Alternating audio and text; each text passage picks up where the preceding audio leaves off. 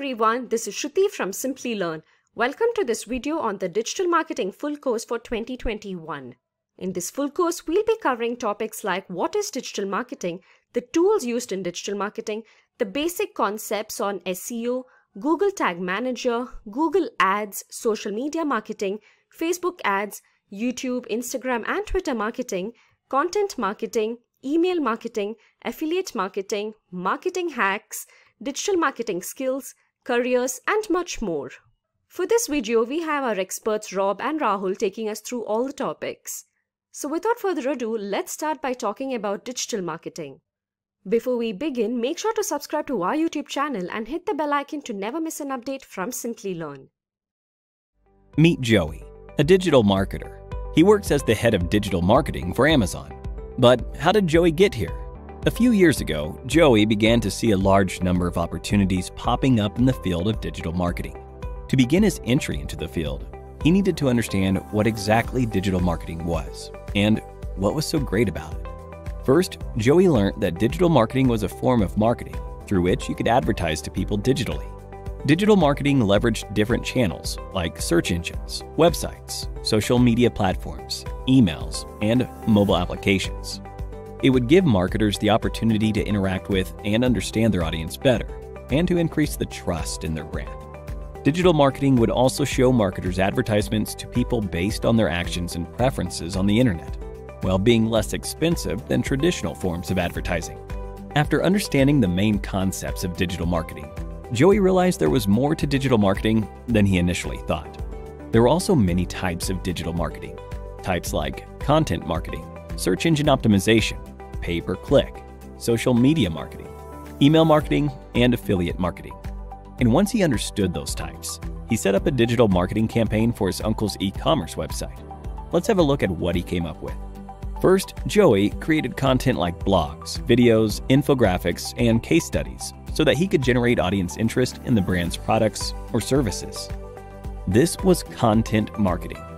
Next, he needed his audience to actually see his content.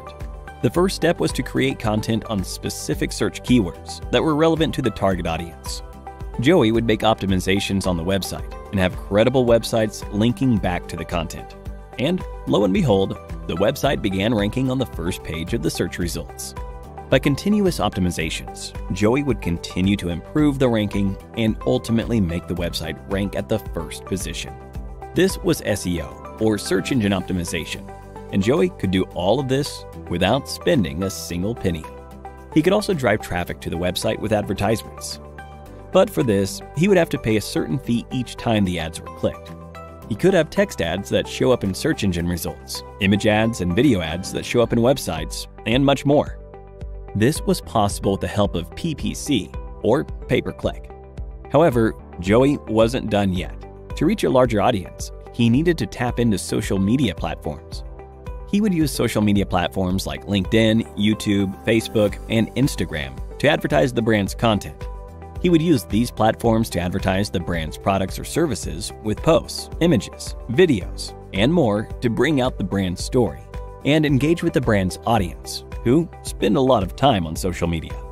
Like PPC, he could use the platform to advertise the brand's products or services with text, image, and video ads, which needed to be paid for. That's social media marketing. Joey realized that a large amount of the audience weren't visiting the brand's website a second time.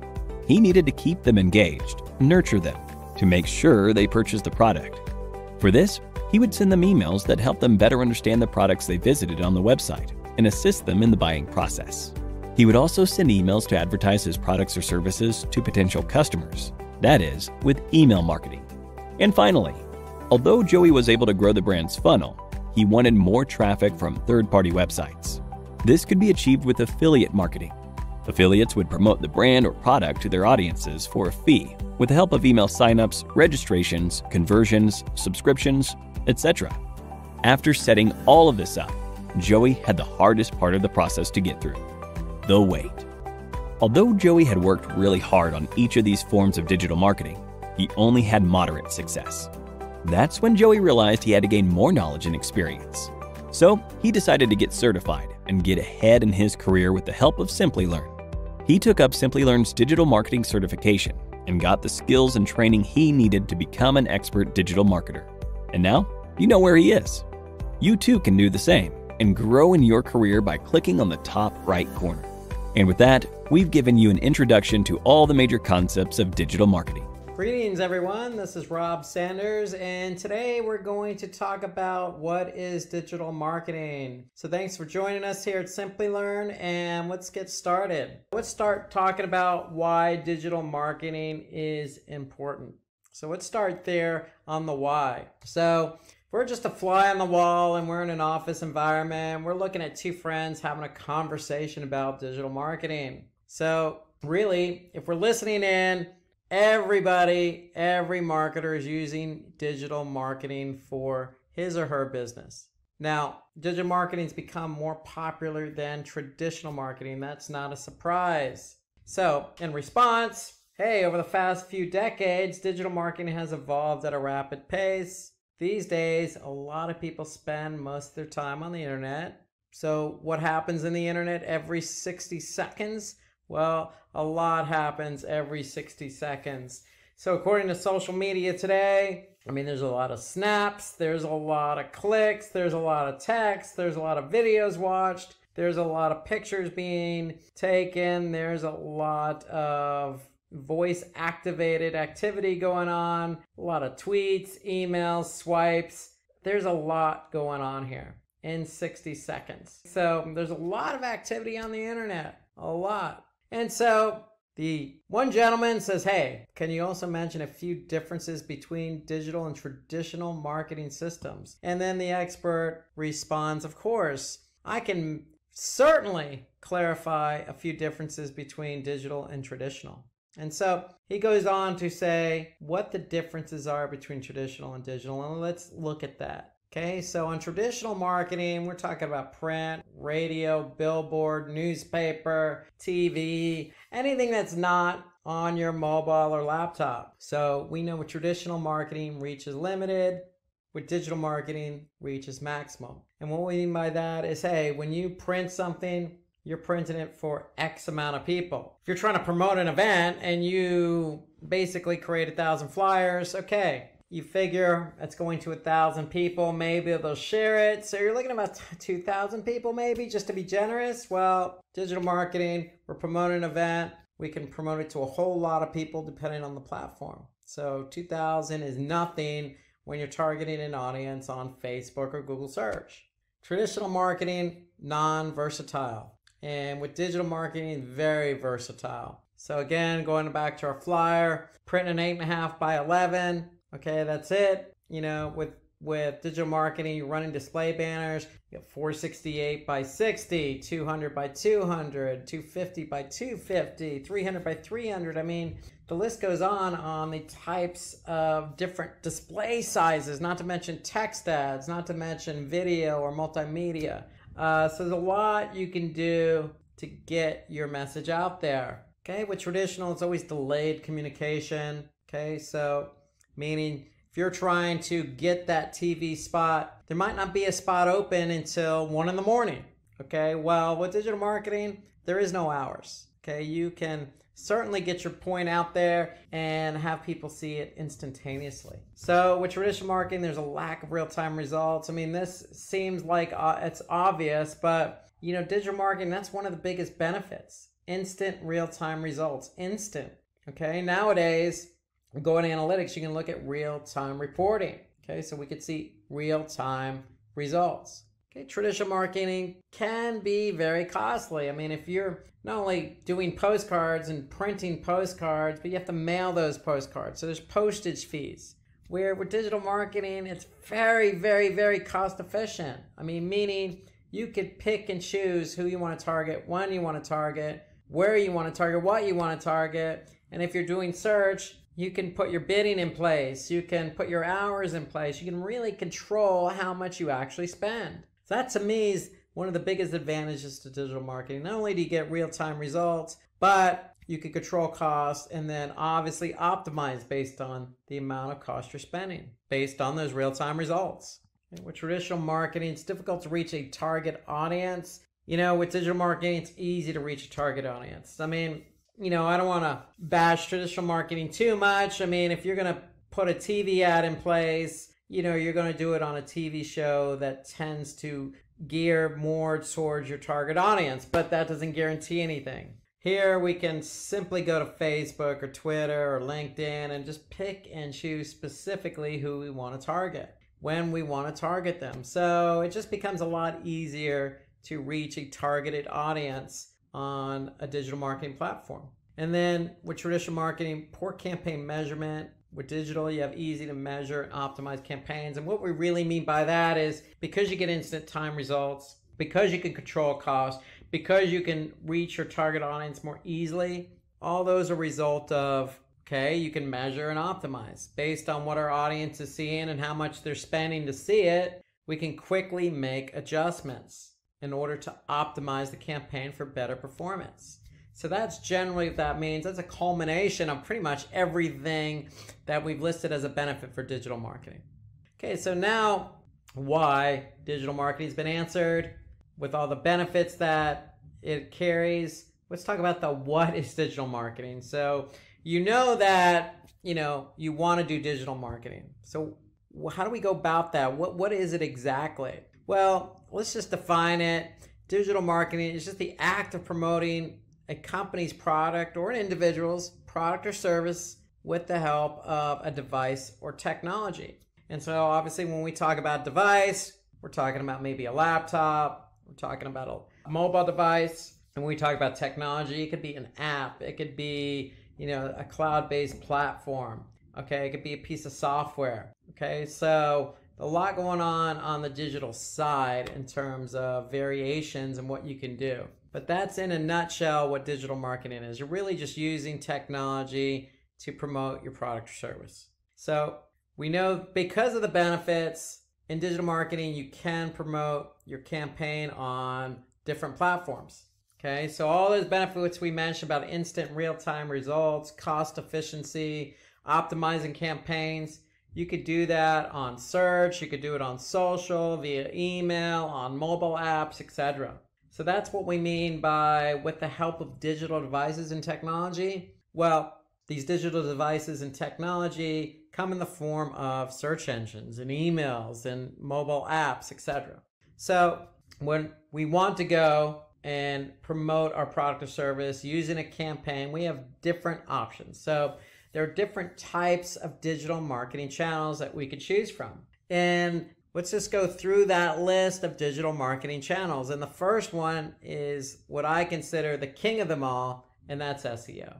So SEO stands for search engine optimization. There's search engine marketing, there's email marketing, affiliate marketing, social, content, mobile, and then we can get into subsets of each of these digital marketing channels. But really, we'll start with SEO because that's the king. And to me, that's basically increasing the quality and quantity of relevant organic traffic on the search engines, including Google. So depending on where you're located in the US market, Google has a large market share. So you want your pages on your website to be found and clicked on organically.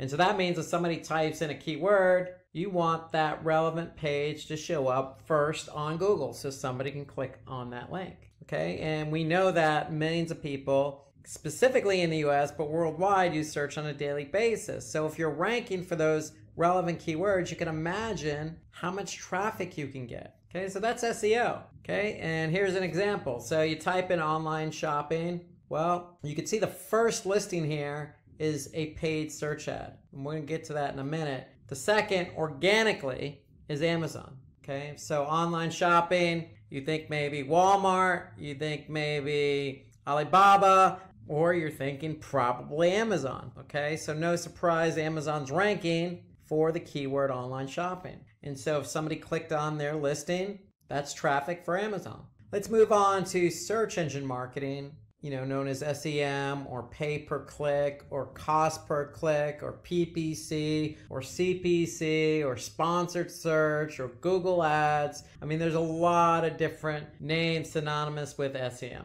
So search engine marketing is really just using paid ads on search engines. Just as we saw the previous example, If you want to be found for a keyword, you don't have to worry about organic if you're willing to pay for it. You just bid on that keyword and voila, you have the opportunity to appear number one in the search results at the top of the page for that keyword. Now, when somebody clicks on it, you have to pay Google if it's Google you're advertising on. But that's the beauty of search engine marketing. You can bid on keywords and appear at the top of the search results for that keyword. Example here, if we go back to online shopping, well, myus.com is bidding on that keyword online shopping. So they're actually appearing above Amazon's organic listing. But that's what they want to do. They want to be found for that keyword. So if they're not ranking for it organically, well, they're bidding on it. And if somebody happened to click on that listing, then myus.com is going to pay Google something depending on what the cost per click is. And so that could be anywhere from 1 penny to $100. It depends. Depends on the keyword, depends on who else is bidding on the keyword, depends on the location, depends on the time of day, depends on quality score. There's a lot of factors involved and regarding what you pay. However, the benefit of SEM is visibility and getting traffic to your website for keywords you're not found for. So that's why SEM is such a popular choice for a lot of companies. Okay, let's talk about digital marketing. That's a traditional type of digital marketing channel. It's been around a long time. You know, we all send emails on a daily basis, and we probably all receive emails on a daily basis. Just an effective way to capture leads and convert them to customers, because with email, you can personalize your emails and you can send your emails to a segmented audience. Okay, so if you have emails from females who are 35 years of age to 44 that live in, say, the southern part of the United States, you can segment that and send them an email and cater that email directly to that audience. And of course, you can put some nice call to action in there. You can design it really snazzy, and you can track it just like you can any other digital marketing channel. So email is a very effective way to really reach a target audience, because everybody, for the most part, has a functioning email account.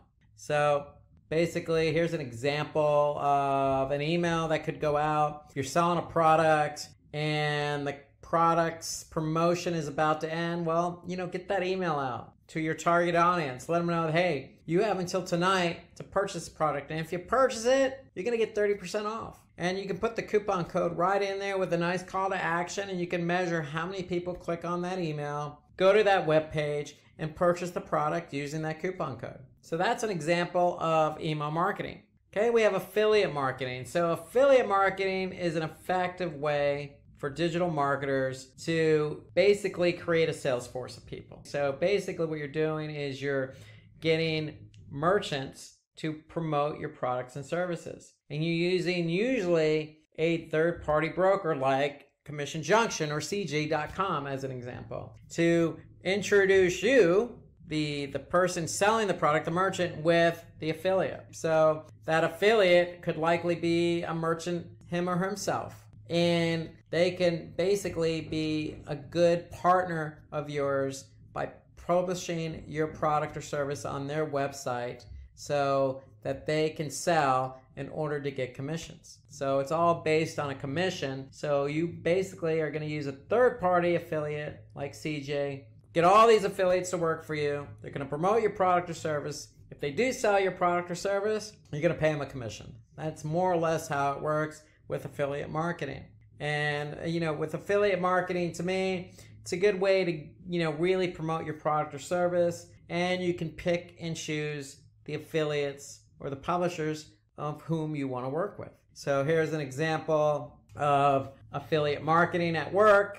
Okay, you basically see a banner. Basically, you could see earn up to 12% advertising fees with a trusted e-commerce leader. Okay, so if somebody clicked on that and purchased, for example, or joined, you could pay out that commission. Okay, let's turn our attention to social media marketing. So social media marketing, I wouldn't say it's fairly new. I mean, if I think about it, we're in 2019, And I remember talking about Facebook back in 2006. So you're talking about 13, 14, 15 years of social media. It's definitely evolved over the years. But the concept remains the same. It involves creating different types of content depending on the platform. Okay, so you could be on Pinterest or Instagram and be dealing with photos. Or you could be on Twitter tweeting out certain characters up to a limit. Okay, so it really depends on the social media platform that really drives the type of content you're going to promote. But we know social media can be effective because people use social media. I mean, Facebook is one of the more popular platforms. And if you want to get your product or service out there, you could certainly pay to have an ad on Facebook, or you could just post your content organically. Okay, that's the beauty of social. Most of your social platforms like LinkedIn and Twitter and Facebook and Pinterest and Instagram, they all have a paid form of advertising that you can use to promote your product or service. Or you can go the organic route and post content organically in hopes of driving traffic back to your website. So with social, you do have two options here, but social is interesting because there are a lot of different social media platforms out there. It really depends on your product or service. Okay, so an example of social media marketing, especially on Facebook. With Facebook, you got mobile and desktop, and you obviously have the opportunity to post something organically and have that liked or commented on or shared, or you could post an ad and get that liked, commented, or shared, or clicked, and have people go back to your website and fulfill the goal of what you want them to do. So moving on to content marketing. So content marketing is really an effective way of really distributing valuable content online. And when we talk about content marketing, we're talking about different types of assets. So it could be simply text in the form of a blog post, or it could be a video, or it could be an infographic, or it could be an image. Okay, there are lots of ways to create content these days, especially in digital marketing. And the great thing about content marketing is you're writing content for a targeted audience. So if you're trying to target an audience on, say, Instagram, then you know who your audience is and you know what the type of content you're going to post on there. So it could be in the form of a video or infographic or just a graphic. And so that's the beauty of content marketing, really putting yourself out there and depending on the platform, putting yourself out there with various types of content. So for example, if we look at YouTube, you can see this video here about digital marketing certified associate. Well, hey, you don't need to always write the content. You can produce the content in the form of a video and post it on YouTube.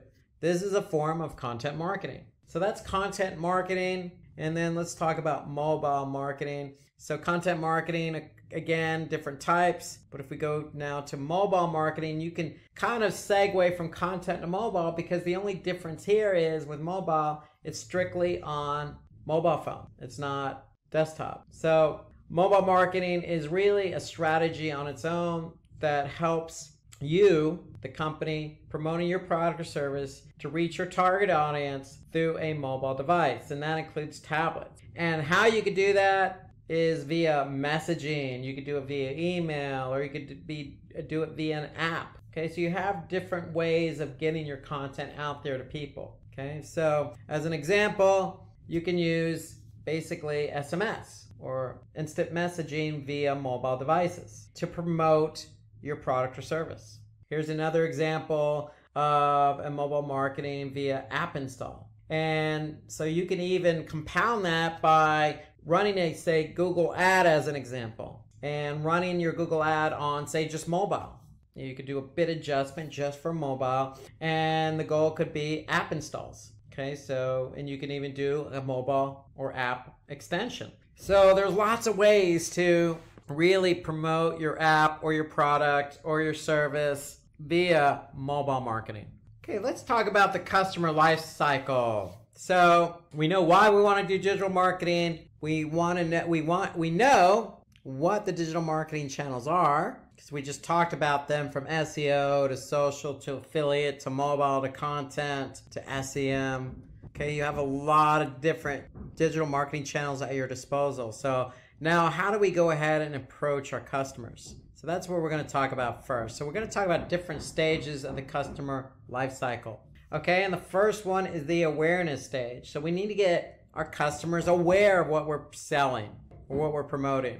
Okay, so the awareness stage is really, what product does your brand offer? That's a question we want to get out there and we want to answer. Okay, what does a customer need your product? Or excuse me, why does a customer need your product? That's a question we want to answer with digital marketing. Okay, and what solution does your product provide? Okay, that's an answer to a question we want to make sure people understand. So these are questions that we want to be able to answer in the form of digital marketing, whether that be mobile or content. Okay, so getting our information out there that answers these essential questions. And if we could do that, then somebody's going to become aware of our product or service. Okay, so what product does our brand offer? Why does the customer need it? And what solution does it provide? Okay, those are some key questions that people tend to ask themselves when they look at a brand. Okay, and when they look at a product, hey, do I really need this? Is it going to help me in my life? Okay, and who is selling this? I mean, who is this brand? I mean, those are just things that run through people's mind intuitively, that with the right messaging, the right channel, the right type of asset, the right targeted audience, you can quickly make somebody aware of your brand's product or service. In this stage, it's help potential customers discover your brand with the help of these different marketing channels. So in the awareness stage, content is key. So it's, to me, if we have a website, we need a blog, because if somebody does come to our blog from, say, organic search, SEO, then we can write about that product or service via blog and talk to our customer, talk directly to our targeted audience through that blog.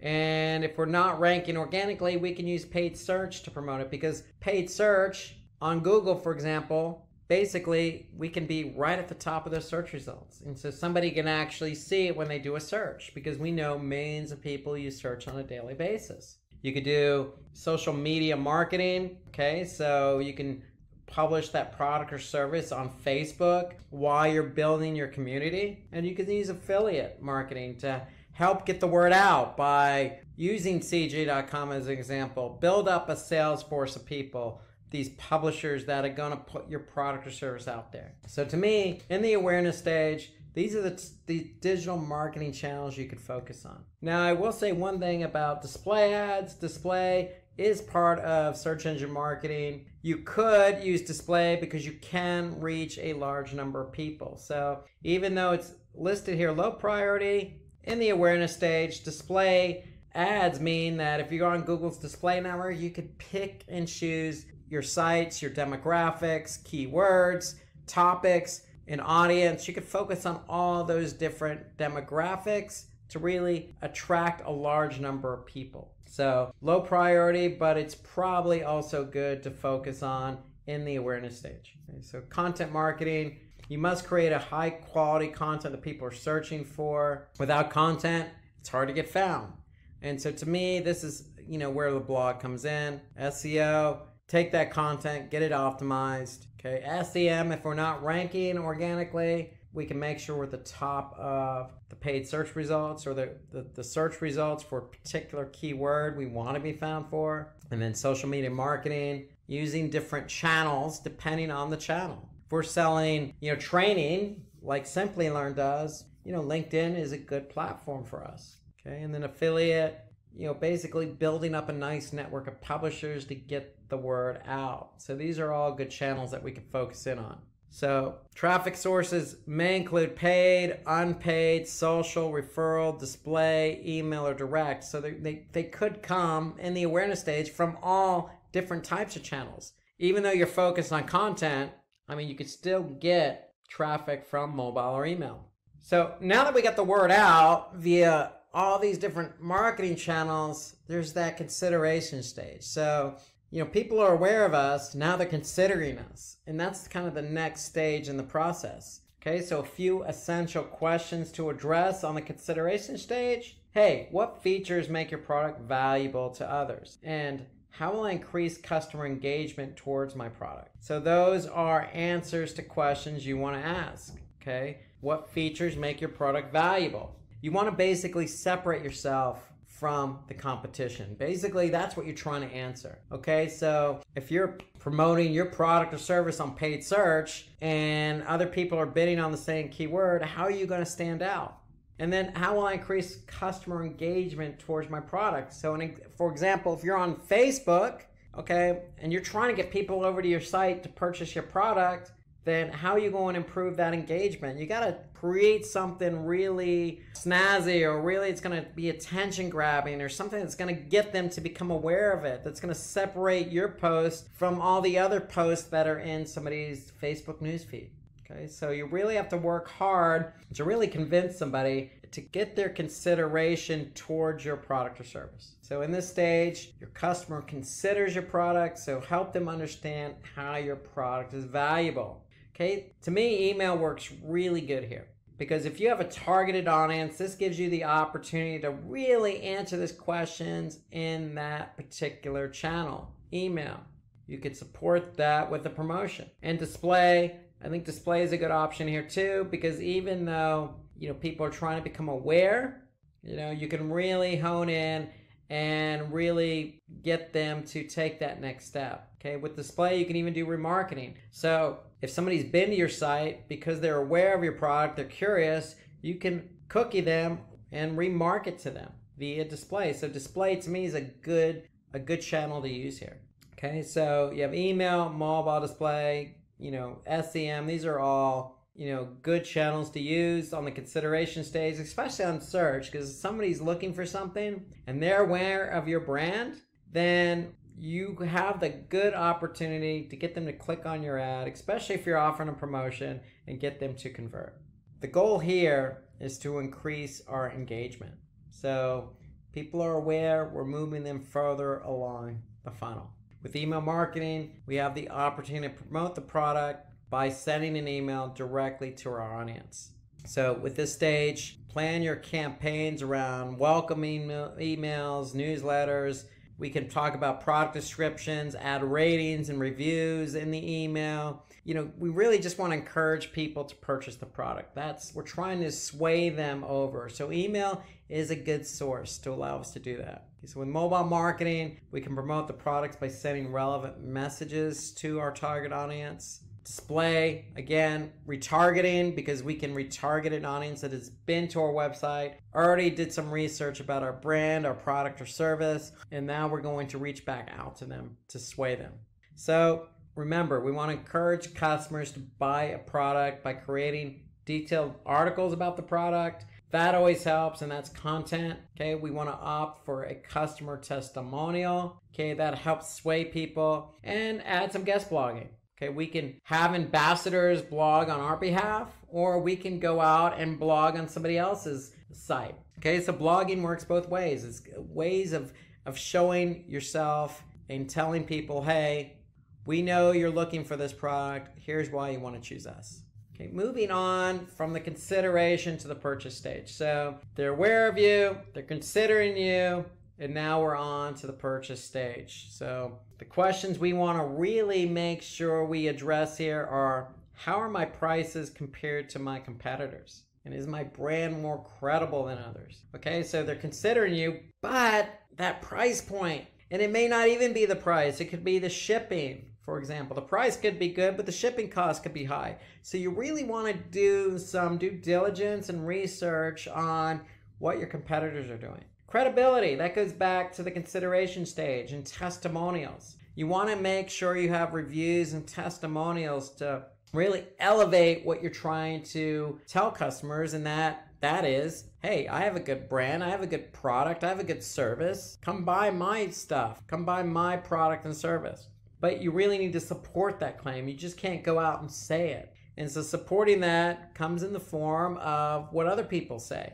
And that could be reviews. That could be comments on a social media platform. It could be, stars on, say, Yelp or Google My Business. Make sure you do your due diligence and make sure you get people to, review you or provide testimonials.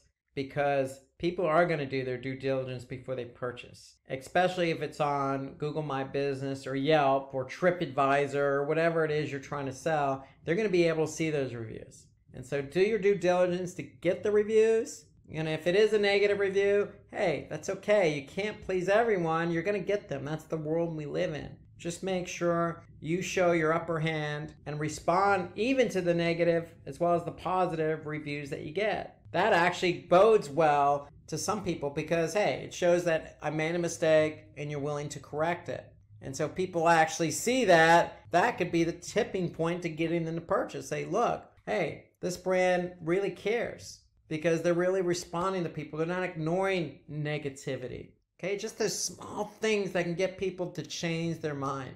Now with the purchase stage, according to eConsultancy, 83% of the online audience require encouragement to complete a purchase. Encouragement, what does that mean? Well, it could mean providing a promo, giving them that extra incentive.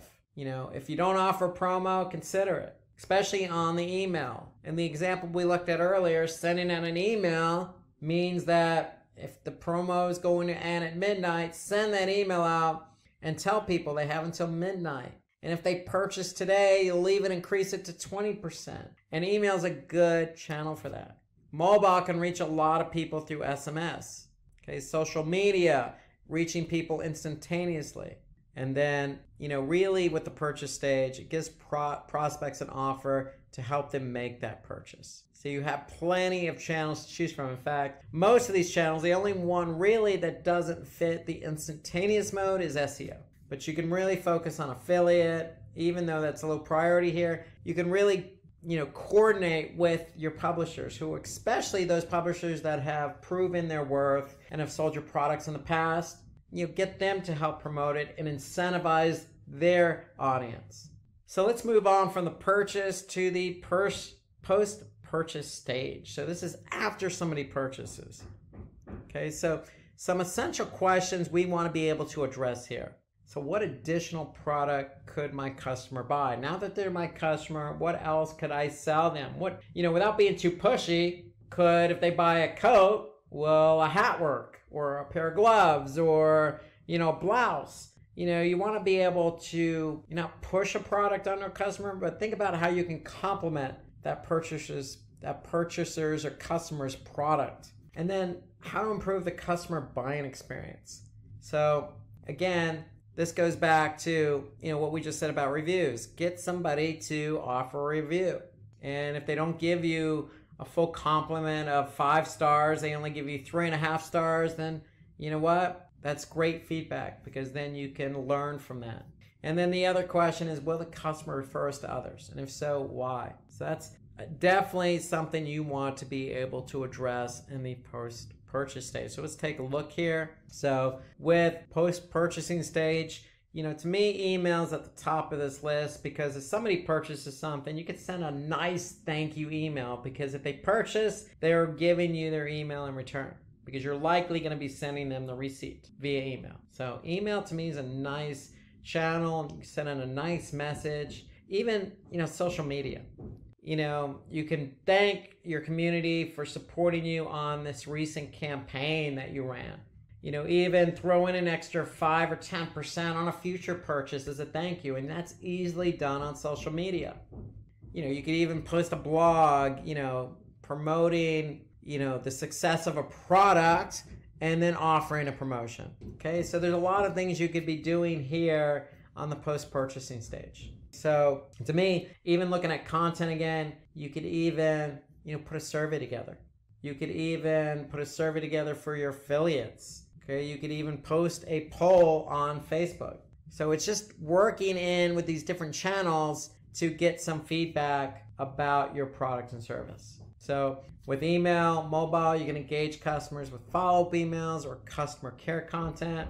With mobile, if you have somebody's mobile number, hey, text them. A simple thank you goes a long way. You could say, hey, look, if you're satisfied, let us know. Give us a call. You can even, in the EE mobile text message, you can put a link to a survey.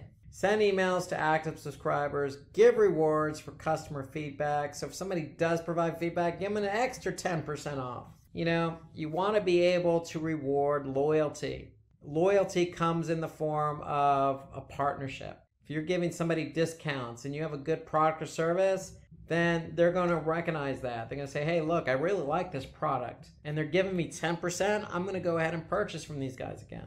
So give those discounts to those active customers. Or on the affiliate network, give referral opportunities to your customers. So if it's an affiliate publisher, hey, if they're getting people to your site, you know, reward them. Or if it's an email and you put a forward to a friend, get an extra 10% off, it doesn't hurt because you're incentivizing people to help you sell your product. So with social, display, and content, use those banner ads or use that content that you display on social or the blog you're gonna write to give customers advice in order to maximize the value of the purchase. So again, you can use these platforms to also enhance what they purchased. So, hey, you just purchased this product. Thank you very much. Did you know you could do this, this, and this with it? And so that's the idea of a post-purchase stage, is to maximize these channels to be able to answer those essential questions about what else could they purchase? You know, do they like, how do I get these people to become loyal customers? Okay, so with the post-purchase stage, if a customer has bought a pair of sports shoes, for example, running shoes, you can recommend cross-product sale or cross-sale. It could be a pair of shorts or a water bottle or an accessory with an exclusive discount. So that's another example of what you can do on the post-purchase stage. Today we're going to talk about digital marketing tools. So fasten your seatbelts and let's get started. So what we're going to do is we're going to take a look at some of the best digital marketing tools for not only 2019, but ones that have performed well in the past, that are popular, and ones that we foresee as being the go-to tools for the future. So past, present, and future digital marketing tools is the way to look at this with a good focus on a lot of different marketing channels here. So we're going to focus first on SEO, talk about some of the tools related to on-page and off-page. We're going to switch over to paid search, talk a little bit about paid search tools. We're going to talk about email marketing and some of the email marketing platforms and the tools within those platforms. The center of it all is web analytics. So Google Analytics is the tool we'll be taking a closer look at in today's webinar and all that it has to offer. Okay, affiliate marketing. We'll talk about some of the tools available to you for affiliate marketing. We'd be remiss if we didn't talk about social media and all that it has to offer and all the metrics and tools available, all the platforms available. So we'll hone in on a couple of examples there. And then we'll also talk about some competition tools available for you. So there's a whole suite of tools. The one caveat being, hey, if you have your favorite tool, continue using it. In fact, if there's a tool that we didn't mention in today's webinar, feel free to mention it in the comment box below this video. We'd love to hear what you're using to manage your particular digital marketing channel. Okay, and so the goal for today's webinar is, hey, we hope you get something out of this in terms of using new tools. There's some tools that I use, some tools that my colleagues use. Everybody uses different tools, so it'd be good to kind of see what else is out there. So if you have something to share, share it. By all means, what we're trying to do is share what we think are, best practices and some of the most popular or most used tools out there in the industry. So that's what we're going to do. The goal is to get you to better understand some of the tools we're using in a little bit more detail. And what we're going to do is start out with search engine optimization. Okay, so search engine optimization or organic search, we have a mixture of paid and free. So there's a lot of different platforms, but if you're focusing on SEO, you certainly need to use an SEO platform. So there's SEMrush. Okay, you also have Google Search Console, which is free. So if you don't have a SEO platform, you definitely need to be using Google Search Console. And so we'll take a closer look at that. There's Google Keyword Planner, which is actually situated under Google Ads. And so if you're running Google campaigns on Google Search Network or even the display network, you have access to a great tool called Keyword Planner. And if you know anything about SEO, you'll know that using Google's Keyword Planner is a good tool. So we'll take a look at that. Moz is a freemium tool, meaning they have a free trial that you can sign up for to test drive it, but it's another SEO platform and it does cost money. Got a great tool in Screaming Frog. That's a paid version. Again, not too expensive. We'll talk a little bit more about that. And then we have, a tool in Ahrefs that help us with all aspects of SEO, primarily focusing on off-page. So these are just some examples that we're going to hone in on, but this is just a small subset of what really is available out there in the market. So let's go ahead and dive a little bit deeper and understand why we use some of these tools. Well, the first reason when we talk about SEO is to find relevant keywords. Not only do we want to find relevant keywords, we want to find relevant keywords with high volume and low competition.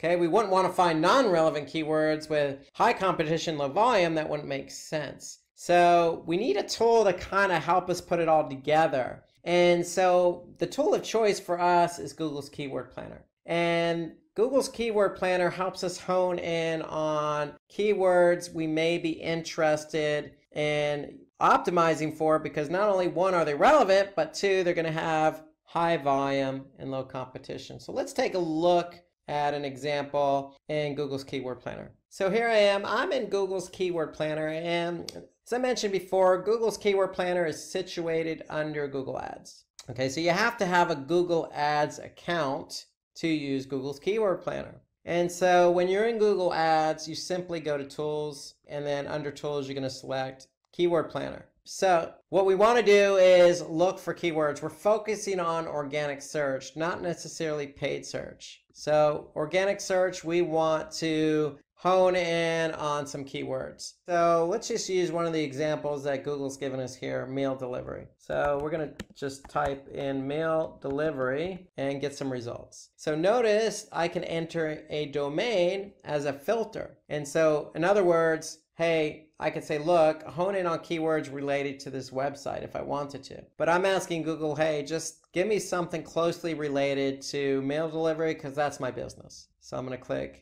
Get Results. Notice I can add another keyword if I wanted to, but I'm just going to stick with one keyword. But there are certainly other keywords that I can certainly hone in on if meal delivery is my business. And so let's just hone in on that one keyword, meal delivery. We want to be found organically for that keyword. So what Google Keyword Planner does is not only give us the keyword and other keywords relevant to that, but it gives us the average monthly search volumes. And this is an average over the course of the last 12 months. And notice here, I get a column for competition. So I'm able to see whether that's a very competitive keyword or not. And then just to give you an extra edge when you're choosing keywords, you can get a sense of what the keyword may cost if you wanted to bid on that for paid search. So for meal delivery, I can see it's anywhere between $7.46 and at the top of the page, high range, $16.61. So that should alert me to the fact that, hey, if I'm going to try and optimize for this keyword, I know it's competitive because not only Google is telling me it's competitive by telling me high competition, but I know that the cost per click seems a little bit high. And what is a little bit high? Well, I can see some other keywords here that, $1 to $3. Okay, I could see some other ones that are even lower than the $7 they're suggesting. So that's an indication that the keyword is highly competitive. So the idea here using Google's Keyword Planner is, one, we want to get an idea of what other keywords are out there that are relevant. So it helps stimulate some ideas for relevancy. Two, we can get an average monthly search volume. So we want to know on average over the past 12 months, how many search queries I can expect from this keyword. And then three, I can get a sense of the competition. How competitive is this keyword? So if I try to optimize for this keyword and I want to rank for it organically, is it competitive? If it's competitive, then it's probably going to take me a bit longer to be found for this keyword on page one of Google. So that's the whole idea behind Google's Keyword Planner. And Note that you could change some of the settings here. So if you want to choose a different language, okay, you can hone in on a longer or shorter period of time. You can even choose a specific location. So I chose Texas. I can certainly choose the entire United States to get a sense of what the volume would be for the total US. So you have settings that you can change and manipulate to get you the data you need to choose keywords. So that's the whole idea behind Google's Keyword Planner, to find relevant keywords, high volume, low competition. Now, alternatively, I can certainly use another tool to find keywords. So I have a Moz account, so I logged into Moz. And Moz has a tool called Keyword Explorer. So if I use that same keyword I used in Google's Keyword Planner, mail delivery, I'm going to ask Moz to give me some data on that keyword. So this is for the entire United States. And again, I can change that if I wanted to. Okay, so I can hone in on a specific country or different country. So what Moz is telling me, hey, for this keyword in the entire United States, I'm looking at anywhere from 11,500 to 30,000 on monthly volume. Now what Moz does is they give you a difficulty score. So a difficulty score is a score between 1 and 100. And so I can see this is pretty much right down the middle in terms of difficulty. Okay, so if it's 0, it's an easy keyword. If it's 100, it's very difficult. And then that means you have a lot of competitors who are optimizing for this keyword, that are ranking for this keyword. And so Moz gives us the volume, they give us the competition, and they, just like Google's Keyword Planner, gives us some other keywords that we can potentially hone in on.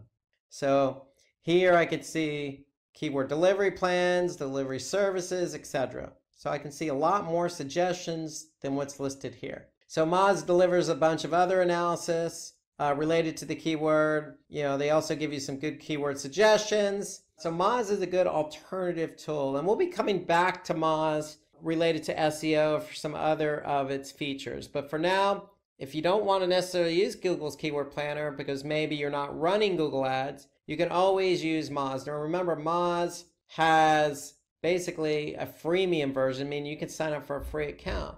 And you could sign up for a free account as a test trial, and you could test it for a period of days and leverage its tools during that free trial to get a better sense of how these tools work. So we want to be able to use Moz. We want to be able to use Google's Keyword Planner, not only to search for all those relevant keywords available to you, but we want to be able to choose keywords with high volume and low difficulty, low competition. We also want to select primary and second keywords wisely. So remember, when you optimize, you're optimizing a page for more than one keyword. So you want to be able to have a nice portfolio of diverse, relevant keywords with high search volume and low difficulty. And then you want to be able to identify those keywords that your competitors are ranking for. So Moz gives you that information. And so we want to be able to leverage the tools available to us to choose the right keywords. So if you need any more information on this,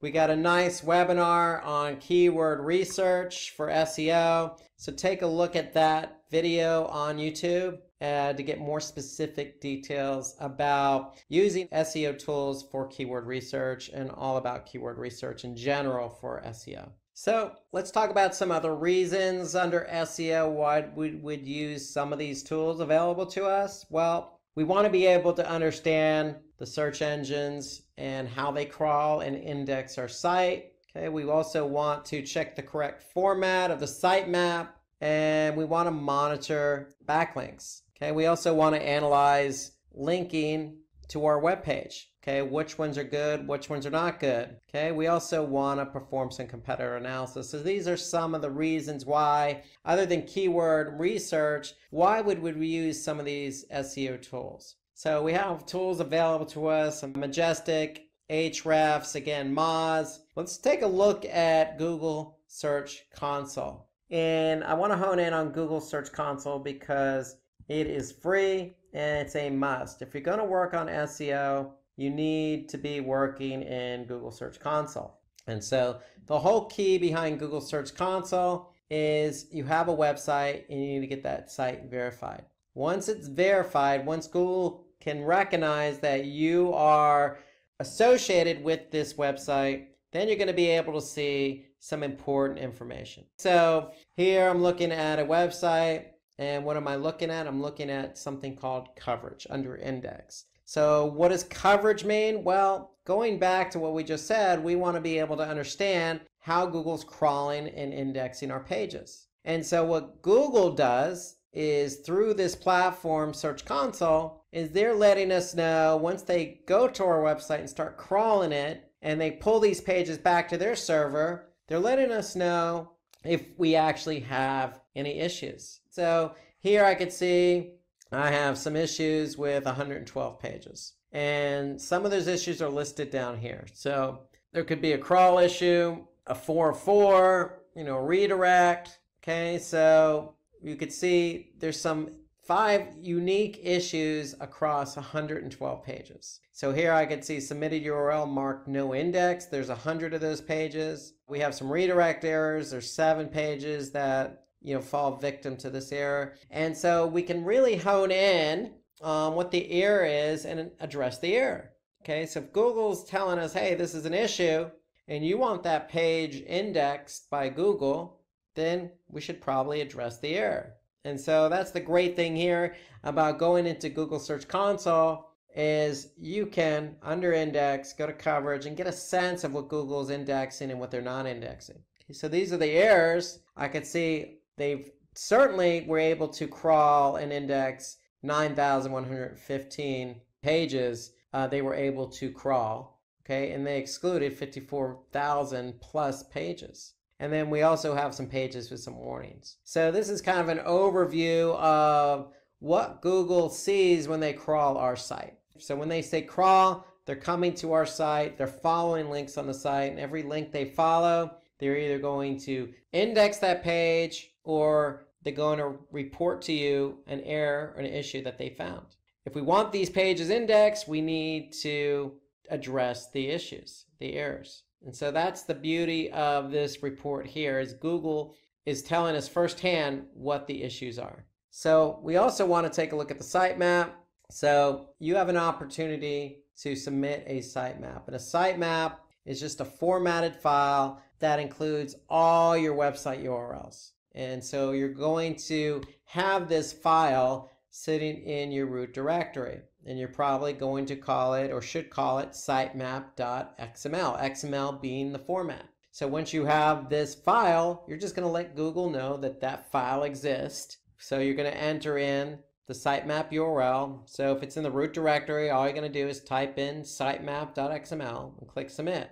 So once you've done it, just like this site is done, what Google's going to do is say, hey, look, we see you've submitted this, and we last read it a couple days ago, and we could see that we discovered 1,419 URLs. So I can go back under coverage, and I can see some of the issues that they found. But if I go back under sitemaps, I can see that these are the URLs they discovered via the sitemap. And so the whole point of a sitemap is we want to be able to get and push the URLs to Google, not have Google come to our site and discover them. So this is a quicker, faster, more efficient way to communicate with Google all the URLs that you have on your site that you want Google to index. And so that's the beauty of Search Console. Now, while we're in Search Console, we might as well take a look at some of the other features it has. And so one of the most important features under Search Console is this mobile usability report. Okay, so Google is a staunch believer in mobile first.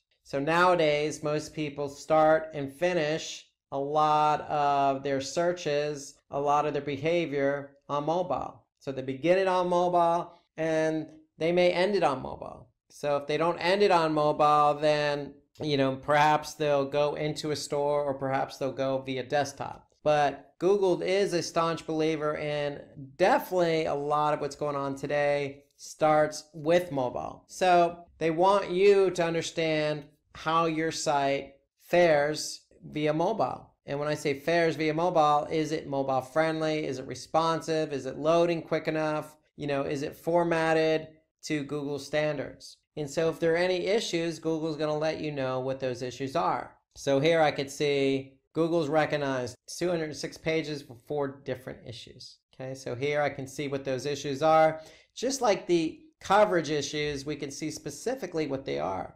And so here I can see for 206 pages, text too small to read, click elements too close together, the viewport not set to device width, and then content wider than the screen. So there's 10 pages that fit under this error. And if I actually click on it, the error, I can see what those 10 pages are. And so when we're done, we can actually, when we address the issues, we can actually have Google validate whether the fix has been made. So you can definitely use this as a means of communicating directly with Google. Telling Google, look, I see what the issues are, I'm going to fix them, and then I want you to validate them. Okay, so this is important because if you can communicate with Google and let them know, hey, we do recognize the errors, we are fixing the errors, please validate them. You know, it's going to draw Google's attention. Google's going to validate them and get these pages indexed quicker.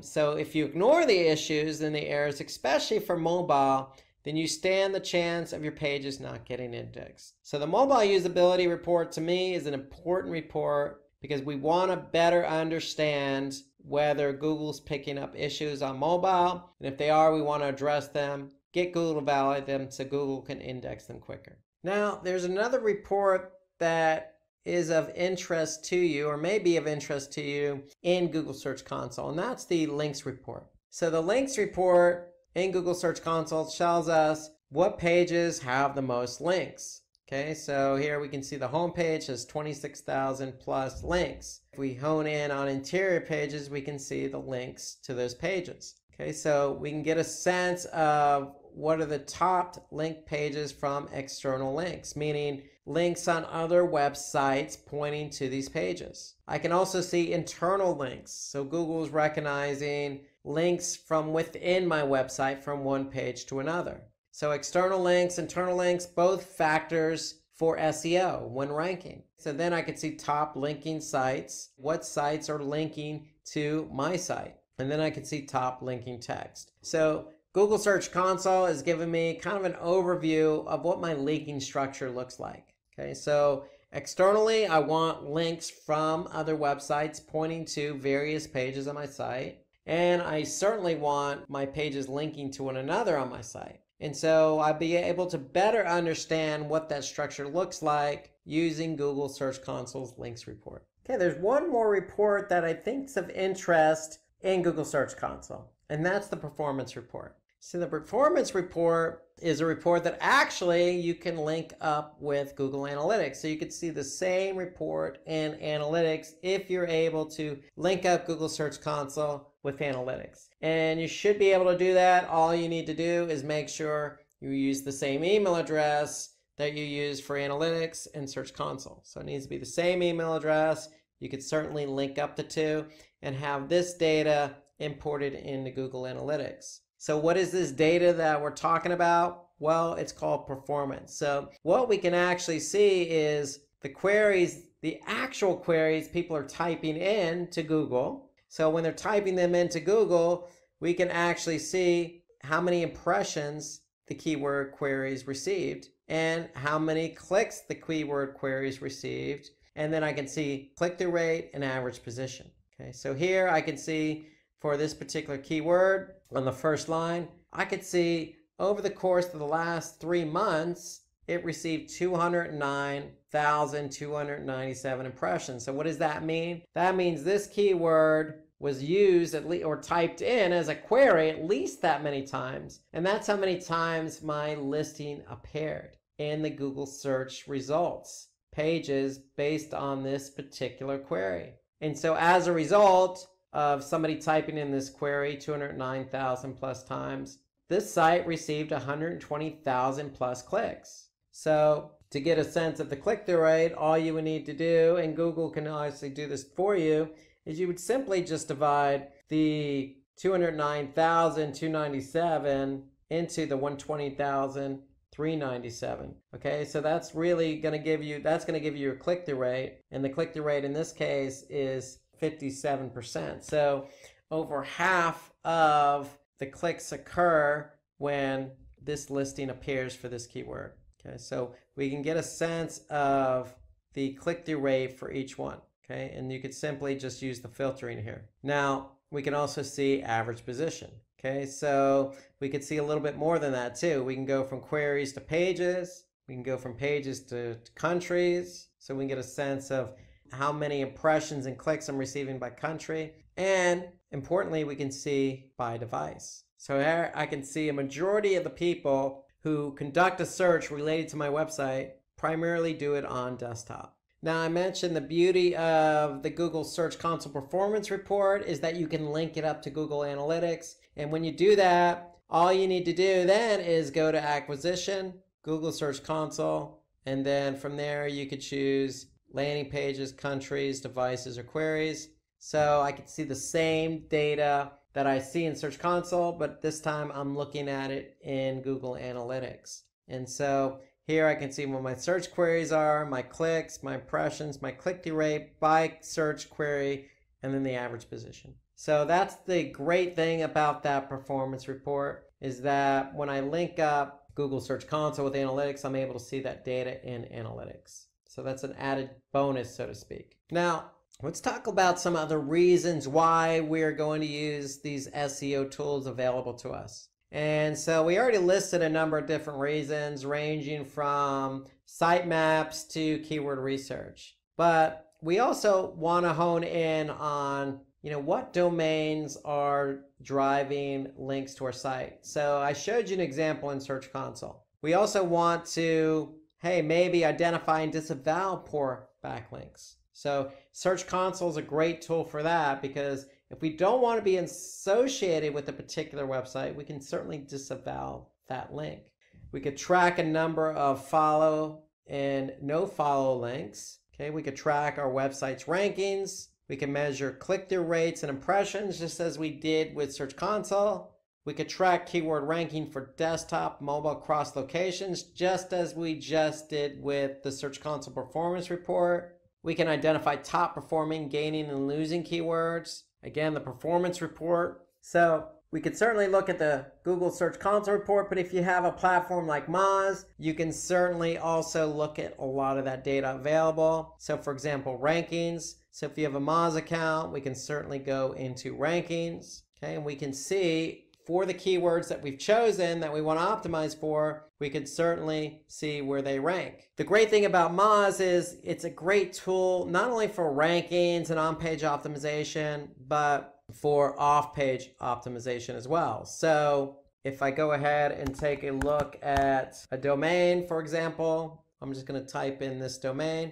I'm going to be able to get what they call a domain authority. So a score out of 1 in 100, I'm able to see how authoritative my domain is. And how authoritative a domain is based on the quality of links pointing to it. So Moz gives me some good insights as to how many linking domains, how many inbound links I have, ranking keywords, and it goes into detail as well. So here, if I click on the linking domains, I'm going to be able to see the actual domains pointing to my site as an external link. And not only can I see the domains, I can actually see the domain authority of those domains. So if there's a domain, for example, that doesn't have a good domain authority and the site appears a bit scammy per se, then we can disavow that. So I can certainly look at all the domains that are linking to me, and then I can highlight the ones that have poor domain authority. What Moz even takes it a step further.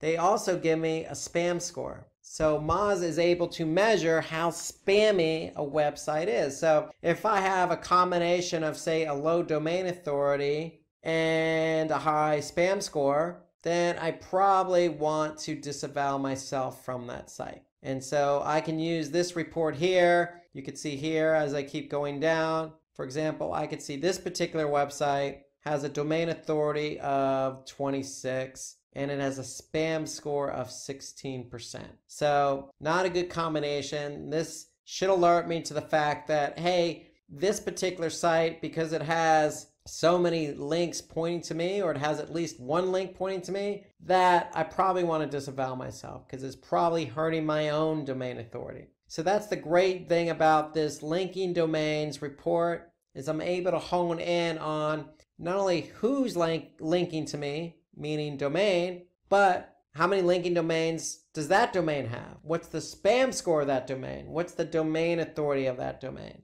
And then I can get into a little bit more detail and actually see, all the links pointing to that domain. So it really goes into detail about backlinks, domain authority, spam, etc. Everything you need to use in order to measure off-page SEO. So that's the great thing about Moz is they have not only on-page SEO tools, but off-page SEO tools. And Moz is a freemium, so to speak. So here you can see if you just go to moz.com/free-SEO-tools, you'll be able to use some of these tools available to you, not just for SEO, but also for local SEO as well. So here, you like some of these tools, you can start your free 30-day trial. So I use and lean on Moz a lot for all that it has to offer, from choosing keywords to rankings report, to checking issues on my website, to even checking who's linking to me. So this fits in the mold with everything I need to do for SEO. So in addition to that keyword research video, you could certainly lean on some other webinars that we've done in the past on SEO. So we've done a webinar on SEO tools, and we've also done a webinar on SEO tips and tricks. So if you want any more information about the tools we covered or SEO in general, take a look at those two videos and check them out. And that should kind of complement what we talked about with using some of the tools, Google's Keyword Planner, Moz, and Google Search Console. Okay, let's switch over to email marketing tools. And so with email marketing tools, we have a lot available to us in the form of reporting, in the form of platforms, in the form of tools that really help us go from A to Z on our email, choosing what email to send out, to creating a list, to measuring how the email campaign went. And so we could start with MailChimp because MailChimp's a freemium version. When we say freemium, meaning they have a free trial available, then you're expected to upgrade. But MailChimp to me is a tool I use. I like the interface, very easy for beginners. So we're going to take a look at MailChimp, but there are certainly many others available.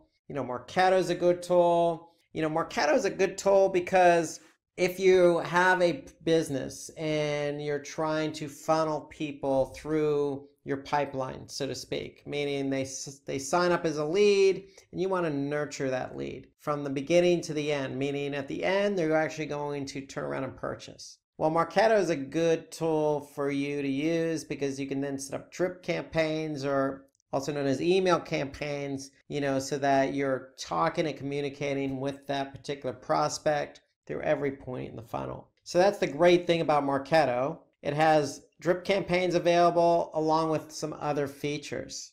There's HubSpot is a very powerful tool. It does a lot from creating landing pages to A/B testing to social to email. So this is another freemium tool that you could use.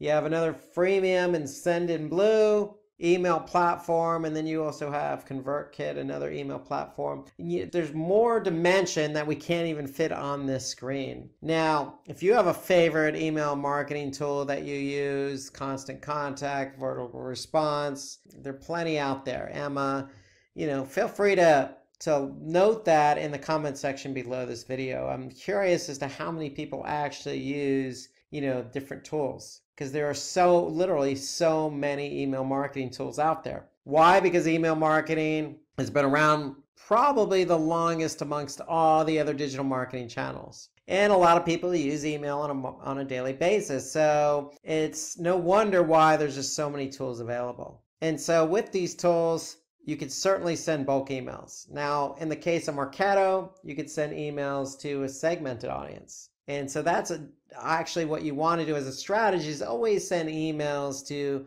a segmented audience. You want to use a tool where you're going to be able to create campaigns, then send those campaigns to, again, segmented contacts, and then be able to design your email around that particular audience. So you have a good tool when you can do that, when you can really segment for your audience. Okay, you want to be able to use a tool that's going to be able to segment your users, use transactional emails, meaning, hey, look, if somebody went ahead and purchased, can you follow up with an email? And creating workflows, just like I mentioned with Marketo, you want a workflow set up where, hey, if somebody does this, you're sending email B, etc. So you want an email marketing tool that's flexible enough to handle what your business strategy and goals are. Okay, so you want to be able to also use a tool that, has various email templates available. Okay, you don't want to be stuck with just a vanilla template. Again, you want to be able to customize an email for your audience. You want to be able to manage your list appropriately, meaning if you have 10,000 users or emails in a list, you want to be able to manage them accordingly, break them up or have sublists, so to speak. And then most importantly, you want to make sure you have a platform that not only does its tracking on its own, but will give you some detailed insights, meaning, what percentage of users opened your email, what percentage of recipients clicked on your email, what links did they click on, which emails bounce. So you want some detailed insights right in the platform that you're using. It just makes it more simpler and easier and more effective to manage. You certainly want to create those smart automated campaigns, meaning you don't even have to send out the email. And then you want to be able to have some flexibility to set up email delivery based on a specific time and day. So these tools also allow you to segment contacts based on geolocation. You want to be able to use a tool that allows for multivariate testing. Again, you want to analyze performance and optimize campaigns. You want to trigger automatic responses. Somebody purchases something, are you using a tool that will automatically send that email out? So these are all the reasons why you would use an email marketing tool. So let's dive in and take a look at an example, and we're going to use MailChimp as our example today. So let's dive in and take a look at MailChimp. So with MailChimp, once you log in, you're going to be able to see some historical campaigns that you've sent out, or you're going to be able to create your own campaign. And so this is kind of under campaigns, you can kind of see an overview of the ones you've sent out, or if they're in draft mode, you'll be able to see they're in draft mode, so you can go ahead and edit them. So here we have one that was set up on August 26th, and it's still in draft mode, so we can go ahead and edit that. So if we just click edit, we have the flexibility to, pick and choose who we're sending this to, who it's from, what the subject line is, and then we can certainly design the email. So if we click design email, again, this is important because with email marketing, you want to be able to cater your email to your intended audience. So if you're selling men's shoes, your audience should be men, okay? So you don't want men to receive an email about women's shoes. It sounds like it's common sense, but the point being, you want to be able to use an email platform that's going to be able to allow you to put two and two together. The message and the design with the intended audience. And so here you can see MailChimp allows us to do that. Okay, you can see some of the layouts here. Okay, you also have themes that you could choose from. Okay, you could search for different themes, or you can even just code your own. So you can just paste your code in, or you can import it. So MailChimp allows that flexibility. You're not stuck with one of their templates. And so if we go back to the dashboard, the one thing I like about MailChimp though is the reporting.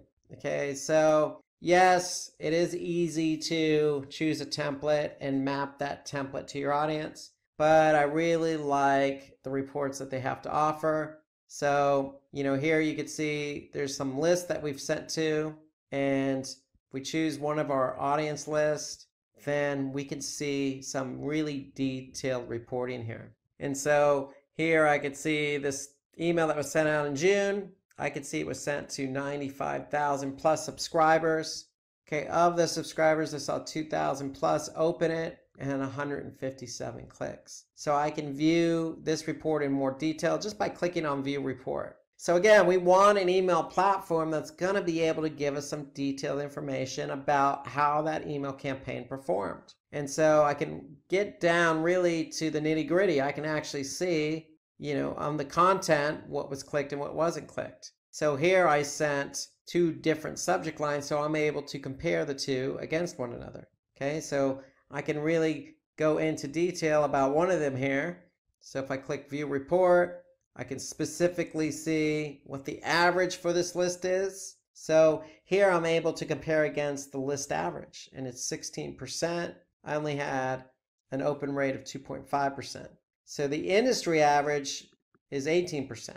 And so here I'm able to see the list average for the click rate and the industry average for the click rate as well. So then I can see some specifics about it, how many people unsubscribed.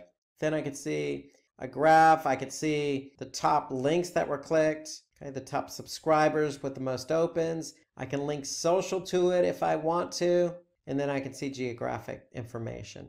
So the point being is MailChimp really goes into some nice detail here about the email campaigns and how they performed. So the great thing is too, with the MailChimp, you can link it with Google Analytics. You can link it with e-commerce. Okay, so if you have an email and you're selling products and somebody purchased that product, MailChimp is able to integrate in with your shopping commerce platform. For example, WooCommerce. So if somebody did purchase, you can send out that thank you email. MailChimp even goes a step further, and if somebody did click on a link, go to your shopping cart, add something to the shopping cart, and then abandon the cart, MailChimp allows you the opportunity to retarget them via email.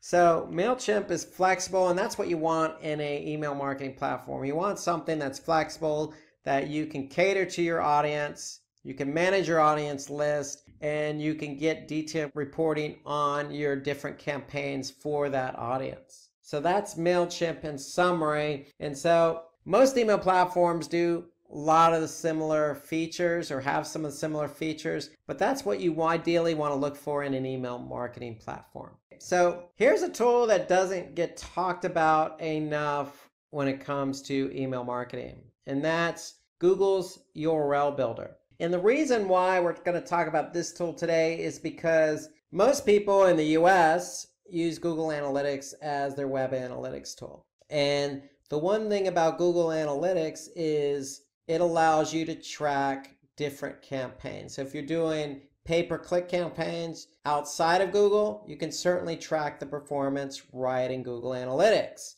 And email is no different. So if you're using Google Analytics and you're sending out an email, let's just say on MailChimp or any other email marketing platform, you want to be able to append your links with what we call UTM tracking. So for example, if I have a URL that says Visit Florida and I'm going to send out an email, I have up to 5 parameters that I can use. Okay, so here's my email or URL that I'm using in the email. So I have up to 5 parameters that I can use to track this particular email. So let's go through some of those parameters. So the first one is campaign source. So what's the source of the campaign? Well, we could certainly identify MailChimp if we're using MailChimp as the source. Now the thing about the URL builders, you always want to use lowercase because Google Analytics is case sensitive. So as a rule of thumb, just stick with a lowercase. So our source is going to be MailChimp because that's the platform we're using. If you're using, Constant Contact or Vertical Response or, some of these other ones, ConvertKit, then go ahead and put in that platform as the source. Now for the medium, which is the means in which we're driving traffic to the site, let's go ahead and put in email because that's what we're using to drive traffic to this particular page. Now, what's the campaign name? Well, we're in summer, so we're going to call this the summer promo. So the summer promo here is Visit Florida Beaches. Okay, so we're going to send this email out to the masses, and particularly not only the masses, but the masses in the north, because we're going to say, hey, look, come to Florida for the summer. Come visit our beaches. That's the point of the campaign. So that's what we're going to use for the campaign name is whatever the campaign is. It's a summer promo. Now, notice I got an asterisk next to these particular parameters. So Google's asking us, hey, these are mandatory. So go ahead and put something in there. Now for campaign term and campaign content, we could certainly leave them blank because they're not mandatory. But since we're talking about email, I would certainly recommend that you use the campaign content parameter. And why do I say that? Because if we're sending an email out to, say, 10,000 recipients, I want to be able to split out the email into two segments. One segment that's going to get subject line 1 and one segment that's going to get subject line 2. So in this case, I'm going to put whatever subject line 1 is in the campaign content field. So now I have 4 parameters, and once I've entered in my variables in those parameter fields, I now have a revised or appended URL. So my original URL was visitflorida.com/en-us/florida-beaches.html. My original URL. I've now appended that with some UTM parameters, and now I see my original URL appended with the UTM parameters based on those variables. So I can copy it just by clicking the copy URL. I can go to my browser, I can paste that URL in there, and I want to check to see if it works. So here I could see this particular page loaded, Florida beaches, with my UTM parameters appended to the URL. So that's for the first subject line. That's for the audience that's going to get the first subject line. I want to do another one for the second subject line. So now I'm going to change my campaign content parameter to subject line _2. I'm going to copy that URL. I'm going to check it. Okay, so I can see that the page loads with those UTM parameters.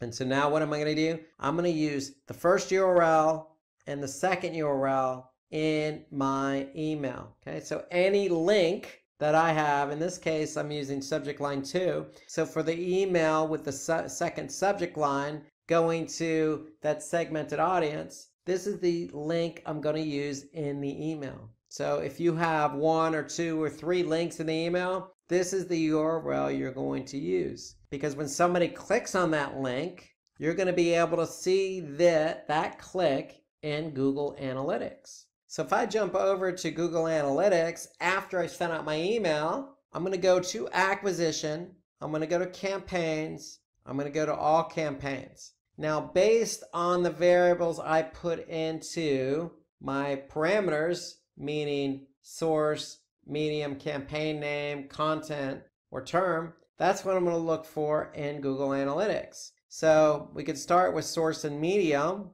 So if I click on source and medium as my primary dimension, here I can see MailChimp, and the actual date was used as part of the variable for source. And then what can I see? The medium being email. So now I can see for this email that was sent out in MailChimp in May, I could see how many users, how many sessions, and more importantly, how many conversions. So we could certainly hone in on that particular email if we wanted to. If we choose some of the other parameters available to us. So here I could see the campaign name. Okay, so I could see exactly what campaign, what source, what email drove in traffic and conversions. And if I'm doing subject line testing, I can choose content as my parameter. So here I'm going to change it to content.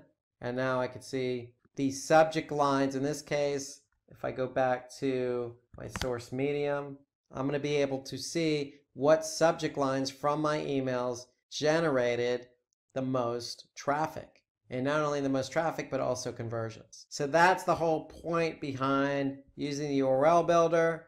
Again, you're taking a URL that you're going to use in email, and then you're going to append that URL with different parameters. Campaign source, campaign medium, campaign name, and then optionally campaign content or campaign term. Okay, once you've entered variables into those parameters, you're going to get an appended URL, which you can then use in your email. So when the email gets sent, you're going to go back over to Google Analytics, and you're going to look at the results of that campaign, of that source, of that medium, of that content, i.e. subject line. And so that's why the URL builder is so important, because MailChimp gives us some good insight as to how the email performed in terms of open and click rates. But what we really want to see is how that campaign performed once it drove traffic to my website. So that's the whole idea behind the URL builder. If you're using Google Analytics, you'll be able to use the URL builder with whatever email platform you're using. So let's move on to web analytics tools. And this is an important section because web analytics tools, kind of the central focal point of all digital marketing. And it starts really with Google Analytics. Google Analytics is a freemium, meaning that they have a free version that you can use. There is also a paid version of Google Analytics. But given the advent of Google, its popularity, especially in the United States, a majority of users are using the free version of Google Analytics. So it's a very popular tool, especially for marketers. But there are also other tools available. So it's not just Google. So we have Adobe Analytics, which is also freemium. You have Kissmetrics. You have Spring Metrics. You have YouTube Analytics, which is part of Google, but YouTube has its own separate analytics insights. So a lot of these, as you can see, are free to use. They're available. No reason why you should not be using an analytics tool to measure your marketing campaigns or website behavior. And why would we want to use these tools again? Well, again, we want to really measure behavior. We want to measure what's going on with our website. So we want to be able to identify the location of where our website visitors are coming from. And a lot of these analytics tools use IP address to identify the location of a website visitor. So if you're trying to target a specific country, then you want to be able to see that the visitors to your website are coming from that specific country or location. We also want to measure the engagement of our website behavior. So we get traffic to the website. What are they doing? How long are they staying? What pages are they visiting? So this is the overall nature of really why we want to use web analytics, to measure how successful our website is at treating our website visitors with the same courtesy you would if you had a brick and mortar store. Somebody comes into your store, you want them to find what they're looking for quickly. You want them to be happy with their experience. You certainly want them to pay for the products very quickly and easily and efficiently. And you want them to come back. And that's no different than a website. So we want our website to perform in a manner that's going to suit our audience. And that's why we want to track engagement. So why else? Well, we want to really look at who's coming. Are they returning visitors or new visitors? You know, ideally, you want a nice mix between 50% new and 50% returning, because you know returning visitors are loyal. There's some loyalty to that. They already know your brand. They're coming back to your website. New visitors are curious, and you want new visitors because that means more traffic. So you want a nice balance between that. Analytics tools will help you measure that. You want to be able to measure organic traffic, whether you like it or not, whether you know it or not, but Google and other search engines are indexing your pages, and your pages are being found via the search engines. And so you want to be able to measure how much traffic you're actually generating from those search engines. We talked about this with email marketing, UTM tracking. So if you set up email campaigns or non-Google campaigns, you want to use UTM tracking. And Google Analytics and other analytics tools, but specifically Google Analytics, will help you see the results of your campaigns if they're tracked with UTM tracking. So that's another good reason why to use a web analytics tool. Probably most importantly amongst all these bullet points is our goals, our website conversions. We want to be able to see how much traffic is coming to our website, and not only the engagement of the traffic, but how much of that traffic is actually doing what we want them to do, i.e. are they converting? And we want to optimize our sites and channels performance. So the whole idea of collecting all this information is that you can turn around and improve performance. So if your bounce rate is high, well, how do you lower bounce rate? Well, we need to do something about that. And analytics tools will help us identify what's not working from our site perspective and from a channel perspective, and we can take action to improve performance. So that's the whole idea behind optimizing our site's performance. So let's jump into Google Analytics and let's take a look at everything we just talked about in those bullet points. So about improving website performance, measuring engagement, looking at our goals and conversions, measuring campaigns with UTM tracking, all those good things that we can get in a good analytics tool. So Adobe, Mixpanel, Spring Metrics, they all work in a similar fashion in that they're really measuring website behavior. And so if we're in Google Analytics, really what we're doing is we're measuring the performance of our website broken down into 4 components: audience, acquisition, behavior, and conversions. So what do we want to do? Well, we want to look into each one of these sections. So let's start with audience. And so audience in Google Analytics tells us who is coming to our website. Now, they're not going to specifically tell us, hey, Rob Sanders came to your website, but they are going to say that somebody from San Francisco, California came to the website. And these are the pages they looked at. And this is the language. And they came from this device. And they're a returning user. So they're painting a picture for you. Okay, so they're not giving you a list of names. That would not be legal, but they are providing you with a good picture of who is coming. And when I say picture, we have to paint that picture. And so if we look at, say, demographics, for example, and I go to demographics overview, here's a picture I'm painting. Well, I can see that 25 to 34-year-olds are the majority of the age group that is coming to my website.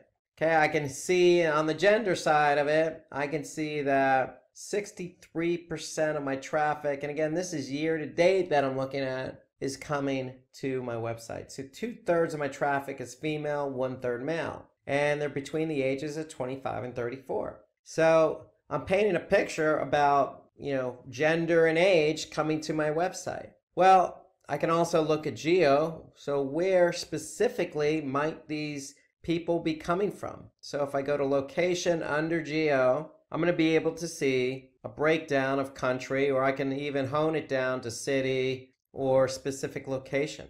And here I could see United States is the primary driver, but not by much. So we have 16, almost 17% from the US, and then 16% from Argentina, 13% from Mexico, 10% from India. So we have a nice mix of traffic from different locations in the world coming to our website. So that's geo. But more importantly, let's take a look at mobile. So if we go to mobile overview, how are people coming to our website? Are they on a desktop or a laptop? Are they using their mobile device? Are they using a tablet? And so Google Analytics breaks it down very nice for you. And so we could see percentages and actual numbers by device category. And so in this case, I could see year to date, I could see 62% are coming from desktop, 35% are coming from mobile. And so that's important because most people start their journey from mobile, and that is growing,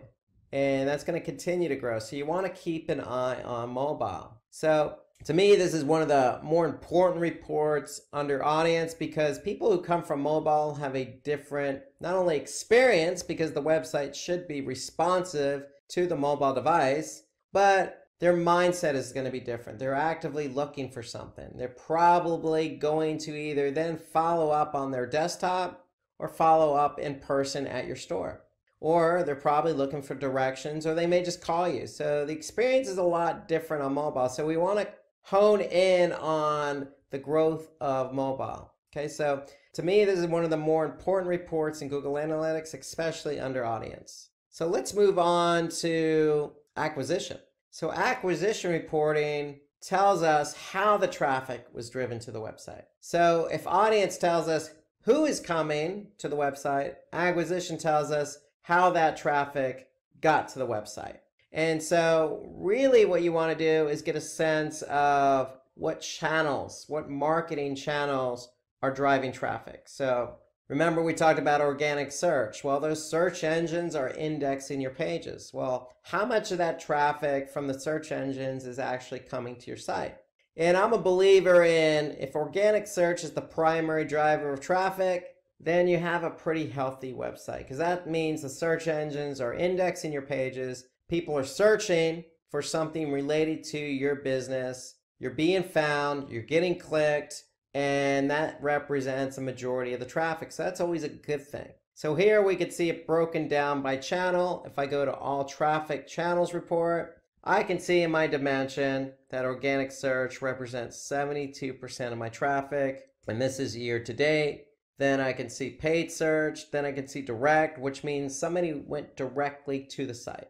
I can see referral, email, social. Then I can see more paid search broken out. So these are the different marketing channels. Now, analytics allows you to look at a specific source and medium. So the source would be the actual website or search engine, and the medium would differentiate how that traffic actually got to the site. So if we're talking about a search engine, did they come to the site via paid search, or did they come to the site via organic search? And so all we need to do is change our primary dimension from default channel grouping to source and medium, and we can see specifically the breakout of the different sources and mediums driving traffic to the site. So here I can see Google Organic at 71%, and then Google CPC or cost per click at 16% of our traffic. So then I can look down, I can see email in here, Bing Organic, I could see some referring sites,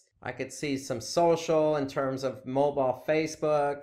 Okay, so we could see a mix of the different sources and mediums driving traffic to the site. Okay, so you don't always have to look at channel per se, you can look at it via source and medium. And if you're running Google Ads, under acquisition, analytics has a whole section of Google Ads reporting.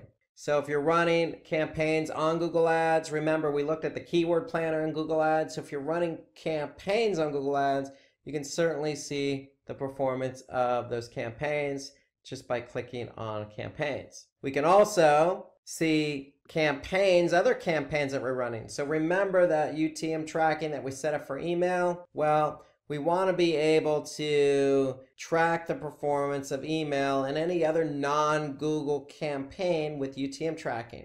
So when we do that, we'll be able to go to campaigns, all campaigns, and we'll be able to see the campaign performance. If we look at source and medium, we'll be able to see what campaigns drove traffic to the website. So here I can see vertical response email as a driver of traffic. So that's the campaign reporting. And then also if you have Search Console. So we looked at Search Console earlier when we talked about SEO tools. Well, remember I said you can link up Search Console with Google Analytics. Well, here's Search Console, and we could see queries, devices, landing pages, countries. So all the performance metrics that we could see in Search Console, because we have it linked up with Analytics, we could see it right here. So this gives us a nice snapshot of what keywords are driving traffic to the site organically. I could see the impressions, I could see the clicks, then I could see the click-through rate, and then the average position. So in theory, the higher something ranks, the more traffic you're going to get. So that's the idea behind it. We want to make sure that we're ranking for our coveted keywords.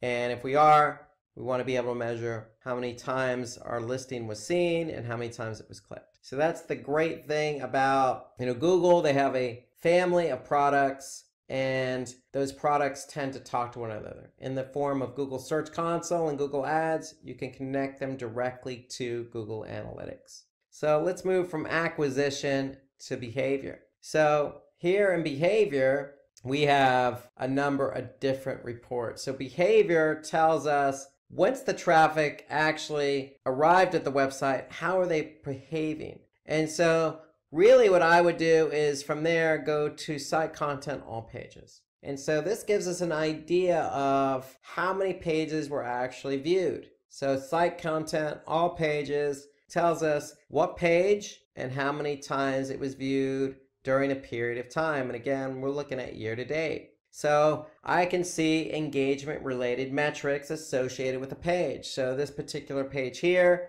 on line 1, I could see how many page views, unique page views, which is equal to sessions. So I can have a session come to the website and look at a page multiple times in that session. I could see the average time the person has spent on a page, and I can also see the bounce rate. So a bounce rate indicates that they arrived on the page and didn't go any further. They left the website from that page that they arrived on. And so I can also see percentage of exits, meaning what page did people exit the site from. So these are all engagement related metrics. So here is where I want to react and optimize my website performance. So if I see a page not performing well, meaning it has a high bounce rate or maybe low time on page, then I'm probably going to optimize it, meaning test it or change it to improve performance. So these are all pages, but I could certainly look at landing pages. Okay, so landing pages tells us the behavior of the page when somebody landed on it. So a landing page means that somebody came from organic search or paid search or another channel, landed on this page. So here I could see this particular page on line 1 had 4,970 sessions. Okay, and I can also see the performance of that page. So measuring engagements against pages is definitely important because page isn't performing in terms of bounce rate or time on page. Then we want to be able to make changes to that page to improve performance. Okay, there are some other great reports under behavior. So we want to go to site speed. We want to look at how fast or how slow our pages load. So this is important from an SEO perspective, because if a page isn't loading very fast, then chances of it getting ranked in Google are not very good. So Google's organic search basically takes page load time seriously. So if a page doesn't load very fast, then we need to be able to fix it. So we can go to page timings. I can get a good sense of the average page load time of a particular page. And what Google does here is under speed suggestions, they actually will give me some ideas and speed suggestions on how to address a page that's loading very slow. And so when we load up the speed suggestions report, what Google does is say, hey, we know that this page is loading very slow. The average page load time is 15 seconds. Here's some suggestions. We're going to give you 7 suggestions. So if you click on that, what's actually going to happen is you're going to go to another tool called PageSpeed Insights. And PageSpeed Insights is analyzing the page, as you can see here. And when it's done analyzing the page, it's going to give you some feedback on how to improve page load performance, not only for desktop, but for mobile. So here I can see, if I scroll down, this is desktop, and these are some of the opportunities that I can address when trying to improve the page load time of that particular page. So here I could see there's some server response time issues. Image sizes probably need to be resized. I can remove unused CSS. Okay, so there are a lot of different things I can do to improve the page load time on this particular page. Okay, this is for desktop. I can also see mobile. So mobile, a lot of the same issues. So if we address these opportunities, then we could see a lift in page load time. We see a lift in page load time. We're going to probably see a lift in organic rankings or even user engagement. Because if a page takes a long time to load, a user's probably not going to stay on that page very long. So to me, site speed is an important report under behavior. Now, one more report here that I want to point out under behavior is events. And to me, events are important. So if you're trying to measure engagement on your website, you need to make sure you have event tracking set up. And when we talk about event tracking, we're talking about measuring things that analytics doesn't measure by default. So if you have a button on your website, if you have a PDF download, if you have a submit button on a form submission, if you have a subscribe button, if you have a video, if you have an external link, anything that is going to trigger engagement on your website, you need to measure with event tracking. And event tracking is simply set up by breaking out the event into a category, an action, and a label. And so here we could see for our particular website, we have categories already set up for event tracking. So here, for example, I can see on line 6, video.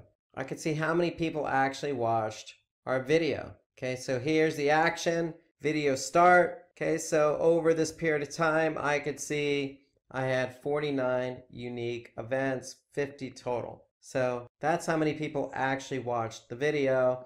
And you can always revert to label, and that'll tell you what page people watched, in this case, the video. So event tracking is important because we want to be able to measure engagement. So if you go to events under behavior and you don't see any events listed, you probably need to get that set up, and that is set up through Google Tag Manager. So what you want to do is you want to be able to set up your events through Google Tag Manager, which is another Google platform, but you certainly want to do that. So that's where you set up your events. When you set up your events for your website with a category, an action, and label, you'll be able to measure those events in analytics under behavior, under events. And the important thing here is you'll be able to measure engagement. So I'll be able to see how many people came to the site and how many people clicked on a button, downloaded a PDF, submitted a form,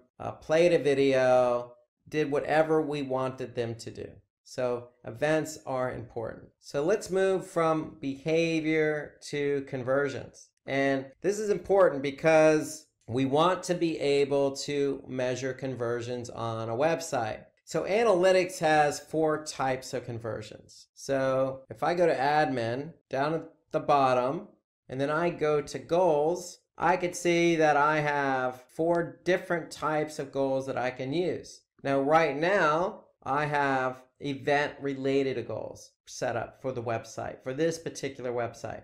So we just talked about event tracking. So if you're measuring a button click on your website, you can certainly turn that into a goal. And so all you need to do is tell analytics, hey, this is the particular category, this is the particular action. So for example, if I click on this particular goal and take a look at it, I can see that we have a category set up that anything that resembles donate now, okay, or donate, go ahead and fire this event as a conversion. Okay, so event is one type of goal. Another type of goal is destination. So if somebody goes to a specific page, like a confirmation page, we can turn that into a goal. So here I could see if somebody goes to donation-confirmation, then analytics is going to fire that goal as a conversion.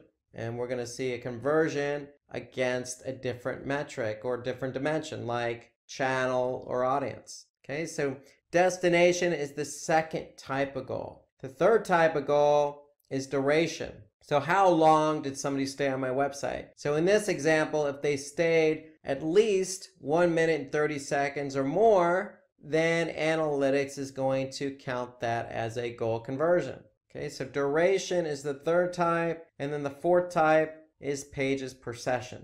Okay, so if I look at this example here, if a user came to my website and looked at more than 3 pages in that particular session, then analytics is going to fire a goal conversion. So 4 types of goals. You don't have to set up all 4 different types. My recommendation is at least have 1 goal set up. If you're not sure what goal to set up, then at least set up a duration or pages per session. Okay, so at least you can measure how long somebody stays on your website or how many pages they went to. Okay, so when you actually do have these goals set up, you can go back into conversions, we can go back into goals, we can go back into overview, and we can measure our goal completions over this period of time.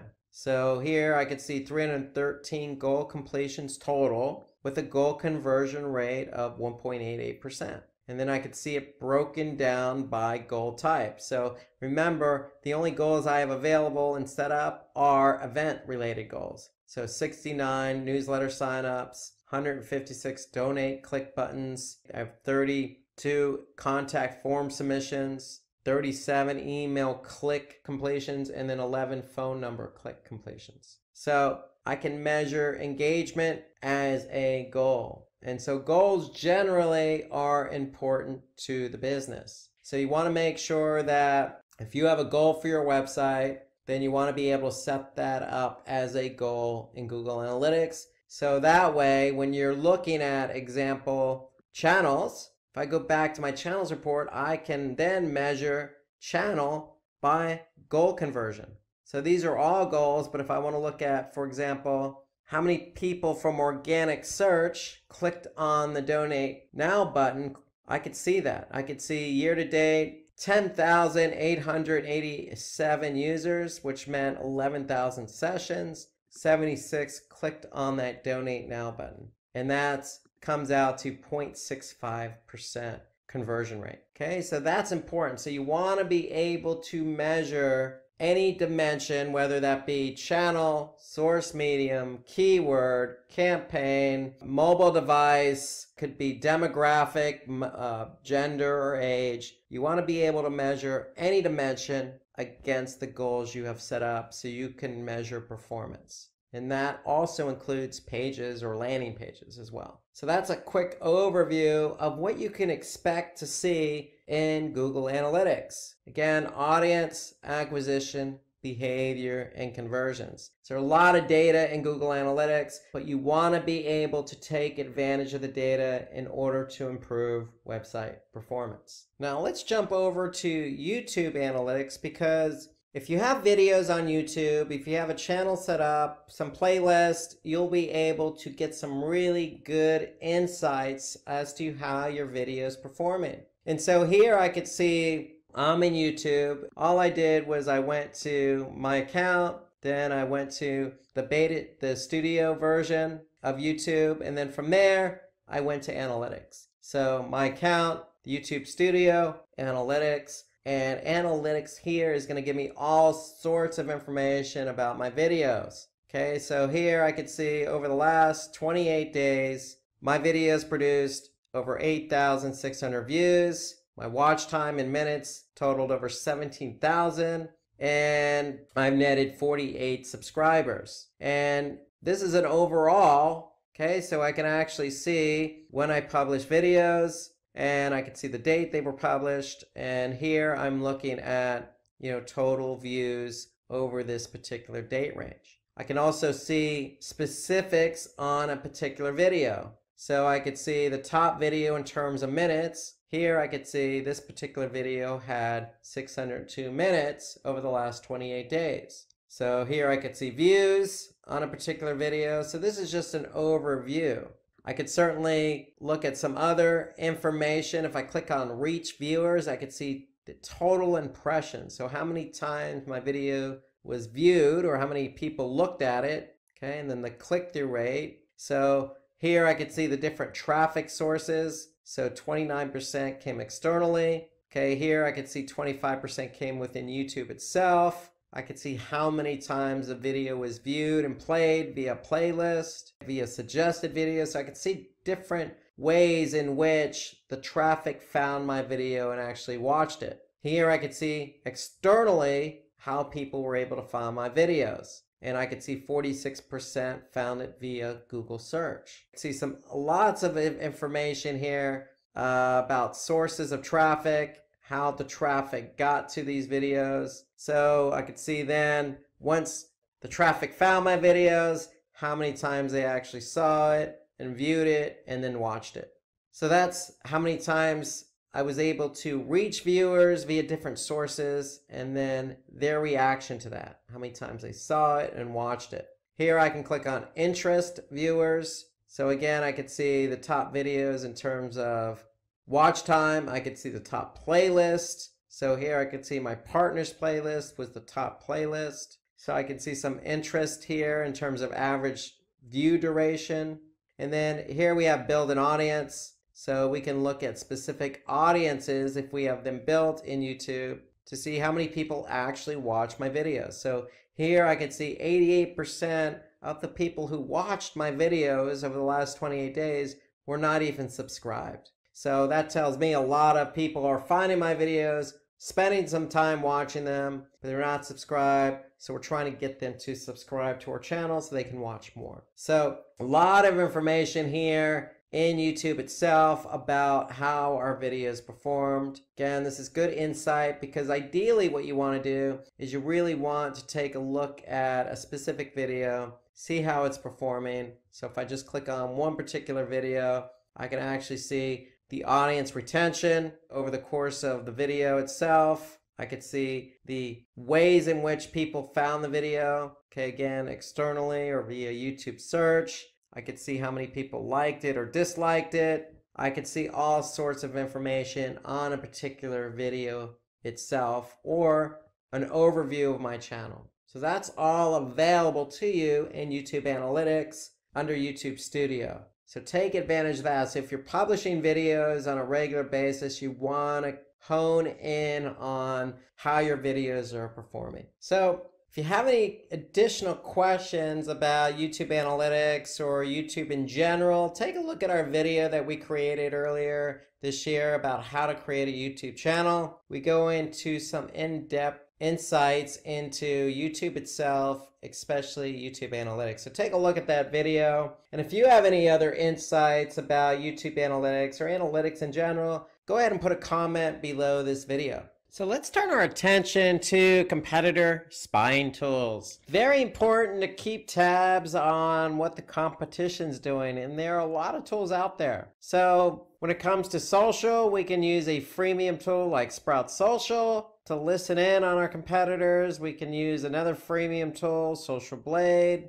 There's a popular tool out there called SpyFu. That's freemium as well. Moz, we looked at Moz earlier for keyword and organic. Moz is a great tool for also leveraging our competitors in terms of backlinks. And BuzzSumo, so that's another freemium tool. Again, there are lots of tools out there. These are just examples of some of the tools that we use here at Simplilearn. I use personally and professionally to get a sense of what our competition's doing. So why would we want to use a competitor spying tool? Well, it may sound like a very straightforward question, but there are lots of reasons why. And so let's look at some of these reasons. And the first reason is we really want to identify, our competitors' backlinks and monitor changes in their ranking. So the reason why we have this as the top bullet point is because SEO organic search is a long-term strategy. On-page, off-page, website, very technical and creative. There's a lot going on with SEO, a lot going on. And sometimes it takes a long time to rank for something. And a lot of SEO does depend on relevancy, relevancy being how many quality backlinks are linked to you. So it's always good to leverage what your competitors are doing so you can see how you stack up. And so that's why this is up there as number one. We want to be able to really take a look at what our competitors are doing. Another example would be, hey, how much traffic a competitor is gaining on certain keywords. This could go either way. For paid search, organic search, what are competitors bidding on? Are they really getting traffic from those keywords? So there are tools out there that help us leverage what our competition's doing. Okay, we can also identify our competitors' top performing content for relevant topics. Okay, we can determine what our competitors' website referral traffic is. Okay, we can pull our competitors' data and compare it with our own campaigns. So lots of tools out there to help you do this. And we may want to track the total amount of clicks a competitor receives and how much they pay for each keyword. So let's go ahead and take a look at a few examples how we can leverage all these bullet points that we just discussed. And so we're going to start out with Sprout Social. And Sprout Social is a tool I use. It's a social media platform. There's a lot of things you can do with Sprout Social. Definitely generate reports for your social media platforms. You could set up posts that get published at a certain time and day. But there's also one particular tool in here called listening. And so what we could do is we just put in, for example, RV rentals in Twitter. So what we're doing is we're actually listening to see who else is tweeting about RV rentals. So we could do this for Twitter, we could do it Facebook, some other social media platforms. The whole idea here on Sprout Social is to get a sense of what our competitors are doing. So we could have easily put in a brand name. We're just going general here because we want to rank for the keyword RV rentals. And so here we could take a look at, what some of these particular brands are doing, like Go RV Rentals, Cruise America RV, we could see, just scroll down, and we can get a sense of, in particular, what people are tweeting about, what other companies are tweeting when it comes to this particular keyword, RV rentals. Now, if I want to hone in on a particular competitor, I could just really refine my search for that competitor's brand name, so RV share. So here I can take a look at, what they're doing when they're posting or tweeting, how long ago, the time of day, get an idea of what they're actually saying, what campaigns they're promoting. Okay, I can get a sense of everything about this tweet. And so here I can scroll down and I can see what's been shared by other people for this particular brand. And I can see a lot of people are, as an example, retweeting this particular giveaway. And so to me, it just gives me a sense in this particular example on Twitter as to what our competitors doing. Okay, let's turn our attention to SEO. So remember that first bullet point, we want to get a sense of what our competitors are doing when it comes to backlinks. And so Moz has a great tool called Link Explorer.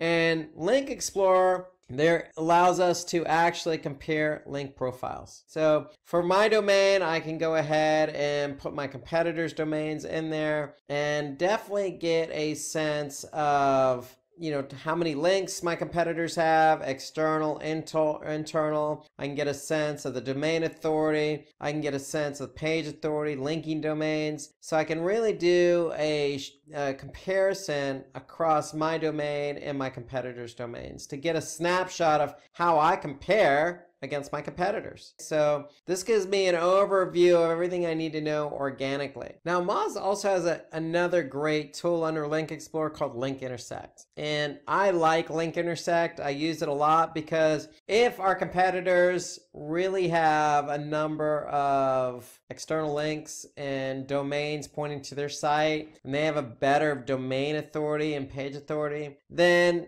I want to be able to, see what they're doing, where they're linking, who's linking to them. I want to be able to get a snapshot of why is their domain so much better than ours in terms of authority. And so the Link Intersect actually allows me to do that. So I can go ahead and put my competitors' domains in there, and then I can find opportunities. And so you just click on opportunities and you can see where my site intersects with their site. And if it doesn't actually intersect, then I have an opportunity to actually try and get a link on that particular site. So that's what the Link Intersect report does. It allows me to see where my links intersect with my competitors. And if it doesn't intersect, then I have an opportunity to generate a backlink. So that's ideally what the Link Intersect tool is. In Moz, it allows me to really get a sense of where I'm linking and where my competitors are linking. Now, what we can also do is also take advantage of another report under Moz's Link Explorer and the Discovered and Lost report. So we could put in our domain, or we could put even our competitor's domain in there.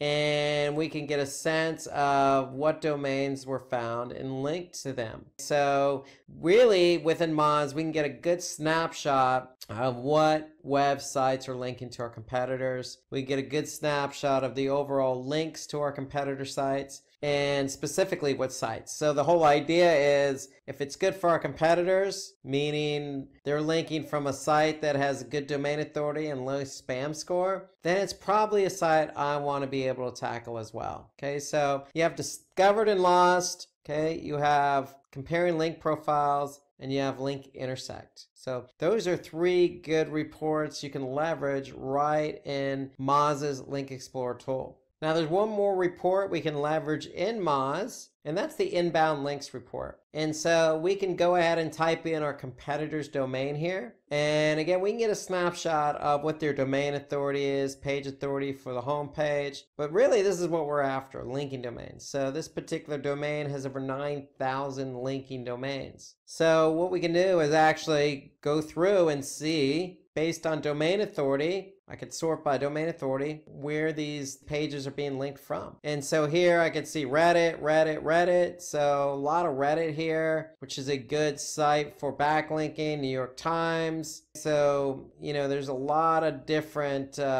sites here, Washington Post. So I can get a good snapshot of my competitor by seeing every link that's pointing to them. Now, of course, I don't want to go through 9,000 links. I can really just hone in on a specific link source or link type or link state. So I can really filter it if I wanted to. I can export the report and do some further analysis. But really the whole idea here is I could see what URL is linking to this particular competitor site, what the anchor text is, what the page and domain authority is. So this gives me a really good insight on all the backlinking that my competitor has. And again, if I'm trying to catch my competitor, it's probably not a bad idea to look at what they're doing and even copy what they're doing in terms of backlinking. So if we're not on Reddit, then we probably need to be on Reddit, because if that's where our competitor is and they're getting good link juice from Reddit, which has a domain authority of 90, then hey, if it's good for the goose, it's good for the gander, so they say. So inbound links is just another good report you can leverage in Moz under the Link Explorer reporting tool. Now, if I want to get a good snapshot as to what my competitor's doing on search exactly, well, look no further than SpyFu. So SpyFu is another tool that you can leverage from a PPC SEO perspective. You know, from an SEO perspective, you got some backlinking data as well, just like you did in Moz. From a PPC perspective, you can get some good keyword insights. And so here, I just went ahead and typed in the domain. And what this is going to do is just give me an overall snapshot for my competitor's domain. So here, I could see, you know, how many organic keywords they're found for, the estimated monthly SEO clicks they're getting based on the volume of those keywords. Okay, I could see here the keywords their top competitors also rank for, the rank history, 12 years. So this particular domain's been around a long time. Okay, so that's on the organic side. I can flip over to the paid side, and I could see that they are doing paid search. I could see 5,000 plus keywords they're bidding on. Okay, based on that, what they're actually paying. And then I could see, you know, some of the other competitors listed here from a paid perspective and an organic perspective. I could see the shared keyword overlap. Okay, now again, you can pay for this because it's freemium and get some really good insights as to how your domain compares to your competitors. So I'm using the free version, and here the free version, SpyFu is just giving me some overall data on the specific domain I entered in. And so I entered in my competitors. You can certainly enter in your own domain to get a sense of organic keywords and paid keywords. So you can see top keywords, top paid keywords. Okay, this is Google Ads. Okay, so this is what recommendations as to what to purchase. Okay, here you could see some Google Ads history. I could see exactly what ad copy my competitor actually wrote and for what keyword. And then I could see some organic ranking history here as I keep scrolling down this overview report. So I can see for RV Rent where they rank, and then I can see inbound links just like I did in Moz. SpyFu is providing me with some insight as to, hey, what links are pointing to them and what the domain strength is and how many clicks they expect to receive. So this is all free data. Take it or leave it, but it's all free data available to you under SpyFu. So SpyFu gives you kind of an overview for free, some really in-depth analysis if you actually pay for it, and it just really hones in on what your competitors are bidding for paid-wise and what they're ranking for organic-wise. And so SpyFu is a really good tool to leverage if you just want to get a snapshot of how your competitor overlaps with you. So let's turn our attention to Google Analytics, because in Google Analytics, under Audience, I can go to benchmarking, and basically the benchmarking reports allows me to see what the industry as a whole is doing compared to my own website. Now, the caveat here on this particular report is that it's all anonymous data, so I can't exactly see what competitor is doing what in this report, but if I hone in on my industry, in this case, autos and vehicles, and I hone in on a specific country or adjust the size of the daily sessions that I get, then I can see, hey, analytics in this case, in this example, is sharing 8,863 web properties. Okay, so they're sharing the data for over 8,000 web properties, and I can compare those web properties against my own. So if we're all in the same industry, it gives me a sense here as to how I stack up against the industry as a whole, in this case, as it pertains to channels. So you can see here, red not good, green is good. So in the industry, we're not doing as good as others in the same industry who are receiving the same amount of sessions. Now, we could certainly adjust, and we can adjust our locale. And if we do that, Google's going to be able to adjust how many web properties are actually contributing to the report. And so when analytics makes that adjustment, we're going to be able to see, in this case, just New Zealand. So we're going to adjust for New Zealand, and we're going to go with a 4,999. And so we could see there are about 300 something web properties contributing, 47 web properties now contributing to this report. So if we're focused on the New Zealand region, and this is the amount of traffic we get, we're now comparing us against 47 other anonymous web properties. So now if I go back to the report after I've honed in, I'm looking at channels, and I could see how many sessions we're getting by channels and how I compare against the competition. I can also measure up against percentage of new sessions, new users, pages per session, average session duration, bounce rate. But that's just channels. I can also do location and devices. So the whole idea behind this report is, yes, you're not honing in on a particular competitor, but you're honing in on your industry. So you're getting a good idea as to how you compare against your industry just by making some adjustments in the benchmarking report. You obviously want to make sure you're looking at the same industry, adjust for your country or region, adjust for the site size, meaning how many sessions you actually get on a daily basis, and then analytics will do the rest. They'll compare you against those in your industry. And so I find this to be a good tool because it allows me to stack up our site against those in the industry. And obviously, if we're not driving as many sessions, especially say from organic, then we have our work cut out for us. Okay, so that's the whole idea behind the benchmarking report. Now, if you want to get some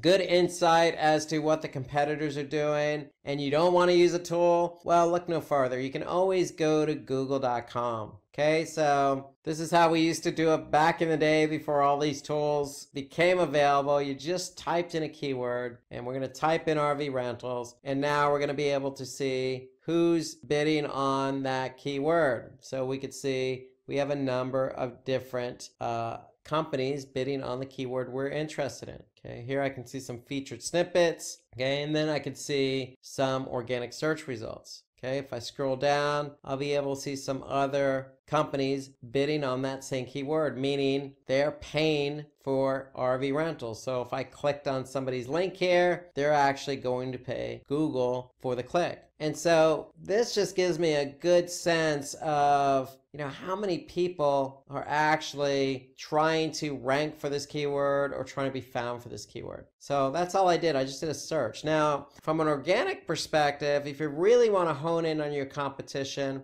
you can always do the syntax all in title, colon, and then hit enter. So now I could see I have 163,000 results. And what does that tell me? That tells me that I have 163,000 websites with RV rentals in the title tag. So if you're trying to optimize for the keyword RV rentals as an example, then you know that you have 163,000 different listings ahead of you that you need to jump over in order to rank for the keyword RV rentals. So using the all in title syntax and the keyword right after that actually just gives you a more accurate picture of how many sites are actually ahead of you for a particular keyword. So that's the whole idea. So if I get rid of the syntax, and you can see for RV rentals I have 132 million, but that's not really accurate because not all these listings have the keyword RV rentals in the title tag. And title tag, if you're working on organic search, is one of the key important factors for ranking. So you need to have that keyword in the title tag. So that's the whole idea behind using the all in title syntax. It gives us a good idea as to what our competition's doing and how many sites we have to jump over to get to number one on Google. Now, if you're running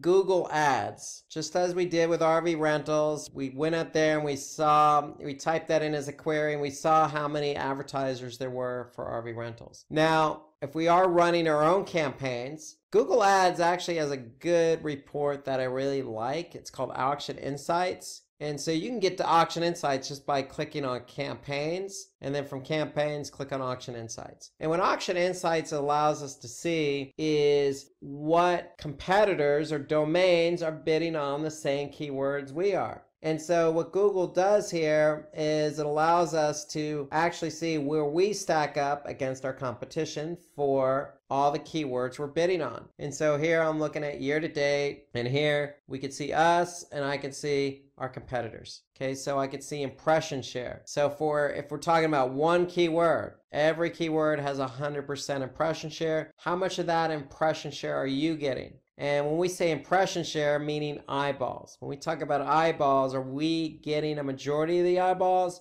or our competitors getting a majority of the eyeballs? So we can see our average position. I can see how often I overlap with my competitors. Okay, I can see how often I'm above a particular competitor. I can see what percentage I'm at the top of the page versus my competitors, the absolute top of page rate, and then I can see how often I outrank my competitors, and vice versa, how often my competitors outrank me. So I can see all this good insight as to what competitors are bidding on the same keywords I am. Okay, so this is if you're running Google Ads. Okay, so if you're running Google Ads, okay, you can just click on the Auction Insights report. You can find that at the top navigation just by clicking on campaigns. And by doing so, you'll be able to gain some insights as to where you stack up from a paid search perspective against your competitors. So let's turn our attention to paid marketing tools. So if you're doing some advertising on Google, Bing, LinkedIn, you probably want to work within those platforms as the tool of choice. So, if you're doing paid search on, say, googlesearch.com or display, you could be doing display advertising on, a network like AdRoll or Google, or you could be doing social media paid ads, say on Facebook. So whatever it is you're doing, you probably want to work within that platform itself to get the ideal data that you need. Okay, so here are some of the tools, some of the places you can go. Of course, if you work in Google Ads, you also have Google Ads Editor that you can leverage. Okay, and I'll show you that in a couple minutes. You have Google Ads Keyword Planner. Of course, both of these are paid if you're running campaigns. Okay, so Bing, if you're running campaigns on Bing, okay, you get all this good data that you can digest through some reporting. Okay, you also have some third-party tools out there that you also have to pay for in WordStream. Okay, so WordStream is a third-party tool that you can leverage. Bing and Google are actual advertising networks, so you would advertise on the platform itself and get all the data you need right in the platform and leverage a lot of the tools that they have available in the platform. As I mentioned, you could also use Google Ads Editor. So Bing also has their own editor as well. And as well as Facebook. So you can use an editor type version, and I'll show you that here in a couple minutes. But let's talk about why we want to use the tools in the platform itself. Well, we want to be able to monitor how our ad's performing. So which ad receives the most traffic, as an example. We want to identify keywords that are performing for us. Okay, so are keywords converting, not converting? Are they costing us a lot of money and not netting a high enough return for us? So we want to keep an eye on that. Okay, so we want to monitor our cost, okay, across different locations and devices. Not only cost, but we want to also monitor how our ads are performing across different locations and devices, keywords across different locations and devices. So we want to be able to measure by device. Okay, so we also want to analyze competitors' data. And as we showed you in the competitors section, Google, as an example, has auction insights reporting. Analytics has benchmarking. So Google itself does provide some information in the case of auction insights as to how your competitors are performing against you on Google search. So that's on the paid search side. Then you have display. Okay, so display advertisements. Okay, you're across a different network. So there are different types of networks out there. For example, AdRoll. Okay, you have Criteo. Celtra is another paid version of, or paid tool you can use, in Wide Orbit. So these are some of the paid marketing tools you can leverage. Of course, I like to stay, if I'm advertising on Google, I like to stay in Google Ads and measure my display performance that way. But if you're on AdRoll, for example, then you want to leverage AdRoll's reporting platform and some of the tools they have to offer. So if we look at display, why do we want to leverage some of these tools? Well, just like search, for example, where we want to look at keyword and ad performance, same kind of concept here. We want to be able to monitor whether we have the right keywords and right customer engagement. So when it comes to display, we want to be able to make sure we're choosing the right audience. Of course, that means looking at not only audience insights, but our target insights as well. Are we reaching the right audience when it comes to display?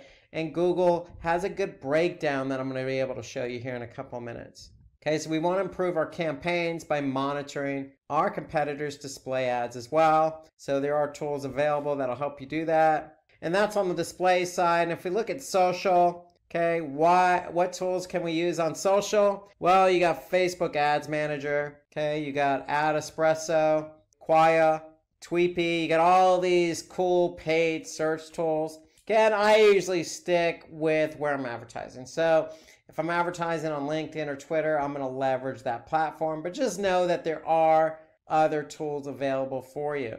So with social, like display, it's all about targeting our audience. So for some of the tools, like on Facebook, we can review and relaunch our ad campaigns based on target audience. We can measure conversions and gain insights, in this example, about Facebook users. How are our users interacting with our ads? And then we want to target people based on their activities, such as purchase intent, device usage, travel preferences, etc. So social allows us to do that. And then with Facebook, as an example, we can monitor any A/B test we run. For example, if we're running call to action test, we can measure the results of that right in Facebook. And I'm going to show you an example of that here shortly. So let's jump right into Google Ads and look at some tools available to us from the search side of the house. So if we're running search campaigns, right in Google Ads, we could see campaign data, we could see keyword data, we could see ad data. So for example, if I want to see what ads are performing, I'm just going to click on my ads and extensions. Okay, and here are my ads. And now I could see what ads are performing in terms of clicks, click-through rates, etc. And so that way I can go ahead and pause ads, activate ads. So that's right here in the Google Ads platform itself. Now, if I want to look at specific keywords, I can do that. So I can see what keywords are driving traffic and clicks. Here I could just sort by clicks. And now I could see not only what keywords are driving clicks, I could see what the click-through rate is. I can see the impressions, how many people actually viewed my ad after typing in a keyword query that I'm bidding on. I could see how much I've paid by keyword. And more importantly, I want to be able to see conversions or conversion rate. And then with Google Ads, you have quality score. So we want to be able to measure quality score. So this is Google Ads keyword reporting. And so the great thing about the keyword reporting is that there's some other features available to me here. So here I can add negative keywords, okay, just by clicking on negative keywords. I can also see a search terms report. And so when it comes to search terms, I can actually see what specific keywords people typed in. And based on the keyword that somebody typed in as a query, I can see what match type triggered that particular ad. And so if I see a keyword query that I don't particularly care to be shown for, or want my ad shown for, then I can go ahead and just select it, and I can add it as a negative keyword. Okay, so that tool is available to you right in Google Ads. Okay, and then you have the auction insights. So we reviewed the auction insights when we're looking at competitive analysis. And so here, if we look at the auction insights, we'll be able to adjust our date range, and we'll be able to see basically, who else is bidding on the keywords and what their impression share is, what their average position is, what their overlap rate is, position above rate, top of page, absolute top of page rate, not ranking share. So once Google has data, then they'll be able to share that information with you. Okay, so that's just keywords, but there's a cool tool that I really like, and I leverage it for SEO and pay-per-click, and that's Google's Keyword Planner. So if you click on Tools, and then you click on Keyword Planner, we'll be able to leverage the Keyword Planner. And the whole idea behind the Keyword Planner is, do we want to discover new keywords? Or for the keywords we have selected, we can get volume and forecast on that. So here, let's type in a keyword, mail delivery. And if I click Get Started, okay, so Google's going to give me some other keyword ideas, and they're going to give me what the average monthly searches are for that keyword. They're going to let me know the competition. They're going to give me a range in terms of how much I can expect to pay for that keyword. So if I happen to click on that keyword, I can add it to a plan. And then once I've added to a plan, then I can go ahead and look at that plan and measure what kind of volume I'm going to get and how much I can expect to pay. So now once I've added my keyword to that plan, I can go ahead and see how many clicks and impressions and costs and click-through rate and average cost per click I can expect to spend. So, and this is based on a maximum CPC of $2. So I can go ahead and adjust my plan accordingly if I want to, in order to see basically how much I can expect to spend. So that's the whole idea behind the Keyword Planner in terms of choosing new keywords. And once you choose keywords you're interested in bidding on, you can actually do a forecast to see exactly how much you can expect to spend, how many clicks, how many impressions you can expect to get, and if you have conversions set up, how many conversions you can expect to receive. So that's all part of Google's keyword plan. That's viewing, forecast, as well as choosing keywords. So there are so many different tools and features within Google Ads. We need a whole segment just on this. So really, I'm just going to highlight some of the more important tools and features. So I mentioned the keyword planner. I mentioned the campaigns, keywords, and ads reports. Another thing I would look at in Google Ads, again, we mentioned this as one of our key defining why would we use it bullet point, and that's because of devices. So we mentioned devices. Why would we use Google Ads reporting tool? Because we want to look at devices. And we want to be able to see what devices are driving traffic from what campaign. And then the cool thing about Google Ads is right in Google Ads platform, you can go ahead and do a bid adjustment. So if I increase my bid adjustment, for example, on mobile phones, then my particular ad in this particular campaign is going to show more than on computer. So I can always decrease it. For example, do a bid adjustment on computer, and that means I'm going to show my ads less. So I can go ahead and do bid adjustments based on device. That's the cool thing of working right in Google Ads platform, is you can make adjustments right here in the platform based on devices. Well, you also have locations too. So we mentioned that as one of the reasons why we want to use some of these tools. And if I see a particular location I'm not interested in advertising, well, I can always select it and I can always just pause it or remove it. So, or I can change the bid adjustment on a location as well.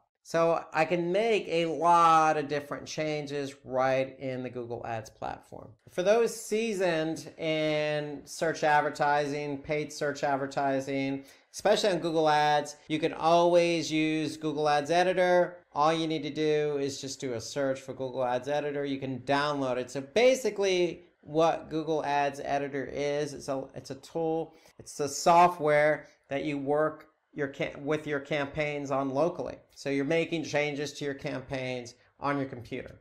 And basically when you're done making changes, you can always upload them to Google Ads, to the account on Google Ads in the cloud, so to speak. So that's the whole idea behind Google Ads Editor. It's a great tool for you to use if you want to make household changes really quick. For example, I'm looking at an account with a bunch of campaigns. So now if I click on one of those campaigns, I could see the ad groups here. Okay, so for example, I just wanted to turn off all these ad groups. I can just highlight them all and just click status enabled to paused, and I can revert back if I want to.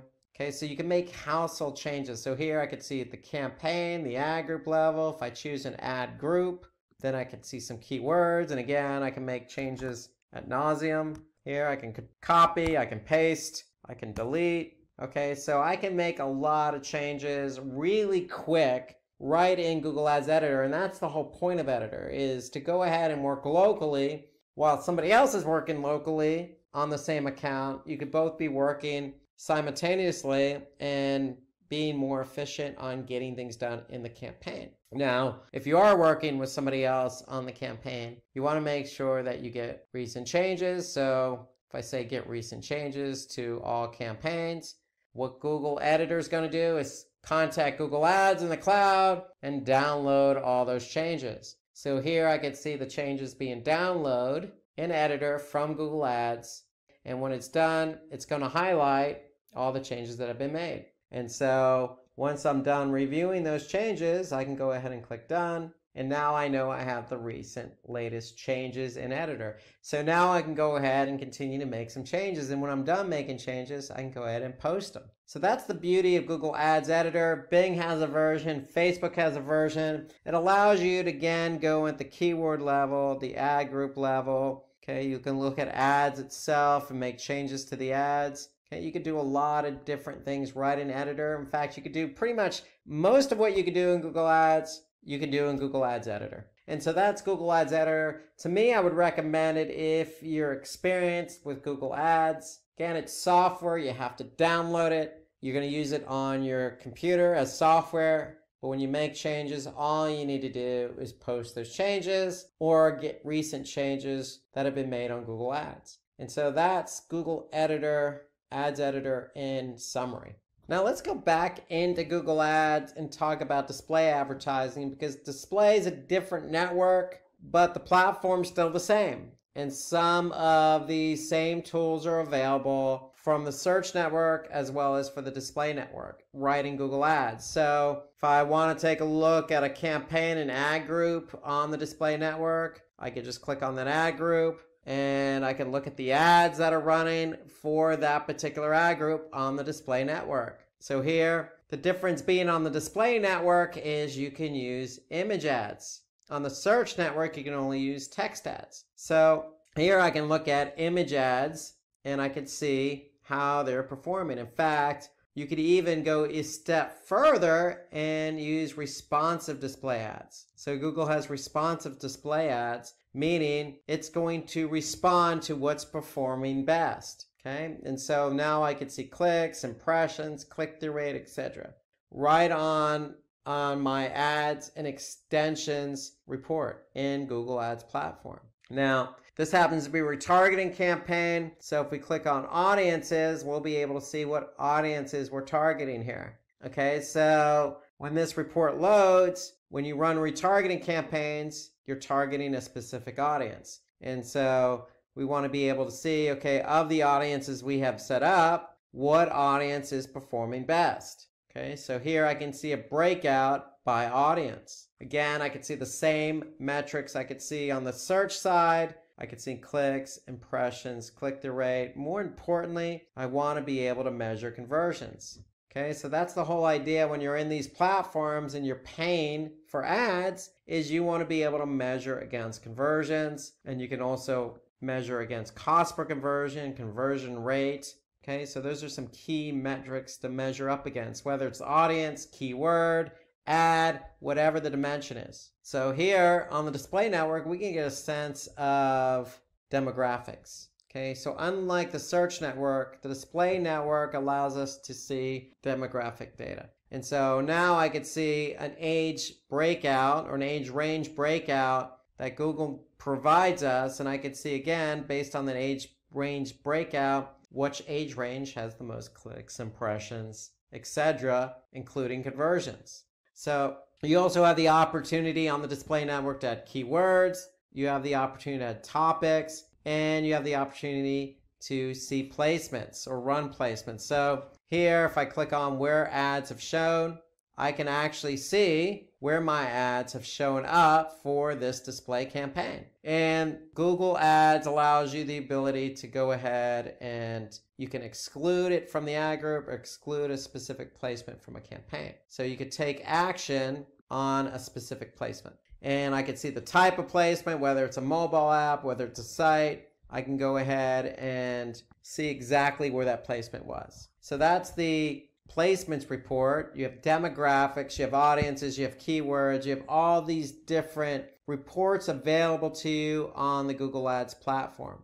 So before we jump over to social media, paid search advertising, I just want to remind you, we do have, a nice tutorial on Google Ads. Okay, so take a look at the Google Ads tutorial we have set up on YouTube. Okay, if you search for Google Ads tutorial 2019, this is a good tutorial on everything related to Google Ads. So check out this video because in today's webinar, we're just mentioning tools across the board. And if you are advertising on Google Ads, as most people do, then you could see just how powerful it is and all the different features that are available. So take a look at the video. It's a nice complementary video to this one, this digital marketing tools, and this will give you a nice and deeper insight into everything that's available on Google Ads. And if you have any tools or features on Google Ads, whether it's the search network or whether that's the display network, then feel free to comment below this video. Happy to hear your comments about what tools and reports and features you specifically use in Google Ads. So let's move into Facebook Ads Manager and show you how the platform looks when you're running ads on Facebook. So we can look at all the different tools and reports available here. So here we could see, if we're in the Facebook Ads Manager, we could see our campaigns, we could see our ad sets, and we can see our ads. So just like on Google Ads, you have left side navigation so we can drill down. So if we want to see ad sets, for example, we could just click on ad sets that are showing up in this particular account. And here we can see we have 2 ad sets that are live. So if I click on one of these ad sets, I'll be able to see an actual ad that's running here. And so for the actual ad that's running, I can then see the results of that ad and how it's performing. For example, how many clicks it's received, what the reach is, what the impressions are. So impressions similar to Google Ads, how many people are actually looking at the ad. And then I can see the cost per click here at $1 as an example. And so now I can go in and I can go ahead and look at the ad performance and go ahead and change out that ad if it's not performing to my expectation. So if I click on more tools and then creatives, I can just simply click on creatives and then I can actually see the creatives I actually have running for that campaign I selected. So now I can see all the creatives that are running and I can see the results of those creatives. So Facebook Ads Manager also has different reporting. So if I click on the reports pull down menu, you can see here, I can see some standard reports by ad set, age and gender, and then I can see all reports here listed out by placement and device, time of day, country, etc. So if we just look at age and gender, we'll be able to get a breakout age and gender here. So you can see by campaign, I'm looking at all campaigns here, and I'm looking at just age and gender. I can certainly deselect one of these, and I can look at a specific time range. So now I can see who's looking at my ad specifically. So here I could see 35 to 44 female. I could see the reach, impressions, and how often they're actually seeing my ad. Now, this is key for Facebook because if somebody's seeing your ad a lot, they're probably going to tune out to it. So that's what makes the frequency metric so important on Facebook, because then we can go ahead and, turn off that particular age and gender if we needed to. And we can see how much we spent. So this just gives you some idea of the type of reporting that's available in Facebook Ads Manager. Now, the great thing about Facebook reporting in Ads Manager is, I can group or ungroup my dimensions if I needed to. I could change the view and arrange columns. I can get rid of columns, just as you would in Google Ads reporting. Very similar stature here. So I have a lot of flexibility here on how I review the reports. You got different metrics that you can pick and choose as well. Okay, and you got lots of different flexibility when you're looking at the reports on how your campaigns are performing. Now here I can pick and choose. I can choose campaign, ad set, ads, objective. Again, I can choose different demographics. So I have a lot of options available to me in terms of how I want to, view the performance of my campaign, view the performance of my ad set or my ad. Now remember, if you're in Facebook, you can always go in and edit the campaign. You can edit the ad set. Remember, in the ad set, that's where a lot of your decisions are going to be made, including how you want to drive the traffic, okay, what your budget is. Okay, you can basically choose your audience here. So you're going to be able to choose what type of campaign it's going to be. And based on that campaign, you're going to go ahead and choose the kind of audience you want to focus in on. You're going to be able to choose the location, the age range, the gender. So all of this is going to be set up in the ad set or the campaign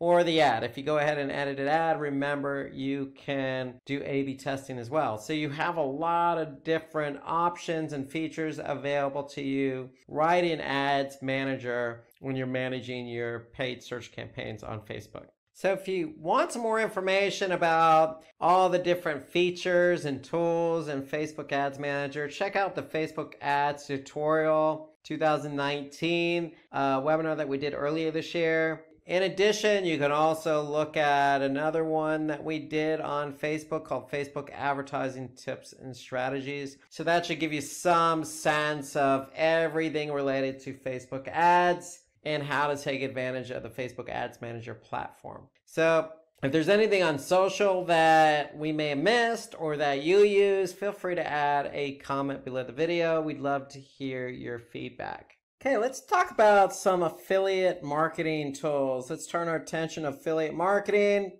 A lot of affiliate marketing platforms out there.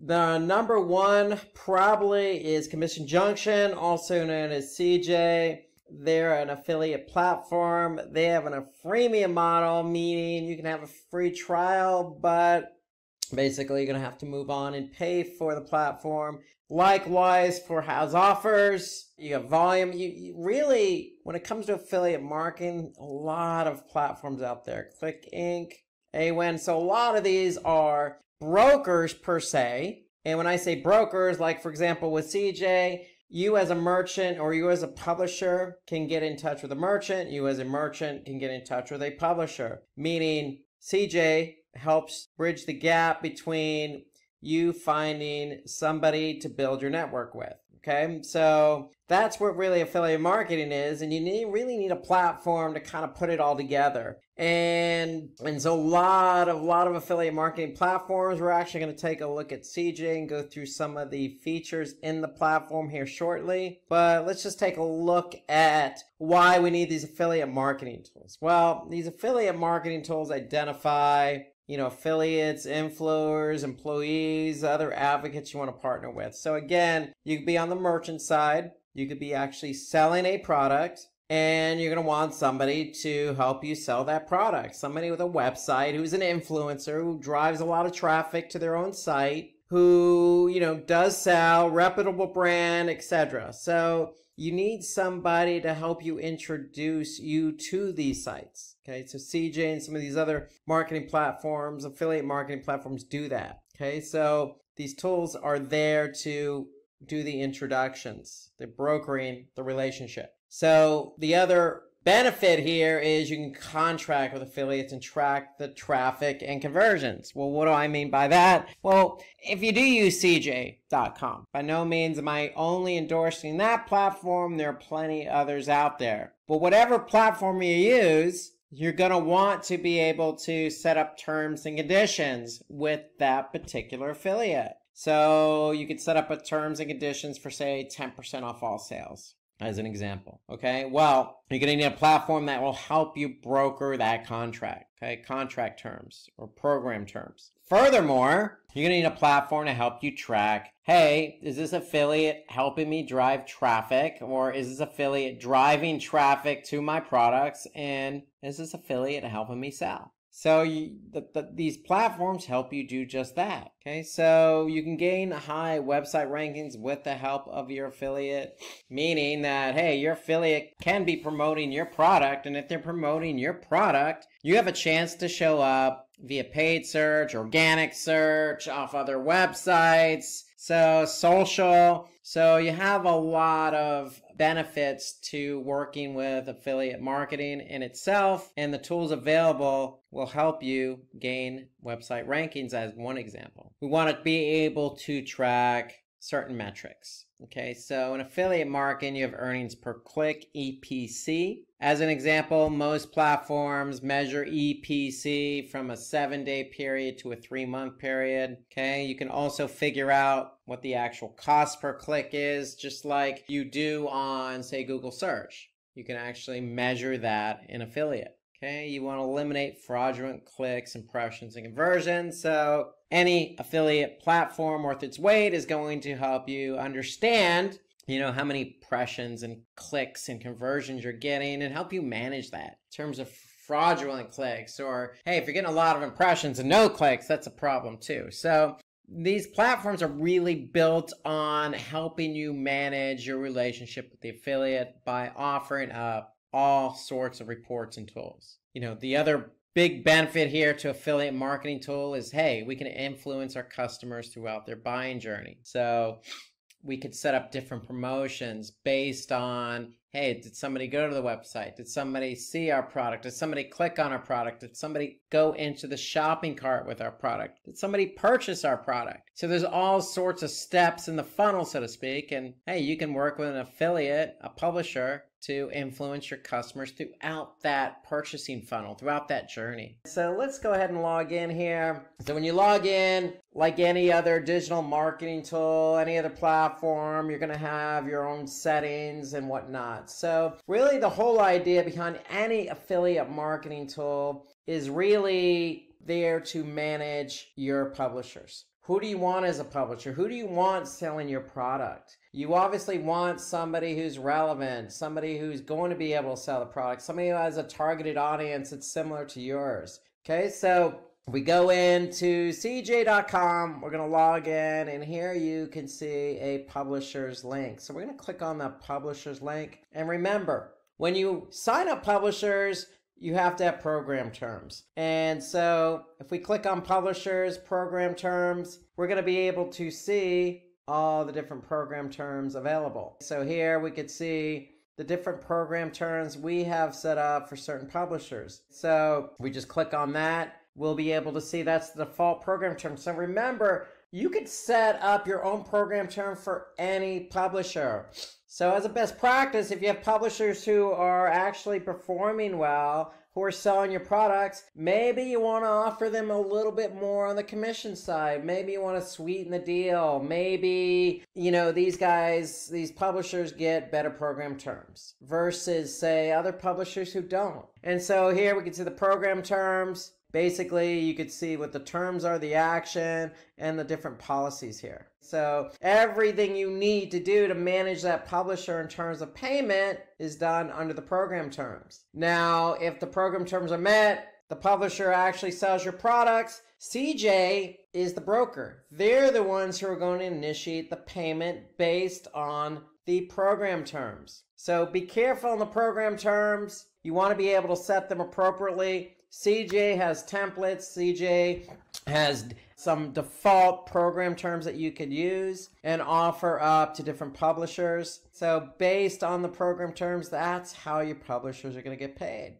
And so here you can have as many different program terms as you want. There's no limit here. You want to be able to align and reward program terms, again, based on performance. And so here we can see what publishers are under what program terms. So again, if your publisher's performing well, sweeten the deal. Offer them a better program terms. And so you can align publishers with different program terms. And so that's the whole idea behind program terms, is you want to be able to align publishers with that. So when you sign up a publisher, they're going to get aligned with a program term, meaning what are they going to get paid for selling your product? Now, if we want to manage by status instead of by program terms, we could see all the different organizations we have in our network. These are our publishers. We're the affiliate. We're the ones selling the product. We want to know who's selling, who's not selling. And so we can look at all our publishers by program terms or by status. Okay, so basically you could see here the term status, whether it's active or not, earnings, basically what they've sold over the last basically 7 days or 3 months. So you can look at basically how your publishers are performing just by clicking on Manage by Status here in CJ.com. So when you're looking at reports in CJ.com or really any other affiliate program, you might see the acronym EPC. This stands for earnings per click. Actually, it's a little misleading. It's actually earnings per 100 clicks. So basically CJ calculates, how much your publisher's actually making per click. Just like paid search, we're paying Google X amount per click. It's the same thing here. We can't, or these publishers can't make any money if they don't generate clicks. So that's why you have an EPC model or metric, so to speak, so you can measure earnings per click. CJ does it over a 7-day period and over a 3-month period. So you could sort based on 7-day or 3-month to see who's earning the most per click in terms of publishers. Now, you can select under publishers groups. Now you can group your publishers. Okay, so if you have, say, a group of publishers in a specific region like the United States or India, or if you're just focused on the United States and say you have publishers in different states like Texas, California, Missouri, Arkansas, well, you can group those publishers into different groups, and you can look at your different group names here. So here we could see Canada. And so we have our publishers grouped into a group called Canada. Why? Because they're based in Canada. Makes sense. So you want to be able to organize your publishers, because the whole idea behind affiliate marketing, CJ, is you want to be able to get the best publishers available for your network. And so as you get more publishers for your network, you'll be able to basically start grouping them where it makes sense. Now, the example I gave you is by geography. You could do by geography, or you could do by publisher status, meaning my best performing publishers go into a group. If they're in a group, then they get aligned with a certain program term. So you could group your publishers any way you want, by status, meaning they're selling more, these are our best performing publishers, or by region, or by promotion. I mean, how you group your publishers is totally up to you. However, take advantage of the option to create publisher groups, because the whole idea, again, I'm going to repeat it, is you want to get publishers and you want to start building your base of publishers, because the more publishers you have, the more chance you are to sell your product. Remember, if nobody clicks on your product, then nobody's going to buy your product. So if you have publishers who are promoting your product for you, then you have a good opportunity to sell it. So the more publishers you have on board, the better the opportunity. So now once you have publishers, you can start grouping these publishers accordingly to whatever makes sense. It's a business decision. Just know the options available in CJ to group publishers. Let's turn our attention to social media marketing tools. Social media, always a great topic to talk about. So we're going to finish up all our digital marketing tools with social media. We talked about SEO, paid, competition, affiliate, email, web analytics. It's just appropriate to finish up with social media because social media has so many tools available. So many. Okay. The first one I can think about here is Hootsuite. Hootsuite is a great social media marketing tool to use. Okay, it's a freemium. Okay, you can set up a free trial here. You basically a base account, and then you can use Hootsuite to do a lot of things. Anything from setting up landing pages to actually publishing content to listening. Hootsuite, to me, is one of the most powerful social media marketing tools available. You got Buffer. Buffer is a paid version, but you can actually set up a low cost or free account actually on Buffer and then move to a paid account. Okay, you got TweetDeck, been around a long time. That is actually free, and I would recommend TweetDeck, and we're going to take a look at that here in a couple minutes. Okay, and then you got Sprout Social. Sprout Social is another social marketing platform similar to Hootsuite. Do a lot of reporting, a lot of publishing, a lot of listening. And so we're going to take a look at Sprout Social today as well. Before we do that, let's go over why these tools are important to us. From a social media perspective, you're pumping out a lot of content. So you need to be able to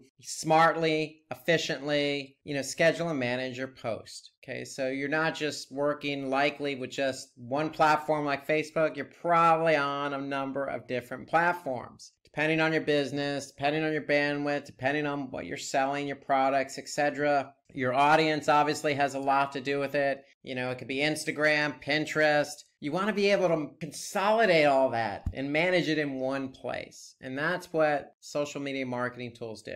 They allow you to manage everything in one place. So if you can manage everything in one place, then these social media marketing platforms need to be able to make it easy for you to add and manage different accounts. Okay, so a lot of them have the ability for you to add, not just one Twitter account, but multiple Twitter accounts. And not just one social media platform, but multiple social media platforms. And a good social media marketing tool worth its weight will help you monitor the results. So monitor social media posts that help drive leads and sales. In other words, you're going to have a lot of different metrics associated with each social media marketing platform. Okay, which one is actually doing its job? Okay, so you want to be able to easily manage these platforms, applications, and websites very efficiently. Okay, so instead of having to log into each platform, you just log into one place, get a sense of what's been posted, what the engagement is, did they purchase, etc. And what you want to do is be able to individually customize every social media post across different platforms. So it just makes it a lot easier to do that in these social media marketing tools. Okay, you don't want to send out a blanket message across different platforms. You want to be able to go ahead and customize a post depending on what that post is, depending on what the product is, what time of day, what target market, what target audience. So customization is a lot easier using these social media marketing tools. You want to be able to engage with brand advocates. So listening is a good thing with social media marketing tools. Using the listening functionality so you can actually see who is a brand advocate, who's not a brand advocate, who's an influencer, who's not an influencer. And then, of course, you want to analyze the behavior of your audience and optimize individual posts on real-time data. So if, for example, you post something using one of these social media marketing platforms and you see it go viral, then you want to be able to react to that in real time. So you're going to be able to see that in real time on these social media marketing tools, these platforms like Sprout Social and Hootsuite. And then you're going to be able to react to that behavior. And then, of course, monitoring website traffic and conversion rates, that's key. We always want to monitor conversions based on our KPIs, our business goals. So there are also a few important digital marketing tools that can help you in different ways. Okay, so without further ado, let's jump in and take a look at what's available in terms of social media marketing. So just a quick reminder, if you are running ads on Facebook or you're posting on Facebook as an example, or any platform in general, that platform's going to have its own metrics, if you will. So for example, Facebook has something called Facebook Insights. So you'll be able to actually see, what's been posted based on, the last 7 days. In this example, how many page views you're getting, engagements, recent posts. So just to let you know, yes, you can go into any one of these platforms on its own and look at metrics. Just like you can do if you're running Facebook ads. Okay, you can go right into Facebook Ads Manager and view data there. Okay, so the whole point here though on using a social media tool is that you can measure all that in one place. So if we log into Sprout Social, I can set up these accounts right into Sprout Social. So I don't have to log in Twitter individually or Facebook individually. I can link them up all within Sprout Social. And then I can go to reports, just like I can with Facebook Insights. And then once I'm in Sprout Social reporting, then I can go ahead, just like I can in Facebook Insights, except it's all right here for me. I can jump into, Facebook and dig a little bit deeper as to what's going on with my account. So I don't have to log into Facebook directly. I can see, the impressions, the engagement, the clicks over a period of time. I can see my audience growth. I can see my publishing behavior, how often am I publishing. I can see the top post individually. I can see impressions by day. A lot of this same material, same information is already in Facebook Insights. So if it's available in Facebook Insights, you're definitely going to have it available in a tool like Sprout Social. So you want to be able to just efficiently log in and jump from one platform to the other. So here, I can go to Instagram, and look at Instagram data, or I can look at Twitter information. So you want to be able to efficiently jump from one platform to the other using, in this example, Sprout Social. Now, as I mentioned, as part of one of the benefits of a social media tool is that you can publish content. You want to be able to publish content because you want to be able to organize and schedule accordingly. You don't want to be submitting and publishing content right after one another. Okay, you want to be able to spread it out efficiently and effectively. And so here, we could see, we could publish and schedule content accordingly. So all we have to do is click compose, select a profile, write whatever we need to do. We could schedule it for tomorrow at a specific time. And there you go. Voila, scheduled. So this is on Twitter. Okay, so, we could choose another platform here. It's just that easy to schedule. So you want to be able to schedule accordingly because, again, when you schedule something, then you want to look at the behavior of it. So it's just as simple as going from publishing to reporting. And then based on when something got published, you could see the reaction of it and react to it. So another thing here that I like about Sprout Social, Hootsuite, a lot of these other platforms do it really well. You got listening tools. So you can listen in on conversations that are being had. For example, mail delivery. If we do mail delivery on Twitter search, we'll be able to see what's been tweeted about mail deliveries. If that's the business we're in, we can refine our search and choose a specific location, a radius to hone in if we're local. Okay, so this is Sprout Social's example of listening. Here, let's take a look at another example. I'm in Later.com. So Later, very similar to Sprout Social in that it does a lot of the same things. You can actually schedule content on a particular platform. And one thing I like about Later here, you can actually see it visually. You can see a calendar and what's been scheduled. So I could see today I have something scheduled at 1:15 local time. And again, I have 5 profiles set up for this account. So I can pick and choose the profile that I want to publish to. So it just makes it that much easier and I can visually see it. And that's important. So here I can click on media library. So the one thing about later.com is that, you have a library of images that potentially you can reuse. So if I click on this image here, okay, I can get a sense of when it was used and I can view it on a calendar. I can add a label for it. So that's another benefit to Later, is that they have this media library here. They have conversations. So I can actually connect to a platform and listen in on conversations that are being had, similar to the listening tool in Sprout Social. And they have analytics, so you can actually see right in later.com how your particular social media platform is performing. So I can see it here over 7 days. I can see the number of followers have increased. I can see the growth rate. I can see the number of impressions that I've received. Okay, so I want to be able to see how my particular platform's performing over a period of time. So I can look at reach, a lot of profile views, website clicks. Okay, so I can get a lot of good insights here right in the analytics platform of Later.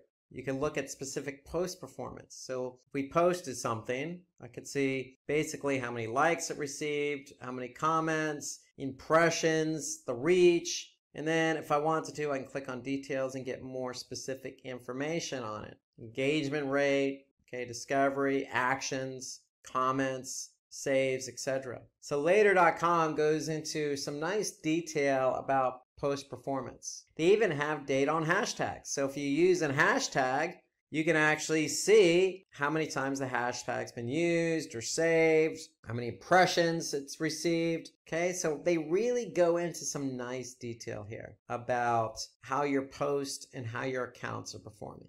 And here's a tool I really like, I've been using for a long time, and that's TweetDeck. So what TweetDeck does is connect with your Twitter account. So you can see in a different visual, so to speak, of how your Twitter account looks in terms of your feed. Here I can see this is my feed here. Okay, I can see some notifications. I can see specific messages. Then on this column, I can see activity. Okay, so I can add different columns here if I wanted to. And basically by adding columns, you can see I can look for what's trending as an example. So I'm going to add in a column that says trending. And so now I can go in and see, okay, these are all the different things that are trending on Twitter. So you can actually add a column and pay attention to something really specific. Okay, so for example, search. Okay, so right now I have men's health, but I could type in, let's just say, World Cup. Okay, so I could see you got the cricket World Cup, you got, the soccer, football World Cup going on. So, we could pick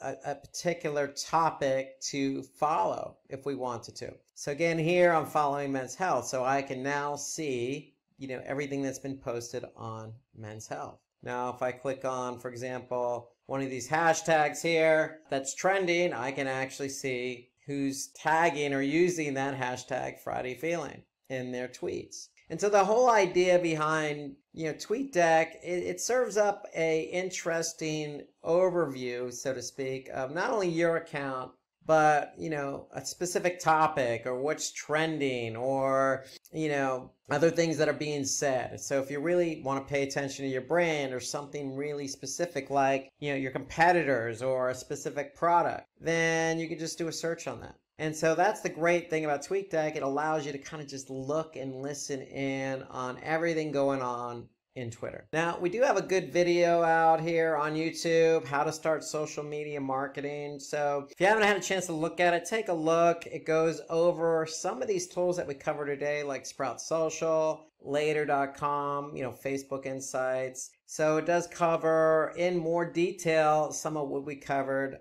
on these social media marketing tools. So take a look at how to start social media marketing. So we covered a lot of different marketing tools, digital marketing tools, everything from SEO to email to social to paid to affiliate to competitor. But there's also a few other digital marketing tools that you can use in different ways, like video SEO, for example. So vidIQ, we want to use vidIQ to get a good sense of how a particular video is performing. So here, if we go into YouTube, you can see vidIQ is a browser extension or browser plugin, if you will. So I can go and take a look at a specific video and see how many hours it's been watched, how many views, minutes watched, subscribers, etc. The great thing here, I can look at the entire account. So I can get good insights into my video or my entire account here,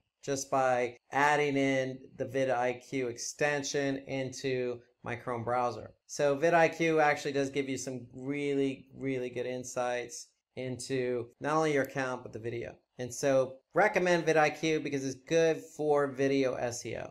Okay, there's also tools related to content optimization. So, if you're doing SEO and you have a lot of content on your site, well, you know what? We want to be able to use a tool, maybe a third-party tool to give some objective reasoning as to what more we can be doing. So you got tools like SEO Site Checkup or Site Analyzer. These are paid tools, but if you're really heavily invested in SEO, then they may pay dividends for you. You want to be able to make sure your content is fully optimized to the fullest according to, Google's algorithms. And so you maybe, want to invest in that third-party tool. So these are good tools to use for content optimization. There's also other Reddit, but, there's Keyword Planner in Google. There's also WordStream. There's a lot of different keyword tools out there. So you may not have a Google Ads platform. And so if you don't have Google Ads, then you may not be able to gain access to Google's Keyword Planner. So having a third-party keyword tool will pay dividends as well, because those dividends pay off in the form of not only pay-per-click, but also SEO. And if you're heavily invested in content, heavily invested in social, then you may want to take a look at the keyword tool, Keywordit, and it's primarily used for Reddit. We talk about page load time. So we looked at that in Google Analytics. We know that it heavily impacts SEO. So there are other tools available. You got a third-party tool here that's free, SolarWinds Pingdom. You actually have PageSpeed Insights by Google. So these are free tools that you could take advantage of in determining how you can improve your page load time. My favorite topic, conversion rate optimization. So you got a couple in here, Crazy Egg and Zarget. Okay, so I'm going to show you another tool called Hotjar. So here, if you log into hotjar.com, you can set up an account. It's actually free. And with a free account, you can have Hotjar measure the heat map, not only the heat map, but the click mapping, the scrolling of a particular page. And so here you can see we're looking at a particular page here. So Hotjar allows me to, see on that page where people are clicking. I can also see where people are moving. I can also see, the scrolling of a particular page. Okay, so you can see here on the page, I can see people are moving over here to the right. That's where they're clicking mostly. If I switch over to move mode, then I can see on that particular page where people are actually moving their mouse. And then I have my scroll analysis. So I could see, how far down people actually scroll on the page. And so again, with a paid account, you can measure up to 10,000 page views. With the free version, you can measure up to 2,000 page views. And so 2,000 page views allows you to get some insight as to what people are clicking on or where they're moving or how they're scrolling on a particular page. And so I definitely recommend Hotjar. They also do funneling. They also do forms, polls, lots of other tools available in Hotjar. So hotjar.com is a tool I would recommend as well. So one final tool, and I'd be remiss if I didn't mention it, and that's Google Optimize. So Google Optimize is a Google platform that allows you to A/B test. And so A/B testing means that you have an original page and you're changing one element on that page to see which one performs better. And so with Google Optimize, it's just very easy to set up, to run. And the whole point of Google Optimize and A/B testing is to improve website performance. So here you can see I have an account set up on Optimize. You can see we're running one test here, and we're just testing one element versus the original. So we move photos to the top of the page. The original didn't have the photos to the top of the page. And so we can go into reporting here. Google Optimize does all the heavy lifting. And so here you can see we can look at bounces, or we can look at basically a measure to test up against a metric that's important to our business. And again, the whole point is to improve website performance. And so definitely take a look at Google Optimize. We'll have another webinar in the future on the topic, but to me, Google Optimize is free. You can run up to 5 tests. Okay, and if you can run up to 5 different tests, then that means you have the ability to really improve website performance. Okay, so Google Optimize is a tool that I would recommend. Carl has a website on cake recipes. Unfortunately, his website on Google is not ranking well. Moreover, when searching for cake recipes keyword, his website ranks way below than his competitors. This can be due to various reasons, but one that sticks out is SEO. To solve this issue, I have a few important ranking factors that Carl needs to know and apply if he wants his website to rank well. Before we get started with the ranking factors, let me first explain what SEO is. SEO is the practice of getting traffic from organic search results on a search engine like Google, Bing, etc. Depending upon the keyword, search engines rank websites based on what content they consider most relevant to users. Without further ado, let me tell you the top 5 ranking factors which can help Carl to rank his website. First is content quality, then it's page speed of a web page. After that, it's website structure. Next is SSL certificates. And finally, it's backlinks, which is the most important ranking factor. Let's have a look at good content quality. A good content quality is an essential factor that helps a website to rank on Google. Google ranks content that completely answers a user's query. In our case, cake recipes. Also, longer content rank higher on search engine results. Apart from longer content, you can also optimize your content with few techniques, such as you can start with a comprehensive introduction. This article on the best vanilla cake I've ever had is a good example of having a comprehensive introduction. Ensure to write content relevant to the chosen keyword. For example, if your keyword is cake recipes, ensure to write a content on how to bake a cake rather than focusing on cake decorating ideas. Always create a click-worthy title and include LSI keywords in your content. In SEO, LSI stands for Latent Semantic Indexing. They're used to drive content traffic and create more visibility on SERPs. An easy way to look for LSI keywords is on Google SERP. Some of the LSI keywords for cake recipes are easy cake recipes, vanilla cake recipes, chocolate cake recipes, and a lot more as shown on the screen. Ensure your heading and subheadings consist of keywords. For example, all the heading and subheading for this article have the keyword cake. Build a comprehensive internal linking structure of web pages. It helps in spreading link equity across the site. It is important to create a simple internal website link structure. In the below example, a bot crawls on web page 2 by following internal link of the web page 1. Next, add suitable images with descriptive alt text. Here, using relevant images can help search engines understand what your content is about, and this method helps in site ranking. For example, for Carl's website on cake recipes, he should use suitable images like wedding cakes, birthday cakes, etc. Incorporate call-out boxes as it will highlight the important information and increase the dwell time. For example, if Carl wants to sell his cake, he should place call-out box with contact details immediately after the cake recipes. Ensure your web page is completely crawlable for bots as it will enhance website ranking. Here as you see, this website is high up on the Google SERP because every web page in it is crawlable by bots. Next, opt for mobile-friendly designs. It will result in good user experience. For a mobile-friendly design, always prefer short and crisp sentences for easy reading. A poor example and a good example of mobile-friendly designs are shown here.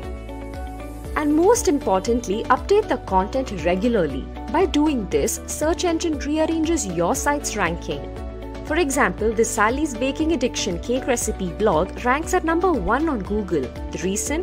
It updates content regularly. Next, we have page speed. Page speed defines how fast the content of a web page is displayed on the screen. It is important to ensure that a page speed isn't slow, otherwise it will result in high bounce rate. Page speed can be optimized through improving your server response time. This can be done by fixing major issues like slow database queries, slow routing, or a lack of adequate memory. Use a simple website design and reduce the image size that is larger than 150 bytes. Next, use a content distribution network as it distributes the load of delivery content in multiple geographical locations. You can also optimize your code, minify files. If your website has numerous CSS and JavaScript files, you can minify and combine them. Google says slow page speed results in high bounce rate, as you can see here. Next comes optimizing title tags and URL. A title tag summarizes the website's content and URL is a web address. Title tags are displayed on SERPs. It is a clickable headline for a given result. Title tags are displayed on SERPs. It is a clickable headline for a given result. For example, chocolate cake recipe, carlcake.com is a title tag of a website, where chocolate cake recipe is the primary keyword, cake recipe is the secondary keyword, and carlcake.com is the brand name. Backlinko recommends writing a relevant keyword in the title tag is important, as it gives an overview of what your content is about. Now, talking about URLs, always refer a well-structured, short and simple URL. According to Backlinko analysis, short URLs tend to rank better than long URLs. Moving on to our fourth ranking factor, let's talk about SSL certificate. Websites using HTTPS server have a higher chance of boost in rankings. HTTPS is used for secure communication over a computer network. As you can see here, Google confirms HTTPS as one of the ranking factors. There are two ways to improve site security. You can protect your domain by enabling DNSSEC protocol or use HSTS to add an extra layer of security over HTTPS, whereas HSTS protects from hijacking. The next ranking factor is website architecture. The famous digital marketer Neil Patel says, the better your site structure, the better your chance of ranking higher in the search engines. Also, Backlinko confirms that an optimized website architecture helps bots to find and index all of the web page. A good site structure results in good user experience. Some of the ways to optimize your site structure are creating a logical hierarchy structure, which means a good site architecture not only makes content easier to find, but also helps to gain traffic. Include sitemaps so that the bots can easily access and index the content. Code your site navigation in CSS or HTML because these two languages are easy to code and understand. Build a comprehensive structure of internal linking as it improves indexing of a website and helps in spreading link juice. Coming to our last ranking factor, that is backlinks. Backlinks is an online navigation of hyperlinks from other websites to your own website. In this way, we can drive referral traffic and increase the website's authority. In SEO, the more backlinks in a web page receives, the better it will rank in Google. Backlinks enhances search engine rankings, brand awareness, and referral traffic. Backlinks can be gained through influencer marketing, engaging with audiences on multiple social media platforms like Telegram, LinkedIn, etc., participating in high PR Q&A sites like Quora, and post answers to the questions related to your business. Today we're going to talk about why you would want to rank using SEO. And SEO is search engine optimization, also known as organic search. You also may hear us say organic listings. But we're going to talk a little bit about why you'd want to rank your website in organic search. Okay, what is search engine optimization? Then we're going to follow that up with how does Google rank websites? So why does it rank one website over another? And how do we get our website to rank number one? Then we're going to talk about the different types of SEO or search engine optimization techniques. So you can get your website ranked number one. And then we're going to finish that off with the do's and don'ts of SEO. So let's get right to it and talk about why SEO. So we're going to use a basic example, and let's just say you have a blog. You're a food blogger, you're passionate about food, and your niche is ice cream. And let's just say you have a lot of ice cream recipes. You want to get traffic to your blog. You want people to read your blog. And you're curious, why am I not ranking for my blog? Why, when people type in ice cream recipes and say Google, my blog posts don't appear at the top of organic rankings? And there's a number of reasons why you wouldn't be ranked for your blog post or your ice cream recipes. And the main reason would be your competitors. So there could be somebody else out there who is also passionate about ice cream and has been blogging longer than you, and they have more content and more blog posts and more pages for Google to rank. So that's usually the number one reason. The other reason is improper usage of keywords, and we're going to talk a little bit, or it's actually a lot more about, keyword usage in your content.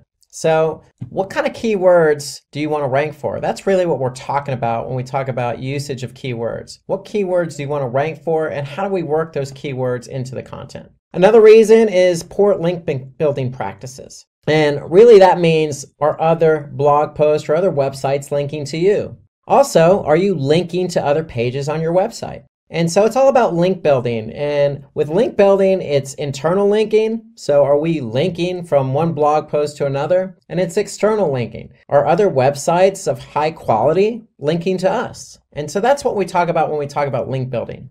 And then another reason is web page load time. So you could be running your blog post on, say, WordPress, for example, and your blog post isn't loading fast enough. Well, if you look at it this way, think about it. If you're Google, would you really want to rank a website or blog post in this example number one on Google rankings if that particular page loaded very slow? No, you wouldn't, because when somebody clicked on that link in organic search and went to your website, they're going to have a bad experience because the page is going to load slow. So Google doesn't want their users to have a bad experience. You don't want your users to have a bad experience. And so that's why web page load time is a critical factor for ranking. So we need to make sure that our web pages load fast. And then your user experience is not good enough. So Google, again, based on my example about the web page load time, Google wants people to have a good experience when they go from their search engine to your website. And there's a lot at play there, specifically web page load time, but also, Google doesn't want any spam content. Google doesn't want any pop-ups or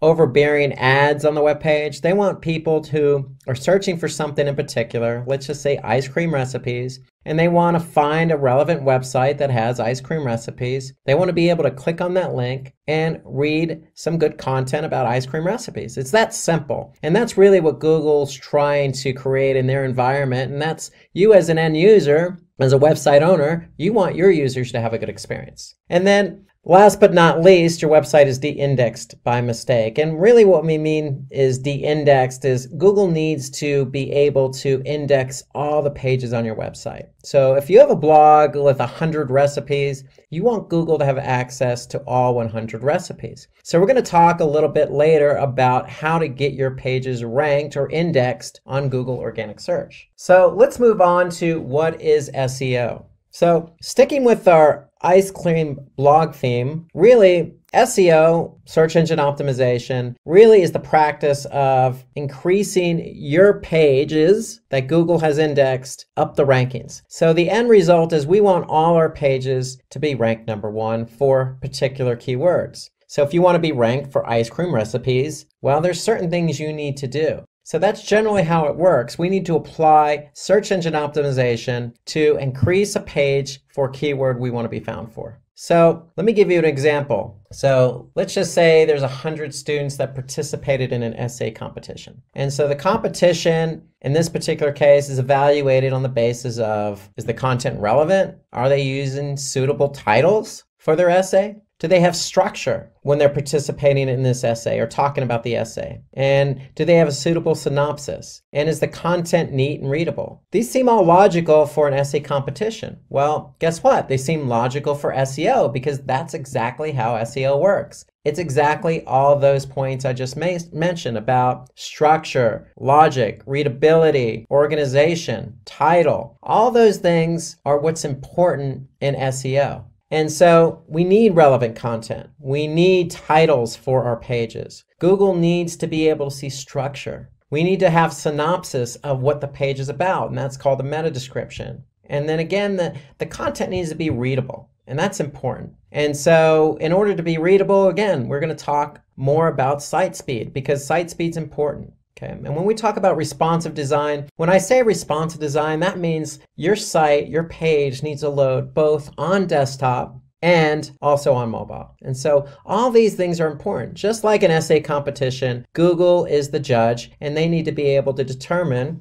what page is best to rank number 1, number 2, number 3, etc. on Google search. And then link building. Remember I mentioned link building a moment ago? Well, link building internally and externally also plays a vital role. And so we're going to talk about that a little bit later in the class when we talk about off-page SEO. How does Google rank website? And basically, Google follows 3 basic steps to rank a website. They need to crawl your website. They need to take what they crawl back to their servers. And when they take it back to their servers, your web pages, they need to have them available for indexing. So when somebody actually types in a keyword into google.com, it'll be available to be found on organic search. So that's what indexing is all about. And then Google's job when somebody does type in a search query is to basically rank those pages that they've indexed from number 1 to infinity, depending on how many pages are relevant to that search query.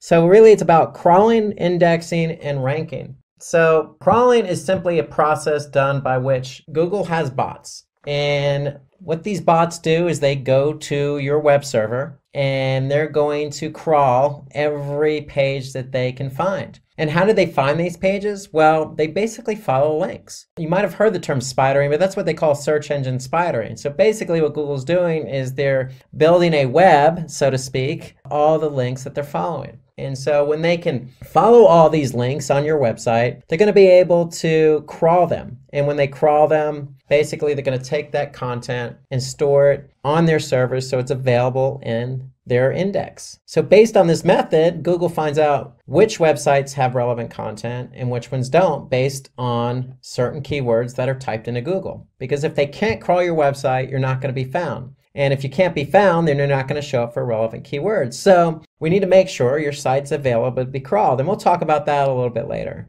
Okay, but let's show you an example. So let's just go to Google search. And if I type in the keyword Simplilearn, okay, I could see I have 1,010,000 results. Okay, and that's how many results are showing up for Simplilearn. Okay, now they may not all be Simplilearn pages, but nonetheless, Simplilearn is ranked number 1 here organically, and there are 1,010,000 pages related to the keyword Simplilearn. Now, when it comes to organic search, we don't want to get it confused with paid search. So anytime you see paid search, you're going to see something that says ad next to it. Okay, so we could see that there are paid ads here, but when it comes to organic search, those are generally below paid ads. And so that's where Google counts the 1,010,000 results. And so that's the whole idea behind crawling and indexing. Google's able to crawl Simplilearn's website, and based on all the pages that they gather, they're going to make those pages available in organic search. So if you type in a keyword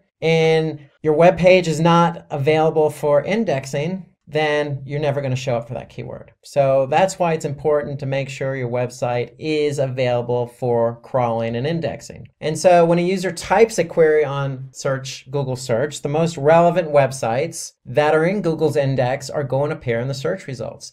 So in the example I gave with Simplilearn, well, Simplilearn is the brand name of the company Simplilearn. So there's a lot of relevancy there. So that's why you see Simplilearn show up here organically, number 1.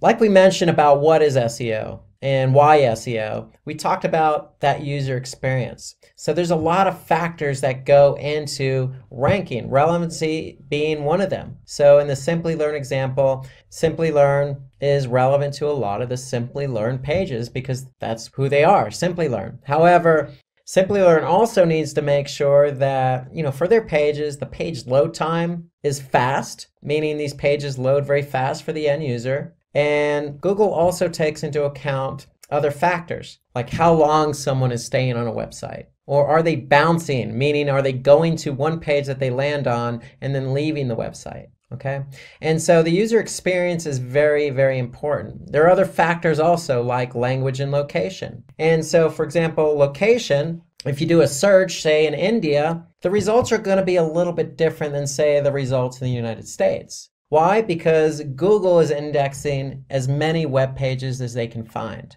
So if somebody's doing a search in India, their results may be a little bit different than the results show up in the US because Google has different bots. And these bots are crawling different pages at different times.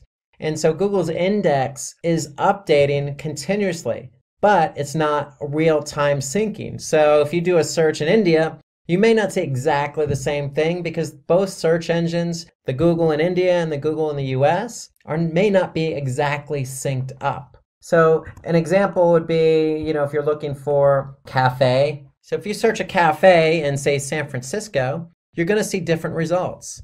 Now, if you do a search for cafes in Mumbai, you're going to see different results. There's going to be local search here at the top. There may be some paid search, but again, you may see different results because one, location, but two, Google's search engines in India and United States, google.com, aren't exactly synced up exactly at the same exact time you do that search. So location is important, language is important, and relevancy is important, along with user experience. So all those are important factors in how Google ranks websites. Okay, so we're going to talk about the types of SEO now. So if we want to rank for a particular keyword on Google, we're going to have to apply search engine optimization. And so there's two strategies to search engine optimization: on-page SEO and off-page SEO. So first, we're going to talk about on-page SEO. So on-page SEO is nothing more than optimizing your own website. And so when we say optimizing your own website, there's certain elements on your website and on your web pages that we need to take into account. And so some of those elements are headers, meta descriptions, title tags, linking. So all of those elements are something we can control as an end user who wants to rank our web page and our website on Google. And before we do anything with our website, the first thing we need to do is understand what keywords we want to rank for. In order to understand what keywords we want to rank for, we need to do keyword research. And if you do anything in SEO, keyword research is the most important activity. That's the most important thing you can do for SEO. And why do I say it's the most important? Because you need to understand, if you choose a keyword that you want to rank for, you need to understand how much traffic you're going to get from that keyword if you're ranked organically, say number 1 on Google. So how much traffic will you get if you're ranked number 1 on Google? So you need to understand what the volume is. And then number 2, we need to understand what the competition is for that keyword that you want to rank for. So if you choose a keyword and there's not much competition for it, then chances are you can rank for that keyword for a web page on your website quicker than, say, a keyword that has a lot of competition. So we need to understand those two basic factors: volume and competition, before we choose a keyword. And it's simply the practice of going through the motions of getting your volume and getting your competition data so you can choose the keywords you want. And then once you choose the keywords you want, then you can go and apply on-page SEO. You can change the title tag, the meta descriptions, the headers. All those elements can be changed, but first you need to choose your keywords. And so, again, the primary components we're looking for are how much traffic you can get, or the search volume, how much competition there is for that keyword, And of course, relevancy. Okay, you need to be able to choose a keyword that's relevant to the web page you're trying to rank for. And so let me show you an example of how to go through this. So the first thing we want to do is we want to use a tool.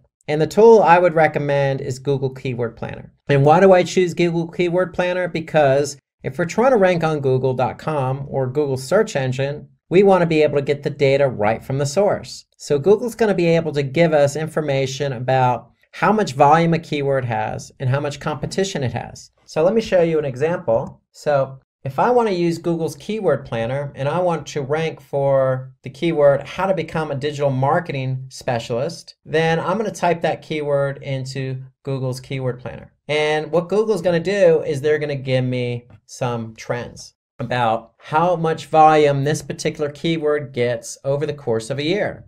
And so for that particular keyword, I can see that there are trends that appear for both desktop and mobile. So mobile is important because people start their search process a lot of times on their mobile device. So we want to be able to get data from mobile as well as desktop. And so we could see a trend here that for each particular month, over the last 12 months, we can see how much volume this particular keyword, how to become a digital marketing specialist, gets per month. And so on average, over the past 12 months, I could see how to become a digital marketing specialist averages 30 searches a month. And this is on Google.com. And so Google gives us the volume. What they also give us is the competition. And so here I can see Google says for that particular keyword, the competition is medium. And so in the Google's Keyword Planner, what they also do is give me other relevant keywords that I might think about optimizing for. Because you don't want to optimize for just one keyword. So how to become a digital marketing specialist, they're going to also offer up other types of keywords that are relevant. So just digital marketing specialist, social media marketing specialist. So for those keywords, I can see the volume. So for example, digital marketing specialist, I can see the average volume is 1,000 per month on average over the last 12 months. I can also see the competition is medium. But for some other keywords, I can see the search volume being high, like digital marketing course at 2,900 per month, but also the competition is high. And so what I would recommend as a best practice is to collect all your relevant keywords, okay? And put all your relevant keywords in a spreadsheet. And when you put all these relevant keywords in a spreadsheet, you want to get the data on those keywords. And the data I'm referring to is the volume and competition. So in this case, we have volume from Google Planner, Google's Keyword Planner, and I have competition from Google's Keyword Planner. And so if I go into a spreadsheet and I put all that information in here, I'm going to be able to see the volume and competition. And so that's important. However, one thing to note here is that Google's Keyword Planner, if I go back, just gives us low, medium, and high. And if I want to compare numbers to numbers, maybe I want to be able to get exactly the competition number for the keyword, how to become a digital marketing specialist. What I can do is go into Google and I can type in that keyword. So if I type in the keyword, how to become a digital marketing specialist, I can see there's 76 million results. So I could see 76 million results, 76.1 actually, and for the keyword, how to become a digital marketing specialist. Now that's a whole lot of results for this particular keyword, especially when the volume is only 30 per month on average. And so what I want to do is get a more clear picture of the competition. And so what you could actually do is type in the syntax all in title and then colon and then your keyword, how to become a digital marketing specialist. And when I do that, I get a different result. Here I can see only 136 listings for how to become a digital marketing specialist. But that's not just 136, that's 136 with that particular keyword that we want to rank for in the title tag. Okay, so the title tag is what you see when you type in a keyword or search query in Google search, and the title tag is what you see at the top of every search result. And so now I can see I typed in how to become a digital marketing specialist with the all in title syntax. And now I can see every listing, every one of these 136 results have that particular keyword in it. So I could see every one of them, how to become a digital marketing specialist. And why is that important? Because now that tells me I only need to climb over 136 listings to rank for that keyword, how to become a digital marketing specialist. And so the idea here is you want to get your volume from Google's keyword planner, but you want to get your competition from Google search. And again, that's simply typing in the syntax, all in title, and then your keyword. In this example, how to become a digital marketing specialist. Once you get those two numbers, you're going to plug them in to your spreadsheet. And then once you do that for a number of different keyword queries, and these keyword queries, again, have to be relevant. Once you do that, then you can go in and pick the keywords you want to optimize for. And that's important because, again, if you're not sure about a keyword, then you want to do the keyword research so you can be sure of how much traffic you can get and how much competition there is. Those are three important factors in starting the process for on-page SEO. So again, you want to create content for, say, a keyword like digital marketing. But digital marketing may seem a little bit broad. So you want to probably stay away from broader keywords because broader keywords tend to have a lot of volume, which is great, but they may also tend to have a lot of competition. But that's the whole point of doing the keyword research. Maybe it doesn't. Maybe there's more volume than competition. That's what you need to find out when you do the keyword research. You need to find those keywords that are relevant to your content, that have a lot of volume and low competition. And then once we identify those keywords, then we are free to go in and start optimizing our web pages for those keywords. And the first place we want to start is the title tag. So if you remember my example, going back here to our search, how to become a digital marketing specialist, we saw that every one of these listings had that keyword in the title tag. And the title tag is important because that's what users who use Google search see first when they type in a query and get results. So they're going to see the title tag. So the title tag is the most important element for on-page SEO. It's the most important factor because that's what people see. And so ideally when we choose our keyword, we want to make sure that keyword is in the title tag because that's what shows up in Google search. And that's what makes that particular web page relevant for that keyword query. So the idea behind a title tag, it's between 50 and 60 characters. And so we want to make sure we stay within that limit, no more than 60 characters, because what happens if it's beyond that, then Google will truncate the title tag. So if I go back to my search, you can see here on this particular title tag, Google truncated it, meaning they added the ellipses after the title tag because it exceeded the 60 character limit. So you want to stay within those character counts. And so the title tag is the first place you should start when optimizing your website. Because when we have the right keyword in the title tag and somebody types in that keyword, then chances are it's going to be relevant, they're going to see it, and they're going to click through to your website.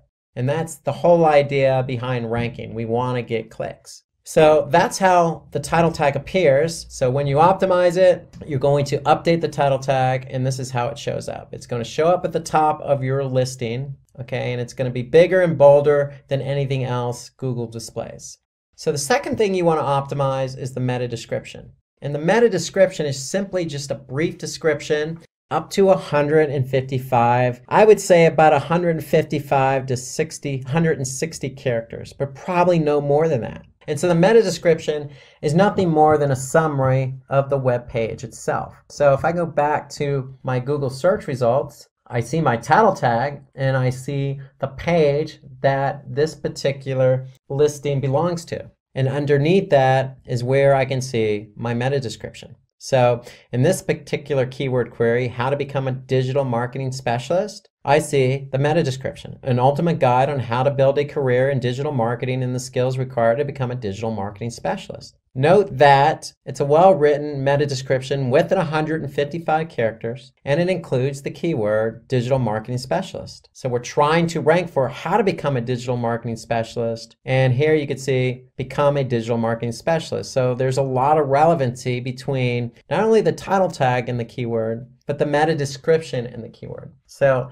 when you're optimizing a keyword, you want to start with the title tag, but you also want to update the meta description. Because if you don't update the meta description and you leave the meta description blank, then you're leaving it to Google to add in copy that they deem relevant. And so for on-page SEO, we want to take control of the copy and we want to optimize it for the keywords we want to be found for. So the meta description is a powerful tool at our disposal. It gives us more characters to work with. It gives us more to talk about. So for that particular page. And so if the title tag is only 60 characters maximum, it's not a lot of information to try and get somebody to click. So the meta description helps us in identifying what that page is about in order to get the click. So the two working in tandem will hopefully increase your click-through rates. So when you're found organically, we want to get the click. And then the third element that's important is the URL. And URL stands for Uniform Resource Locator. And why is the URL so important? Because that's what people see. So if I go back to my search result, how to become a digital marketing specialist, notice that the URL also includes how to become a digital marketing specialist article. Okay, so it's very relevant. The URL is very relevant. One, we can see it in the search results. But two, it's relevant to the keyword query. And that's important for the end user and Google. Google wants to know, hey, is this the page that's relevant to the user's query? And if it is, then this user is likely going to have a good user experience after they click on the listing. So the URL is an element that helps not only with the click-through rate, but with ranking. And having a poor URL structure doesn't help at all, because not only does Google not recognize the URL as being relevant, but the end user may not want to click on that page given the way the URL looks. So you want to try and avoid a poor URL structure. So the rule of thumb is this: if you don't understand what the URL is, then Google is likely not going to understand what the URL is. And so we want to try and keep our URL structures clean. And when I say clean, ideally you want to make sure that whatever keyword you're trying to optimize, that's the keyword that's included in the URL. Nothing included that is not understandable. So again, going back to our example, how to become a digital marketing specialist. It's very clean. The title tag is the keyword. The meta description is cleanly written, has the keyword. And then the URL is the other element that the end user can see, and that URL includes the keyword in it. So after we've done those three elements, the title tag, the meta description, and the URL, then we want to start optimizing the page itself. So ideally, when we say optimize the page itself, the page, remember, needs to be structured. And when we say structured, it needs to be structured in terms of, headers and subheaders, and organized in a manner in which the end user can read the article, read the content clearly and concisely without being confused. And so that's the job of headers. They add basically an organizational structure to the content. And with headers, there's a hierarchy. So you have anywhere from H1, which is the top of the hierarchy, to an H6. And so you're free to use any one of those headers when building out a page in order to organize the content. But ideally, you probably want to stick with an H1 or an H2, because those are at the top of the hierarchy. And what those do is they actually stress to Google that, hey, this header with this particular keyword in it is important. So if you use an H6 with the keyword in it, it's telling Google, hey, this is an H6, but it's not as important. So an H1 and an H2 tag show importance. And so let's look at an example of what that is. So here you can see an H1 is going to be at the top of the hierarchy, so that means it's going to be bigger and bolder. Then you have an H2, which is going to be bigger and bolder than an H3, but not as big and bold as an H2. So with headers, not only are you organizing the content accordingly, but you're also signaling to Google how important that particular header is. And of course, the header needs to include the keyword we're trying to rank for. So let's take a look again at that example. So if we go to how to become a digital marketing specialist, if I click on that page, I can look at the content and I can see that there are headers in here. So the headers are there to organize the content.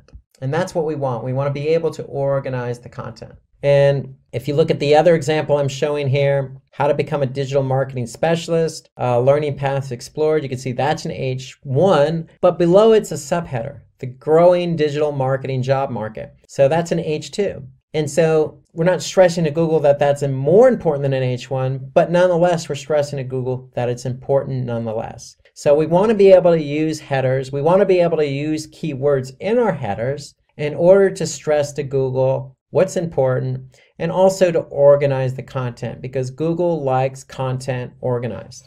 Okay, the next element we want to focus on is internal linking.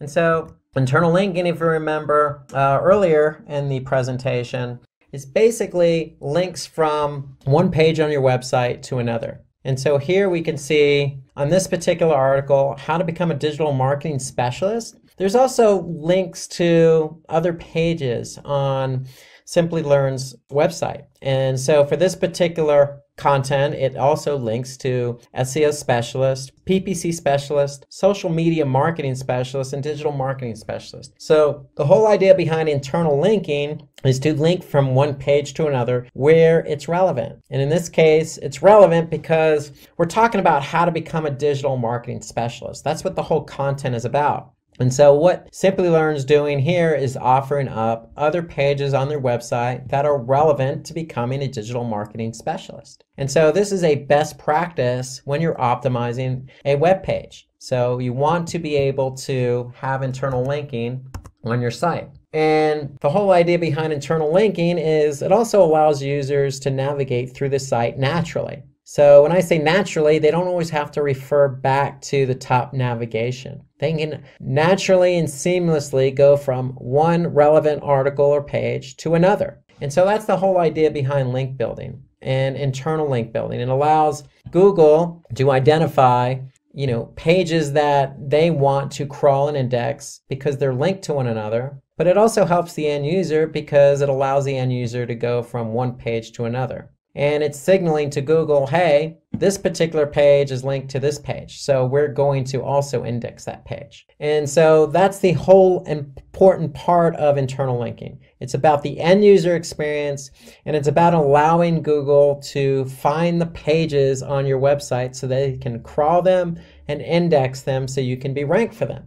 And so also, in addition to internal linking, we want to be able to use natural language. And so what do I mean by natural language or natural language processing? So what Google does is, in terms of natural language processing, they're looking for the content and the keyword.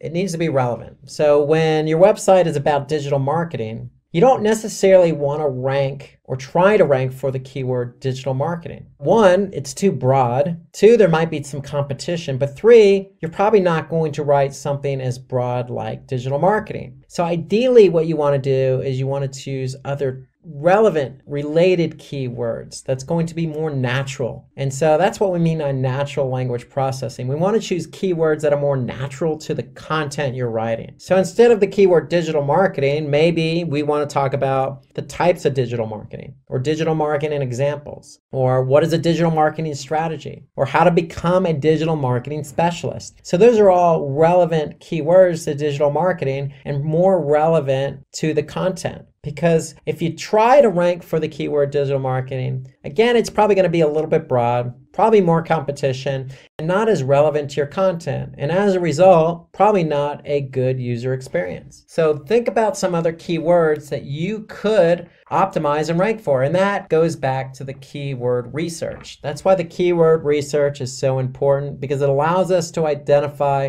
other keywords in the natural language process. What keywords are more relevant for the content? And then another element to on-page SEO is the sitemap. And so with the sitemap, it's basically a list of all the pages on your website. And the whole idea of listing all the pages on your website in one document is it helps both users and search engines understand the structure of your website.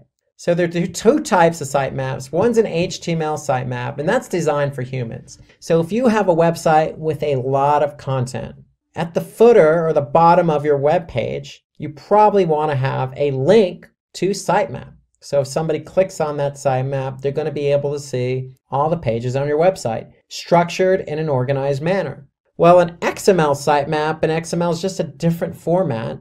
It's designed for crawlers. And so the whole idea, remember, is Google likes to crawl content. When they crawl content, they bring it back to their servers and index it. And so we want to be able to create a sitemap for Google or other search engine crawlers. And so XML is the format. So let me show you an example of how that looks. So if I go to Simplilearn.com and simply type in, say, sitemap.xml, just as an example, I'm going to get this particular page. And this particular page displays 2 XML sitemaps. So these sitemaps are there for Google to go ahead and crawl, and nothing more than a list of all the pages on your website. And so this is a quick and easy way for Google to get a hold of all those pages so that they can index them. And that's the whole idea behind SEO. You want to be able to have Google index all the content you want to be found for the keywords you want to be found for. So it all starts with the sitemap. So let's go from on-page SEO, which in recap is basically optimizing certain elements on your website so that you are relevant for a particular keyword.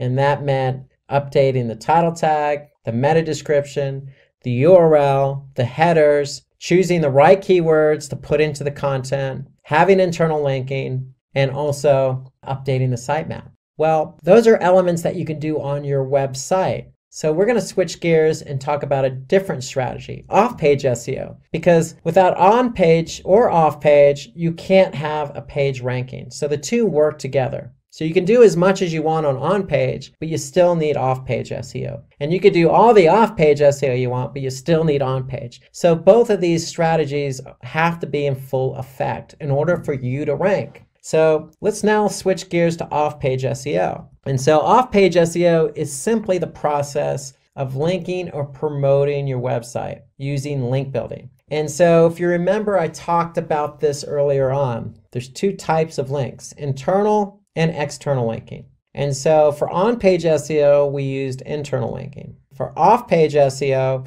we're going to talk about external linking. And external linking allows us to improve our website's recognition or relevancy or credibility. And why do we want to improve our relevancy and credibility and trustworthiness and authority? Because we want Google to know that our web page is trustworthy. It is recognized by other websites, and it is relevant for a particular keyword. And so if we can do that using off-page SEO methods, then Google's going to rank our web page for the keyword we want to be found for. So it's really off-page SEO is synonymous with link building, and there's plenty of opportunities to do link building. It just comes down to creating a strategy. So again, some of the benefits to off-page, well, we talked about being credible and trustworthiness and relevant. We need to do that in order to rank. But there's some other benefits there. So if we have a link on another credible website, then it's likely going to increase the traffic to our own website. It also creates high domain authority. And so what I mean by high domain authority is if we have basically links to other web pages pointing back to us, then basically our domain authority is going to improve. And when our domain authority improves, other websites are going to want to link to us. So the higher authoritative we are for our website, then other web pages are going to want to link to us. And so the more external linking we have, the higher the domain authority. So it all starts with linking to other high domain authority websites. So linking to a high domain authority website, for example, having a link on Wikipedia that points back to our web page creates high domain authority for us, and it helps drive traffic. So some of the other benefits of off-page SEO are credibility. So if we're linking from Wikipedia to our web page, it does create credibility for us. It also helps us increase our page rank. So remember that external linking helps build domain authority, helps build credibility, trustworthiness, and it's going to in turn help us rank for that particular page. And then certainly not last, having a good off-page SEO link building strategy increases our brand awareness, because if we're on other high authority websites, Wikipedia, or say a social platform, It's going to increase our brand awareness. And increasing our brand awareness increases our trustworthiness. And so if somebody is looking to, say, become a digital marketing specialist, then likely instead of typing in digital marketing specialist on Google, they may type in our brand name, in this case, Simplilearn. And so these are all the benefits to off-page SEO. So it's nothing more than having links on other websites that are pointing back to ours. And again, there's lots of benefits. It helps drive traffic and increases our authority. So those are things that we want to take advantage of when we want to rank. And the key behind off-page SEO or link building is always going to be content. So from an on-page SEO perspective, having quality content allows that content to be optimized for a relevant keyword and ranked. But also from an off-page SEO strategy, having high quality content allows us to have other sites, and it doesn't necessarily have to be a website. It could be a social platform, or it can be another blogging platform or blogging website, link back to ours. Why? Because the content is original, it's natural, it's well structured, it reads well. And so that's the whole idea behind off-page. You can't have links on other websites if you don't have quality content. So one of the ideas behind off-page SEO is not only do you want to create good content, but you probably want to spend a lot of time or a bit of time on others' websites. So remember the example I used earlier in this presentation about having an ice cream blog and ice cream recipes? Well, it probably wouldn't be a bad idea to say spend some time on other blogs related to desserts, related to cakes, related to food in general, related to vegetables or other items that people could link from. So the whole idea is understanding who else is out there, who has relevant content that you could share. So you could share your content with them, they can share their content with you. And generally that's how it works naturally anyway. In the web sphere, if somebody likes your content, they're going to link to it. They don't necessarily have to wait for you to ask them. But it might not be a bad idea to understand who else is out there that has content similar to yours so that you can, get a link on that particular website or blog post. And so some other ideas behind having external links pointing back to your website is social media. So social media is not just Facebook or Twitter, but it expands beyond that. There's Quora, there's Medium, there's all sorts of content generated websites like Reddit. So the list goes on and on. You just need to find what's relevant for your content.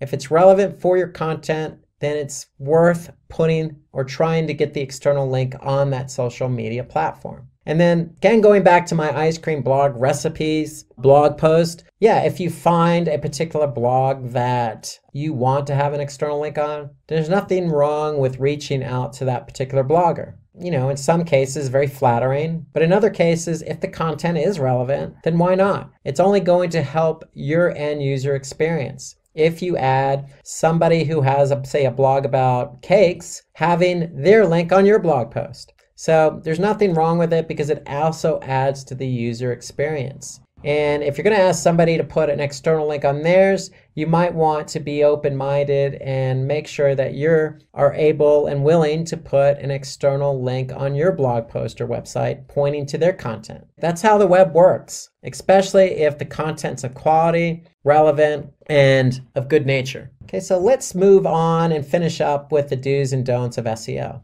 So we talked a lot about why SEO, what is SEO, how do we rank for SEO, what is on-page SEO, what is off-page SEO. And so let's just wrap up with some of the things you, again, want to do to rank your page for a particular keyword and some of the things you don't want to do. So the first thing on the list is optimize for white hat techniques. And what I mean for opting in for white hat techniques is basically everything I just mentioned today. You want to do keyword research. You want to choose a natural language processing format so you could choose keywords that are going to be relevant and natural to the content. And you don't want to opt for black hat techniques. And black hat techniques are probably not even worth going into detail, but one example is choosing a keyword arbitrarily, like say digital marketing, and just stuffing that keyword into the content. So that's probably not something you want to do because, again, it's not going to be good for the end user. So stay away from black hat and focus on some of the techniques we talked about in today's presentation. The other do we want to do is get backlinks from relevant sites. So that's off-page SEO. Again, it's what I mentioned earlier. It's about linking your quality content to another person's website that also has quality content. We don't want to have a backlink from an irrelevant site. Why? Because it's not going to be relevant, and it's also going to hurt our authority. Because if it's on a site that's not of good quality, then Google's going to look at us and say, well, this site is linking to your site, but it's not relevant. So therefore, we're not going to look at you in the same way as if you were on a quality website. We do want to use our keywords naturally because title tags are what people see first on organic search. But you don't want to use the same title tag on every page of your website. So we want to stay away from doing that. So you want to have a unique title tag for every web page on your website. And ideally, what does that mean? That means using our keyword research to choose 1 to 2 keywords per page and optimizing your web page for those 1 to 2 keywords. So ideally, what you want to do is have 1 to 2 different keywords for every page on your website. We definitely want to write engaging content. So the content should be engaging. Remember, user experience. We want users to stay on our website. We want them to enjoy the content that they're reading. And we want them to go from one page to another naturally. We definitely don't want to leverage or plagiarize or just copy content from others' websites because it's not, 1, probably going to be relevant to what you're writing about. 2, it's duplicate content and it's somebody else's. So that's a black hat technique we want to stay away from. I can't emphasize this enough. We need to do keyword research first before you do anything else. You need to find relevant keywords. And not only that, you need to understand the volume and the competition for each of those keywords. Okay, you don't want to choose a keyword that has low volume, high competition. You want to choose a keyword that has high volume, low competition. But above all, you want to choose keywords that are relevant to your content. We want to avoid keyword stuffing, so don't take a keyword and just stuff it everywhere on the page. It's not going to be natural, and Google's going to be able to pick up on that. So we want to maintain some level of quality with our content and quality with the keywords that we choose. So reminder, when you have quality content, it's always going to link internally to another page on your website with quality content. But it's got to be natural. And don't just build site-wide backlinks, meaning don't just have an internal link to the homepage, or don't have every page on your website linking to just one page. So internal linking should be natural, naturally linking from one page to another. Not only does it help Google understand and crawl all the web pages on your website, but it's good for the end user. It's good user experience. And certainly last, but something I didn't talk about, it does take time to rank your content. So remember the process. You're going to write your content. You're going to choose keywords. You're going to change the elements on that page for those keywords. And all the while, you're going to make sure Google can crawl that content. And when they crawl it, they're going to index it. The process takes time, especially if you choose a keyword that's competitive. So just be patient. If you have quality content and you've optimized for on-page SEO and off-page SEO, then you will rank for that keyword. And then make sure your website's user-friendly and mobile-friendly. So we talked about responsive content earlier. So remember, most users today start the process of search on mobile. So we want to make sure your websites are mobile-friendly. Search engine optimization starts with the keyword because we want to be found for relevant keywords. And so the first step in search engine optimization is always going to be keyword research. So it is the most important step. And so what is keyword research all about? Well, it's the process of identifying keywords we want to be found for on the search engines. So millions of people use search engines on a daily basis. We want to be found for those keywords that people type in that are relevant to the content we want to be found. So going back to the Italian restaurant example, if we're writing a blog post about Italian restaurants, if somebody types in the best Italian restaurants or Italian restaurants in a specific city, we want to be found for that content if it's relevant to what we wrote about. So keyword research should be done based on two factors, really. It's based on the factor of how much traffic or volume a particular search engine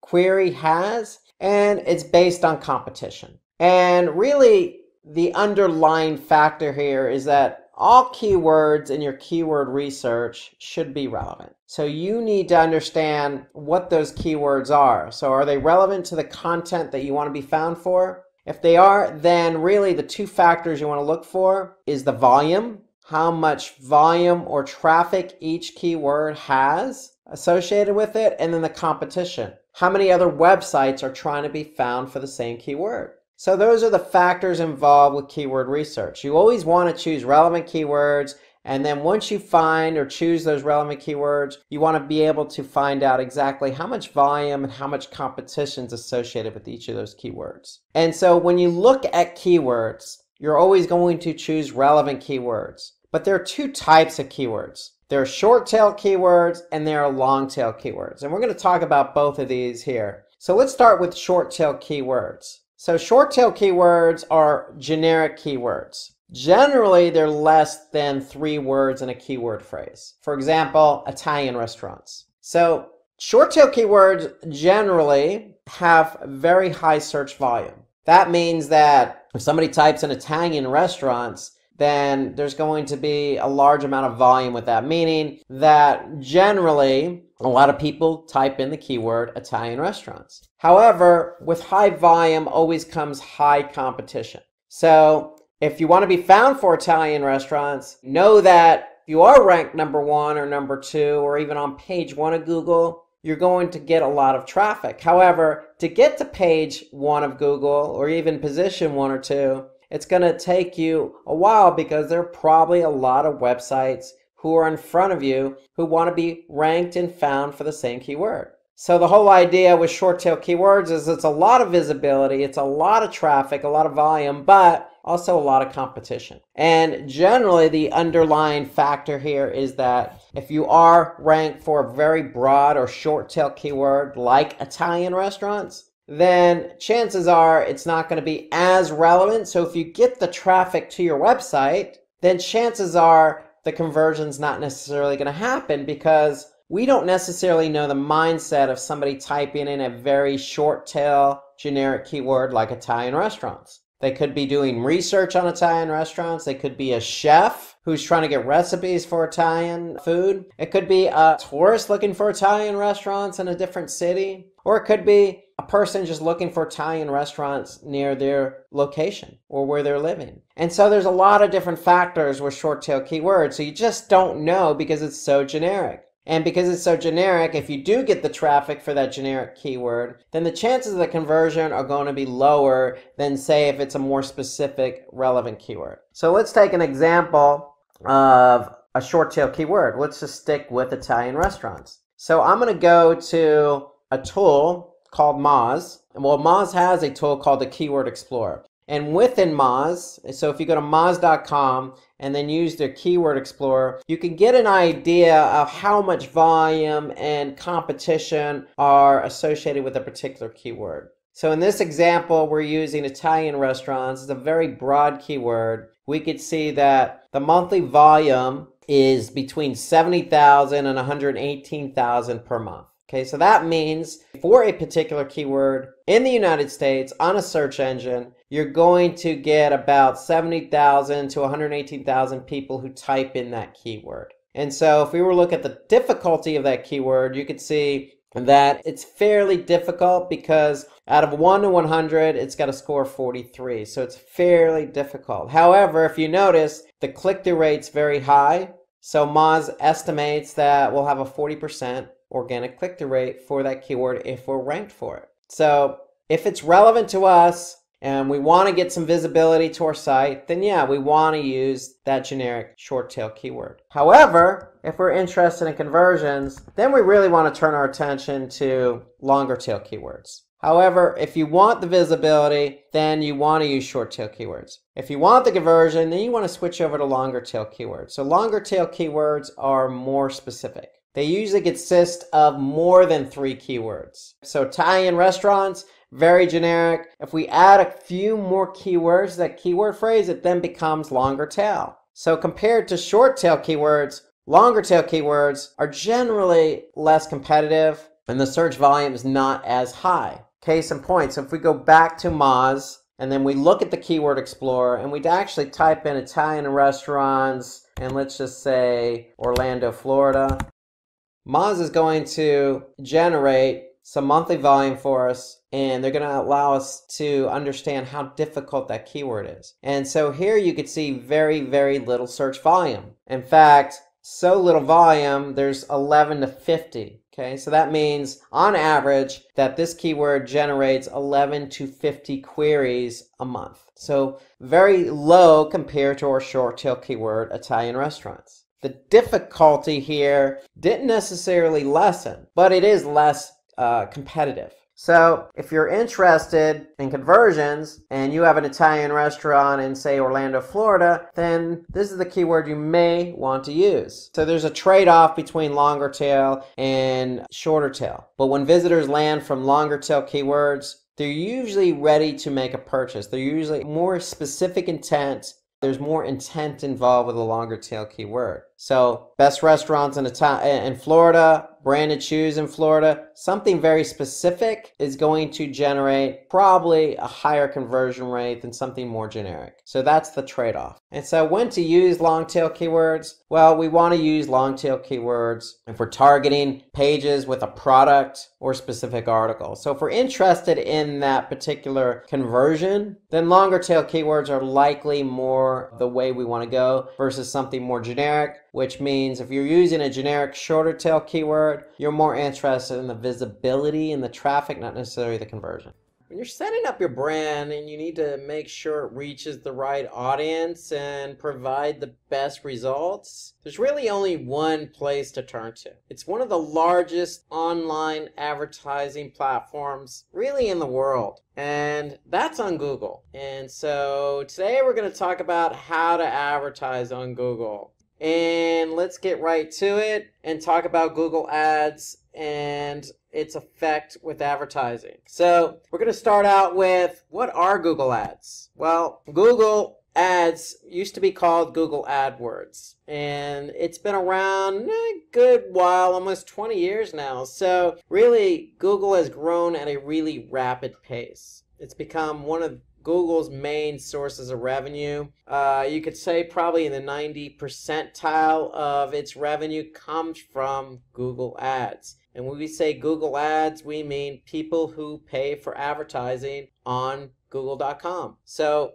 Google Ads, really what it does is it provides services that fall under the category of PPC, which stands for pay-per-click. You also may hear Google Ads or PPC referred to as cost per click or CPC or sponsored search. Really what it comes down to, it's a model. So when you advertise on Google.com and somebody clicks on your ad, basically you're paying Google for the click. Okay, so it's just really a business model where an advertiser pays Google to have their advertisement on Google.com, but they only pay Google when they get the click. So that's really, in a nutshell, how it works for advertisers. If I want to advertise my business, I can go to Google Ads and say, Google, place my ad on Google.com. And then if my ad does get shown on Google.com, somebody clicks on it, it's just as simple as I pay Google a fee. So Google Ads is just an online advertising platform developed by Google with which advertisers can pay to display ads. They can offer up their services. There's video involved. There's obviously mobiles involved. So you got all the necessary devices and platforms available in Google's ecosystem. So for example, if I go to Google search, even if I type in, what is Google Ads, here I could see a total of 1.8 billion results for what are Google Ads as my search query. So in search, you got a lot of different things going on here. You have organic results, you have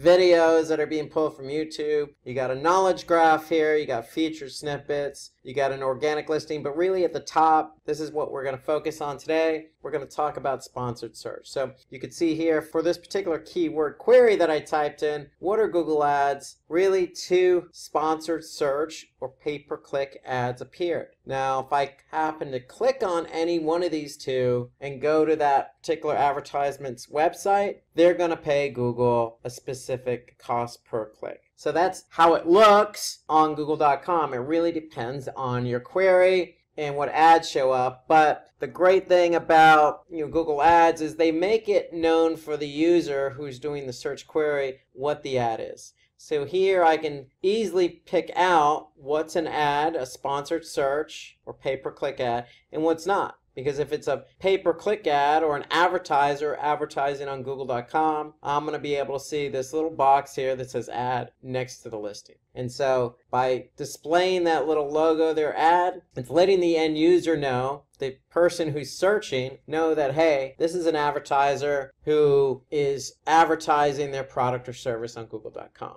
Okay, so that's how you can differentiate between paid search and organic search. Organic search here, or even down here, doesn't have that little ad box next to the listing. So if it doesn't have the little ad box, it's a paid search ad. Now, why do we want to advertise on Google Ads? Because it increases visibility to high quality audience. So what I mean by that is, search is really a great place to advertise because you're meeting the consumer halfway, meaning somebody's typing something in and your ad is there to help them find what they're looking for. So Google Ads advertises your product or service to the relevant audience to ensure the users perform the action required of them. So it's really a great way to get quality audience to your website, because if somebody types in something and you happen to offer what they're looking for, basically your ad's going to show up, somebody clicks on it, you pay Google for the click, and you get quality traffic in return. So the other great benefit to being on Google Ads is increases brand awareness. So it's a great way to get your product and brand out there.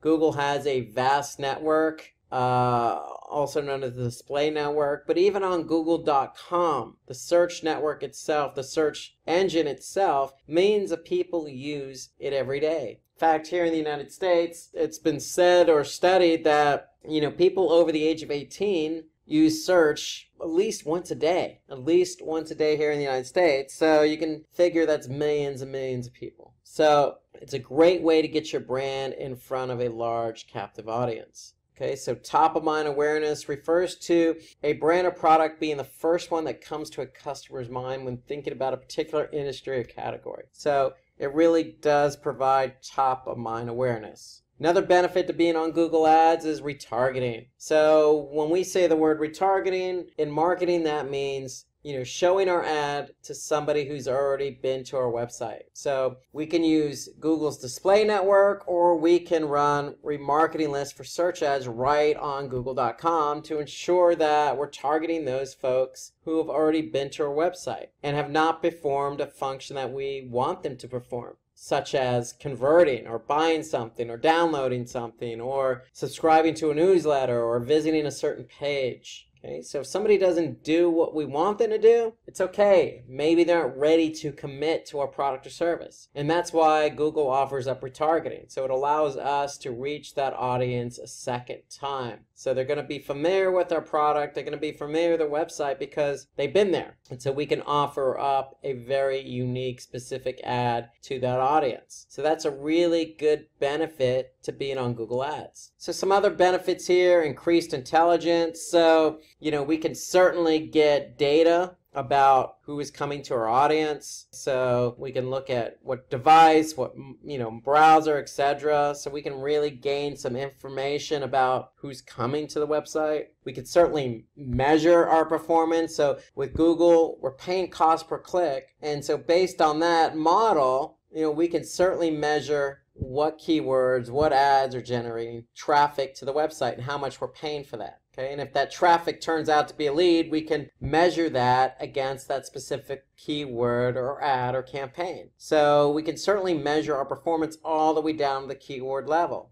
And we can measure up against how many conversions or what we're paying for those conversions. So Google Ads is a very highly quantitative approach to advertising because there's lots of numbers involved. And you're constantly collecting information about your advertising on Google.com and its network. And another benefit really is its high flexibility. So Google Ads has a number of different options. So we can customize our ads based on an audience, based on a keyword, based on a specific website, based on retargeting. So we really have a lot of options, not to mention the number of options in terms of the ad format. Text ads, dynamic responsive ads, video ads, display ads. So Google Ads has very flexible options in terms of advertising. And we're going to talk about some of those as we move along here today. So another big benefit here, and this is what I always suggest, is if you're not ranking organically, then you might want to consider Google Ads. Because as we've shown here in our example, if I go back to our example a couple minutes ago, if you want to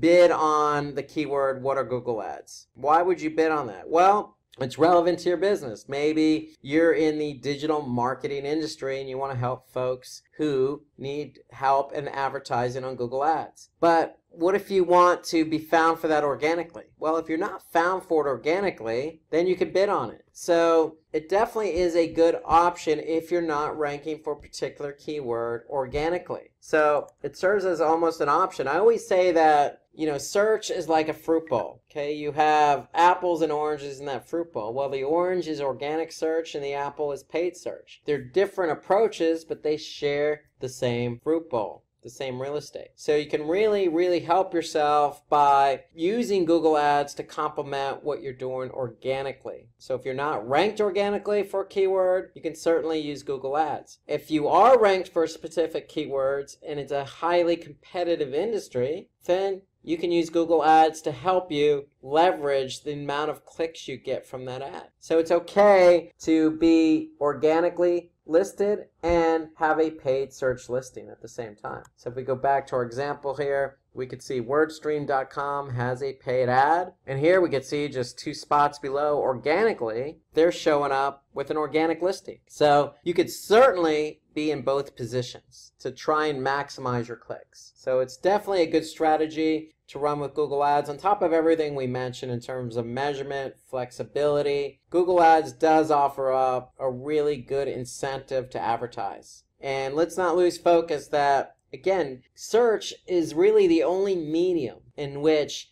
you're meeting somebody halfway based on what they're looking for. And when I say halfway, meaning your ad is going to appear for somebody who's looking for something, whether that be food, a cafe, a plumber, a doctor, or directions. Search is there to serve that person's needs. There's no other advertisement platform or no other channel out there in terms of advertising that reacts the same way, whether that be TV or radio or email marketing or affiliate marketing. Search is unique in that regard. So search engine results pages are the pages that are displayed by search engines in response to an ad. So that's SERP. And so you could certainly, be listed in the SERPs, or also known as organic search. But the great thing is Google Ads is there to help you get your brand or product in front of that user looking for a specific need or service. So let's shift focus now and talk about the various formats in Google Ads. On Google Search, we have text ads. So text ads are the only ad format on Google Search. And so here you can see in this example, you have a headline. So not only do you have one headline, you have 3 headlines in one ad. So JBL headphones, 1 headline. Wide range of headphones, 2nd headline.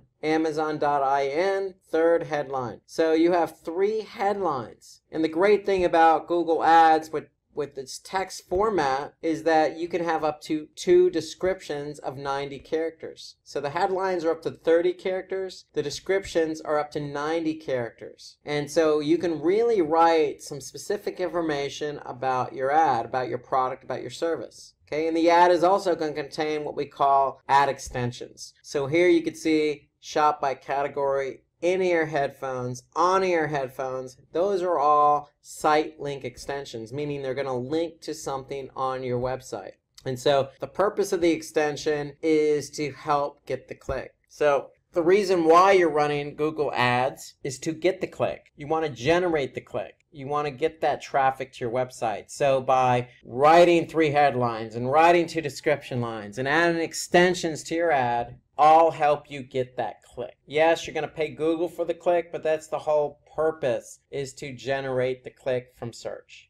Because remember, search is there to respond to somebody's need or query. And so if you get the click on your ad, chances are it's going to be a highly relevant visitor to your website. So Google offers up a lot of opportunity for you to write a lot of information in your text ad on Google for Google.com. So Google also has other formats, and so they also have responsive display ads. So when we say responsive, we mean Google can serve up a specific image from your website based on what somebody's looking for, based on the page that they went to. So these ads are responsive. They adjust their size, appearance, and format depending on the space available. So responsive can also be text and or image. And so the whole point of response is if you have a large website, let's just say with a lot of different products and categories like Amazon. Well, it's hard to write static ads for thousands of particular categories and products. So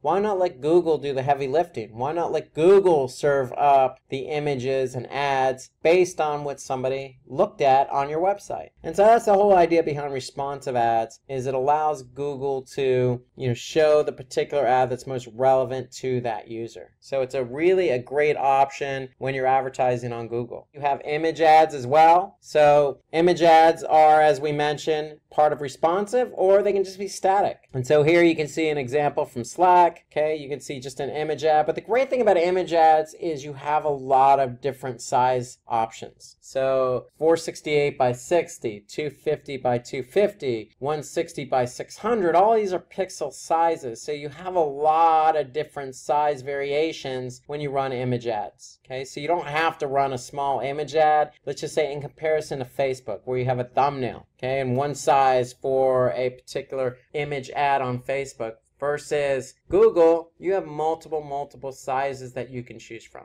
in terms of running image ads. So image ads are really a great option if you're going to advertise on Google. Okay, you also have app promotional ads. These ads are used to drive app downloads and engagement. So here you can see an example for Uber. So that's another option too if you have an app and you really want to drive engagement for that app. And then you also have video. So Google owns YouTube. So you can run advertisements, video advertisements on YouTube. So they could be standalone or they can be inserted into other streaming video content as, say, a pre-roll. Meaning people are going to look at your ad before actually watching the actual video they went to YouTube for. So you have a lot of different options with video advertisements on YouTube. So the other ad format you have on Google are shopping ads. And shopping ads are really a great way to get your product in front of the right user. So if somebody's looking for shoes or running shoes, it's an opportunity for you to run shopping ads so you could put that particular shoe with the description, with the price, with your brand name in front of that user. And so with a cost per click model, if a user clicks on your shopping ad, then chances are they're probably going to convert because they could see the product, they could see the price, they could see the product name, they could see the brand. And so it's an opportunity for you to really drive high quality traffic to your site with the opportunity to convert somebody at a very high rate. So shopping ads are really good because it prevents unwanted clicks. If somebody clicks on that ad, they're definitely interested. So let's take a look on search to see how that looks. So if I go to Google search and I just type in running shoes, so my search results are going to list not only some paid ads, but a lot of different options on shopping ads. So here I could certainly scroll around and see all the different brand names. I could see the price point. If I hover over it, I can actually see, some other information about it like reviews. return policy. So if I actually click on this ad, chances are I'm going to buy it. Otherwise, why would I click on the ad as an end user? And so that's the great thing about shopping ads. It gives you, the advertiser, an opportunity to really get your products in front of people who are looking for your product or service. And given that you're listing the price, if they like the price and they click on your ad, they're probably going to go ahead and follow through with the conversion. So it doesn't necessarily have to be running shoes. It could be anything that you have to offer a user. So running shopping ads on Google is a good strategy if you have products. Okay, so you can showcase these shopping ads on Google search by certainly really giving Google access to your product inventory, connecting in some reviews, connecting in some information, connecting in the pricing points, and voila. It's really fairly easily to set up Google shopping ads within Google search. And the great thing about shopping ads is it also appears under images and also appears under shopping. So if I'm on Google search, I can go to shopping or I can go to images and I'll see those same image ads show up here at the top. And I will certainly see those under shopping as well. So shopping ads allow you to really showcase your products on Google search to those looking for that particular product. So it's really a great option with Google. You also have call ads. So when we say call ads, really call only ads are great for mobile. So when you run advertisements on Google, if you have a phone number associated with your business, you can certainly add that phone number to the ad. So if somebody's searching on their mobile device and your ad is displayed along with your number, if they click on your number, they're actually going to call your business, and Google can track that. They can track how many people click on your number and even turn that into a conversion for you. So if you have a phone number associated with your business, it's wise to go ahead and set up what we call a call extension as part of the ad, because if somebody sees that ad with that phone number on mobile, it allows them to easily just click on the number and call your business. And so Google can track calls as well. So keep that in mind if you have a phone number and you want to associate that phone number with an ad. Okay, so let's move over to where is Google showing your ads. I showed you an example of Google search. So we looked at text ads, we looked at shopping ads on Google Search Network. So Google Search Network really allows you to advertise on Google Search. So with Google Search, if I go back to Google Search and I go to all, I typed in running shoes. Okay, here I can see shopping ads. Here I can see a couple of text ads. So you have the opportunity, if you're running only text ads, to show at the top. And if you're not at the top, then Google will place you at the bottom. So it really depends on the keyword that somebody's querying in Google search. So it really depends on how many people are advertising.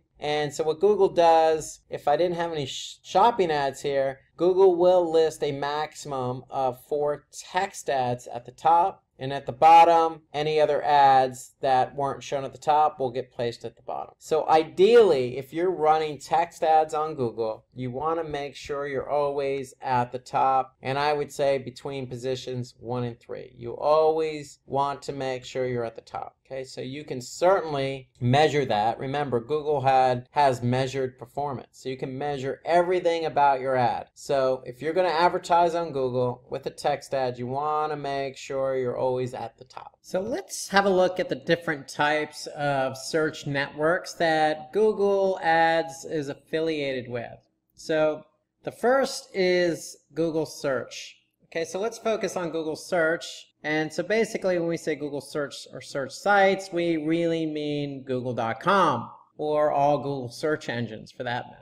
So if you want to advertise to a mass audience, you want to probably start with Google.com because, again, millions of people use it on a daily basis. And so if you're advertising on Google.com, your ads will appear basically below or above the search results on a Google search. So if somebody searches for something, depending on the search query, they're going to see results. Now, depending on the device, also, so they could be on mobile or on desktop, they could see sponsored ads or paid ads, they could see local listings, and they could see organic search results. So for example, this is what an ad would look like. So let me show you what that looks like on Google search. So if we go, for example, to google.com and type in the keyword classes on digital marketing, we could see some search ads here. These ads appear above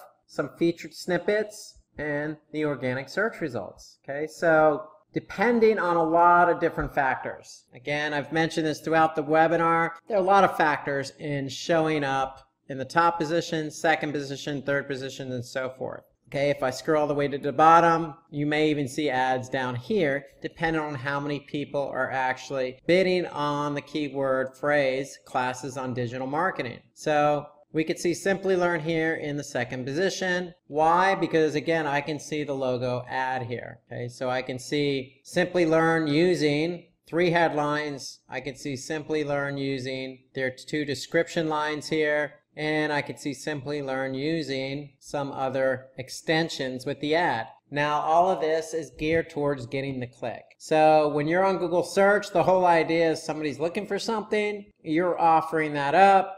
And so it doesn't even matter if you're in the top position. Ideally, you want to be in these top 3 positions in order to get the click. Okay, so that's the whole idea behind being on Google search. If you're on Google search, you have the opportunity to be at the very top of the search result or in the top 3 above local listings and above organic results. Now, if I change my search query and typed in coffee in San Francisco, my search results are going to be completely different. I'm going to see local listings here. Okay, so this is tied to Google My Business, not Google Ads. Okay, so this is completely different. So don't mix this up with running ads on Google search. So Google My Business is tied to local listings or Google Maps. And again, with desktop, which is what I'm showing you the search result on, you're going to see likely Google local listings above organic results. Okay, and if I go back to my previous query of classes on digital marketing, I'm going to be able to see paid search results above local and organic listings. So in other words, if you're running ads, ads are going to trump any other type of result on Google search if you can be in positions 1 through 3. Now, in addition to google.com, Google also has something called Google Search Partners. So if you set up an account and you set up a campaign in Google Ads, you have the option to choose Google Search as your network. And then as an alternative or an additional option, you can advertise on Google Search Partners sites. And so some of their search partners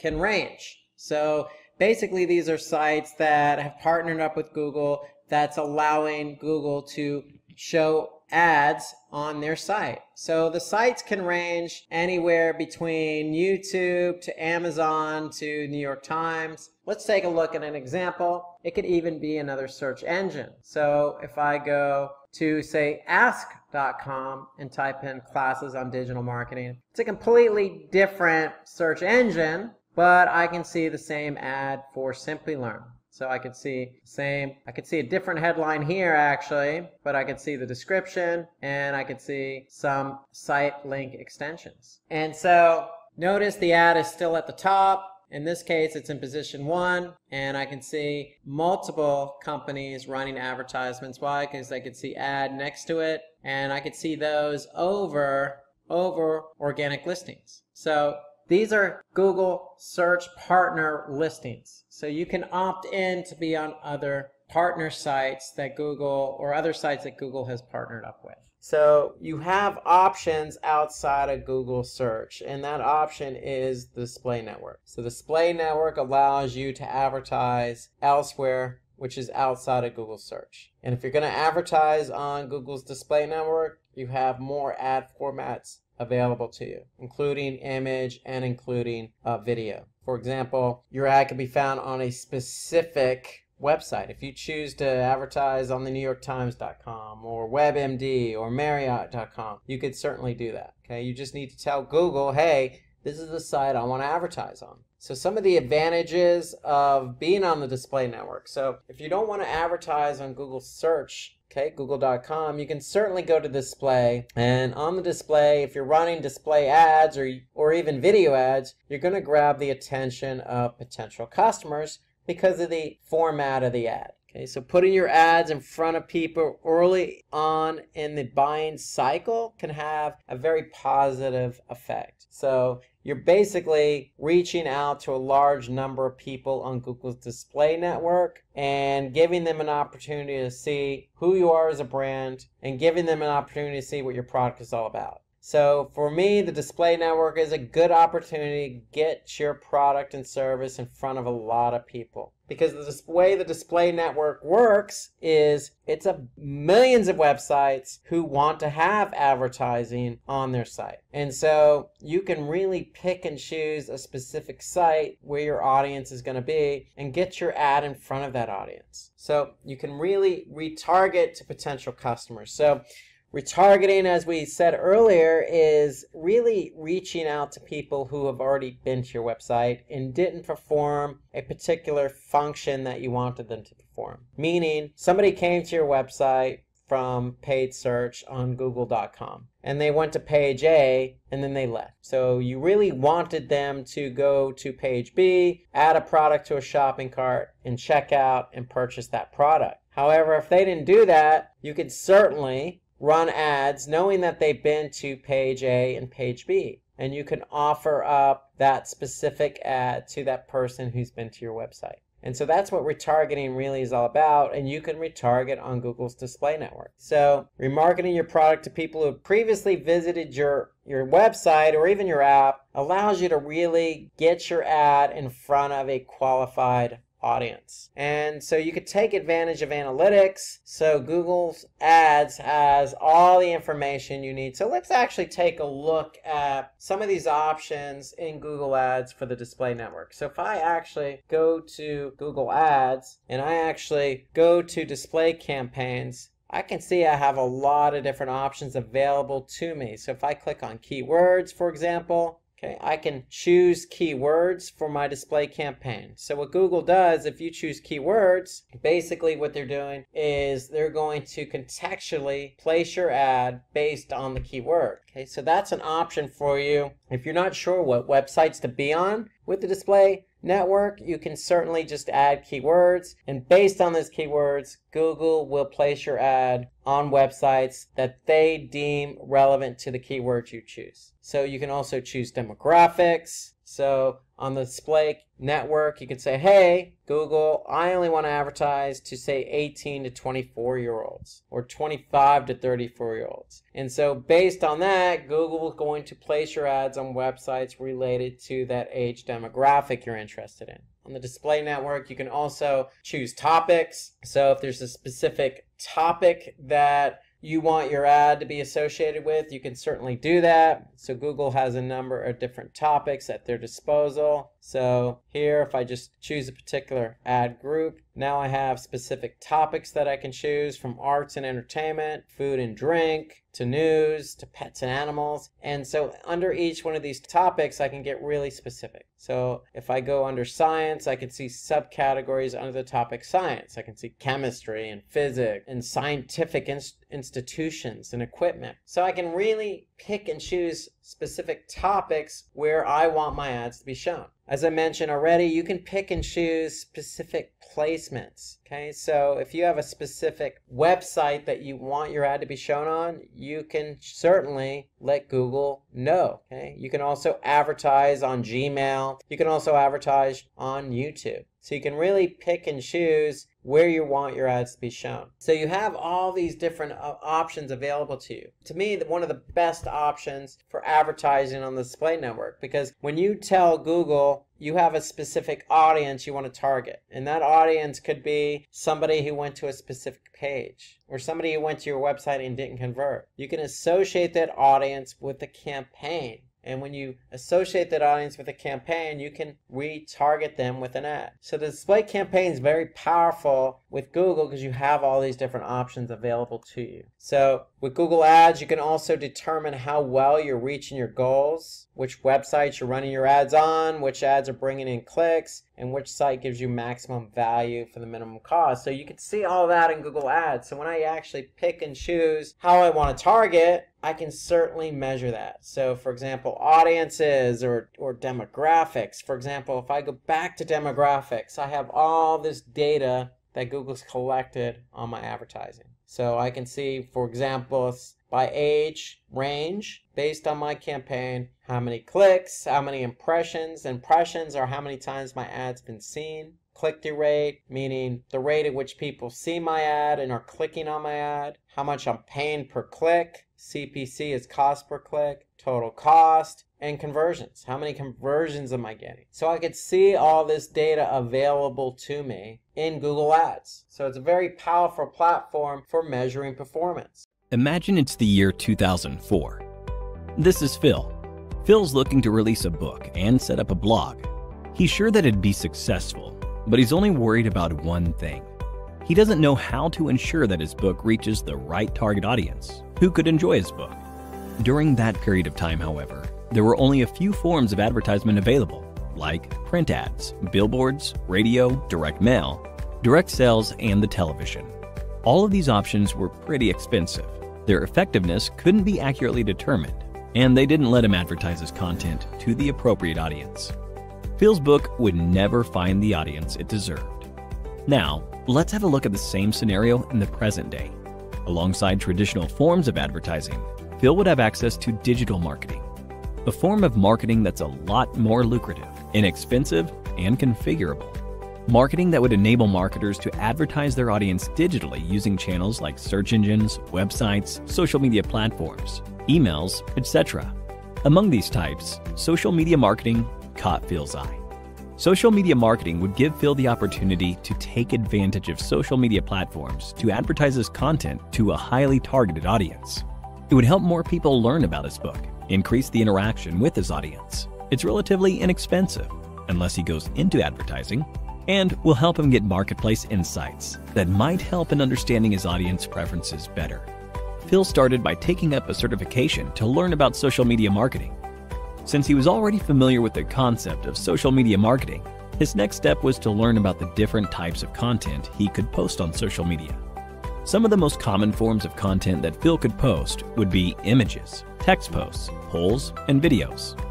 But over time, Phil began to notice that not a lot of people were being exposed to his content. Phil needed to advertise his content. For that, he would need to use the advertising options provided by the social media platforms like Facebook, Instagram, YouTube, LinkedIn, and Twitter. Most advertising platforms offer users with a number of different options like image ads. These ads involve the use of single or multiple images that are attractive and have the optimal amount of text. They also have a call to action that encourages user interaction.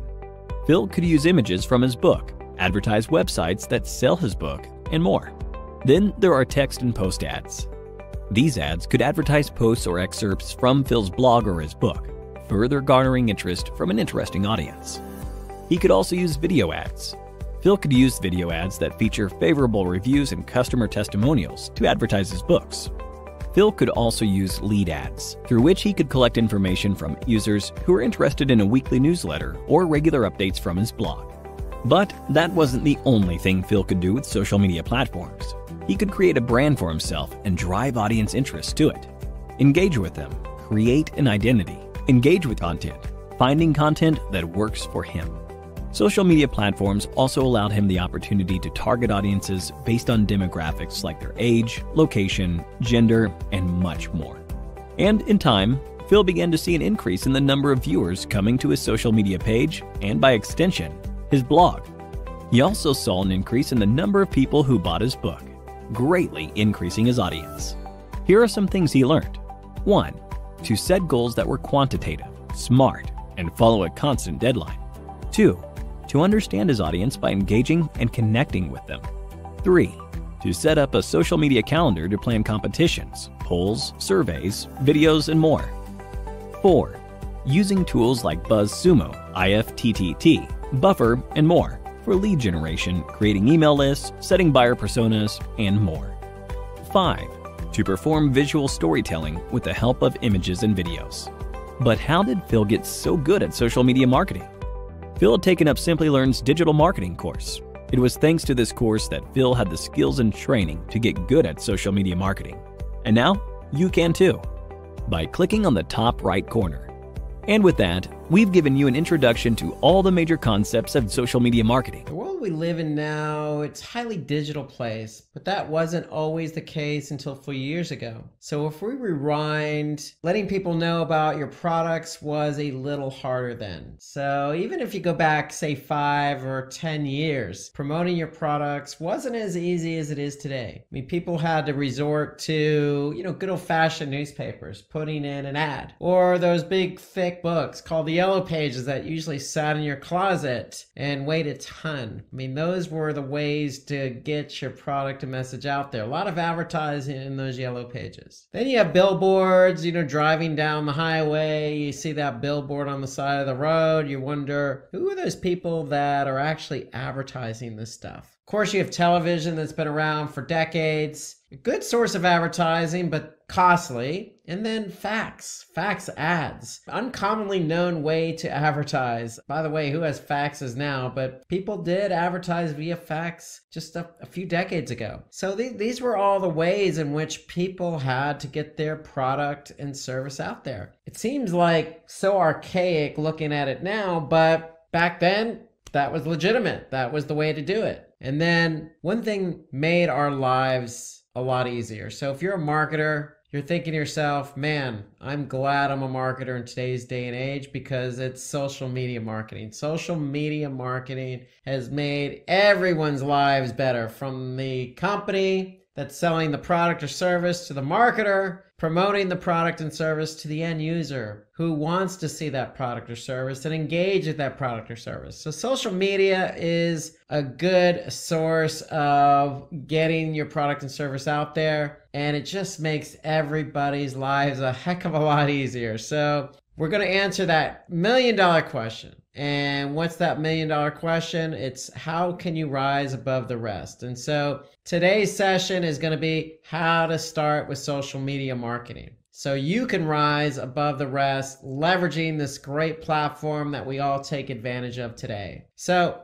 let's start by asking the question, what is social media marketing? Social media marketing involves increasing website traffic. It centers around engagement. It offers you the ability to increase your brand awareness, and it has other marketing goals. So you can create various forms of content for different social media platforms. So that's really, in a nutshell, what social media marketing is. So again, if we want to increase our traffic, or we want to increase our engagement like likes or comments, then look no further than social media marketing. If we want to engage with our users, our customers, our potential and prospective customers, we can really put a personalized experience in place using social media marketing. We want to create different forms of content like videos and blogs and infographics and other types of graphics with the potential to actually go viral. And what we mean by viral is spreading like wildfire. One user sending it to another as rapidly as can be. And before you know it, you get, millions of views and millions of likes. I mean, that's the power of social media marketing. So why do we want to do social media marketing? And I think we just answered some of those questions, but let's dig a little bit deeper. We mentioned in our definition of social media marketing that we have the opportunity to really build our brand awareness. And that is no more truthful than with social media marketing. More so than any other digital marketing channel, social media marketing allows us to really put our brand in a good light, in a good position in front of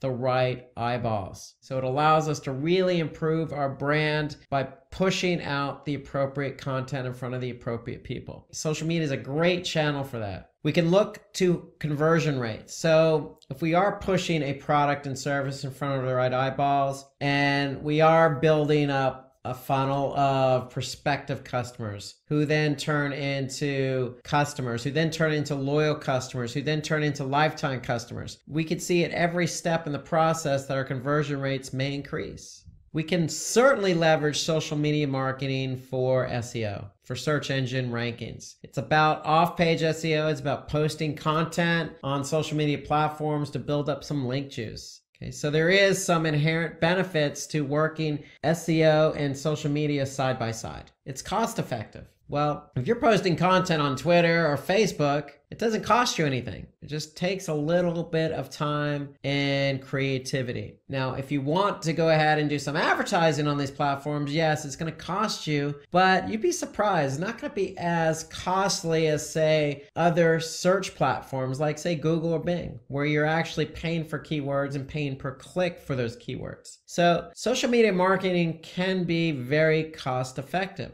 And then increase top funnel traffic. So it goes all the way back to brand experience and brand awareness. If you're putting yourself in position to get seen by your target audience, okay, your target audience goes from seeing your brand for the first time to getting to know your brand a little bit more, to maybe buying a product or service from your brand, then returning to buy another product and service, and then continuing to buy that product or service. I mean, that's increasing the top funnel traffic, and not just the traffic, but the conversions. So at every step in the process, social media allows you to build that funnel, depending on where somebody is, whether they're seeing your brand for the first time or actually returning to purchase the product or service again. So that's the inherent benefit. These are the inherent benefits of social media marketing. Today, we are going to talk about all the different ads that Facebook has to offer. So, introduced back in 2007, the Facebook ads platform has grown tremendously over the last few years. Almost $4 billion of revenue in 1 year. So what does that mean? That means there's a lot of advertisers. Why is there a lot of advertisers? Because a lot of people use Facebook. It's a popular platform. So not only is it popular, but it's popular with advertisers because if you're advertising on Facebook, you have the opportunity to share your product and your brand with users who you think are going to buy your product or associate with your brand. And on Facebook, you can do that a number of different ways, specifically in somebody's newsfeed. And specifically that person's newsfeed that again is potentially interested in your brand, your product. So there's a lot of ways to advertise and a lot of reasons why you want to advertise. So I just mentioned one of the reasons. Hey, it's an opportunity for you to reach out to people who are targeted, who are specific to your product and your brand. So not only that, but you combine that target audience with the amount of time that people spend on Facebook. Okay, people spend a lot of time on Facebook. In fact, not only do people spend a lot of time on Facebook, there's a lot of people on Facebook. In fact, 2.27 billion in the third quarter of 2018. And so when we say spend a lot of time, we mean going to that Facebook profile at least once a day. Okay, so a lot of eyeballs throughout the day checking their newsfeed on Facebook. Facebook also enables you, the advertiser, to find the perfect audience. And so that's the great combination. A lot of people on Facebook and targeted audience. So it's a platform that allows you to put your product in front of people based on specific interest, specific demographics, specific location. So you're really putting your product out in front of the right people at the right time. And so the other positive and pro about Facebook is it's lesser spend, greater reach. And what do we mean by that? Well, traditionally, Facebook is a little bit cheaper than other online advertising models. It is definitely a lot cheaper than your traditional advertising models. And Facebook has been known to have good return on investment because it's cost a little bit less than other advertising models and other advertising platforms. So that's the other benefit to being on Facebook. So if you're into building a brand, you want to be on Facebook. Why? Because it helps you increase your brand awareness. It's going to help you allow users to know what your brand is all about. Because remember, you're putting your brand in front of like-minded people, or people you think that are going to associate with your brand, that are going to associate with your product. So you put your brand out there, you incorporate your advertisement in somebody's newsfeed, it's going to add value. It's going to establish trust and credibility, especially if that person's friend is associated with that brand. So instant credibility if friends and family members of a person on Facebook are associated with your brand. So it has the opportunity to really lend a lot of credence to somebody who is on Facebook, active on Facebook, and is your targeted demographic. And the great thing about Facebook is it also has other features, other advertising features such as retargeting. So you could target people who've already expressed an interest in your service or product. But if they didn't go through the conversion process, meaning they didn't go all the way through and buy your product, you can certainly reach out to them again. Just like your traditional retargeting options on, say, Google or some other advertising platform, Facebook works the same way. We want to be able to reach out to people who aren't fully committed at the point in time, but we can reach out to them at another point in time. And so Facebook's advertising platform allows us to do that. So it's a great feature that we could take advantage of that we'll talk about more throughout this session. And then it helps increase revenue, sales, and leads. And that's primarily what most advertisers are after. You know, more revenue, more sales, more leads. So Facebook allows us to educate our audience, again, a targeted audience, about a specific product we have to offer. So the more our audience knows about our product, especially if their friends and family members and colleagues are using the product, then the more likely they're going to purchase. So if you go back to the other feature, higher revenue, less spend, this is the primary reason.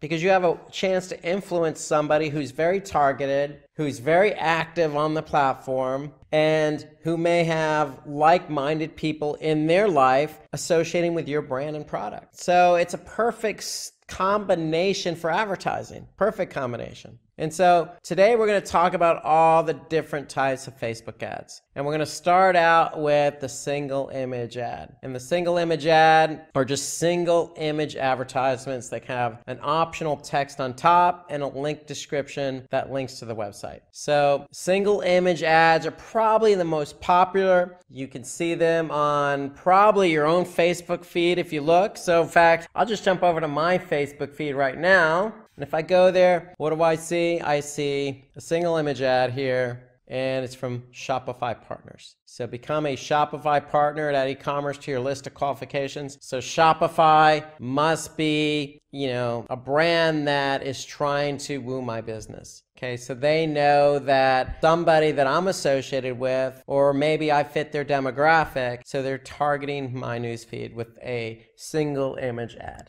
So that's what a single image ad looks like. It's simply just one single image with some description. And the great thing about this single image, if you haven't noticed, is the pixels are pretty large. It's 1200 by 628, so it kind of stands out a little bit. It's not your traditional thumbnail. It really pops when you look at the newsfeed. So again, if I go back to my newsfeed here, you can see it just really stands out within the newsfeed. So I can't miss it. If I'm a targeted part of their targeted audience, it's hard for me to, not see this ad interact in some way, especially, again, if I know somebody in my network on Facebook, or either that be a friend or family member, is associated with that product. Okay, in addition to the single image ads, Facebook also has multi-product ads, or also known as carousel ads. And so what the carousel ads do is allow you, in carousel form, allow you to rotate different ads with different messaging and different call to action. And so here you can see Simplilearn has an example of a carousel ad where they're showcasing their different courses. So this allows users to view a range of all your different products and services. If you have multiple products and services to offer, then the carousel ads would be a good option for you. So in addition to the carousel ads and single image ads, it gets a little bit more sophisticated in terms of technology where Facebook allows us to offer up video ads. And so video ads are interactive. It's a good way to really showcase your product, your brand, your service. And the great thing about the video ads is they can go from just a few seconds all the way up to 2 minutes, or excuse me, all the way up to 120 minutes. And so you can really put a lot of time and effort into the video ads to really put your brand out there. And so the one thing about video is it is interactive. Most people engage with video, and they tend to get about 10 to 30% more views than other forms of ads. So the video ads are really a popular way for you as an advertiser to put your brand or product out there. So you can put your brand and product out there in not just a few seconds, but really tell a nice complete story to get the engagement, to get the person to take the action you want them to do. So that's why video ads have become very popular, because they tend to get more engagement, more interaction than your traditional single image ad or say your carousel ad. So Facebook also allows us to advertise something called lead ads. And what lead ads allow us to do is obtain user details. Okay, so we can acquire or get an email address or phone number from somebody who's interested in our product or service, and that person doesn't even have to leave Facebook. So if you look here in the example, here we have the ad, somebody clicks on sign up, and they get this form submission. And the great thing about the lead ad is that it can sync up with any CRM, or most of your popular CRMs. I should say, for example, Salesforce as an example of a CRM where somebody fills that out, the information goes directly to Salesforce. And so lead ads are really good if you're trying to generate, leads for your business. And the form itself, the interaction stays right in Facebook. And so that's the great thing about it. They don't really have to leave the platform. Another form of advertising on Facebook are slideshows. Okay, so unlike the carousel ads, which rotate, and the carousel ads, remember, rotate and showcase different products or services, these ads are interactive, but they're rotating different imagery.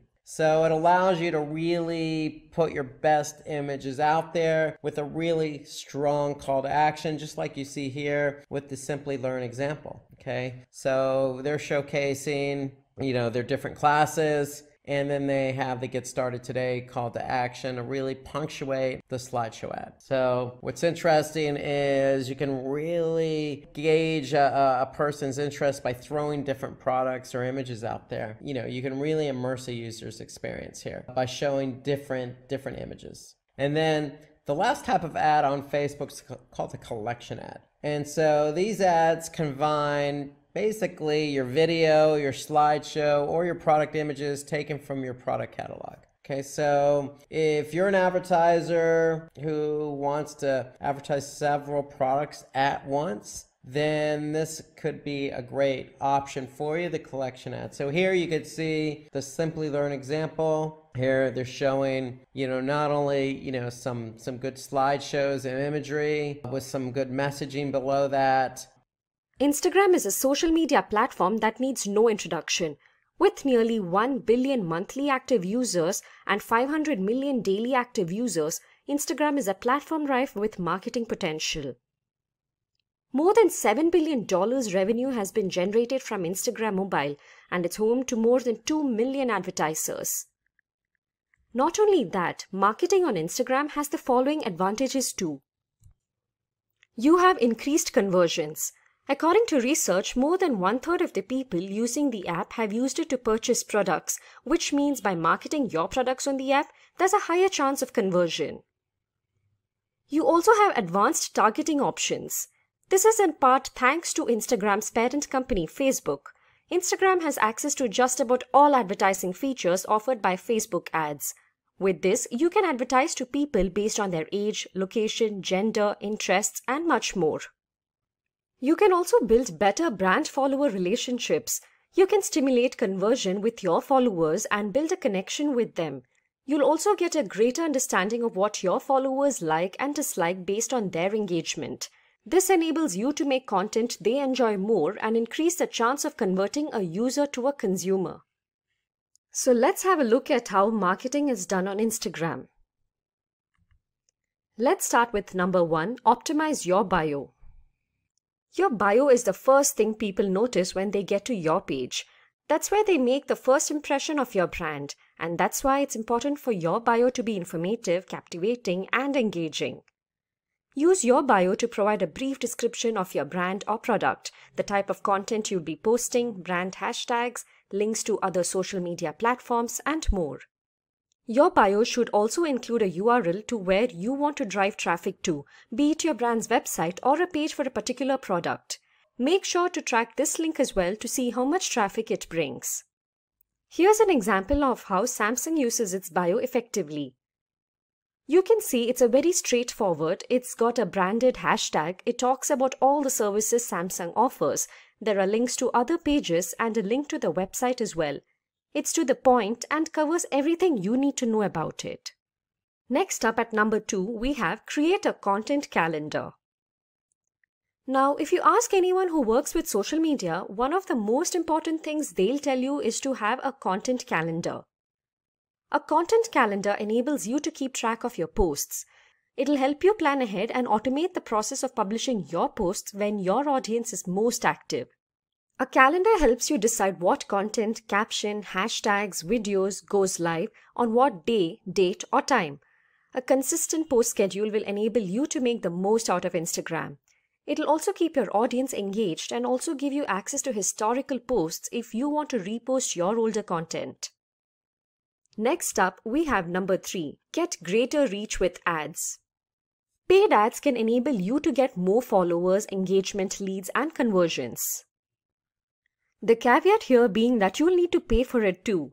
The ad options are pretty similar to what you have on Facebook, like audience segmentation based on likes, interactions, buying habits, and more. You also have a variety of ad formats to choose from, like story ads, image ads, video ads, collection ads, and more. Moreover, they can also be set up from Facebook Ads Manager. Here's an example from an ad from Body Shop, in which they're using a single image ad. The advertising works because of its interesting, creative, and attractive ad copy that attracts the customer to interact with the post and click on the link. Let's go to number 4. Have a visually consistent feed. Instagram is a platform in which people gravitate towards aesthetically pleasing content. To authentic expressions and diverse perspectives, the objective is that your feed needs to match with your brand's identity and must appeal to the audience within your industry. What works nowadays are candid shots, muted, earthly tones with a low-key editing style. Your content must feel down to earth and your brand approachable. As you can see in the images, all of them have aesthetically pleasing images and a somewhat blue or underwater theme. And that's the kind of thing you should aim for. Your content following an understandable and interesting aesthetic depending on the product you're trying to sell. Now for number 5, tell a story. The images, videos, and stories you post need to tell stories that can captivate your audience and establish a connection with them. This makes it more likely that they feel closer to your brand and buy your products. Your captions can tell stories that can help your brand appear more human and build deeper connections with your audience. Your content needs to align with what your audience cares about or solves problems they face. Here's an example of how the page Patagonia talks about forests in America. Each of their posts tells stories about a different issue that affects nature. Their brand on Instagram revolves around bringing awareness to such issues. That's the kind of stories you should tell with your brand. Next up, number 6. Use the right hashtags. Using the right hashtags can make the difference between your post showing up on the Explore tab for everyone to see and it getting lost in the sea of content. Your hashtags shouldn't be too generic like #NewYear or #style since they'll have too much competition. Instead, mix up trending and industry-specific keywords to connect with your followers.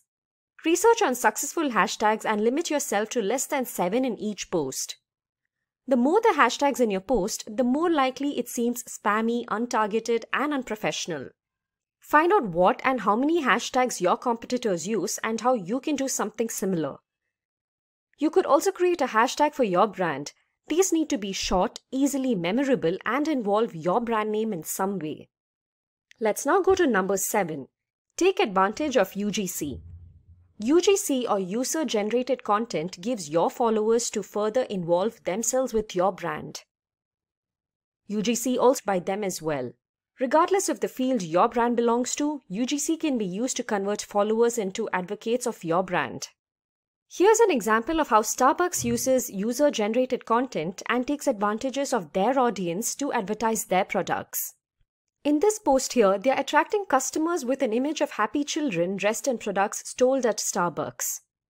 The post posted by another user would be appreciated by the audience and improve brand loyalty. Next up, number 8. Take advantage of video ads. Most Instagrammers state that users have visited websites, searched, or told a friend after being influenced by posts. Even though photo ads are still the more popular form of advertising, video advertisements aren't too far behind. There are 3 key video formats when it comes to Instagram ads.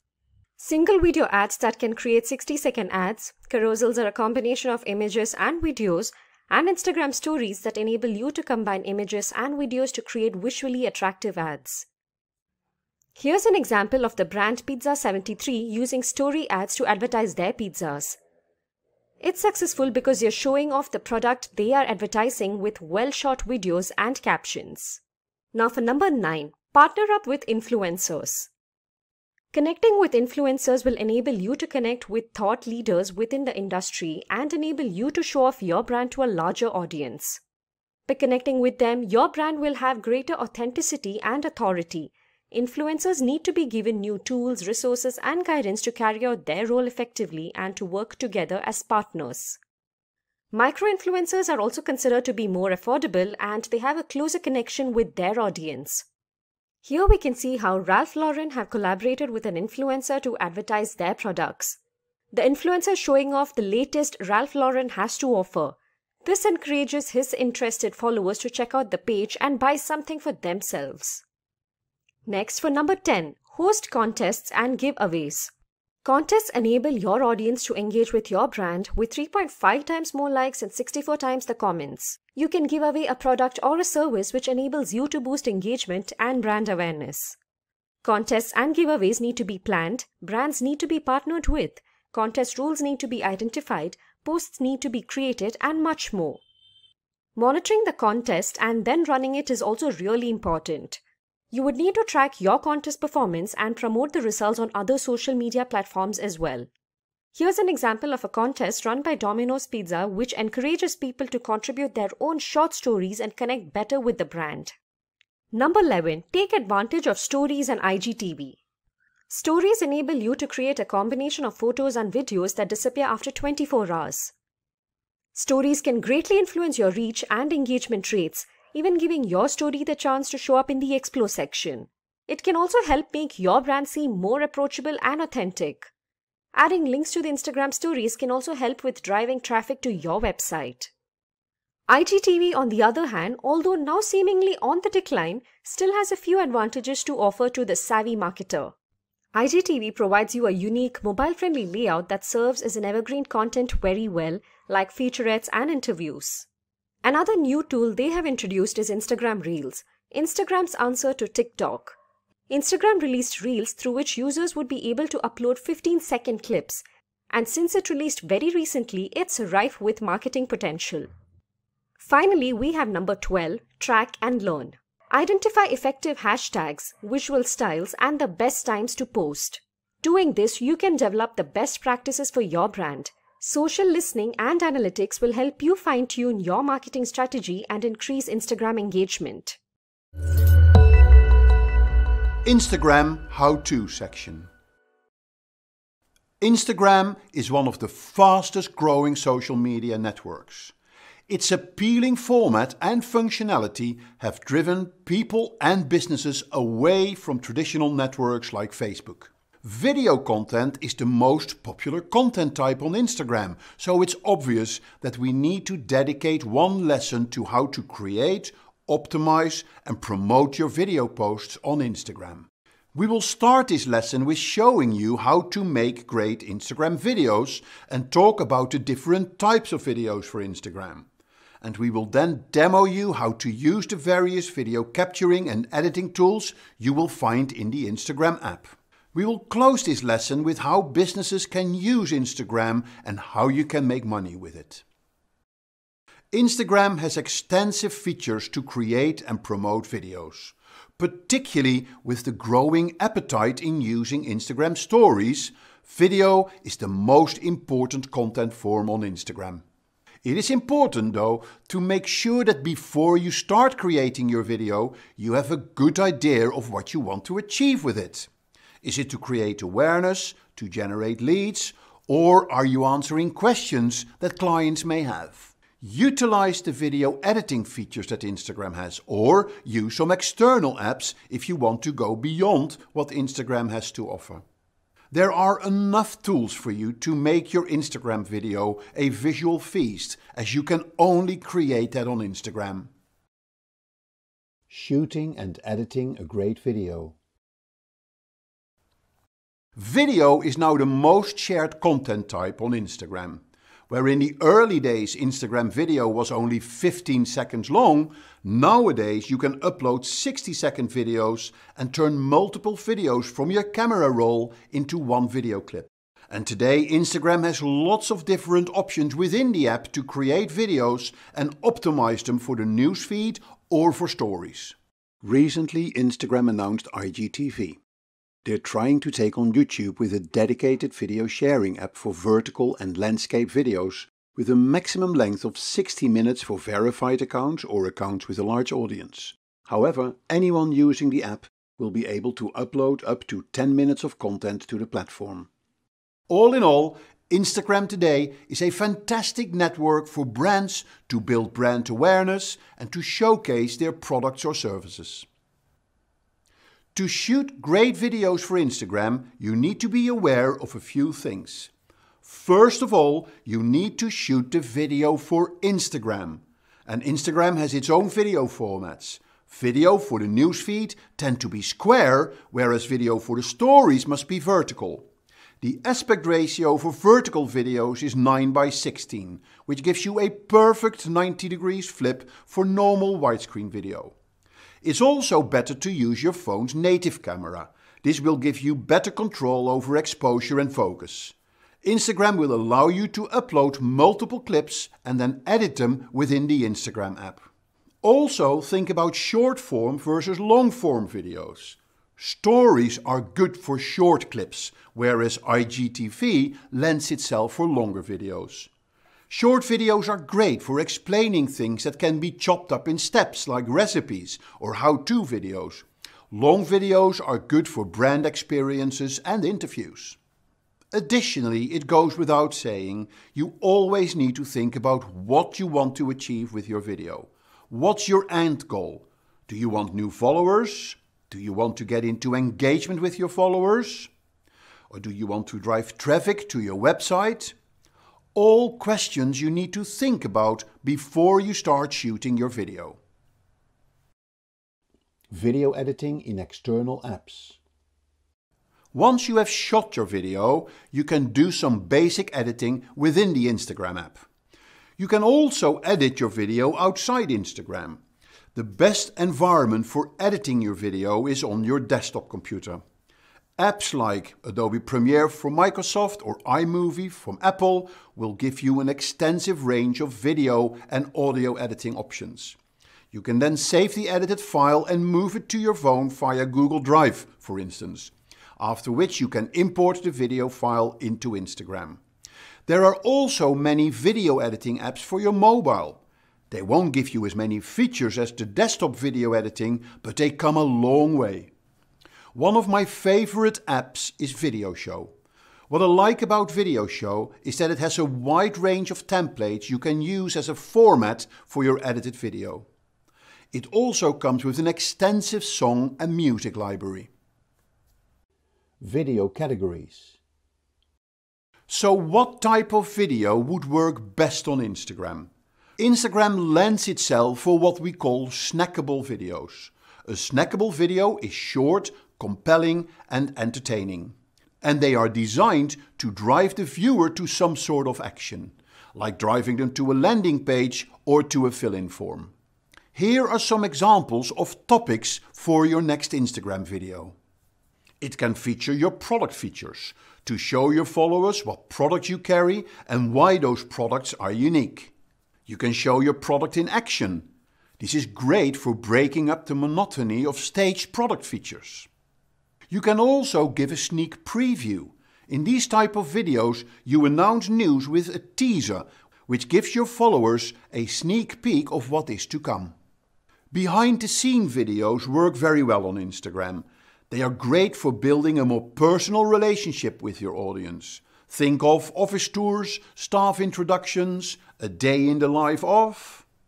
Tutorials will show your fans how to use your product. And finally, video series.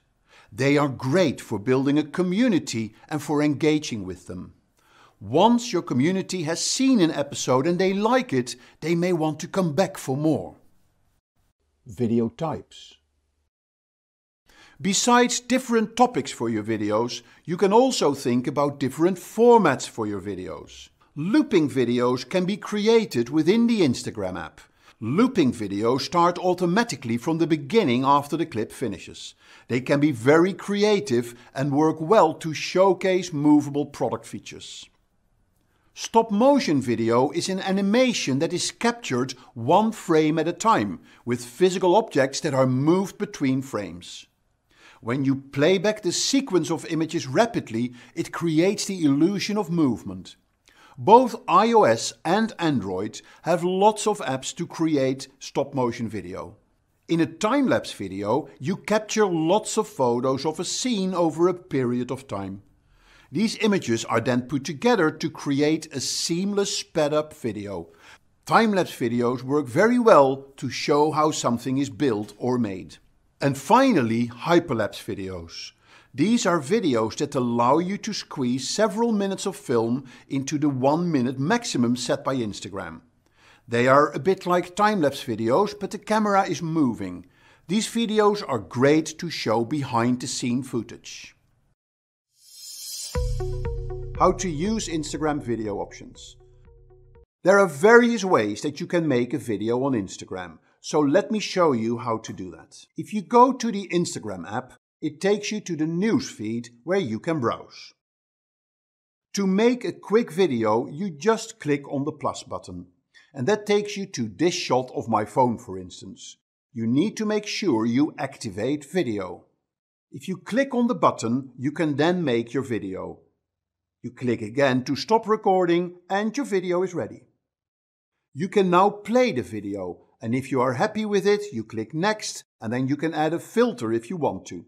I will come back to filters and editing later. Then you just click next, write a caption, tag people, add a location and share it. Your video is now posted on Instagram. This is the simple way. There's also a more advanced way of making your video. So let me discard this video. Go back to the newsfeed. We're now in the newsfeed. The creative way to create a video is go to your Instagram stories. To access your Instagram stories, you can swipe to the right. Or you can also click on the little camera on the top left of your screen that takes you to the same video screen. And now you see that you have more options. You can see that here at the bottom. You can do live video, you can do normal video, you can select boomerang video, you can do super zoom, you can focus on your video, rewind your video and record hands-free. So let me explain these in a bit more detail. For normal video, you just click on the video button and then you can see that it's recording. And when you're ready with the recording, then you let go of the button. And what you see now is that you have some extra options at the top, where you can add effects, stickers, drawings or text. So this is the simple way of making a video with added effects. You can also go for live video, and this is just like Facebook Live. When you click on Go Live, then Instagram will announce it to your followers. And then you can start your live broadcast. When you're ready with your live broadcast, Instagram will ask you if you want to post it on your stories or in your newsfeed, and then you're done with your broadcast. A very creative way of making videos is using Boomerang. Boomerang was a separate app which became very popular. It was then acquired by Instagram. A Boomerang video is a video that repeats itself. If I click on Boomerang, I'm going to get the phone and I will turn it. Then when you look at the video I created, you see how the video repeats itself all the time.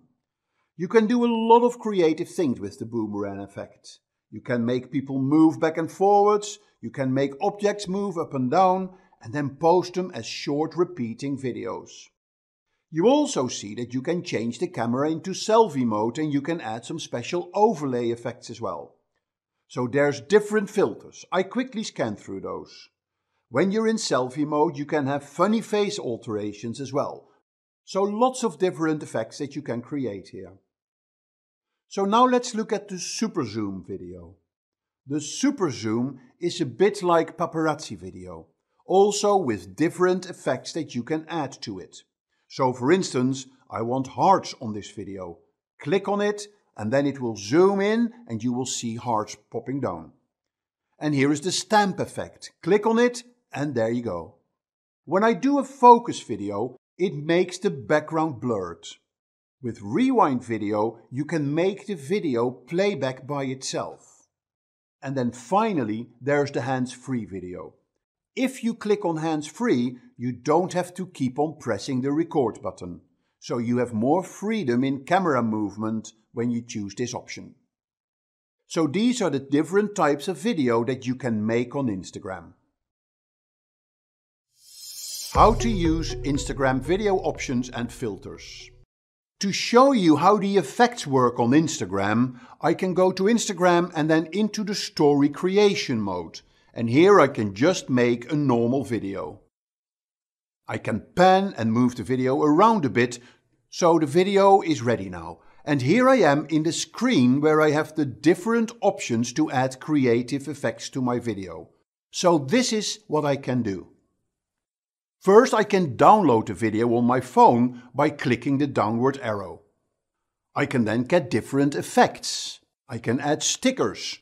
I can play without sound. I can draw on the screen and I can add text. There are many different options. And when you click on the effect button at the bottom, you see the effects that you can add to your video. There are effects that can be added when there is a face on the screen, but there are also effects that can be added as an overlay over the video. We can also add stickers like a location sticker and a mention or a hashtag sticker. Interesting thing about these text type stickers is that when you add these, Instagram will actually understand the text and will add them to the index for search. You can easily move the stickers over the screen, you can add a time or a date, and you can also add quizzes. So you can ask a question, for instance, do you like this? And then people can actually answer by dragging the slider. You can do a poll, and there's a whole range of other stickers that you can add to your video. You can draw as well. You can have a thin line or a thick line. You can change the color, you can do special effects, and you can erase as well. So you can do many different effects with this. You could create an effect where you wipe out the whole screen, and then with the eraser you can reveal sections of the video. You can get text, and then when you're done with it, you can add the video to your stories or save them as highlights on your profile page, or you can share it on your newsfeed. Monetizing your Instagram videos. There are many different ways to make money with Instagram. You can make money as an influencer by creating sponsored video posts. These are videos where you promote a product from a brand. And the brand will reward you for giving them access to your followers. Tap Influence is an excellent app to connect brands with influencers. You can also sell your videos. Instagram is a great place to showcase your content. 2020 is an excellent website where you can promote and sell your video content. And of course there is affiliate marketing, where you can promote your products from your affiliate partners and get a commission on each sale. ShareSale is a website where you can search for potential affiliate partners. Or why not sell your Instagram account if you no longer want to manage it? FameSwap is the place where you can do this. Finally, Instagram can also help you indirectly to make money. You could use it to promote your YouTube channel, and as we have learned in this course, there are many ways of making money through YouTube.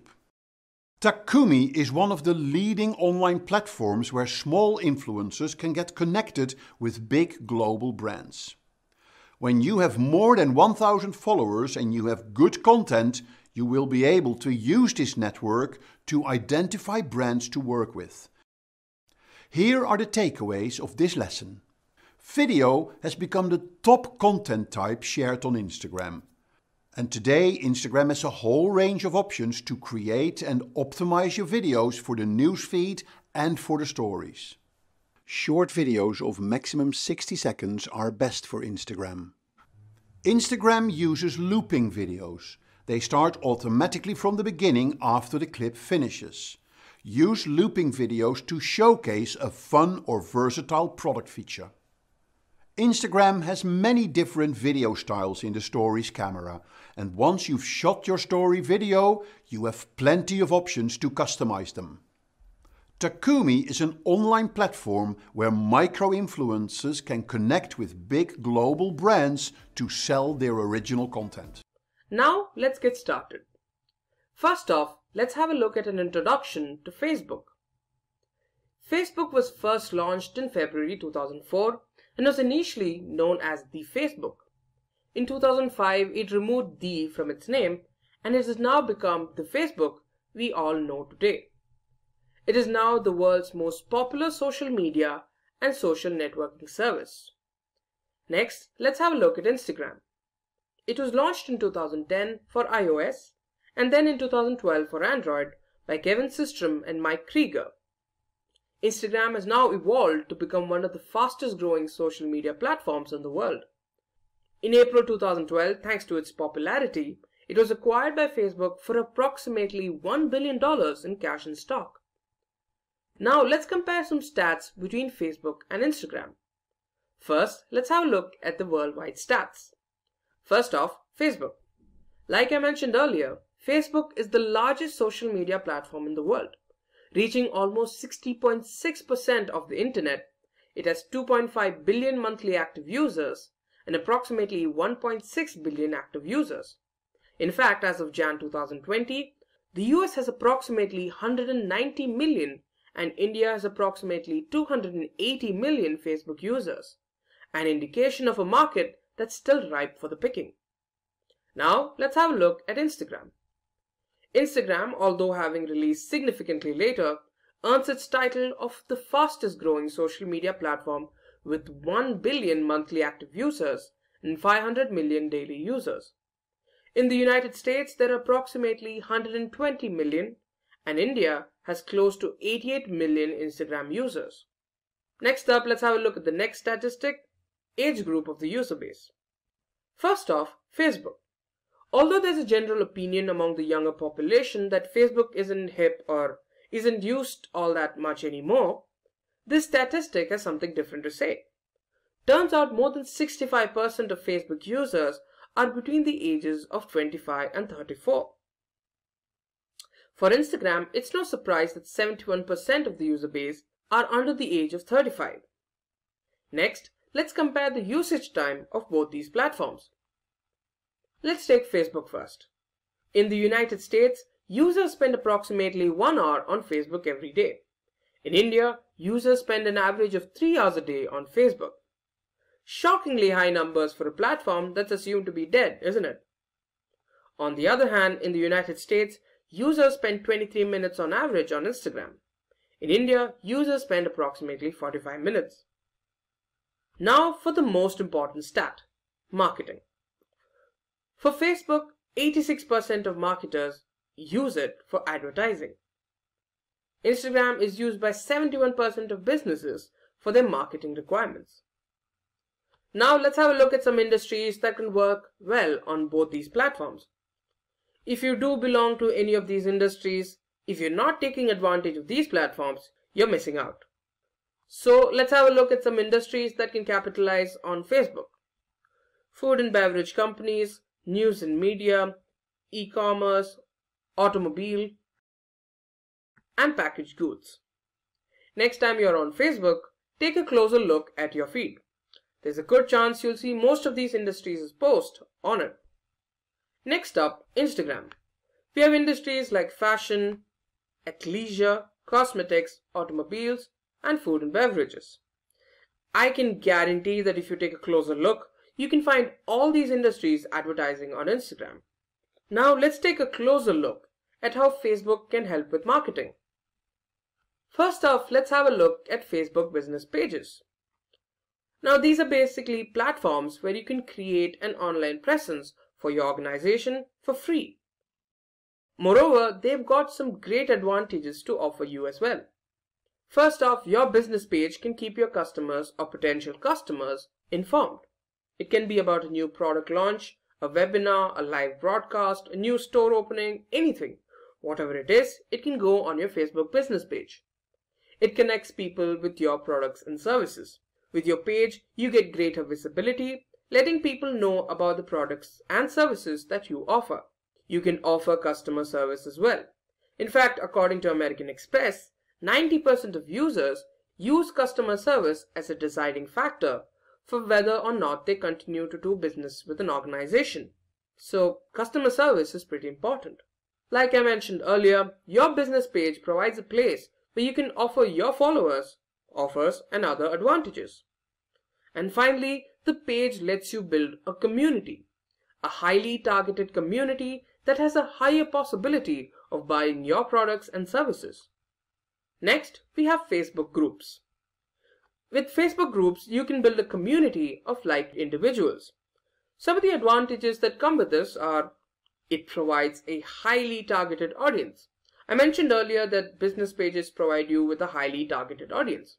Groups take that to the next level. It enables everyone to learn from one another. With a large community, there's a good chance that some members know things that others don't. Your group will enable them to communicate with each other and learn these new things. You also get honest feedback. Your customers, who are also likely part of the group, will be able to give their feedback on how they like your product and perhaps even give you tips on how to improve. Now, since your group is filled with a community that's highly interested in your brand, you can also increase engagement in an organic manner. And as an extension of the previous point, you also get more leads and conversions. Next, Facebook has events. With Facebook events, your organization will be able to mobilize your brand and enable online consumer marketing. Basically meaning that you have a platform for letting people know about important announcements. Not to mention, there's also the opportunity to get some free advertising done. Events also help you increase brand awareness. Most people get to know about your brand by attending the event or just seeing the promotion for it. Now let's have a look at Facebook stories for groups and pages. A feature that is available for both groups and pages, it provides you the ability to appropriately represent your brand or business directly from your mobile device or desktop. Now, some of its advantages are that it helps you engage with your audience with stuff other than the usuals, like articles, videos, and other similar posts. This way, you can also vary the kind of content that you post. Moreover, stories can help you humanize your brand. Rather than seeming like you're pandering to your audience or seeing them only as potential leads or customers, stories help your brand show that you're genuinely interested in your audience. You can also reach your appropriate audience with greater frequency. Next, Facebook has Facebook Messenger. With Messenger, you can connect and interact with your audience at a personal level. In the last few years, Messenger has proved itself to be a great marketing tool. It helps acquire more customers. Now, people are more loyal to a brand that genuinely cares about them. And by directly interacting with them through Messenger, their loyalty towards you is certainly set to improve. And as an extension of the previous point, you also get a greater number of transactions. And even if a customer doesn't give you a transaction, at least you're increasing your brand awareness.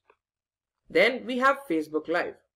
Facebook Live gives you a platform to interact with your audience in real time. It can be used to diversify your content, providing your audience with something different from what they've received from your brand initially. Live can also be used to show what happens behind the scenes in your organization, further helping humanize your brand. And finally, you can also provide instant questions and answers to your audience, increasing engagement with them. Next, we have the Facebook Shop. The Facebook Shop is a business page tab application that enables your customers to purchase your products directly from your store. It also has the following advantages. Firstly, you can use the shop to drive new sales. You can give the customers who are on the fence about your product a small push by engaging them. And how can you do that? With deals and promotions. You can also reward advocates of your brand with special benefits to be availed from your store. And finally, you can build brand awareness and recognition. Now let's have a look at Facebook ads. Facebook ads help spread product or brand awareness in the newsfeed of a specific targeted audience on Facebook. Now, some of the advantages of Facebook ads are that they help increase brand awareness, they enable you to advertise your products and services to the appropriate audience, and it provides you with greater reach while making you spend lesser amounts of money. It also helps you re-advertise or retarget your products to an existing audience. And finally, it helps increase revenue, sales, and leads. If you guys are interested in learning about Facebook ads, you can check out our Facebook ads video. I'll add it in the live chat, so you can check it out if you're interested. Now let's have a look at the final feature Facebook offers to help you with marketing. Facebook Insights. I'm sure all of you have heard about Google Analytics. Let's just say this is Facebook's version of that. With Insights, you get information that can help you refine your brand strategy by tracking and measuring results. It can help you determine reach and engagement, actions, people who are viewing your posts, when your fans are online, the type of posts that are working for you, and much, much more. That brings us to the end of the ways Facebook helps you with marketing. Now, let's move on to Instagram. First off, we have Instagram business accounts. Instagram business accounts enable brands to be recognized as businesses. Now, it also has the following benefits to offer. It's only with a business account that you can get Instagram Insights. We'll talk about Insights in a little more detail in a little bit.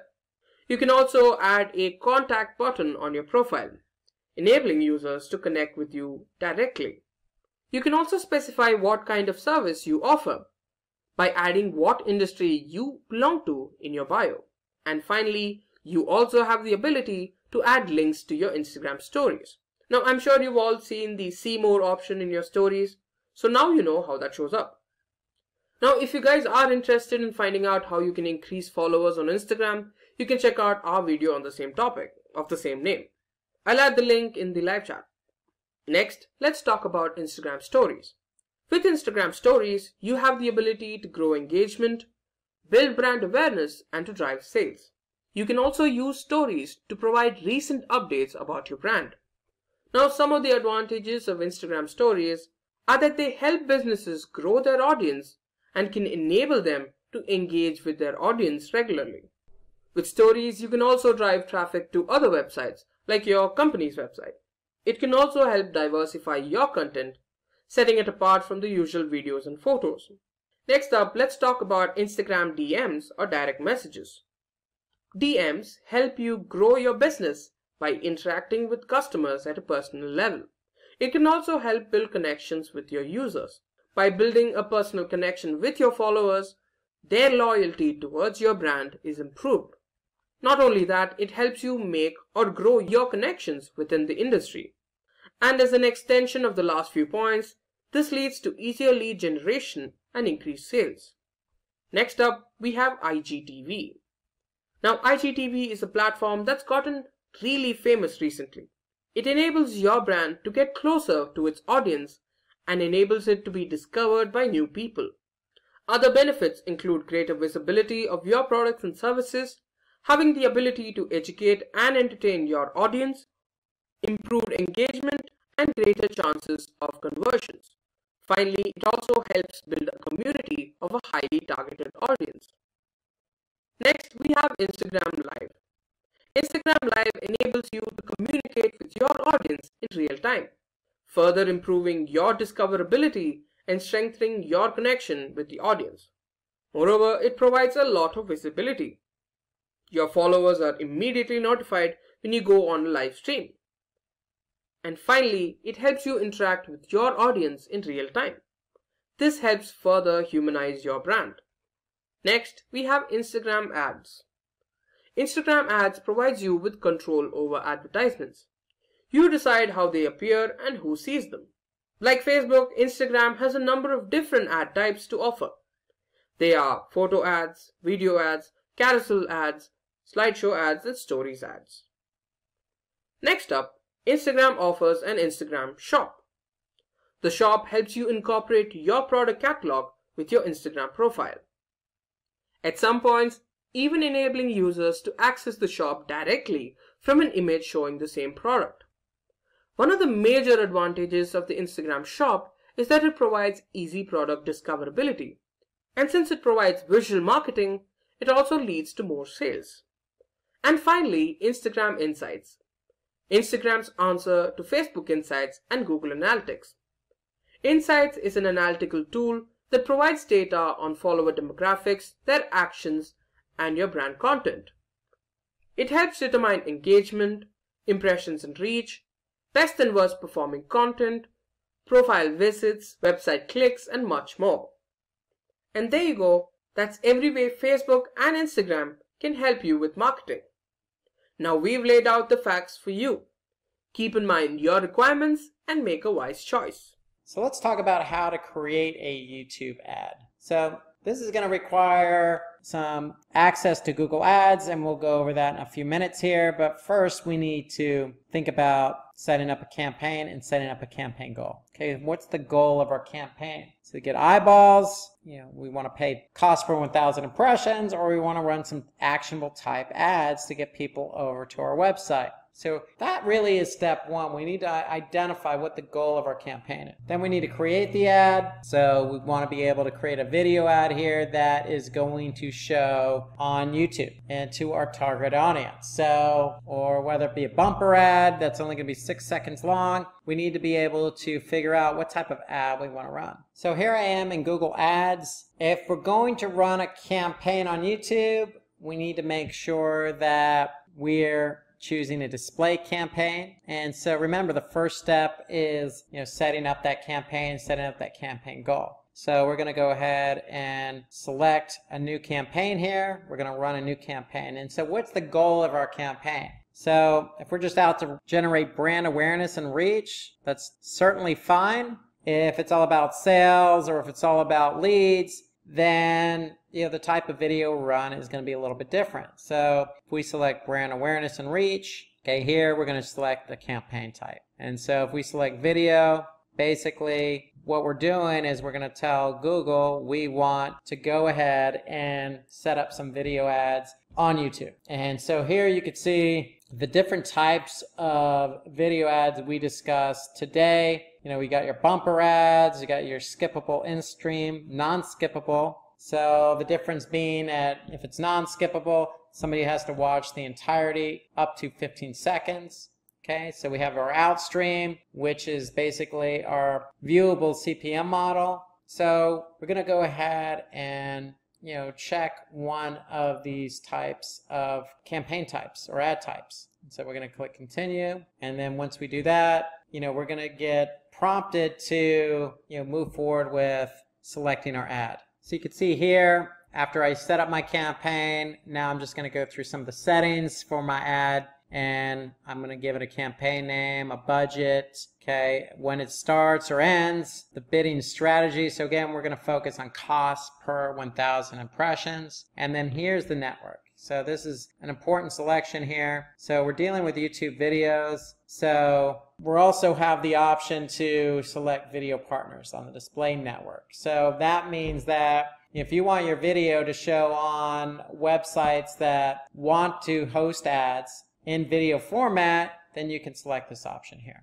Notice you also have this option available if you're running certain types of ads on YouTube. We're running those bumper ads, so bumper ads aren't available on search results. So I'm going to stick with the video partners, okay, YouTube videos, and here we can get into some other specifics like language, country, the type of inventory. So here you can see the default is standard inventory, so that means that this is what Google recommends. We want to show our ads on content that's appropriate for most ads. Okay, so we can go expanded or limited, so we're going with the recommended here. Okay, and then when we go down, we're going to have an ad group. So when you create an ad campaign, you can have an ad group. So with an ad group, that means that we can have a more or less a video in every ad group we have, but we have to have at least one ad group. So we're going to go ahead and set up, this ad group here. And here's where it gets interesting and important, because here is where we can start targeting our audience. So here we got demographics. Okay, so we can choose gender, age, parental status, household income.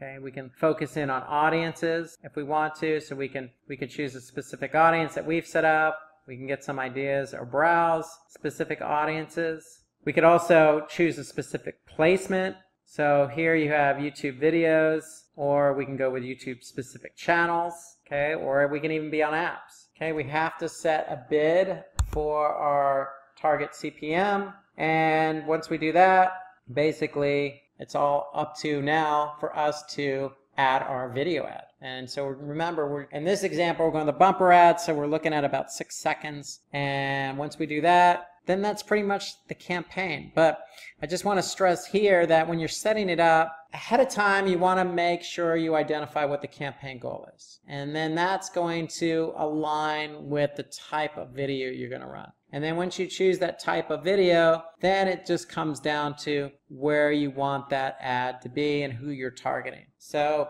it's really crucial here that you go through these steps and these options very closely. So because you want your video to show in front of the right audience on the right placement. So let's talk about how you can optimize your YouTube ads. So once you get your campaign set up, once you select your channel or the type of videos where you want your ad to be, and you select your target audience, and you're off and running with your video ad. Well, we're going to give you some tips here that you can focus on for optimizing those ads. And so going back to what I was just saying on the setup, you want to carefully define your metrics and goals. Okay, so that's step one. So when you're setting up the campaign, remember you have that option to choose the type of goal for your campaign. That can be brand awareness, it could be a sale, it could be a lead. So to me, that's a very critical step one. So you want to make sure you align your goal with your video. And then the second is track low performing ad placements. So if we just ask Google to place our video ads anywhere they want, then it's up to us then to go through and choose the ad placements and remove them. Okay, so let me show you an example of what that means. So if I'm back in Google, I'm going to go to my campaign and I'm going to select placements, and here I can see placements, but then I'm going to select where my ads show. And so this is important. You want to be able to scan the list of placements where the ad was shown. So if you don't like one of the placements on YouTube, you can always select it, edit it, and exclude it from the campaign or ad group. So that's really the key, is you want to be able to manage your placements properly. And when we say low performing ad placements, we mean really what's your goal. If your goal is to get sales or leads, if that placement is not converting sales or leads, then you need to remove or exclude that placement. So it's all done within the Google Ads platform. And then, you can also use a custom thumbnail image in your ad as well. It's always helpful in terms of optimization. So a couple of other pointers here to help you optimize. Okay, you want to drive people to perform a particular action with the appropriate CTA. So again, depending on the ad type, if it's a true view ad, 20 seconds long, you want to have a call to action. You want to maybe even have your domain name at the end of the video, so at least somebody knows where to go. So you always want to have a call to action with your video ad. You want to use negative targeting to specify who gets to see your ad and who doesn't. Okay, so that goes back to your settings. So you can pick and choose who your target audience is. You can pick and choose who you don't want your audience to be. Okay, as another setting, you can use closed captioning in your ads to make it more interactive. So that way people can actually see or read what the ad's all about, just to make it a bit more interactive. Okay, you can always perform A/B testing on your ads. So if you have one ad version, you can create another one just to see which one performs better. Testing is always a positive. Okay, so if you're paying too much, maybe think about reducing your bids. So if you remember, we set a $10 CPM bid. That may be too much. Maybe we don't need to pay $10. So we can always reduce our bids at the ad group level. So reduce bids in areas where you see lower performance. So in other words, you don't want to pay a lot for poor performance. You can also use remarketing to re-engage with customers. So if somebody views your ads and doesn't take action, you can always retarget that person to show your ad, even another ad format. It could be text ads or display ads. But if somebody looked at your video and they didn't take the action you preferred them to take, then you can always retarget them with another ad. So that's a good way to optimize. Okay, so we want to make sure the ad has content that viewers would find relevant.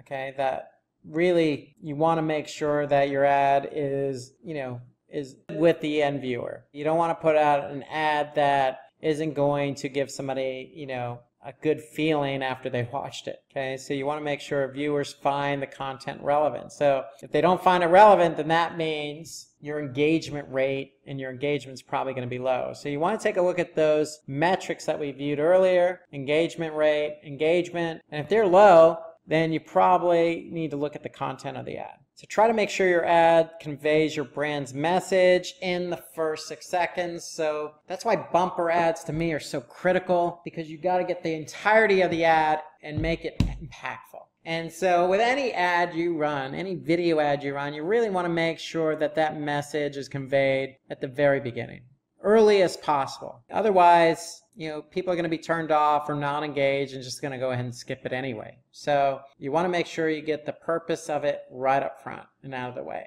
Okay, you can also include visual and auditory components in your ad that can make it more memorable to the viewers. Okay, meaning music or other cool visuals. Okay, so again, you want to be able to play around and test different ads. And you want to be able to measure the ad performance based on the metrics we discussed. I mean, click-through rate, engagement rate, all of those are indicators whether the ad is of good quality or not with the end user. And when I say good quality, I mean, do they find it engaging? Do they find it interesting? If so, they're going to click. And if you don't have good click-through rates or good engagement rates, then you definitely want to try doing something different to the ad, like adding those audio components or other visuals that could be appealing to the end user. So go ahead and test some of those out with A/B testing, because you have nothing to lose but higher or lower engagement rates or lower click-through rates. So you want to be able to improve those metrics. Improving those metrics means trying some different components on different ads. So let's take a look at a case study, if you will, and let's focus on Superdry.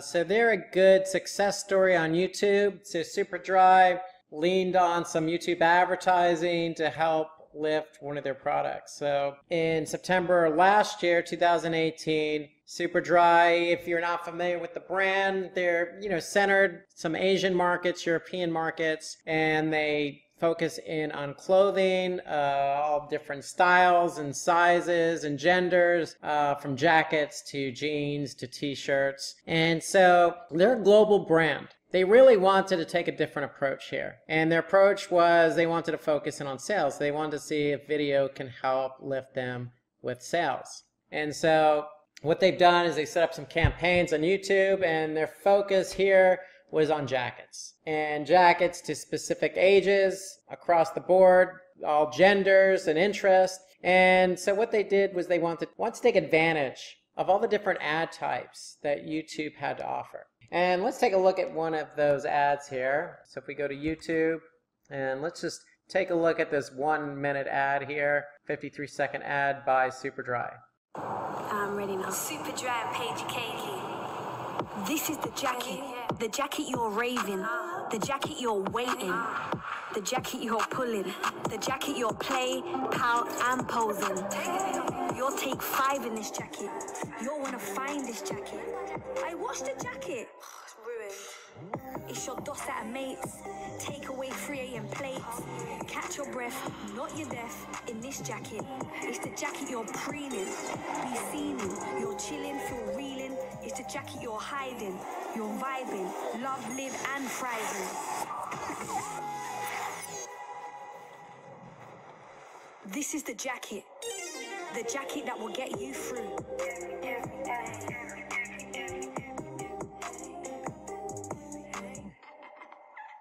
So that's the video that Super Dry ran. You could see that, it had some particular goals there. And so Super Dry is pretty well known, so it probably wasn't built around brand awareness per se. It was probably growth consideration and interest, and also driving action. Okay, so pretty cool video. It was definitely not a bumper ad because bumper ads are 6 seconds. So it was definitely a true view, probably take action. And so whatever ads they actually did run specifically, they did see a lift. And so we kept pulse on Super Dry's account, and these videos actually had 4.8 million views. And so cool video, ran for 53 seconds, not a long time, not a short time. Was able to, target their audience, a younger crowd. You noticed in the ad, they had different jackets, both female and male, different gender types. So they were messaging a very broad audience of gender. Some younger people is who they were targeting. So younger people tend to slant on YouTube, and so they were able to get some nice views out of it, 4.8 million. But the more important thing is because these videos were to drive action. And so they were able to see a 4-to-1 ratio on return on investment. And as a result, these jackets saw a 138% increase in brand lift. The jacket ad. So it was a pretty successful campaign. See as well, choreographed, good audio, good video, just well professionally done. And they probably were able to now get a few more loyal customers under their belt because of this ad alone. So that's the power of video, okay? So you're able to know who your target audience is. You can go out and target them with a cool video. And given that YouTube is vast, then you can really take advantage of a lot of their ads. So what they probably did, again, was those TrueView in-stream ads with a cost per view through a skippable video ad format. And they also use the shoppable ad format. So that is another option on YouTube. So they took advantage of all YouTube had to offer in terms of who they were trying to target, the length of the ad, and given that their product or selling a product or promoting a product, they will take advantage of the TrueView shoppable ad format, which basically lists your products alongside the actual video ad. And so this is just a good case study. Super Dry will probably do this again based on the numbers that they're reporting. And so basically that's the power of YouTube. Getting out in front of your audience with a really good video ad, targeting an audience, taking advantage of different formats. Today we're going to talk about how to increase Instagram followers. Today's webinar, we're going to have some tips and best practices for you to take advantage of to increase Instagram followers. So let's get started and talk a little bit about Instagram. So Instagram is not really an up-and-coming platform. It is already up-and-coming. A lot of users. In fact, 500 million daily active Instagram users. 500 million daily. The user base growth of more than 300% year over year. So it's growing and growing and growing. It's become more and more popular ever since it's launched back in 2010. And then there's more than 100 million photos uploaded daily. So it's a platform where you can upload photos, tag those photos, even use and implement videos. And photos have become very popular with the advent of mobile technology, that the Instagram app makes it easy for you to post your photo. So there's no surprise there's a growth. There's no surprise there's a lot of users. There's no surprise that there's 100 million photos plus uploaded daily. And then there are 400 million stories posted daily. So when you post something, you can create a story out of it. And there's 400 million of those per day. And then there's more than 50 billion photos shared to date. So since 2010, platform now, which is now owned by Facebook, has become really, really popular. A good place for you if you have your own company, if you have your own brand, if you have your own product. It's a good place for you to really showcase that service, that product, that brand, because of the user base, how easy it is to use, and the wide reach it has for you in which to tell your story. So I mentioned there are lots of photos shared to date, close to $7 billion revenue generated through Instagram mobile. So on top of everything I just said, there's a lot of e-commerce going on here too. So Instagram is a platform in which there's e-commerce integrated within the platform. So as a business who offers up products, you can actually generate revenue for yourself. On the flip side, Instagram, which is owned by Facebook, has an opportunity to sell advertising space on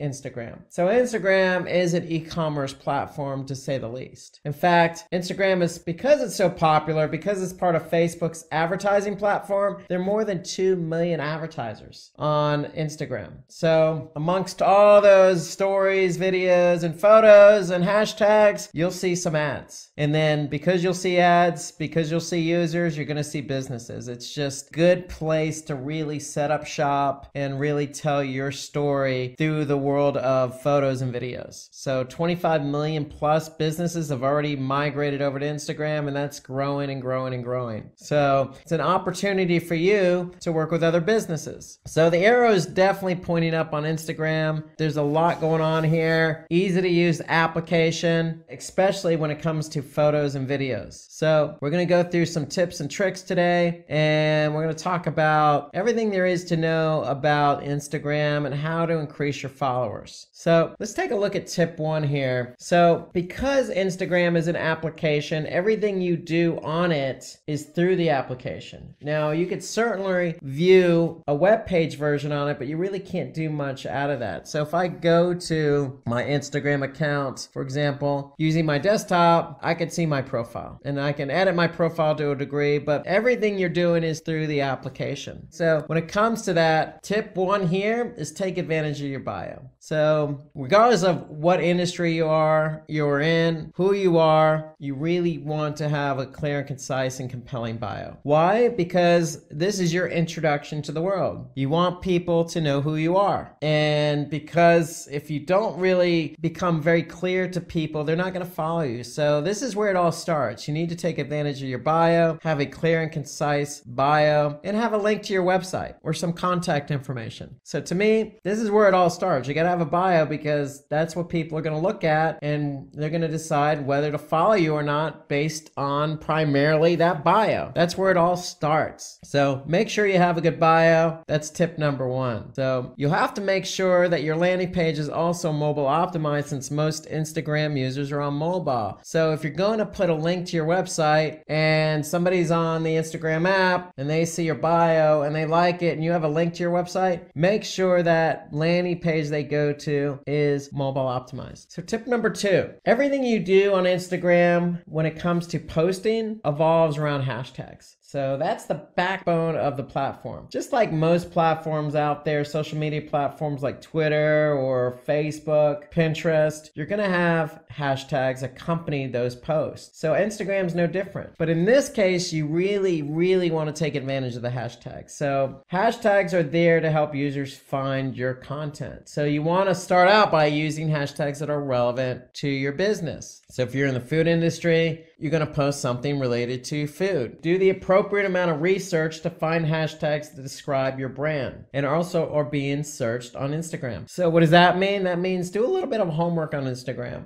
See what searches or see what other brands in your industry are using for hashtags. Don't be afraid to use the same hashtag, but mix it up. Hashtags are important. So don't be afraid to put a hashtag in there that really defines what your business is about. But if it's relevant, use other hashtags that are popular or people are using to find information. So mix it up, but the key here is relevancy. You want to make sure you align your hashtags with your content and making sure the connection between the hashtag and the content is relevancy. So using the popular tags on your photos or videos might get you some immediate engagement, but it may not help with future goals like long-term engagement, new interested followers, and sales. So here really what I'm trying to say is, look, pick and choose your hashtags carefully, because if you use something broad or something non-relevant, yeah, you may get that click to your Instagram page, but that doesn't necessarily mean somebody's going to follow you, or that doesn't really mean somebody's going to be interested in what you have to offer. So if you use something really popular and broad, yes, you're going to get short-term gratification, but not long-term interest. Tip number 3, post your content at the right time. So according to Sprout Social, which is a social media scheduling platform, among other things, so they deal with a lot of people using their platform and posting content via their platform. They have data, and they're telling us, based on the data they've collected, that the best time to post is between 2 and 3 p.m. and the best day to post is Thursday. Now, that may be all fine and true according to a Sprout Social study. And so you may want to go with this 2 to 3 p.m. and this is probably local, in case you're wondering what time zone we're referring to. So this is all local to you. So go ahead and try that out. Try 2 to 3 p.m. on Thursday. The thing is, what you're going to have to do eventually is figure out what the best time to post is. Okay, so if you're putting out a lot of content and you're putting out content throughout the week at certain times of the day or throughout the day, you're going to have to determine which time of day and what day is generating the best engagement for you. Who's looking at your post at what point of the day, what day of the week. And so you're going to really have to lean on a social media platform to help you determine that, because they're going to have the data that you need to determine what the best time of day to post is. Okay, so we'll talk about social media platforms here shortly. We just know that when you post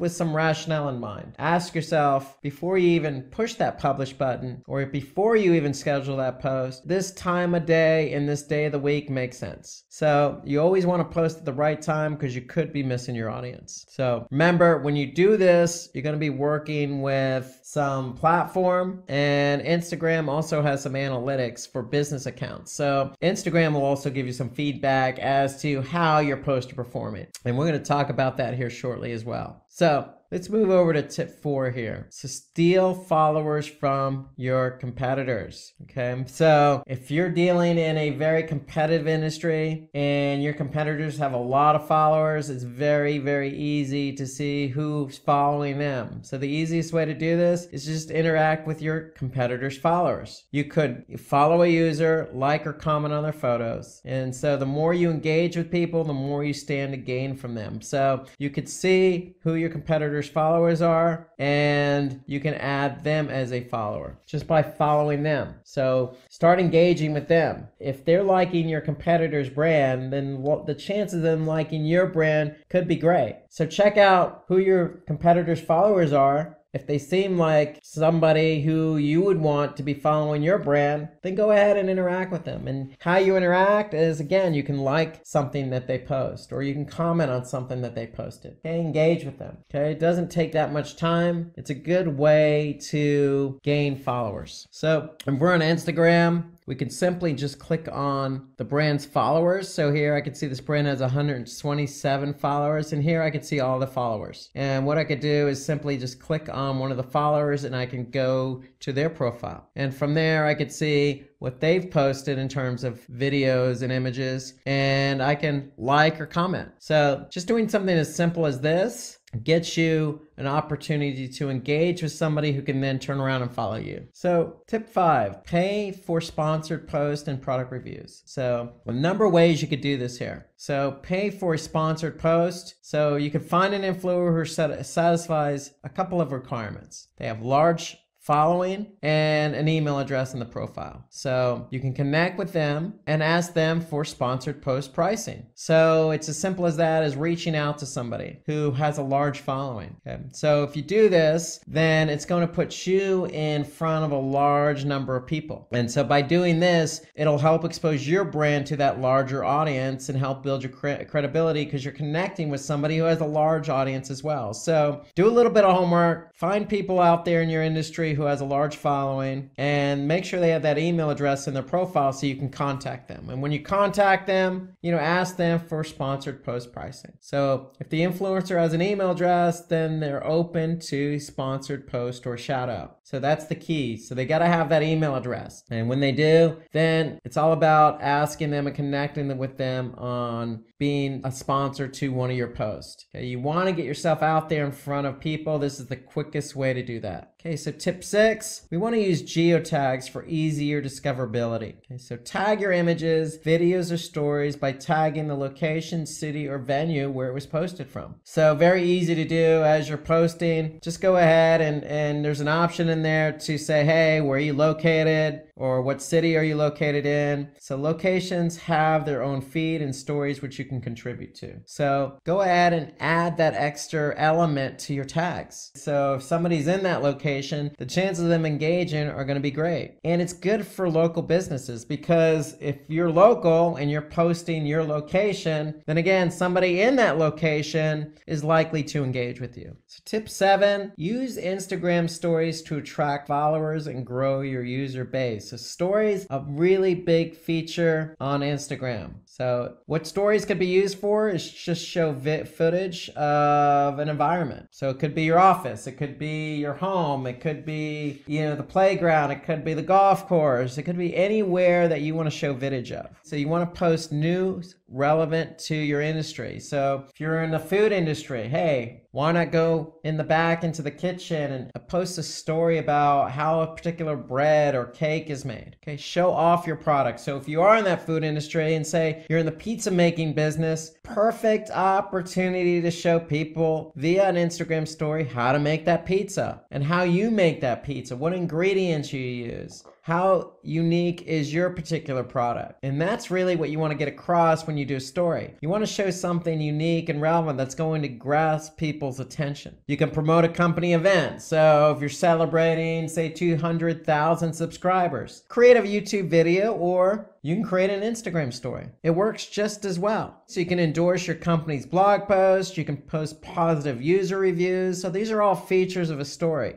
Increase interactivity with polls, sliders, etc. And then you can also mention other companies that work with or follow you. So great use of Instagram stories is do a shout out to somebody else. So Instagram stories is a really big feature with Instagram. Check it out. You can just do a search for Instagram stories. In fact, let's get some of you users involved. What best practices do you have when creating Instagram stories? Why don't you go ahead and share your Instagram story with us by putting that Instagram story in the comment section below. So we want to get everybody involved here, because there's thousands upon thousands of great Instagram stories out there to be shown and viewed and engaged with. So go ahead and share your Instagram story. If you have any other tips or tricks, then go ahead and put those in the comment section so that everybody can benefit from them. So the only thing to keep in mind when you're creating these stories is, what are your followers interested in seeing? So your stories could teach or promote something to your user base. So always keep that in the back of your mind.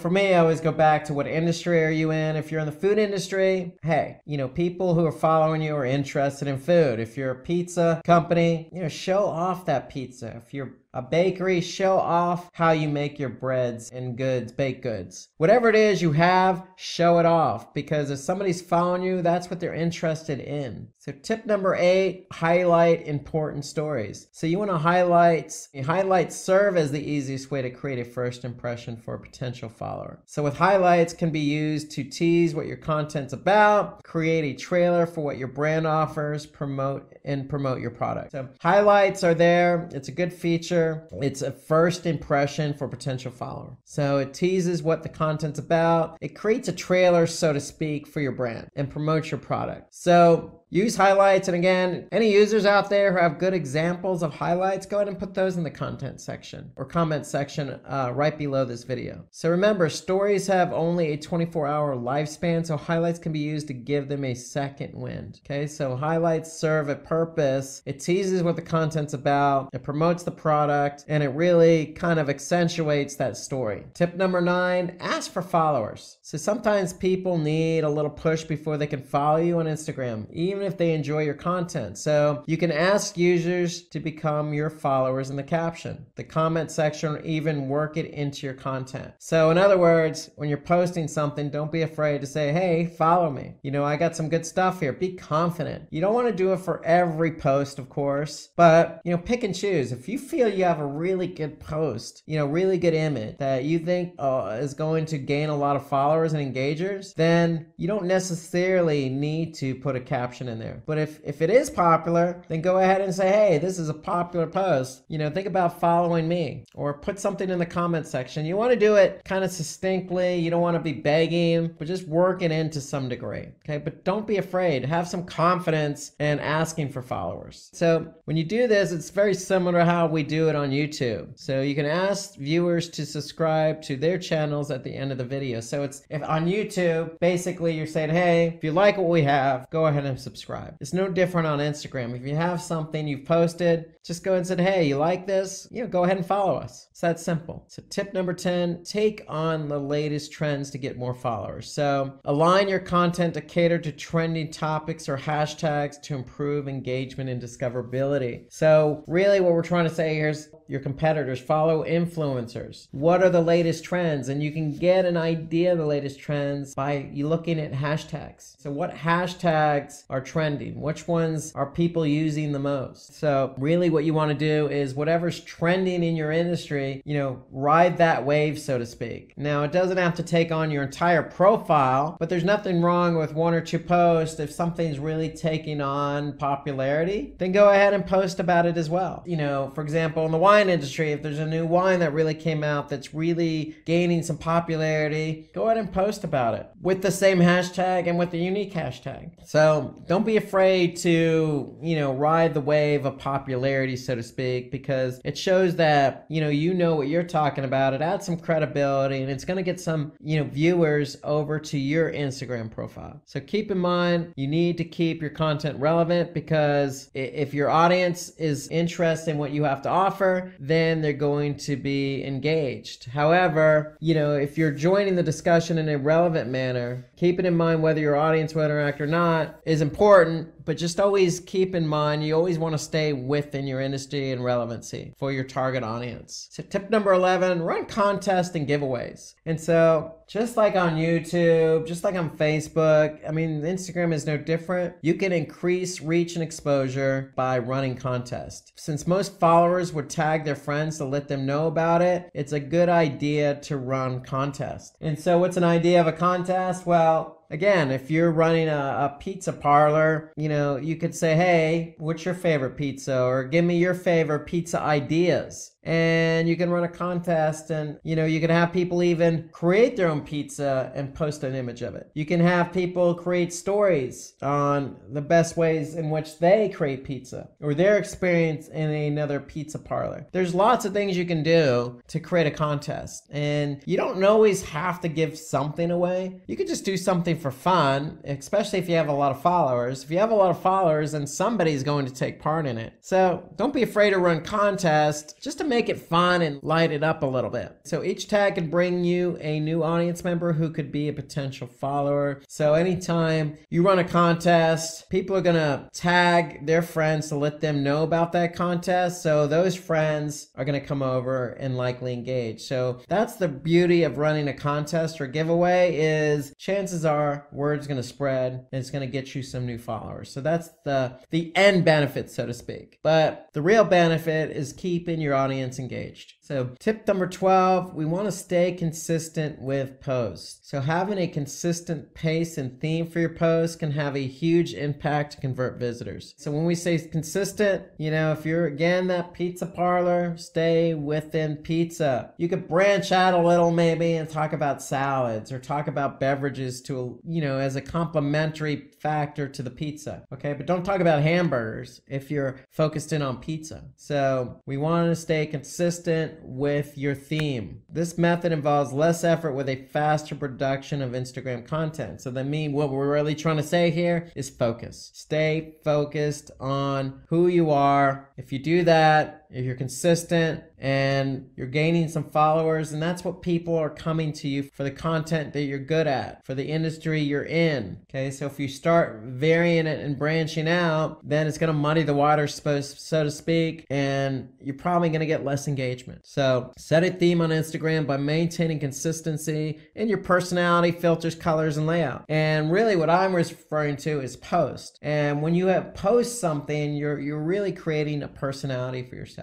Okay, so if you're in fashion, for example, and you're in the jeans industry, well, jeans, right? That's your personality. Accentuate it with different outfits related to jeans. But, when you start talking about dresses and shoes, and that kind of blurs your personality a bit. So if you stay consistent within jeans and outfits that go with jeans, then I think people are going to start to pick up on that personality. So tip 13, keep track of your Instagram following. So you can analyze the growth of your channel with tools like Social Blade that could tell you how many followers you've lost over time and how engaged they are. Okay, so you can use data gathered from here and from Instagram business account to diagnose where you're faltering. So let's take a look at Social Blade as an example here. So if I go over here, I'm going to go to Social Blade. Here I can enter in basically any account after I register, and I could see how that account has performed. Where they rank, how many uploads they have, what country they focused on, what industry. And the beauty here is I could see, and I'm looking at YouTube as an example, I could see, how my post to perform. Well, you could do this for Instagram, you could do it for Facebook. So you can really get an idea of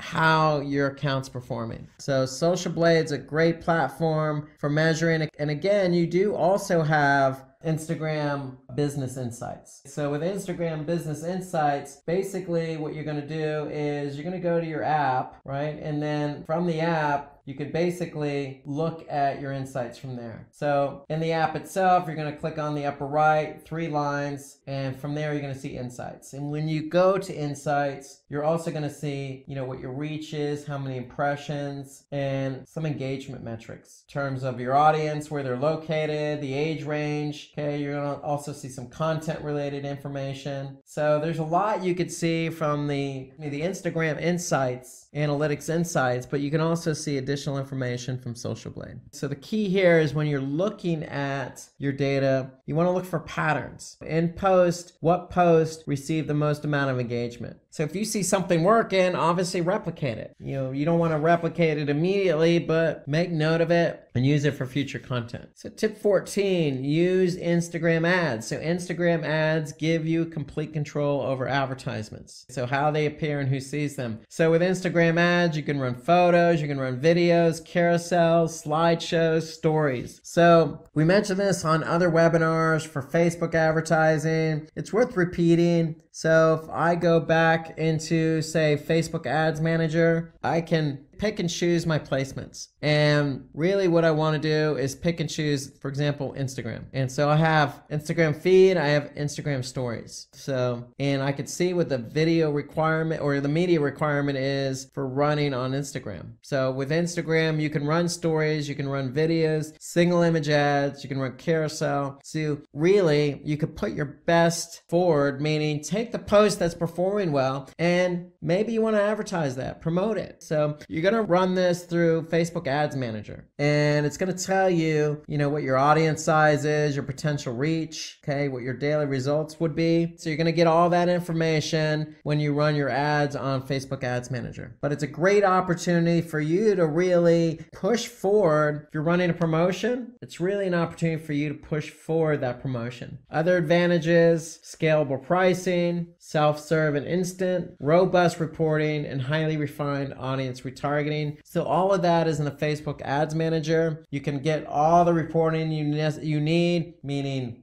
who saw the ad, did they click on it? Okay, you can refine that target audience. You can go back into Facebook Ads Manager and refine who your audience is. So lots of flexibility here on advertising on Instagram. But the key here is, if you want to run advertising on Instagram, think about what it is you're trying to promote. If you feel something needs to get promoted, then go ahead and, you can either, again, reach out to somebody and have them sponsor it, or you can run it as an advertisement. So let's move on to tip 15. So we want to create visually attractive and eye-catching ads. So if you are going to run ads, here's some things to keep in mind. Okay, you want to use images that are natural and seem native. Okay, you don't want to use any stock photography. First off, you want to use something that you've done. Okay, you want to minimize the amount of text, so let the image do the talking. You want to ensure your caption relates to the image and resonates with your audience. Okay, so you have an opportunity to add some text below the image. Okay, so make sure it resonates. And then, of course, use hashtags to show your ads to target your audience, but a wider relevant audience. So hashtags do play a role here as well. So these are some tips. If you're going to create ads, you want to take these into account. The whole point of the ad is to get people over to either web page or to your profile page, okay, so that they can engage and take action. So Instagram ads will help showcase your product, service, or brand in a way that's memorable and unique. So if you really want to get your vision, your brand, your product out there in front of a lot of people, then advertising on Instagram is a good way to do that. So since we've been talking about pizza throughout this webinar,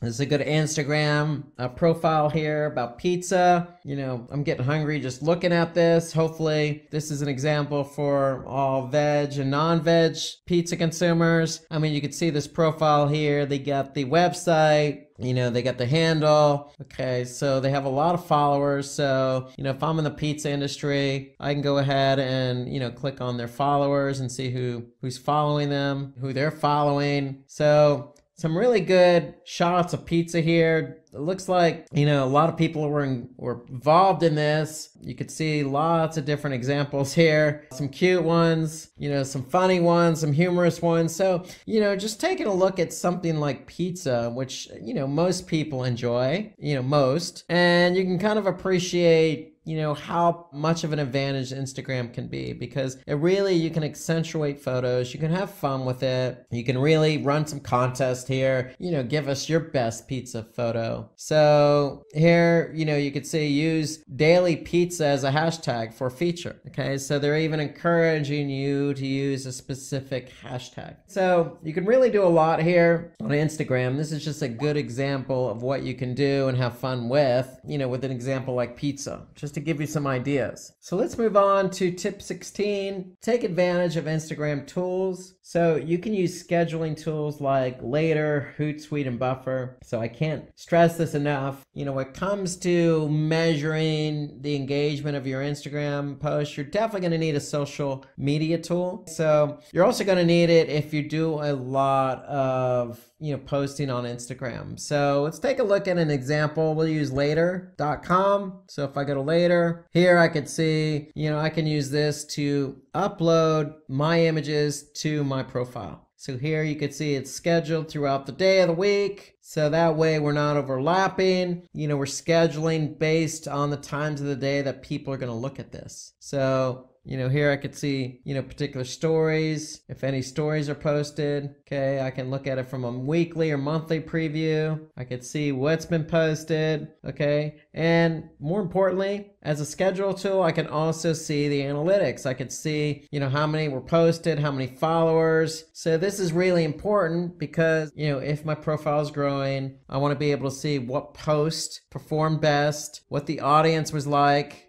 by gender, by age, by location. So again, I can look at it by post performance, story, or hashtag analytics as well. So later really goes into details about, what's driving engagement. So here you can see some hashtags that this particular company is using on Instagram. So here you can see how many posts with this hashtag, and what kind of engagement did they receive? Did they receive likes, comments, impressions? How much reach did they get? How many saves? And it really just does go into detail. So Later does a good job. I like this platform, especially for Instagram. It's great for scheduling, but more important, in addition to the Instagram analytics, you can really lean on, this particular platform to get a really good idea as to, how particular posts are performing. Remember, if a post is performing, you want to reuse it at a certain point in time. Okay, learn from best practices, learn from what's working, learn from what's not working. If something's not working, then don't do it again. So you can really get a good breakdown here in later.com. So remember, these tools place an emphasis on automation, okay, enabling you to automatically post at a scheduled time. So you want to lock it in at a certain period of time and not have to worry about it. So it allows you to really hone in on that particular time of the day and day of the week so that you're really maximizing your chances of getting good engagement. Okay, so develop your own signature style. So set up a style and content theme so that you're able to stand out amongst the various competitors. So, again, just going back to our pizza example, lots of good photos of pizza, but this is their style. This is who they are. They're not a particular brand. They're just,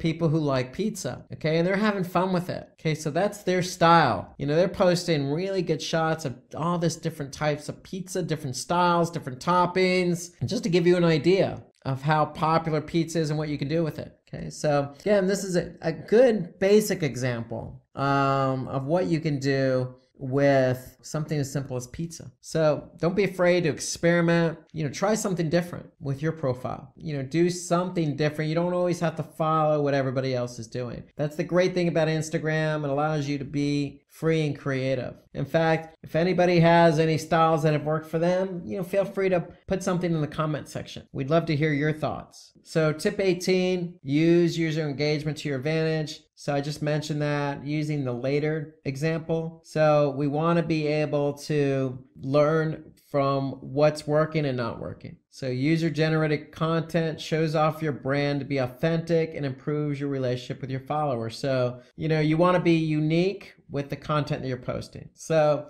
if you do that, you're likely to build that relationship and increase your followers. And you want to be able to see of that user generated content, that UGC, which is performing, which is not performing. Okay, so basically your followers and your audience are telling you what's working and not working. So take advantage of that. Remember, going back to hashtags, you could set up your own unique hashtag and ask your users to post images or videos relating to that, which you can post in your brand's account. So just like the whole pizza thing, they're saying, hey, look, use daily pizza for a feature. Okay, that's a good example of something you can do as well. So you could set up a unique hashtag and say, hey, use this hashtag, and that'll help you gain some followers. That'll help you gain some notoriety and some visibility on your platform. Tip 19, use high quality images and videos. Just like on YouTube, just like on Facebook, Instagram's no different. Images must be of high quality, authentic, and original. Again, one more time, going back to the pizza. These images look to be pretty high quality. If you have a decent mobile phone, that's all it takes. A mobile phone with a camera, that is. That's all it usually takes. You want to be able to get that right shot. You don't want to use anything that's of low quality because it really is going to take away from, the story you're trying to tell. So you don't have to be professional per se. Just make sure what you're posting, whether it be video or whether it be an image, is of high quality. And remember, videos needs to be fun and informational without causing the user to lose interest. So, if you're going to create a video, go ahead and, you can make it short, make it fun. Okay, you can see here, these guys are just showing you how pizza's made. It doesn't take a long time. They're just going through the motions. They're not boring you with details. They're not talking. Really quick and easy. Just to give you an idea. It doesn't have to be as serious, it can be fun. So video content needs to be fun and informational without causing users to lose interest. That's the key. Short, sweet, unique, authentic, and fun. Have fun with it. So worth repeating, don't use stock images on Instagram because, they don't really bode well for your particular brand. It's Instagram. It allows you to post original content. That's the whole purpose of it. Okay, and on the video side, be concise, high quality, and informational enough. Okay, so you have to hold the user's attention here. So when we say concise, don't make it a 5-minute video. Obviously make it high quality, relevant to what you're trying to offer. And if you can do that, you're likely going to hold the user's attention. So tip 20, promote your Instagram page and other social media channels. So Facebook and Instagram are part of the same family. So this seems like a natural, but don't be afraid to promote it on other channels like Pinterest or YouTube. The whole idea is to get users to your Instagram page and encourage them to follow it. So, you can always put that URL in, other platforms like YouTube. Nothing wrong with that at all. Okay, you can also promote your page offline with print ads and during other relevant events. And then I would even take that a step further is you'll probably see, an Instagram logo on a web page along with other social media icons. So you always want to help promote Instagram on your webpage as well, but you can do it for offline with print ads. So you can simply just put, whatever your slug is for Instagram, whatever your ID is, whatever you're using on Instagram, that's what you can use. Don't be afraid to promote it offline or online. Today we're going to talk about how to increase Twitter followers. So welcome and let's get started. So with Twitter, it's all about tweets. It's actually a verb now. When you do something on Twitter, you actually tweet. And there are a lot of people out there tweeting. In fact, Twitter has over 1.3 billion accounts. So a lot of tweets going on in the world of Twitter. So as of the third quarter in 2018, last year, Twitter had 326 million global monthly active users. Okay, so active meaning every day, using the platform on a daily basis. So a lot of people using Twitter. It's very easy to use, as you'll find out. And what you're going to find out today is how to increase followers on your Twitter account so they can see more of your tweets. Okay, a little bit more about Twitter. There are 500 million tweets posted every single day. That's a lot of tweets. So you can imagine with every tweet is a hashtag that accompanies that tweet. So a lot of information being disseminated across the platform. So tweets with videos, so Twitter does allow videos as well as images, attracts 10 times more engagement than other forms of content. So if you watched our YouTube videos and some of the other videos we had out there regarding Facebook or Instagram, you'll know that videos do perform better. Twitter is no exception. So if you have a video, even if it's done on YouTube or if it's not published on YouTube, use it with Twitter. You're going to get more engagement. So Twitter has 75% of its users use the platform for news. Okay, so people go to Twitter to get their news. That's where they go. They don't go to a regular website, content-based website. They get their news via Twitter. It's just very easy to digest because it's so few characters. 75% of B2B businesses market on Twitter. So not only is it a B2C or business to consumer platform, it's a B2B, business to business platform. So a lot of businesses are on Twitter basically promoting either a product, service, or trying to establish themselves in the industry using the platform. So let's take a look at Twitter and let's take a look at some of the ways in which you can increase your followers. It all starts with your profile. You always want to make sure you have a complete profile. Your name, obviously the Twitter platform that you have is going to have a handle. Okay, in this example here, it's a totally real person.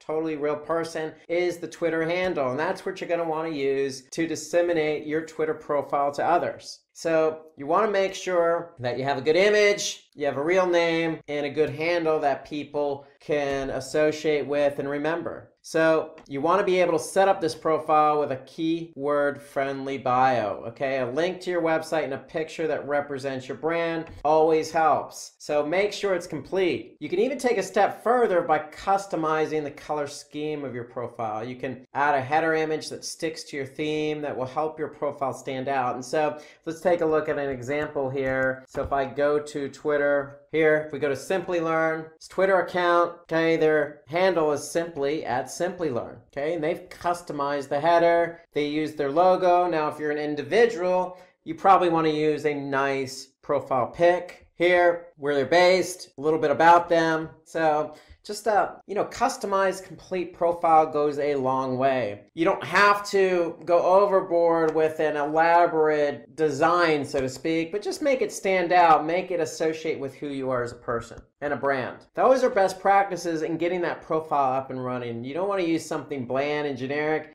Take the extra step, create something unique, make sure your profile is unique, you have a good image, okay, make sure it's complete with, telling people who you are and what you're all about. That's really the first step on really any social media platform. So you want to promote your Twitter profile to drive users from other social media platforms. So when you actually get that Twitter account set up and you actually do have your handle, go ahead and share it. That's the first step in getting followers. If you're already on Facebook, if you're already on Instagram, then use those platforms to announce that you're on Twitter. You can also take that a step further and, send out an email to friends or family. Or like I said, if you're on Facebook, go ahead and set up a post. Say, hey guys, I'm on Twitter, come follow me. So you could also use business cards, advertisements, marketing materials, and events to put that Twitter profile on. Okay, so it doesn't have to be within the social media sphere. It could be even on your website. It can be even in email. So you can basically promote that profile. Again, you want to make that profile, that handle, easy to remember. So totally real person is the profile in this example. We're going to use that profile everywhere we can, whether that be offline or online. Don't be afraid to use it on a business card, especially if it's easy. I can just simply go to Twitter and type in that handle. So you want to stay active on Twitter with regular retweets, replies, and favorites. And it's just so easy to retweet and reply and add favorites. So let's take a look at that on Twitter. So you could just simply, I'm logged in as me. And if I want to retweet something that Simplilearn did, I can just simply click on the retweet button and I can add a comment if I want to, and then I'm going to retweet. It's that simple. So now that tweet is going to show up on my profile, my handle. And I could simply like it. If I scroll down here, okay, top 10 IT trends shaping 2019. Notice a simple tweet supported with an image. So I'm just going to like that. So I can even comment on it. I can click on the comment and click a reply here, okay? And that's going to show up in this tweet here. Just like if I click on this, I'll be able to see what other people have written. And so it's that simple. If I want, I can just click on the email button and even send a message to somebody right from that tweet. The point is, I can do everything I need to do right in the platform. But to get started, if you don't have any tweets,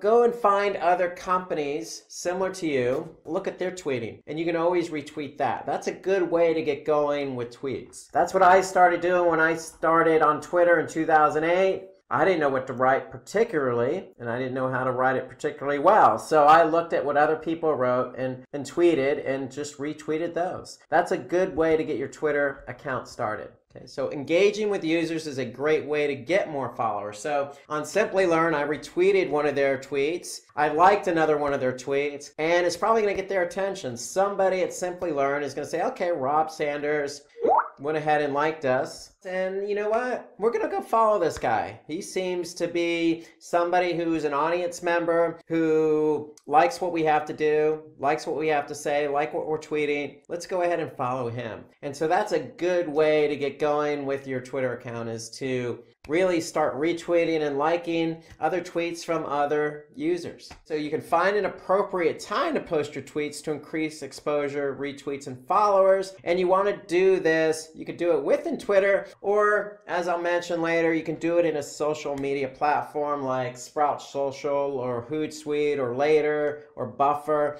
I mean, there's plenty of social media platforms out there for you to schedule tweets. Point is, you want to be able to schedule those tweets when it's the appropriate time. So you don't want to do it in the middle of the evening, because what's going to happen is likely by the morning, other tweets are going to bury your tweet. So you want to be able to find the appropriate time to post your tweets. So according to a survey conducted by HubSpot, the best time to post is between 12 and 3 p.m. And why is that? Well, most people are usually on lunch, checking their phones. Yes, Twitter has an app. And in fact, most people use the app, just like on Instagram, just like on YouTube. The app is very popular on Twitter, so it's very easy for somebody to check tweets, especially during the lunch hour. And then from 5 to 6 p.m., that in-between time when people are wrapping up work or heading home. Okay, so weekdays have shown to have the maximum amount of engagement. So during the week, when people are working, highly engaged with whatever they're doing, depending on what industry you're in, they're likely going to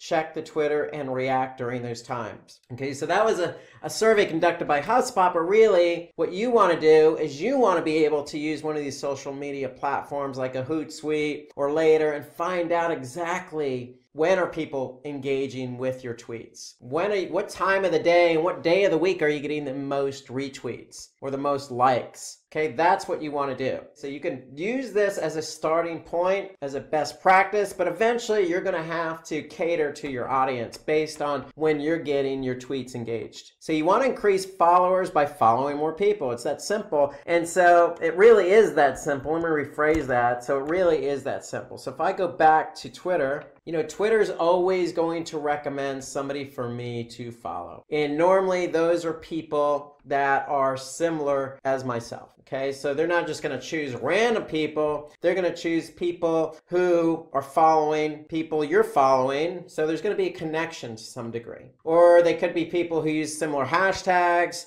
tweeting the same content. So you want to go ahead and follow people. The rule of thumb on Twitter is if you follow somebody on Twitter, chances are they're going to follow you back. You know, I was once told when I was using Twitter that, hey, you want to give somebody about 3 days to follow you back. So that's always what the rule I stuck to. You know, wait about 3 days, start following people. You can see here 833 people or accounts, Twitter accounts that Simplilearn's following, and over 10,900 followers to Simplilearn's Twitter account. So for me, I don't mind having a nice balance myself. I have just as many followers as I do following, and that's a good thing. So, because you want to be able to keep up with what people are tweeting. And so you can retweet. At the same time, you want to be following people as well because they're going to follow you back. Okay, and that's how you can build up your Twitter followers, by following people. And it's as simple as clicking on a follow link. So the key here is to follow people who follow your content, people who are followers of your followers. And you can use Twitter's who to follow list and upload your email contacts to Twitter. Okay, since they know you, they're more likely to follow you back. Okay, so you can use Twitter's who to follow list. And so if we go back to Twitter, here's the who to follow list. And so this is what Twitter's going to recommend, but you can click on this link here, find people you know. Okay, so if I click on find people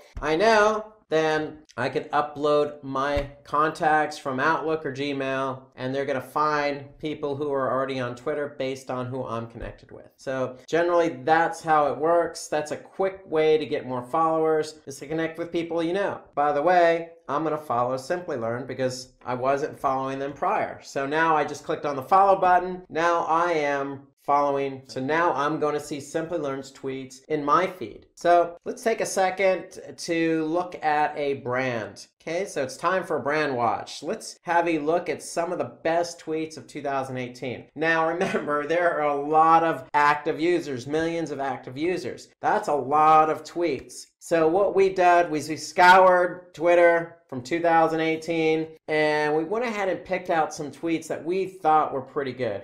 And so the first one is Wendy's. Now, I don't know if any of you have actually eaten at Wendy's. I used to eat at Wendy's a while ago. I know their Frosties are pretty good. So what they've done is they incorporated that Frosty as part of a giveaway. Okay, so basically they're saying, hey, grab yourself a free Frosty with any purchase in our app. So they're encouraging people to use our app, and then they're following that up by saying, hey, and then join us on Twitch from 2 to 5 Eastern as we unlock all that Frosty goodness. So they're promoting something that's going to happen on a specific point in time. This is of last January. They're encouraging people to use their app, and they're using that Frosty as kind of a carrot, if you will, okay, as a catch. It's a giveaway. So they were able to, basically wrap a bunch of things into one. So encourage people to take part, and I'm sure a lot of people went ahead and took part of this, but we could definitely see that 206 retweeted this tweet, 302 basically commented on it, and over 3,000 liked the tweet. So the tweet was good, and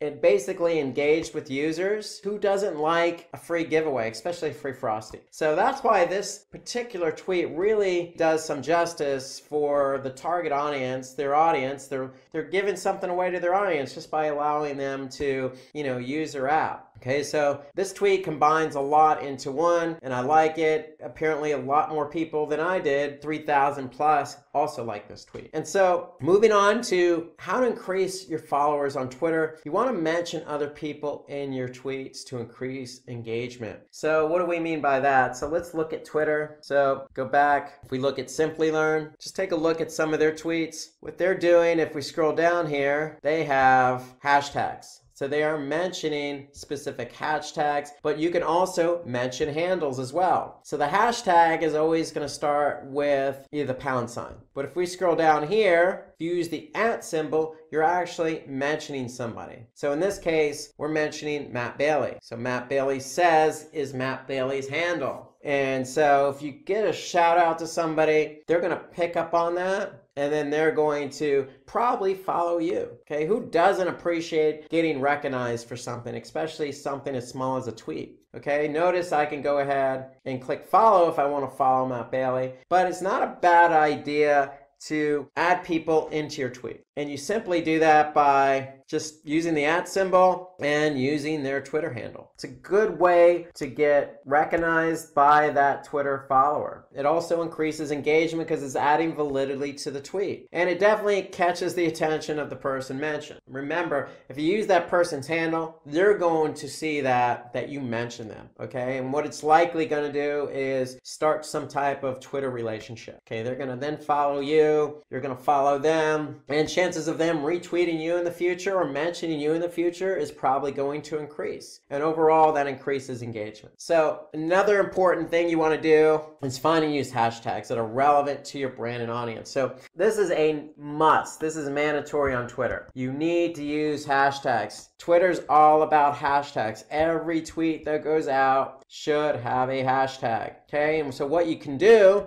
is figure out what hashtags are trending. So here, what Twitter does is they trends for you. So these are all specific hashtags that are trending. If it's Mother's Day, Happy Mother, hey, Sunday morning, whatever works for you. These are trends that happen to be moving, meaning a lot of people are using them, clicking on them. Okay, so you can use a popular hashtag. What I would also recommend is you use a unique hashtag. The rule of thumb is usually about 2 hashtags in a tweet. But that's a rule of thumb, but rules are made to be broken. Do what's best for you. If you want to include more than 2 hashtags, go for it. The only thing I'm recommending is include a hashtag. So find out what's trending. You could just look right in Twitter, or you could just create your own unique hashtag. It works both ways. But when you have a hashtag in your tweet and somebody clicks on it, then they're going to go to that particular handle, that hashtag. And so when they look at the hashtag, they're going to see all the tweets with that hashtag in it. So that's the idea behind hashtags. You want to have hashtags, okay? So if somebody clicks on a hashtag that you used, then they're likely going to see your tweet in that hashtag's feed, okay? So that's how hashtags work. You want to use hashtags, okay? But you want to use hashtags that are relevant to your brand and audience. That's really the key. So hashtags help your tweets to be found through Twitter search,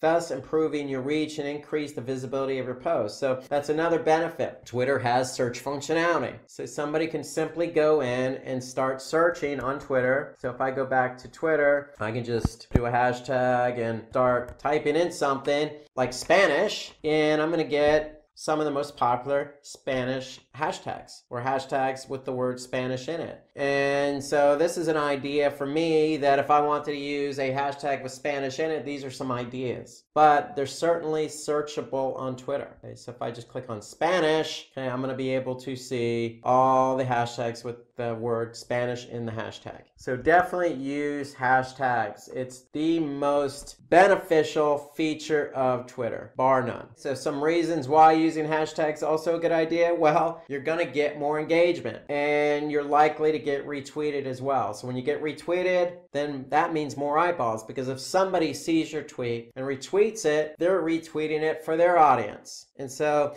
it could go viral, so to speak, on Twitter. And that's where the engagement comes in. So if you're using a hashtag that's trendy, well, somebody might like that. Okay, if you're behind a specific movement, or you're following a specific baseball or football team or cricket team or whatever team you're following, then if you use that team in the hashtag, that could also get you some likes. So don't be afraid to use hashtags, mix it up, play around a little, use something unique, use something that's trending, just use something. But make sure it's relevant to the tweet. Find out what works for your competition. What works for them might work for you too. So, I work with Simplilearn, but, Simplilearn has a good Twitter account. They have lots of followers. They're doing a lot of tweeting. So if I wanted to be just like Simplilearn, well, I could simply just go to their Twitter account and see what they're doing. Okay, see what they're using as hashtags, see what kind of tweets they're implementing, and see who's following them. So I can simply just click on the 10,900 followers that they have, and what I can do is I can go through and start following the people that are following them.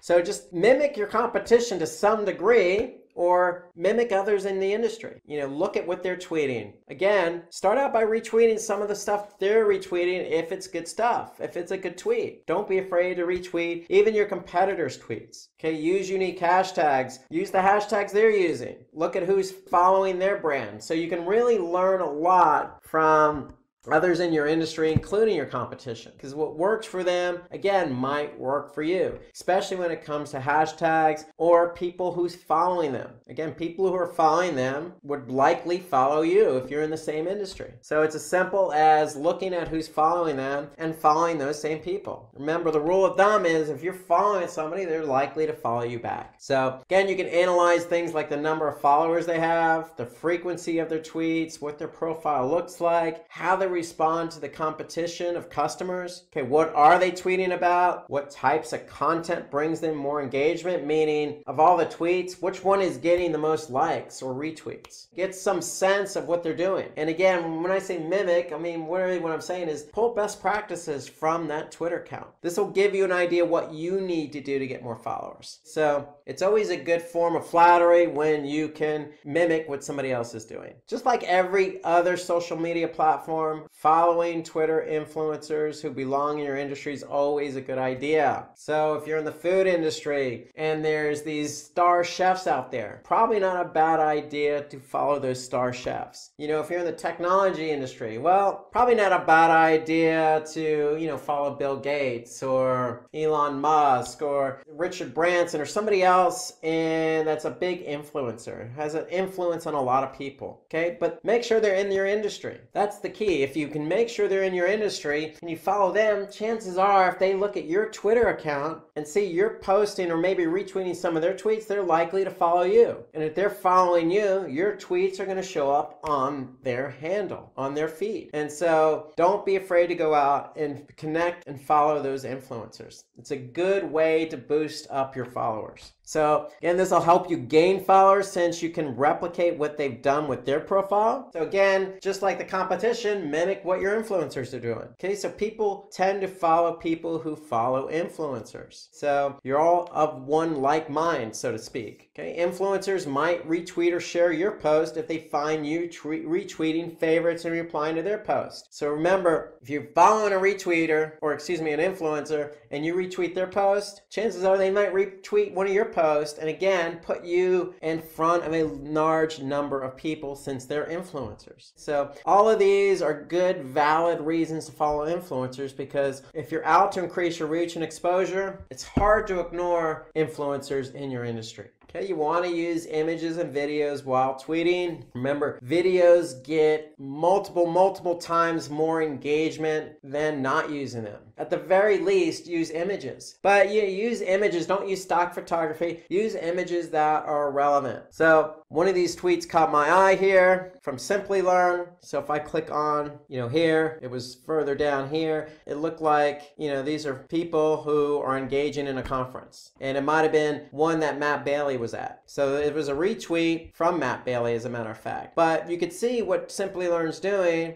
is they're including either a video or they're including an image in every tweet. And so that's likely to boost up engagement. So according to Buffer, which is another social media platform, adding a relevant high quality image in your tweets can help you gain more than 150% engagement. Okay, videos are 6 times more likely to be retweeted. So if you have an arsenal of video or even one video, don't be afraid to use it. My recommendation is try and use images as much as you can in almost every tweet. Images go a long way, and again, it's going to help improve engagement, meaning more retweets, more followers. Okay, more followers, more eyeballs. So it's a snowball effect just by using images. Okay, so let's take a look at another brand from 2018. Okay, pizza, always my good example to use on these webinars. I like pizza. Here, this just says it all. They're talking about art and they're using pizza in the form of art. So they didn't really have to say much else here. This pretty much says it all. And they did get some retweets. They did some likes. So sometimes you don't have to say a lot to make your point. Sometimes just the image itself will do the job. This was actually not from 2018. This goes all the way back to 2016. So it still holds true. If you use an image, that image is going to get engagement. Okay, so on Twitter, just like most other social media platforms, you can promote your tweet. So you can use Twitter ads to do that. So you can promote your tweet, and what you do by promoting it is putting it up above so that most people will be able to see it. Okay, so let's see if we can find an example. If I go here, I can see this person is promoting their handle, but if I go down here, I can see a promoted tweet by Constant Contact. So they're promoting their tweet here. So it's not a bad idea if you have some media budget to go ahead and either promote your tweet or advertise on Twitter. So what that's going to do is put you in a more prominent position and get your tweets out there. And the whole idea for that is to get people to engage. Here you can see a call to action from Constant Contact. So if I click on that, I'm going to go to probably a landing page on their website. And so the whole idea when you advertise on Twitter is really just like any other social media platform. You want to put yourself in front of the right audience. And so Twitter's no exception. So with Twitter, you could put yourself in front of the right audience. So what you could do is you could promote a tweet, do promoted trends, or you could do promoted accounts. So you have a number of different advertising options on Twitter. What we just looked at was, looking at promoted accounts and a promoted tweet. So when you do advertise, there are advantages. You have to pay only after achieving your marketing objective. So that's a benefit of Twitter. The cost per click, it's a cost per click model, so it tends to be fairly low. You could tailor your audience. So again, you're picking and choosing who you want your promoted tweet or trend or account to be in front of. And its targeting is based on either engagement or it's based on keywords, i.e. hashtags. So really you could tailor who you want your tweet or your handle to be in front of. And so that's really the benefit of Twitter. If you have a lot of active users on Twitter, you can really put yourself in front of those active users if they're your relevant audience at a low cost per click. So it's definitely worth the test. So you want to offer Twitter support to your users. Okay, so I can't stress this enough. Okay, so what you want to do is when users have questions about your product, they're more likely to tweet you for support. Hence, they're likely to follow your account.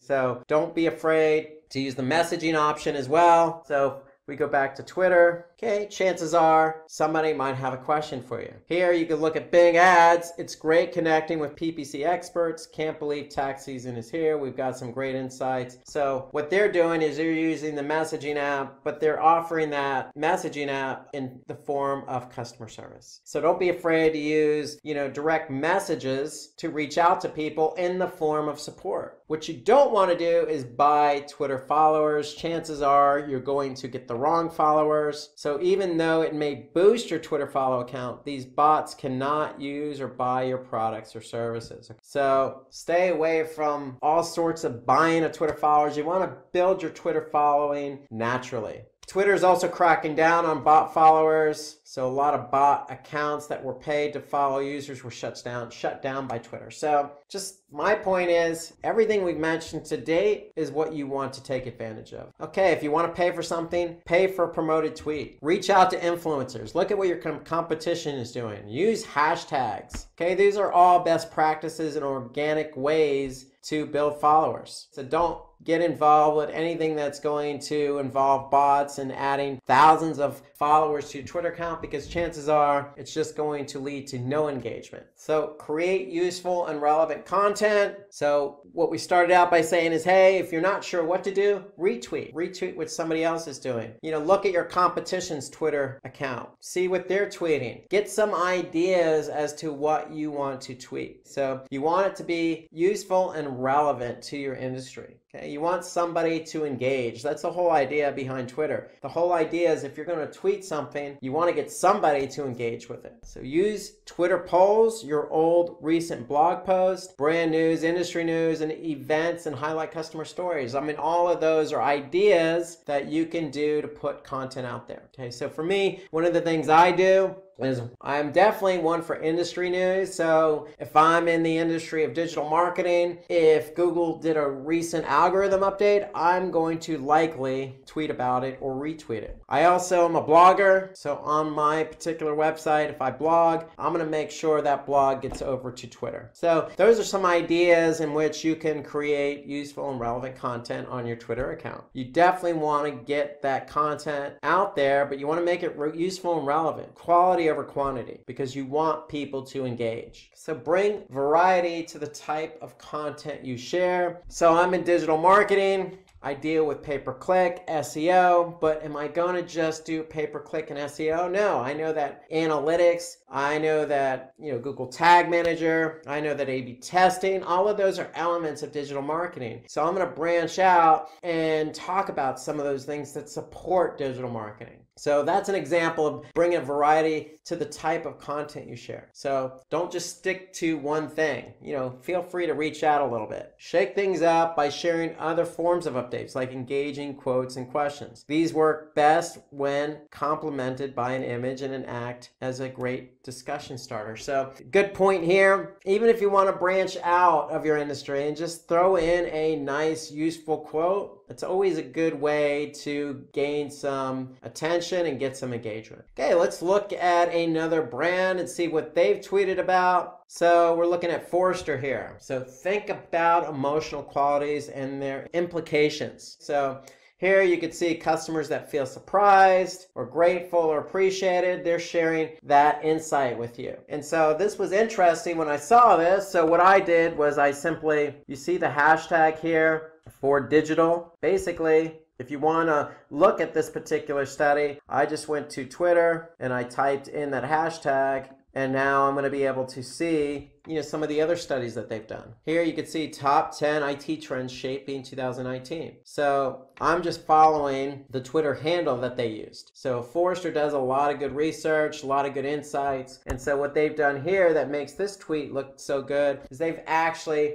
put an image of the results in the tweet. So they used an image to help gain engagement or increase engagement. Notice they also gave a shout out to somebody, as well as used some good hashtagging. So good tweet. This was back in 2016, but again, a good use of the image with the tweet. So you want to organize tweet chats to interact with your users and bring in new followers. So, you basically want to be organized when you're dealing with chats. So tweet chats enable you to send out tweets on a particular topic using a designated hashtag. So during a certain time to interact with your followers and other users. So you could do it at a specific time to really get out a specific topic. But you want to be able to stay organized so that, what you're chatting about is reaching the right audience and you're getting the right following and the right engagement. Okay, you can also pin your best updates and tweets to your profile. So you can just use that pin, and what that's going to do is pin it to the top and keep it there so that,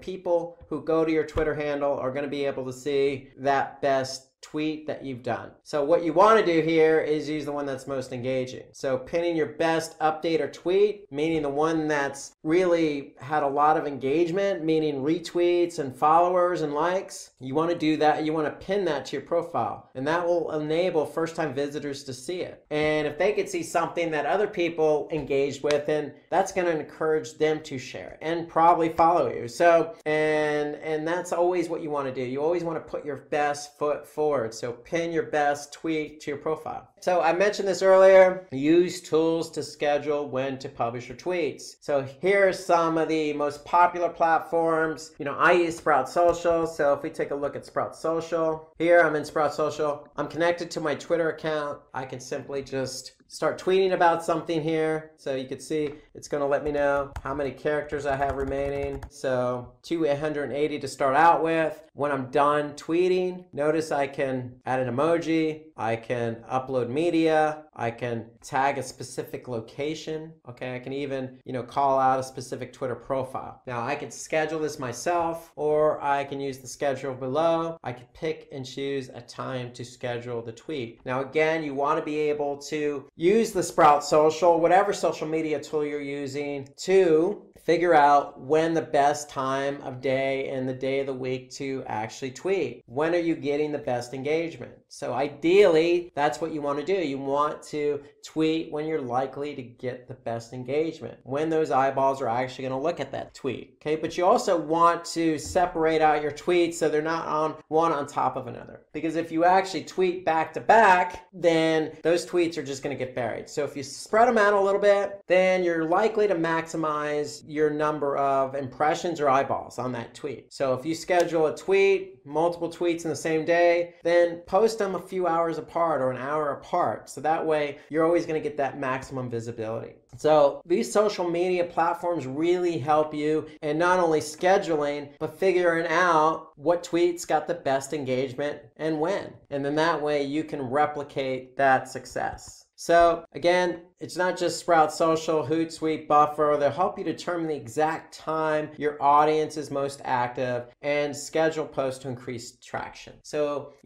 most of these social media platforms do the same thing. So really what you want to do is you really want to nail down that exact time your audience is going to be most active. Okay, that's the whole idea behind using it. And when you actually do tweet, you are going to get results. And these social media platforms are going to share those results with you. And then when you understand based on your audience behavior, when they're engaging, when they're not engaging, that's when you're going to fine-tune your scheduling. So what you also want to do as you're doing these tweets, as we looked at earlier with Wendy's, is run contests or giveaways. Remember, Wendy's gave away that free Frosty. You don't be afraid to give away something if it means more engagement, more eyeballs, which could lead to basically future customers. So contests can help increase your reach and exposure, and each new participant can be considered as a potential follower. So it also gives your followers an opportunity to tag their friends who would be interested in participating. So really this is a great way to be creative, come up with a good idea to get your audience involved, because what's likely going to happen is your audience is going to share this contest with others that aren't following you. And so what's going to happen is when they share it, you're going to get more followers, you're going to get more eyeballs, and again, potentially more customers. So embed your Twitter updates on your website. You could simply do that.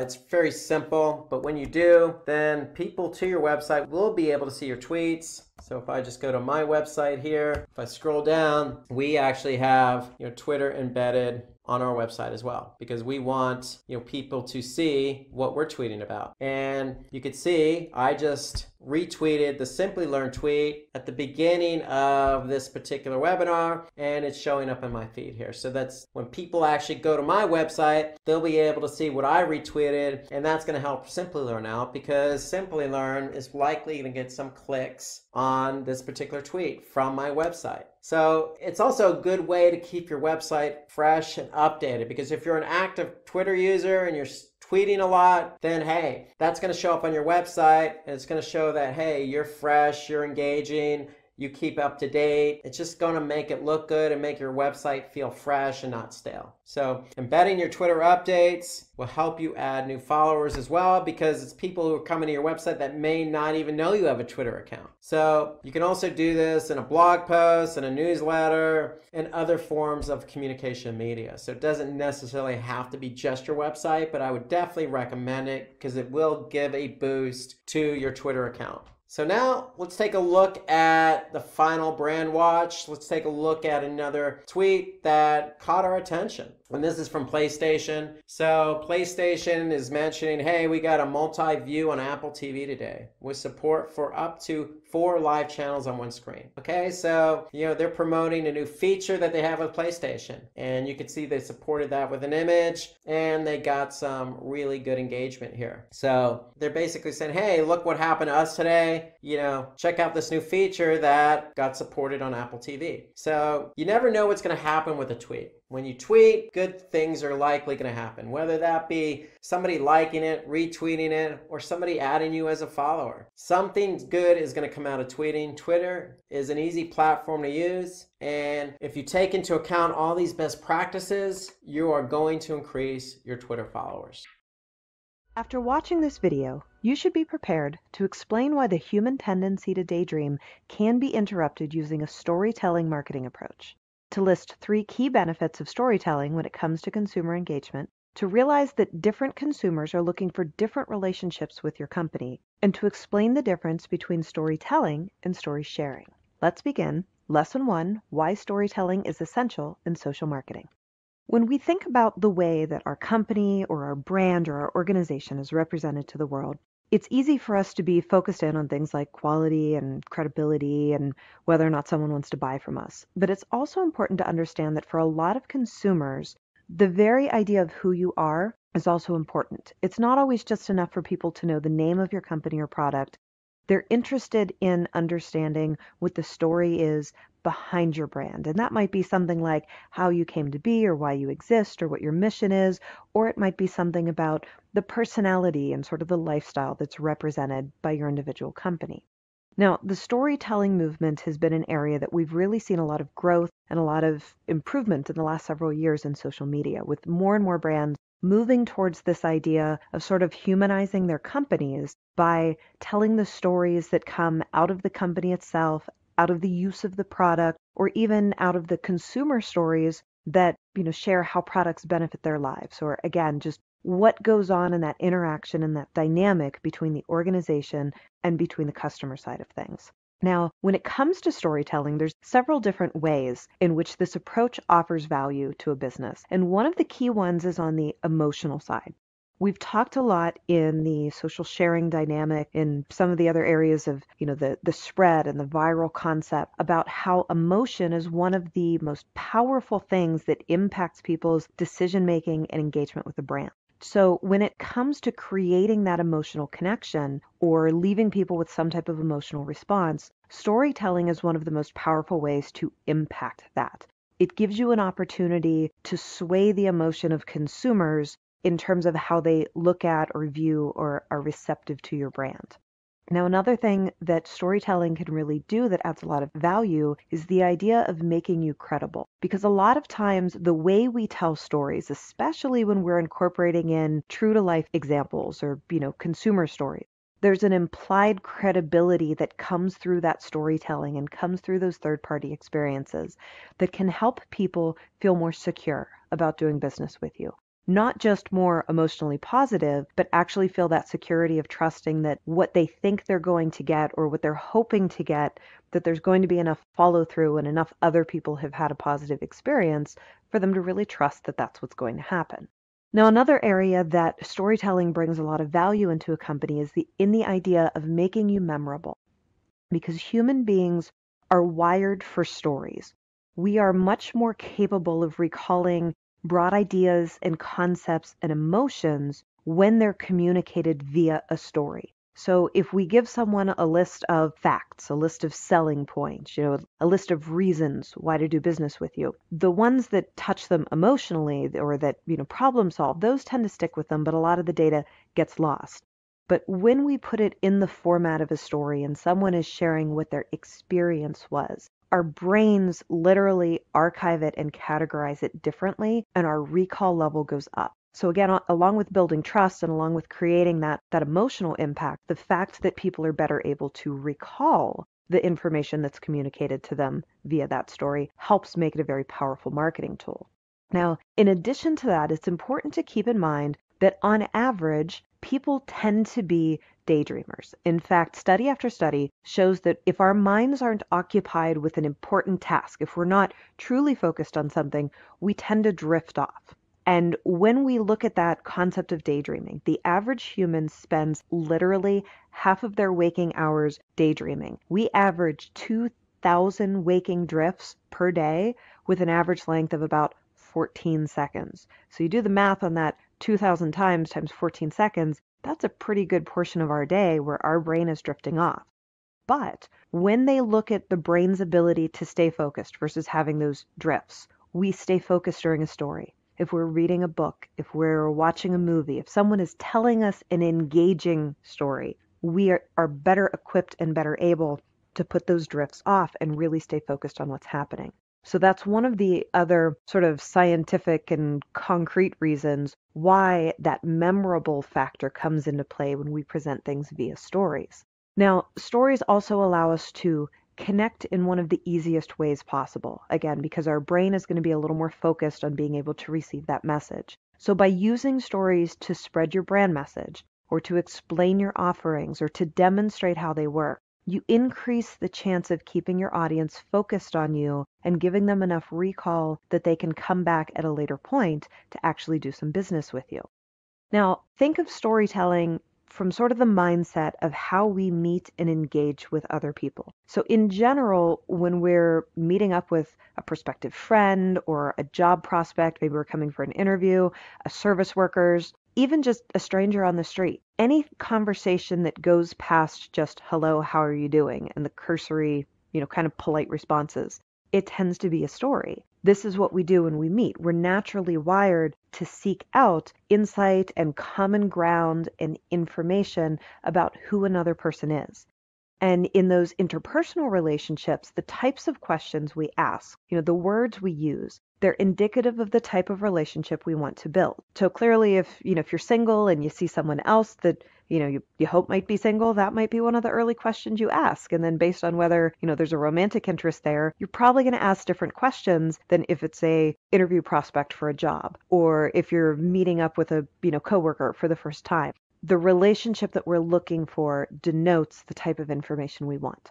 And that's one of the important things for us to keep in mind when it comes to storytelling, is we also have the ability to tailor our story to the audience. So we can put those different features up front. We can weave them in a different way if we're appealing to a group of 60-something females that love to sew versus a group of 20-something millennials that love whiskey tasting. It's a different message that gets put together with different focuses and features. There's also different things that we're going to put forward if we're proposing, $1 million contract versus a $25 impulse buy that someone can, click and order online and have delivered the next day. Now, on the business side of this, we need to think about what the story that we need is, because a lot of times we get so focused in business on getting the conversion that we forget that sometimes part of getting that conversion is creating those emotions, building that credibility and trust, helping them have exposure to what's possible. And for a long time, this has been done through education. We might put up videos or articles that aim to educate and to demonstrate. The story side of it brings that more social interaction and environment into the mix, and that's something important for us to keep in mind. So, a quote that I really love about this concept that sort of lays the foundation of why it's so important comes from the Chief Content Officer over at Digitas. And he says, the challenge is clear by now. Intrusive, interruptive, self-centered marketing no longer works the way it once did, and its effectiveness will only continue to diminish in the social age. Because again, the way that we share information back and forth with each other and the ways that messages spread, it happens differently in the social media age than it did before, when it was more advertising focused and where marketing really was more about, pushing the advertise, pushing the message, and sort of the Don Draper style of, if you don't like the conversation, change the conversation and tell people what you want them to hear. Because so much marketing is now driven by consumers through that conversation, we need to be able to approach it in a different way. Now, another side of that is the idea there's a difference between storytelling and story sharing. And some of it boils down to semantics, but some of it also does need to be kind of taken into account when we look at how we might put our message together. Because semantically, consider the difference between telling and sharing. So to tell is to communicate information, facts, or news to someone in spoken or written word. It's to order, instruct, or advise someone to do something. That second part that I want you to keep in mind. But to share is to give a portion of something to another, to tell someone about something, especially something personal. It's a slight semantic difference, but it's a huge difference in terms of our approach.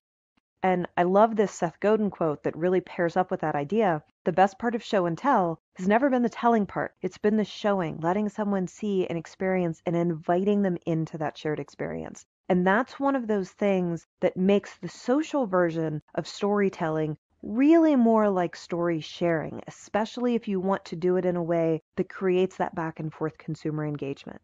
Storytelling in its traditional sense is more the stories that we've put into commercials and advertising. And there's a place for that. There's a place to put that together in the social realm, and it's very important. But the other area that we're just starting to kind of merge into and that really needs some exploration by brands is that idea of the social sharing, where it really is about engaging back and forth with your audience and inviting them to be part of an experience with you and with your brand.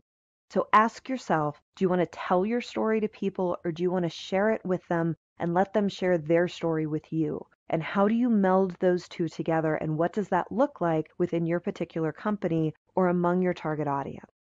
So now that we've laid the foundation of why storytelling is so important and sort of what type of impact it can have, the next thing we need to do is look at the business side of telling your story. What does it look like to create a narrative or something that's representative of either your business's story or sort of the lifestyle or concept or ideas that you want to promote to people? Now, there's tons of questions you could ask yourself to start building your story. But we can focus in on a couple key areas as a starting point to build from. One of the first ones is the idea of whether or not you have a founder's story.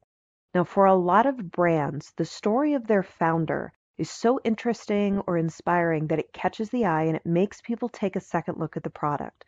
So think of the companies that are sort of iconic in terms of who their founder or their leader is. So whether that was Steve Jobs and the role he played at Apple, or Walt Disney and the inspiration and the role he brought to, the entire Disney complex, or loads and loads of other businesses, there are lots of examples out there of how the brand itself was so tied to the person who was sort of leading the helm that became part of their story and people were really interested in it. Now, we can find loads of examples of different brands where the founder really plays a critical role in representing who they are. Now, a great example of this is Spanx. The founder, Sarah Blakely, has really embraced the story, both of how she came up with the idea, which was basically she was trying to fit into a pair of cream pants for a party, and they didn't fit quite right. And she knew that when she put her pantyhose on, everything seemed to lay nicer, so she literally cut the feet out of a pair of pantyhose and put them on, and that's what launched the brand. She loves to sort of tell that story, but she also loves to tell the story, from her tagline of putting her own butt on the line pays off, because the way that she made her first sale to Neiman Marcus is that she literally dragged the buyer into a dressing room, and she went in and she put on a pair of white pants and came out and said, here's what I look like without them, and went back in and put her pair of Spanx on under the white pants and came back out and said, now here's what happens when I'm wearing these. And the buyer from Neiman Marcus ended up placing a huge order, and it was the first major sale that she got that put her in place somewhere. So those stories and sort of this is how it happened, this is literally what a difference it makes, that becomes part of the brand. And sort of Sarah Blakely's journey as an entrepreneur and, moving her way up into the Forbes list of, highest earning females in the United States, all of that plays a huge role in how they promote the brand itself and in sort of the storyline and the lifestyle line that they want to promote to the people that might buy the product. Now, on a completely differently themed vein, we have fast food chain Wendy's in the US and Canada, where Dave Thomas was the founder. And even though he passed away several years ago, he's still a critical part of the brand and of the story. Because basically it was the idea that a working class guy makes good and continues to act like a working class guy while building a massive charity. Because it wasn't uncommon, even when he was CEO, to see him show up in a store somewhere and start working behind the counter or sweeping the floors somewhere. He always played that role that made it clear to his employees that he wasn't above them, that he was one of them and part of them.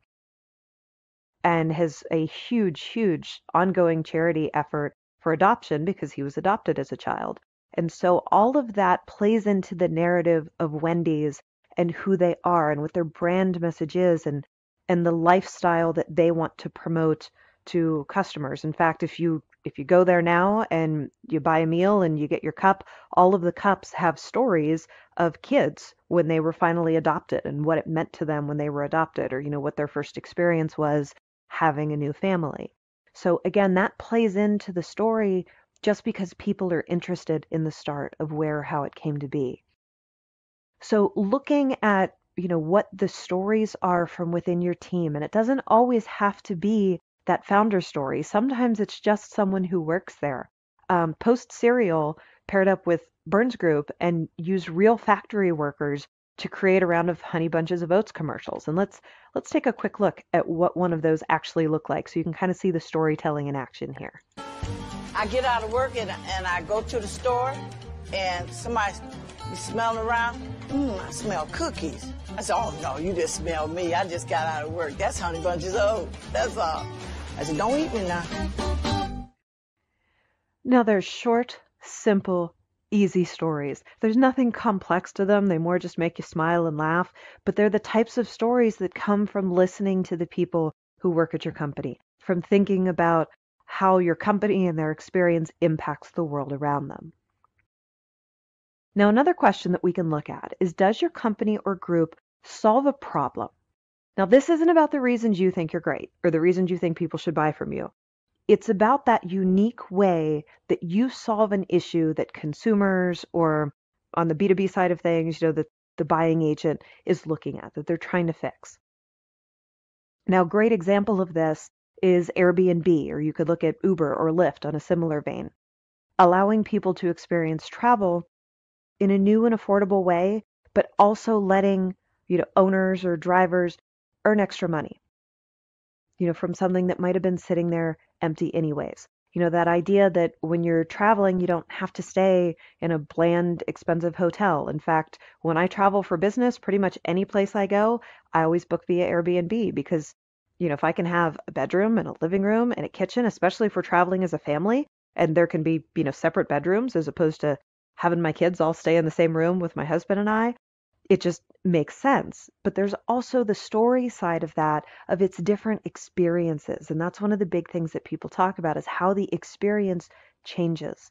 And even on the side of trying to recruit people to put their properties, it becomes about the freedom and the lifestyle that's enabled. And there's tons of examples on YouTube of people sharing how, leasing out that, their vacation property the rest of the year when they're not there, pays for the vacation property and more. Or, the people who now travel full time because they're able to lease out, their apartment or their home or something else on Airbnb. The story side comes from the problems that are solved for people. Now, another great example of a company that focuses on their story from that side is Dollar Shave Club. They basically took a problem everyone complains about and they made it go away. The idea that razors cost a ridiculous amount of money, that you always forget to buy new ones until it's too late, so you're shaving with a dull blazer, and it's just inconvenient. So all of their messaging focuses in on that idea of we make it cheap, we make it easy, and it shows up right at your house and you don't ever have to think about it anymore.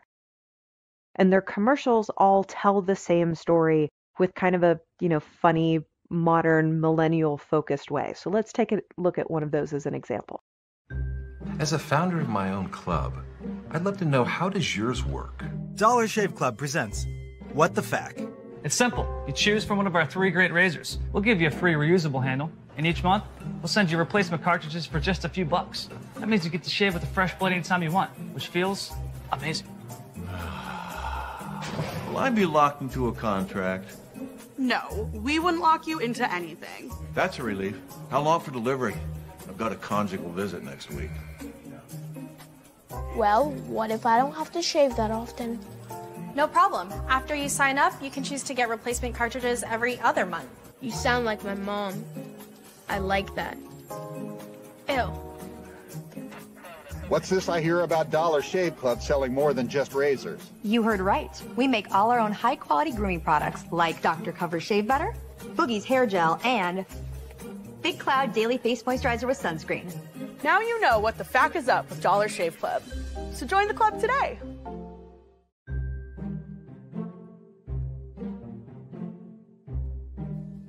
Now, before we get into the tips and tricks, let's take a refresher on what exactly is social media marketing. Social media marketing, which is one of the most commonly used and lucrative forms of digital marketing, is a methodology that has brands creating and sharing content on social media.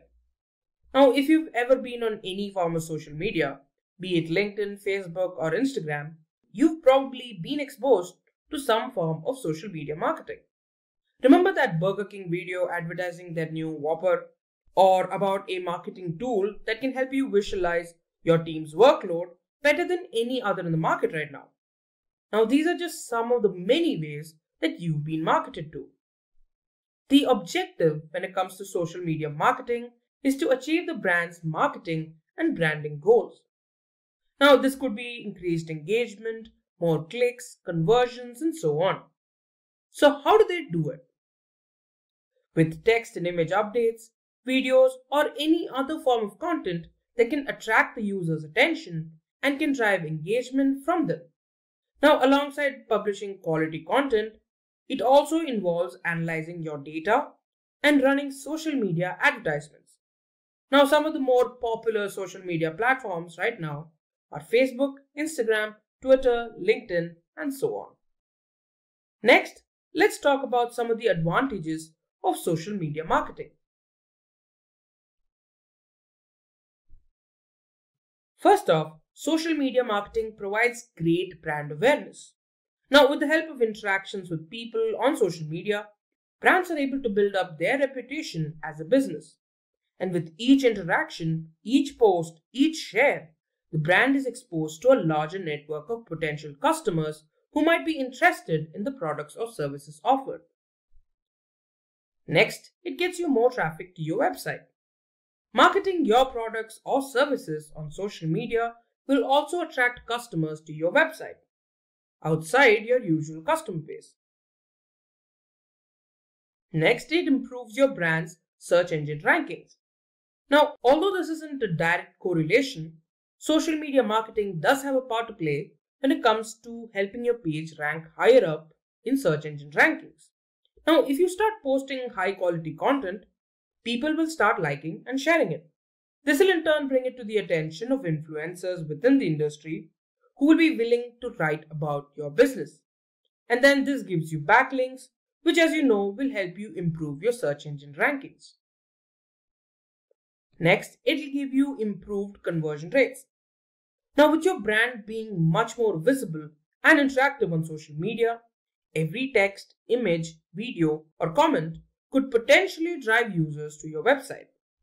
social media also humanizes your brand. Now, this leads to more customers trusting your brand and being more interested in your products and services. Then we have improved customer satisfaction.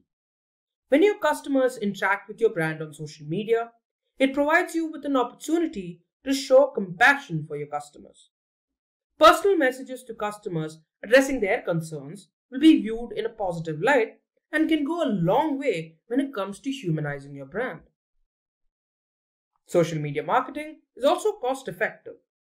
Now, compared to other forms of digital marketing, social media marketing offers some of the most flexible and relatively low-cost options available.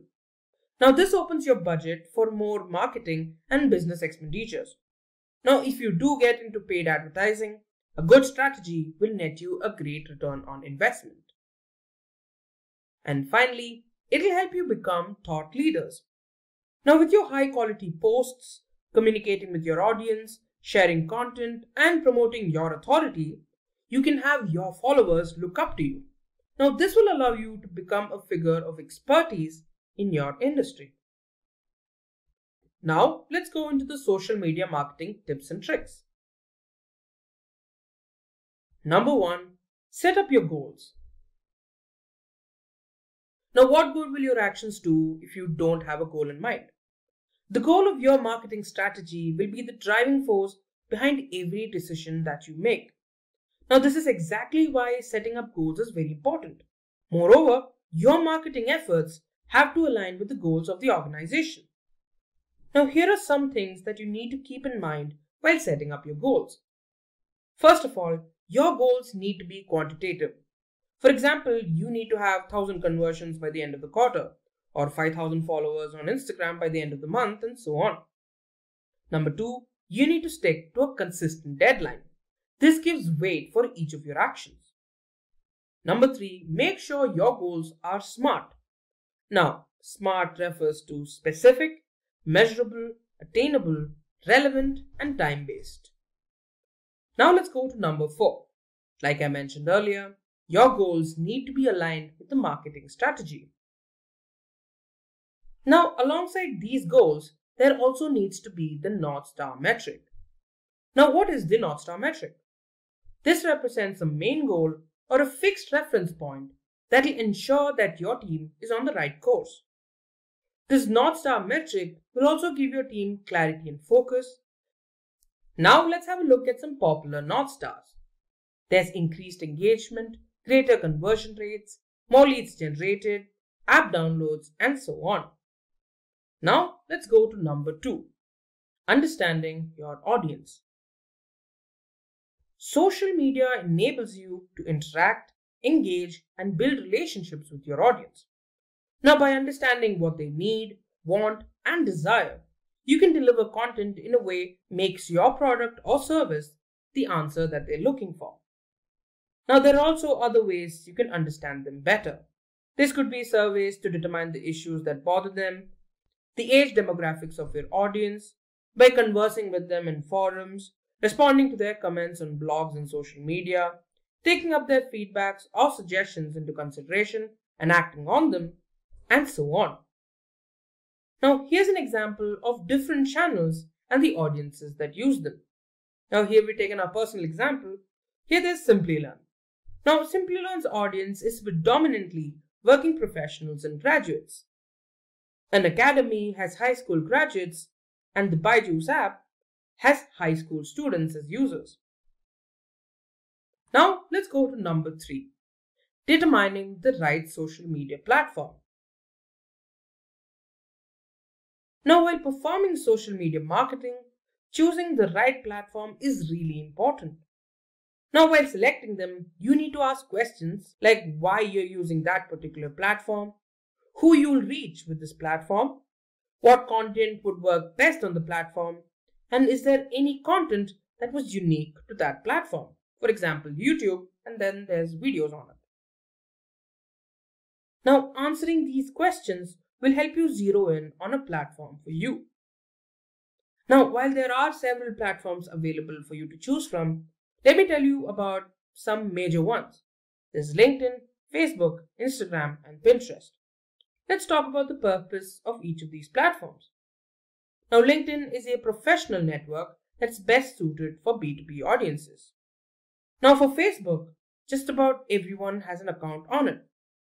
Content that's related to news or entertainment usually finds success on Facebook. Then we have Instagram.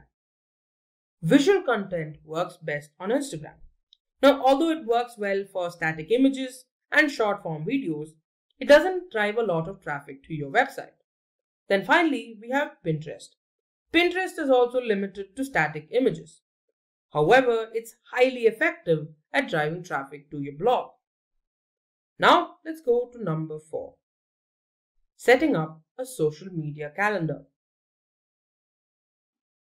A social media calendar determines the message you want to convey to your audience. It also consists of information regarding the different kinds of content that will go up on the social media platform. Now, let's have a look at some of the most popular types of posts on social media. First off, we have competitions. Now, I'm sure all of you have seen posts like tag a friend who does this, or comment or like to win something, and stuff like that. Competitions like these provide great opportunities for engagement with the audience. Now, they can be used to encourage your followers to share your content. It could be also for them to create their own content along with a predefined hashtag. Competitions help grow your presence on social media. Then we have polls or surveys. Polls can help you with data collection that also encourages followers to take action and interact. Polls and surveys also provide opportunities through which you can learn from customers to understand what they like about the product or service or what they don't, and to receive their feedback. Then we have videos and live streams. Now, although we'll be covering this in a little more detail further on, visual storytelling along with videos and live streams goes a long way to drive engagement among your audience. Now, these help get your followers' attention, increase trust and credibility, and have a high response rate, and so much more to offer. Live stream, with its live nature and having a human face alongside your business, humanizes your brand, and by extension, helps increase customer loyalty and trust. Then there's infographics, articles, and images. Social media calendars are successful because of their ability to increase collaboration within the team, help understand what works and what doesn't, and in distributing resources in an effective manner. Next up, we have number 5, using social media marketing tools. Social media marketing tools align to the goals of your organization. With it, you can create high quality content, attract new potential customers, and drive engagement. It also helps you with the planning process. You can plan, create, and schedule posts on your social calendar. Now, some of the more popular social media tools include Buffer, Hootsuite, BuzzSumo, IFTTT, and much more. Now, these tools also help with generating leads, creating email lists, finding a relevant audience to show your content to, creating buyer personas, providing you insights on what works and what doesn't, and giving you templates for different kinds of posts. Now, for number 6. Visual storytelling. Now, visual storytelling involves passing out a lot of information in the simplest of forms, visually. Using pictures and videos, your followers are able to grasp the message quickly and remember it for a long time afterwards. Visual storytelling is also not limited by language barriers. This helps it become interesting and entertaining to anyone watching it. This can help your audience stay interested and engaged, grab the attention of potential clients, and so much more. But it also has some other advantages. It helps you build a bond with your audience. Visual storytelling connects with your audience. Methods like live streaming help humanize your brand and help grow customer loyalty and trust. It helps the audience quickly grasp the intended message thanks to its simple nature. And finally, most importantly, content like images and videos are what go viral. With visual storytelling, you increase the chance for your content to be seen by more potential customers. have a look at some of our videos. Now, here's what is machine learning, data science in 5 minutes, and AI in 5 minutes. Now, these are some of our most viewed videos on our channel. And now you know why. Visual storytelling. If you guys are interested in watching these videos, you can check them out on our channel homepage. We also have similar videos about blockchain, DevOps, and Six Sigma. Now, back to our list. Let's go to number 7. Paying for advertising. This is a method that helps you find, target, and reach your audience with ease. It can greatly help with achieving your organization's marketing goals. This can help you improve your reach and improve your brand's visibility. Its pay-per-click model ensures cost effectiveness while providing great results and return on investment. It also helps improve targeting by letting you control who sees your ad. You get to choose from a number of different factors like interests, hobbies, personality types, and so on, alongside the basic user demographics like age, location, gender, and so on. Now, since most social media platforms have native analytics, you also get to assess and refine the performance of your ad campaigns. Now, as great as it sounds, there are certain pitfalls that come along with paid advertising. First of all, your audience could get exposed to your posts too many times and tune out your content, disregarding it in the process. Second, it could get really expensive for smaller businesses or startups to manage a campaign to its maximum effectiveness. Third, people could pass off your content as irrelevant and unimportant. You'll also have to deal with a whole lot of competition. Smaller companies with lesser budgets have an uphill battle to deal with better funded organizations. Next, we have number 8, newsjacking. Newsjacking is a method that involves using current events to promote your own brands, products, and services. Now, it's a popular method that's used to improve brand awareness. Newsjacking uses the popularity of the current events and drives it to your brand. It also helps shine a spotlight on your products. It also helps you show off that you're up to date with current events in the industry and that your product is relevant. By extension, it also improves engagement and website traffic. Now for number 9, A/B testing. A/B testing is a popular method for comparing copies, creatives, and CTAs or call to actions of the posts that you put on social media. Now, since audiences would react differently depending on the content, A/B testing helps determine which of the variants your audience engaged with the most. A/B testing can also be performed on variations of location, age, gender, education, your audience interests, and so on. Next up, number 10, community and influencers. Joining communities helps your brand link up with like-minded people and other companies belonging to your niche. It'll also help you establish your brand as an authority within the industry. Now, actively participating in these communities can help create your own audience of potential brand advocates to group up with.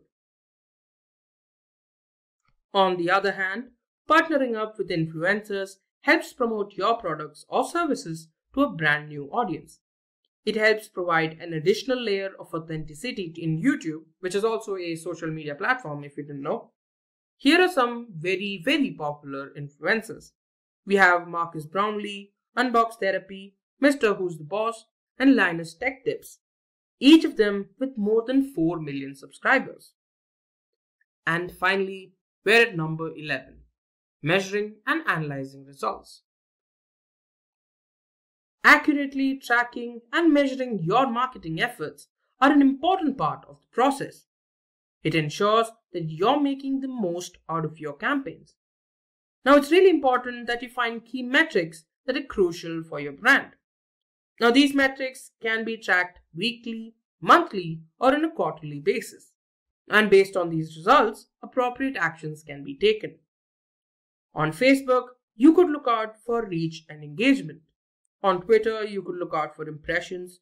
clicks and impressions and interactions on LinkedIn, likes, comments and mentions on Instagram, and engagement and impressions on Pinterest. Some of the most popular tools used for this purpose are Sprout Social, Buffer, Hootsuite, Google Analytics, and so on.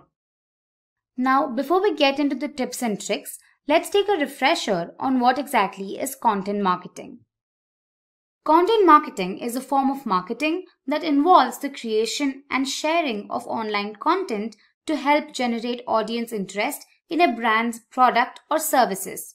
This means providing information that the audience considers valuable and relevant in a consistent manner so that it drives some sort of profitable customer action. So let's talk about the content that falls under content marketing. There's options like blogs, videos, infographics, case studies, white papers, and ebooks. So why is content marketing so important? Firstly, it helps build awareness, trust, and loyalty in your brand. The more your brand provides accurate and well-researched content, the more people learn about and trust your brand. The more the audience trusts in you, the more they're likely to buy from you. Creating the content is relatively inexpensive and can be done in-house. Content marketing will also enable your brand to increase traffic to your site and get more conversions. It also helps improve other marketing tactics like search engine optimization, social media, and public relations. Now let's have a look at the content marketing process. The first step is to determine what goals you want to achieve with your marketing campaign. It could be increased conversions, website signups, and so on. Then you set up buyer personas from among your audience that can buy your content. But what exactly are buyer personas? Now, these are research-based profiles that represent your target customer. Buyer personas help you describe your brand's ideal audience, the decisions they make, the challenges they face, their interests, and so on. Next, you'll have to set up content audits to determine the best type of content that works for you. You also need to set up a content management system like HubSpot, Squarespace, Wix, and WordPress. They'll help you with increased collaboration, greater support, run A/B tests, and much more. You'll need to brainstorm for new forms of content that your audience can enjoy. After that, you can zero in on a particular form of content that would work the best for you. And finally, you can publish and manage your content. Now let's talk about content marketing tips. Number 1, remarket your content. Content marketing is one of the many ways you can spread your content to a wider audience. You can define the audience you want to market to and then tag visitors who come to your site. And using Google's display network, you can strategically position your ads in front of people on Google or its partner websites who previously interacted with your website and advertised to them. Through this, you can build awareness and engagement with your audience. Here's an example of a banner advertisement I would be shown if I was shopping for a MacBook Pro on Amazon and changed my mind at the last moment. This ad would maybe stay at the back of my head until eventually I go and finish that purchase. Now let's go to number 2, answering complex questions with your content. Targeting specific keywords is extremely helpful with your content. This is why you need to focus on Google's featured snippet. This position, also known as position 0, enhances and draws user attention on the search engine's result page. Through the featured snippet, you can drive a large amount of traffic to your website while cementing your position as an expert in your industry.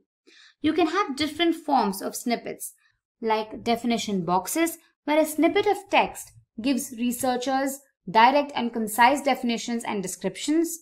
You could have tables where data is taken from the page and displayed in a table. You could have ordered lists where items are presented in specific order. And you can also have unordered lists. Next up, number 3, we have create a personality for your brand. If you're looking to grow a following for your content, try not to copy how already established and successful corporate blogs do things. Nowadays, audiences tend to prefer content that has a certain humanness about it. Tend to follow solo influencers. They advertise their brand by being themselves. In a way, they're selling themselves by being themselves. You need to analyze what these popular and influential blogs are doing and incorporate into your brand's website. Thanks to this, your audience will connect with you and come back for more. Now, here's an example of one of the largest players in digital marketing, Neil Patel. See how he himself is the brand. And if you've gone through his content, you know it's pretty great as well. That's what you should be striving for. Moving on to tip number 4, ensure that your content matches your brand's voice. To make sure of this, you need to constantly review your editorial standards and make sure your tone and quality remain consistent. You need to ask your audience questions about how you can develop and refine your brand's voice. By answering these questions, you can provide your audience with a more cohesive and helpful experience. Your tone of your brand can vary on the basis of what type of content you're planning to post and what the goal you want to achieve from the campaign. Next up, we have number 5, back up your arguments for data. Using statistics and facts to make a point by including a link to the original source makes it extremely credible. This data can help the audience grow trust in your brand to persuade them that your content is valid and valuable. This will also help your brand grow as an industry expert. At number 6, we have use specific keywords. Now make sure you use specific keywords in your content. This takes care of the SEO aspect behind your content. This will also help your content have a greater chance of being found, indexed, and ranked. It could also help your content rank for niche topics within your industry. Moving on to tip number 7, evaluate the success of your content with data. Earlier, we talked about why it's so important that you back up your content with data. Now, let's talk about how data can help you improve. Analytics tools will help you learn more about how well your content is doing, the age demographics of the people enjoying it, who doesn't, their locations, the best time to post, and much more. With this data, you can make sure that your time and money are being used in the best possible way. Some of the most popular tools in the market are BuzzSumo, Evernote, HubSpot, Trello, and WordPress. These will help you find topics and influencers within your industry. You can capture, organize, and share notes, collaborate with team members, create sales funnels, and much more. Now, we've reached midway right now. So I've got a question for you. Do you guys have any tips for content marketing that we haven't covered yet? Let me know in the live chat. Alright, so let's get back to our list. Tip number 8 is to be consistent with your content. Post your best performing content and make sure they follow a consistent schedule. Finding a balance of the different types of content to be posted with the help of a content calendar will show your audience that you're committed to providing them helpful and informative content. This will also establish your brand as an authority and thought leader within your niche. It will help your audience depend on you for quality content and give them a reason to return. Tip number 9 is to make your content actionable. Providing actionable steps or information in your content will coerce your audience to take a particular action quickly. It can help you create valuable content and fix pain points faced by your audience, build a strong relationship with them, and earn their trust. It also leads to increased engagement and a positive brand experience. It provides users with real value and solutions, leading them to take action. Here we have an example from Trello where we see a pop-up with a call to action asking interested users to input their email IDs to Social Media Today, involving more than 200 marketers.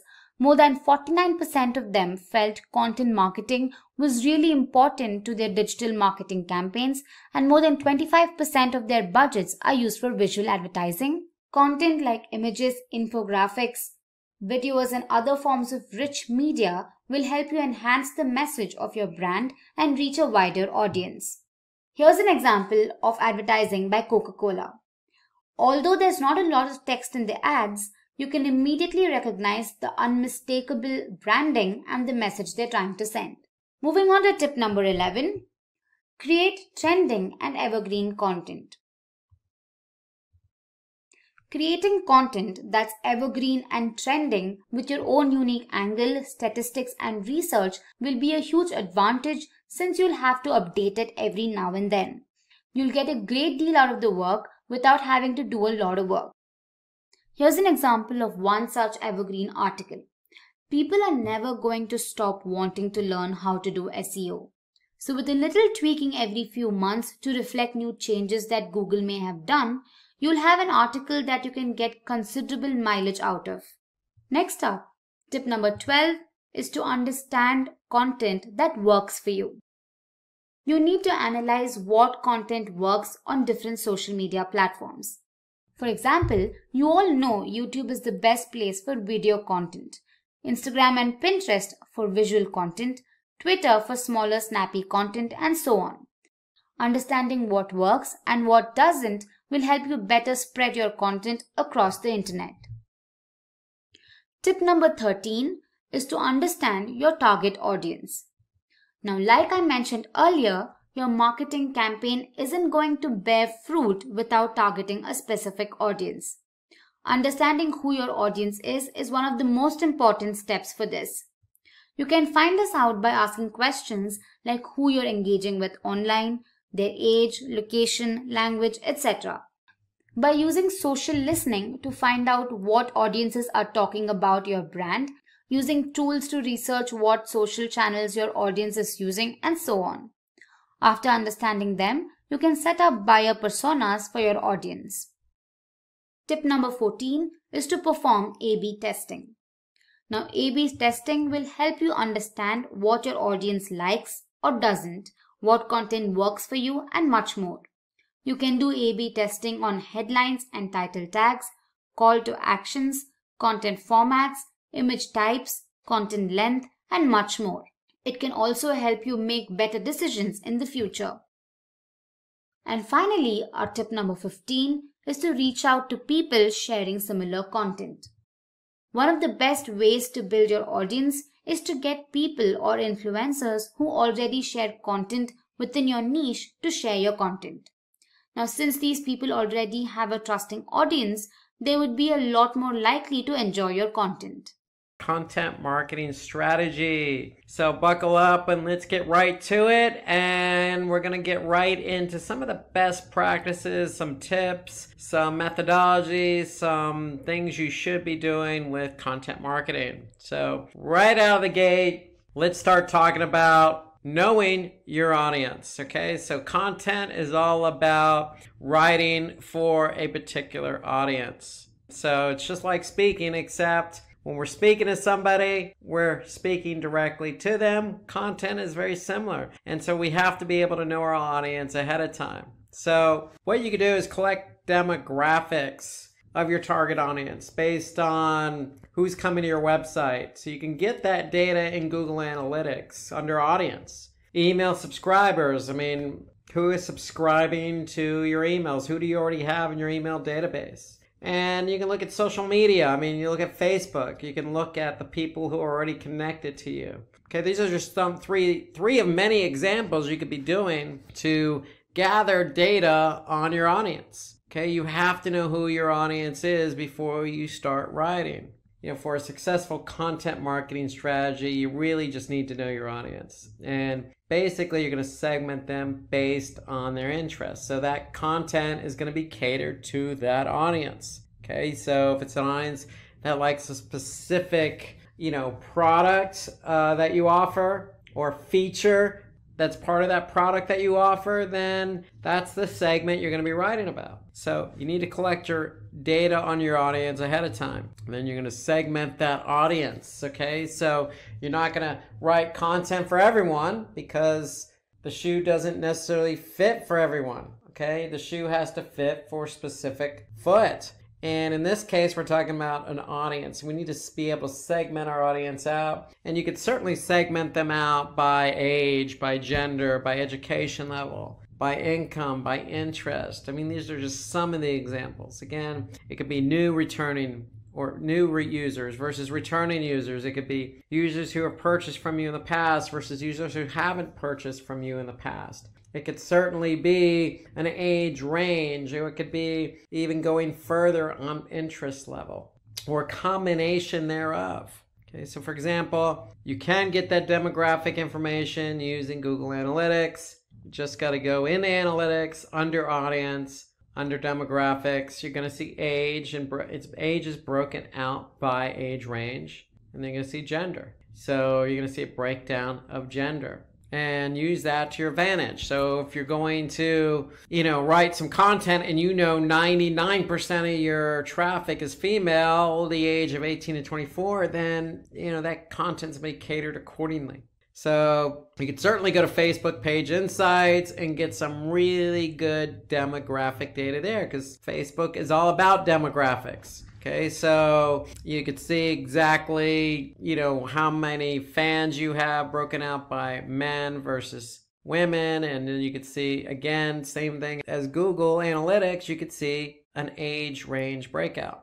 You could use Twitter Analytics. I mean, Twitter shares some really good insights into education level. So, if you're dealing with, highly sophisticated people who have master's degrees or even higher, or let's just say even on LinkedIn, that the majority of the people you're trying to target are C-level, meaning CEOs or CFOs or CMOs, chief marketing officers or chief executive officers. Then you're going to cater your message a little bit different than, say, mid-range managers or even high-range managers or even VPs. So use your audience information that you collect on these various platforms to your advantage. Okay, so let's jump into number 2.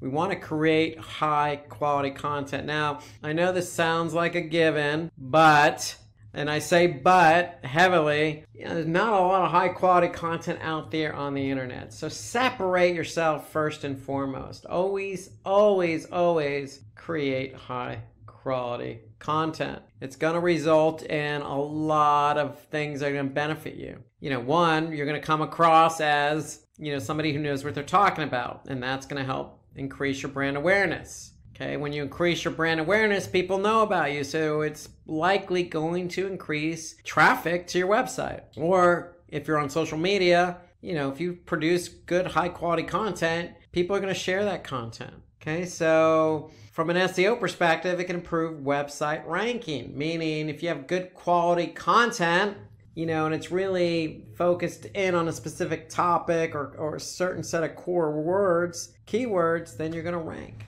Improves website dwell time, meaning, hey, you got good content. People are going to hang around to see what else you have to offer. Okay, so it's no secret that, good content usually leads to, quality engagement. And then certainly last but not least, you can gain a lot of leads here, meaning, hey, somebody likes what you have to say, whether it's a video or blog post or infographic. People are going to become more interested, more engaged, spend more time, and that's all going to funnel through to somebody taking that next step in the funnel and becoming more interested in your service or even purchasing one of your products. So creating high quality content involves brainstorming topics and terms. You got to do the upfront work. Due diligence is at work here. So brainstorm some topics. Use a keyword research tool to gather results. So if you have a topic, one of the benefits of quality content is rankings. Go to Google's keyword planner. Understand how much quality and understand how much competition each keyword has, or understand how much volume each keyword has. That's what's available in Google's keyword planner or any keyword planning tool. You always want to create original content. Okay, so you don't want to plagiarize or take somebody else's content, and then you want to support that content with compelling headlines. So if you have a piece of content, you got to get somebody's attention, write a nice headline that's going to grab their attention. Okay, so give valuable content to your readers and add resources from well-known sites. So if you do borrow, say, a data point from another source, then, cite that source. You also want to create engaging and thought-provoking content. Get somebody to think. I mean, people are going to read your content because they don't know the subject matter. They're interested in the subject matter, and they want to be able to spend the time taking something away from that content. Follow a logical structure and use relevant images. I can't stress this one enough. Just throw things on a web page, put some structure to it. And if you have to, break it out. If you feel like you have too much content, there's no harm in breaking it into part 1 versus part 2. Get people, tease them a bit. Get them to come back and read part 2. Okay, use different content forms in case somebody's interested. Maybe you want to capture some data. Prefer short paragraphs to make the content readable. Remember, if you're talking to C-level folks, maybe you don't have to dummy down the content, so to speak. But if you're dealing with, folks or people that are right out of high school or still in high school, then adjust your content and format and paragraphs accordingly. And then update the content as well. Just because you publish it doesn't mean that it's done. I mean, when we're talking about a web page, we're talking about something that is actively changing or can change. It's a medium that is dynamic. Okay, so if a data point's changed, go back in and update that data point. And then let people know about it because they may want to come back and check in to see how much that data point's changed. So these are all, good takeaways for creating high quality content. Some other things that you should be aware of, grammatical mistakes. You need to avoid those. There's no reason for grammatical mistakes. Today's technology doesn't allow for it. And hey, listen, we all have friends, we have colleagues. My desk is sitting next to a colleague who's more than happy to read something before it gets published. So take advantage of the resources you have available. No reason for it, because if you have a grammatical mistake, you just lost a lot of credibility. Don't be afraid to add a clear call to action at the end of your content. If somebody's interested in reading it, they're probably going to be interested in taking the next step, whatever that next step is. Okay, so creating content that fulfills viewers' requirements, meaning if somebody's searching for something and your content shows up in the search results, then they're actively looking for you. What are you offering them? Is it fulfilling their requirements? Don't be afraid to use examples throughout your content. In fact, work in or integrate some case studies in there. Show clear examples to stress your points. And then just don't put words on a web page. So break up that content with an image that's going to be visually appealing.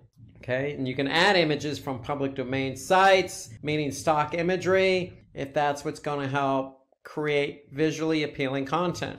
And then give more information to your audience. And we say prefer to give more information, meaning, hey, going back to the content I was saying about breaking it up, organizing it, if you have more information, don't withhold it. Have them come back and read a secondary blog post or secondary piece that supports the original.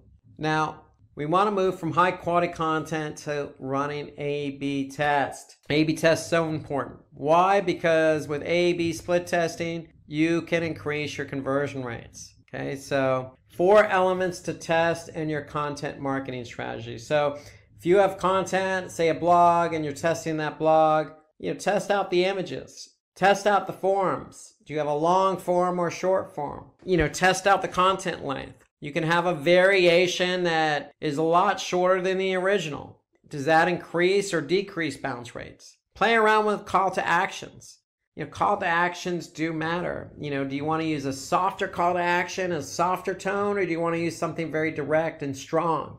Test call to actions to see what's going to get people to move closer through closer to purchasing and through that funnel. So A/B testing to me is something that should be naturally done. With Google Optimize, it's free. So with images, you could test a lot of different variations of images, anything from people to, outlandish imagery to just something very stock and neutral.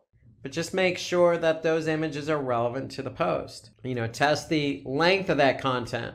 Again, if you know that your average time on page is very low, don't write something very long. Write something that you think is going to stick with that time on page. But on your A/B test, create something maybe a little longer. If it's engaging enough, maybe somebody's going to stay a little bit longer on the page. So, create a variation that's going to play with that length. Okay, so use analytics to your advantage to figure out, as a baseline, what amount of content is getting people to stay on the page. Then see if you can push the envelope one way or the other. Okay, improving the page with sign-up forms. Really, what you want to do is create a user-friendly experience. So when you have sign-up forms, and don't make them non-intuitive, don't make them difficult. Link maybe up to Facebook or Google, so if they're creating an account, they can create an account via Google or Facebook. Or, don't put too many forms on the page. And then on those CTAs, as I mentioned, play around with the tone. You can also play around with the color. I test color all the time. Believe it or not, color does matter. Don't use red, use green. People react to different colors. But again, you have cultural variances as well. So you got to take that into account. If you're in the Middle East or the Far East, Asia, color schemes and what you say matters, and it changes versus, say, Europe or the West. Okay, so keep that in mind when you're making changes on color or tone or placement and things of that nature. So you want to conduct a competitor analysis. So we're talking about creating high quality content, testing that content, brainstorming some topics, looking at your audience. You're doing all this work. You might as well take the next step and figure out what it is your competitors are doing. So you can opt for competitive analysis by identifying your competitors' top performing content for specific topics. Okay. And so really what we're trying to do here is improve our conversion rates. So what are your competitors doing? What are their baselines? We can maybe up that ante. That data is also available in Google Analytics. So you can look at benchmarking reports in Google Analytics to get some form or fashion. You can also go to Facebook and look at your competitors' Facebook pages and see what's performing in terms of engagement. But what you want to do is find out your strongest competitors by using search engines, or check which websites are competing with you.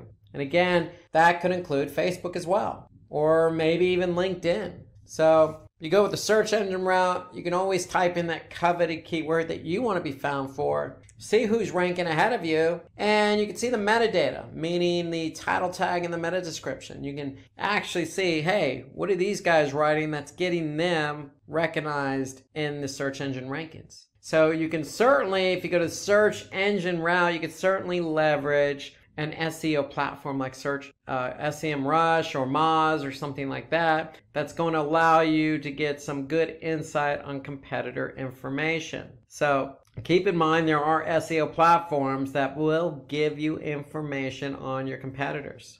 And that's what these SEO platforms are good for. So number 5, moving on, choose a suitable content format. So now we've done all this homework.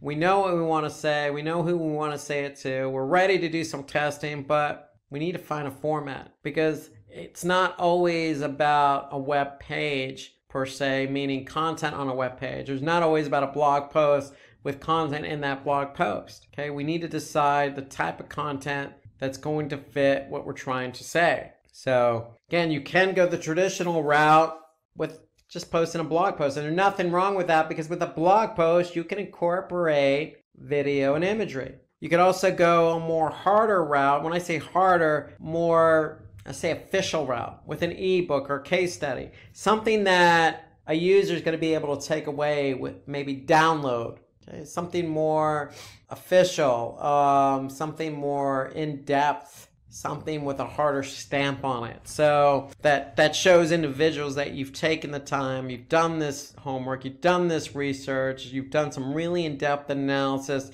and now the proper format for that is not a blog post, it's an ebook. Now, if you're into talking, like I am, then you could certainly do a podcast. And podcasts are always popular depending on the topic. So you got to be aware of the topic. Now, videos are always a good option. You got the likes of Video and YouTube and some other, video platforms out there that allow you the ability to get found very quickly, especially with the likes of YouTube.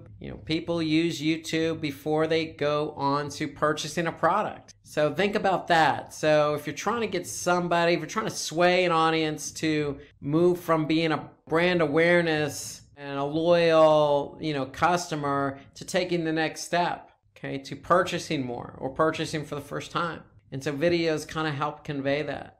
Now, if you're trying to convey a lot of different points, then an infographic might be your best option. Instead of having to write out all those points, try using an infographic to convey those points visually. Now, again, with blog posts, it should have valuable content that can be shared by your website visitors on social. So that's the key. Make sure you have those shareable social icons. Now, with ebooks, it should have longer and in-depth content. And it shouldn't be published frequently. So maybe if this is something you're doing annually, then ebook could be the format. With a case study, what you should have a customer story that succeeded in you solving that customer's problem. So the case study is always there for somebody to get an idea of what you're all about. Infographic is just visualizing data in a more organized way, in a more visual way, so somebody understands what you're trying to convey. Now with that podcast, again, suppose your audience doesn't have an interest in reading. Again, it could be a certain age, certain gender, a certain culture. Hey, everybody absorbs information differently. So think about it. Ask yourself, is a podcast the best way to communicate to my target audience? And then videos are highly engaging. They're also shareable on blog posts and pretty much most, if not all, social media platforms. So once you've done that, once you choose the proper format, you want to choose a content management system that's going to work for you. So you want to be able to choose something where you can plan appropriately, produce, manage, publish, and measure results all in one place. There are plenty of content management systems out there that will help you do all of those things. Okay, so some examples are WordPress, HubSpot, Binder. I mean, we can list hundreds. If you're into blogging, WordPress is the way to go. If you're into building out landing pages that you want to, share, HubSpot could be the way to go. Okay, there are lots of available options out there. So moving on, number 7, target your audience using emails. Okay, so what are we talking about? Well, we all know what emails are. Emails help us to communicate directly with our target audience and convert them to leads. So email is a good way to follow up with your audience. So if you've done a podcast, follow up with an email. Maybe get them to, fill out a survey via email based on that podcast. Or if you create a podcast about some data that you talked about in that podcast, follow up that with them via email with an infographic perhaps, okay, built into the email. Okay, there's lots of ways that all these formats can complement themselves via email. Okay, you could certainly take a blog post and package it into an email and have a link pointing back to the blog post, maybe as a teaser. Or if you're doing a series of blog posts, you could tease that in an email. So an email is a good way to, follow up with your target audience indirectly or directly. And when we say indirectly, you can collect emails and send out those emails with, certain information. Or what you should be doing is targeting and segmenting your emails just like you are your content. So if you're producing content for a certain audience, then make sure that particular audience gets that same email. Now, some of the email content that you could share with your target audience are newsletters, okay, seasonal emails, promotional emails, automated messaging. And what we mean by automated messaging, hey, if somebody just purchased from you, send them a thank you email. Maybe follow up a couple days later with another email with a survey. Or what you could do is, if you know who your loyal customers are, target them with a promotional email. So there's lots of ways to slice and dice content via email. Okay, just make sure you know your target audience is. There's lots of things you can do in email. Again, you can complement lots of different formats within email, as I mentioned before, with a podcast or a blog post. So keep all that in mind. Email is a good way to communicate with your audience.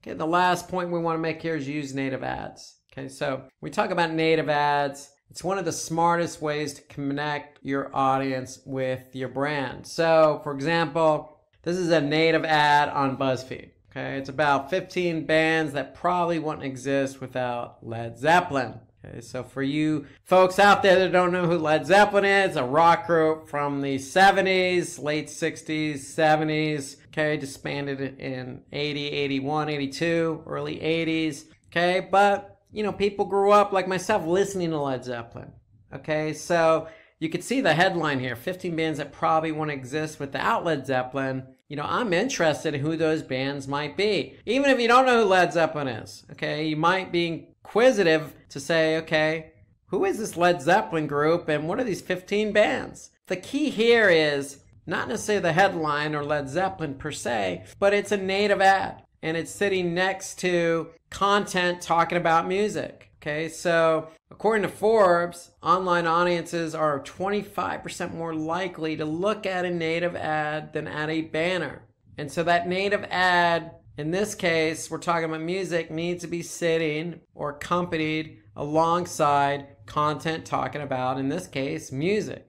You know, it would help if it was rock music, just music in general might get enough to pique people's interest. Okay, so if you're going to create content, you know, align that content with something that's, you know, naturally going to fit. And that's why we call them native ads, because they're native to the content that they're associated with. So finally, after all that's said and done, when all you've done is create good content, follow up via emails, targeting your audience, and associating that content with, you know, content natively, then you can always measure your content performance. So this is my favorite part of it all. You go in analytics, go into Facebook Insights, you know, you want to go in and check out how that content's performing. And you want to do that because you want to be able to see what's performing, what's not performing. The key here is associating the content with KPIs. That's really the key. So measuring the right metrics can help you understand whether your content is engaging or not.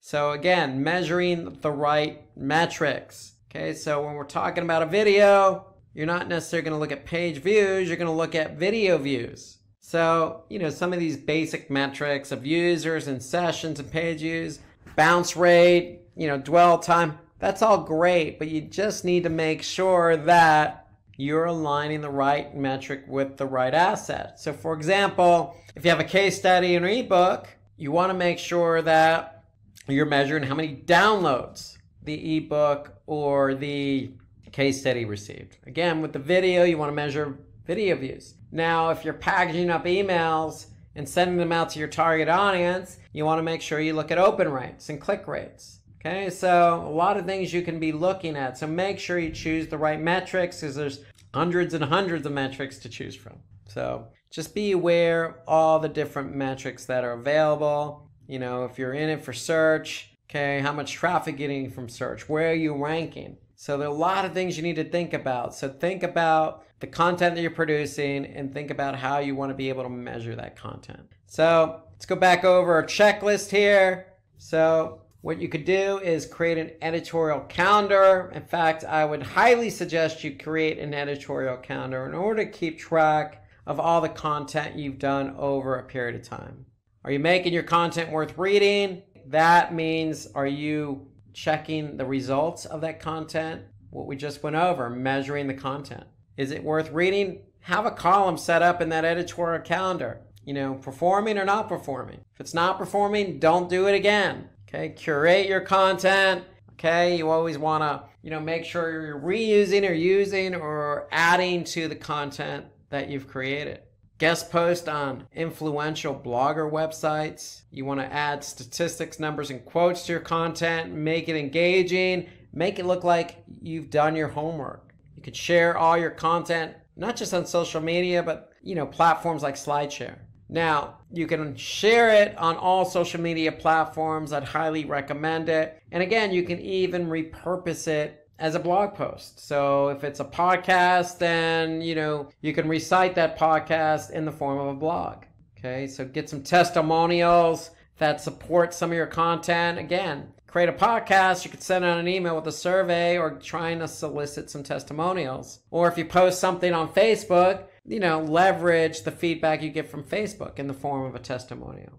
Okay, and then you want to promote your blog post for maximum success. And a lot of that means SEO. So make sure you do your due diligence and get the right keywords in that blog post. Okay, so you can create personas for different user audiences. Okay, so remember, it's all about tone. Okay, so if you're going to create a blog post, make sure your tone is aligned with that right audience, whether that be young, middle-aged, or older.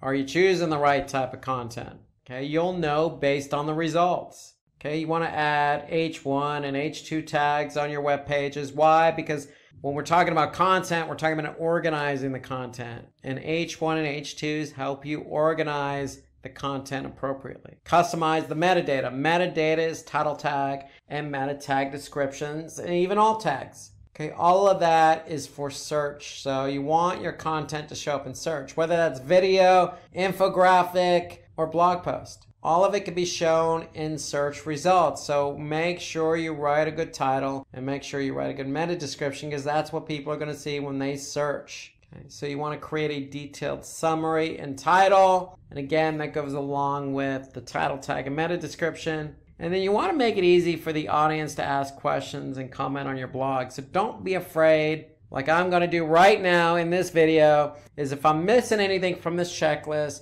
feel free to comment. Hey, I've written my fair share of content, but I could be talking to an audience that is just as qualified as I am, and they may have some tips. So feel free to comment underneath this video. Now, don't be afraid to ask, just like I just did. People are always willing to provide constructive feedback. So don't be afraid to ask for it and make it easy. So to me, every blog post needs to have some form of a comment box, because blog posts are out there to solicit engagement.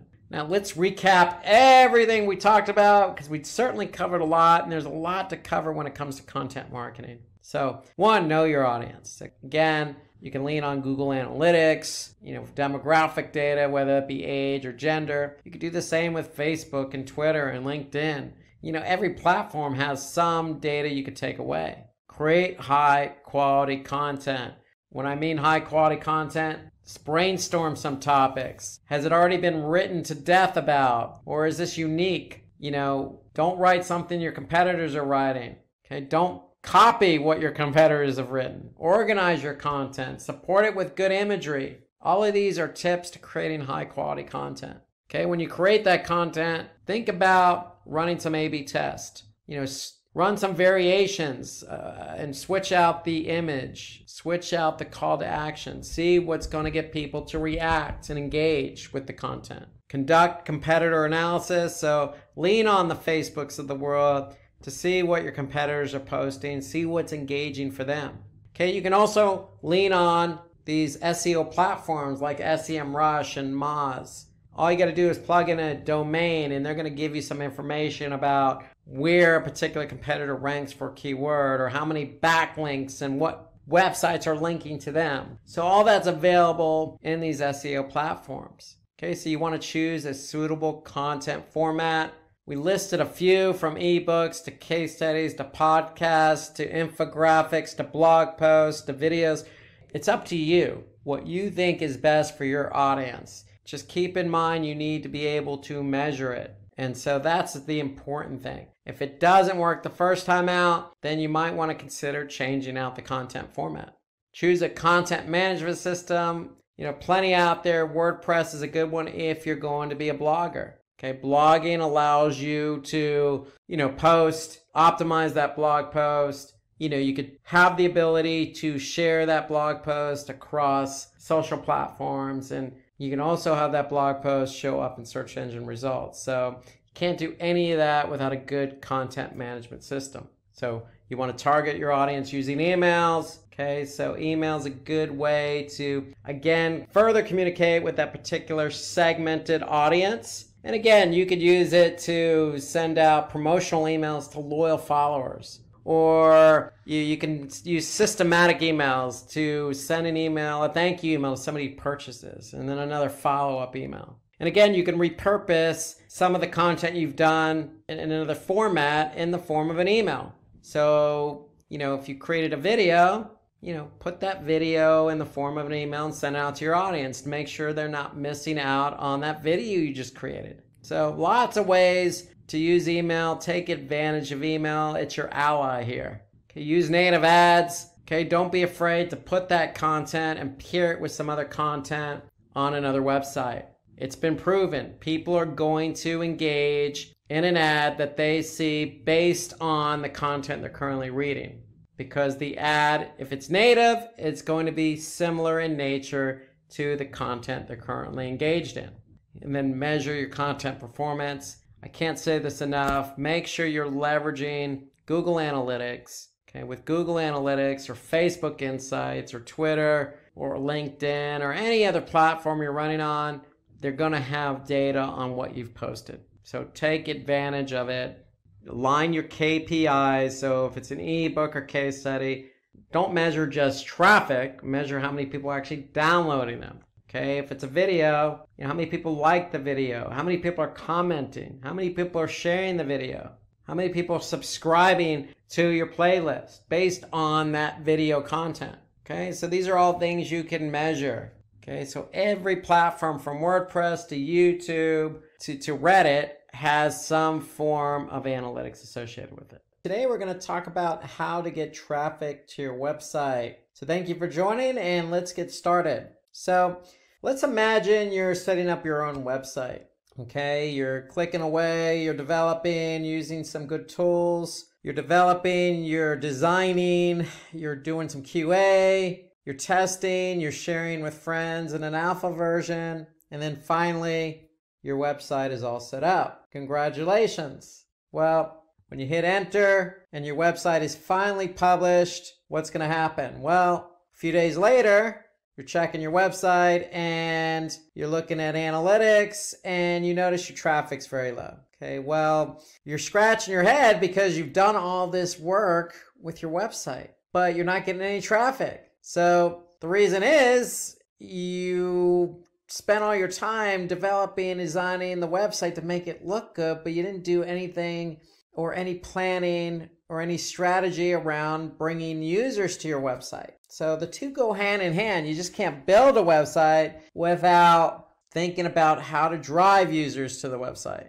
And so before I tell you how to bring traffic to your website, let me tell you why this is so important. Okay, why do we want to bring users to our website? I mean, it has to be on equal ground as web development and design. Is somebody who goes to your site and then does something when they get to your site. So you have users, and when those users get to your site, they're generating page views and traffic. And you want to turn that traffic into engagement.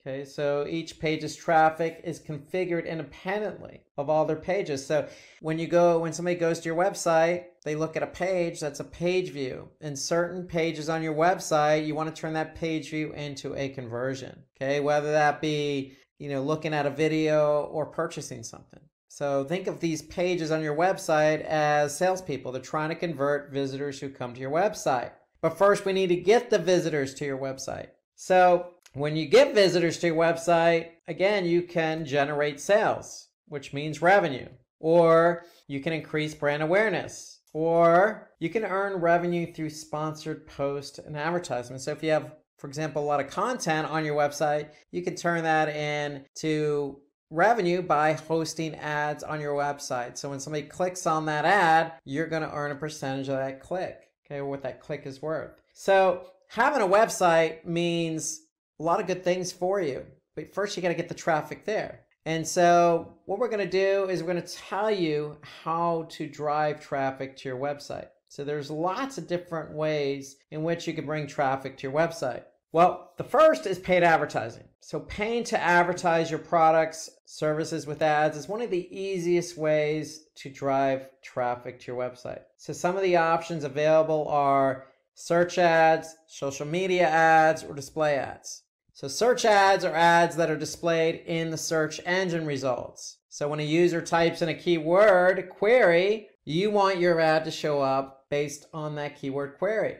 Okay, so an example is digital marketing course. Somebody types in digital marketing course and Simplilearn is the first ad that shows up. How do we know it's an ad? Because you can see the word ad next to the domain. So when somebody clicks on that link, Simplilearn is going to pay Google. So that's how search advertising works. Okay, the next is social. So social media marketing involves increasing traffic or engagement or brand awareness, so lots of different strategies. But instead of doing this on search, you're doing it on a social media platform. Okay, so for example, you can advertise on any particular platform. And the way you advertise could be with an image, it could be with a video. So in this case, you could see Cobrio is doing a sponsored ad here, how to succeed with Google Ads. And then another form of advertising is display. So display means creating ads that are placed on specific websites. So with display, unlike search, you have a choice in the ad format. With search, you only have text ads. But with display, you have text ads, image ads, rich media ads, video ads. So you have lots of different options in which you can advertise on other websites. So the idea here is to get your ad in front of the right audience. When they could see your display banner, your banner ad, then it's going to be more visual, more appealing, generate some brand interest, and hopefully you can get somebody to click on that ad and over to your website. So that's paid advertising, again, through search, through social, through display, but you can also promote your site on social media. So once your content has gone live, you could take advantage of different social media platforms. I mean, it really depends on what you're trying to promote, because what you're trying to promote needs to align with the appropriate social media platform. So Facebook is best suited for industries like food and beverages and news and media, and if you're selling a product. So you fall under one of those categories, and Facebook could be the right platform for you. If you're involved in, again, beauty or food and beverage or e-commerce, then you can also leverage Instagram, which is part of Facebook's ecosystem. So if you advertise on Facebook, you can also advertise on Instagram and or Instagram. So it doesn't have to be and Facebook and Instagram. It could be Facebook or Instagram. You also have LinkedIn as a platform. LinkedIn is great for B2B. So if you're trying to promote industry news or tips and best practices or job postings, then LinkedIn is the place for you. It's a B2B platform. It's great for targeting specific industries, targeting specific job levels or job descriptions. Okay, so LinkedIn is great if you're into B2B, focusing on the business side of it. So you also have YouTube. Now, YouTube is part of Google's ecosystem. YouTube is a video platform. Okay, so it's great if you're trying to promote gaming or entertainment, or if you're a vlogger. Okay, so YouTube's a great way to promote your site by getting your product out there in the form of a video. Okay, then you have Twitter. Twitter, to me, encompasses a lot of different industries: beauty and fitness, news and media, entertainment. Okay, you have limited number of characters, but a lot of people are active on Twitter. And it's a great way to generate some awareness and get some clicks over to your website. So these are just some of the most popular social media platforms. Of course, there are plenty more out there. The third way in which you can drive traffic to your site is guest blogging. So most of you already know what blogging is all about. Well, if you're blogging for your own site, you can jump on somebody else's site and blog on their behalf. So having the opportunity to guest post on another website can be very helpful, because one, that other blog could have lots of traffic and have a well-known brand. So if you're blogging on another blog, it's going to build your brand awareness and potentially increase traffic to your blog or website. So it exposes to you to targeted traffic. So if you're going to guest blog on a site that's very relevant to your business or industry. That way you're targeting the right audience. Okay, you can expand your personal network. So getting yourself out there, getting your brand out there in front of a different audience. And then obviously for SERPs, because it generates a backlink. So SERPs, search engine ranking pages, means that, hey, if you want to rank organically, you're going to have to generate some backlinks. So guest blogging is a way to generate some backlinks to your site. And in effect, that's going to help you get your pages ranked higher, because Google's going to recognize the relationship from one blog to your blog and build up your relevancy. So some other benefits here to guest blogging is you can grow your social media following, because you can then promote that on social media, that you're guest blogging. Okay, again, you can improve your online authority, okay, because when you're guest blogging and you have recognition on that guest blog, if it's a popular blog, then that's going to help your domain and page authority for SEO. And then the end result is going to improve your backlink score. So there are a lot of benefits to guest blogging. To me, at the end of the day, it's just about reaching out to your audience, using another platform to do that in the form of a blog. And the results of that is going to mean more brand awareness for you and turning that traffic from that other blog into qualified leads. So you can also interview industry thought leaders. So that's another way, an interesting way to generate traffic to your site. So reaching out to thought leaders for interviews, okay, could generate some credibility for you and the other person. So it's reciprocal. So it means that you're active in the industry that you're in, and it allows you to engage with other leaders in the industry. And the indirect net result of that could be increased traffic, because if you do the interview and you record it, or if it's via video, then you can obviously post it on other platforms. And that could in turn drive traffic to your website.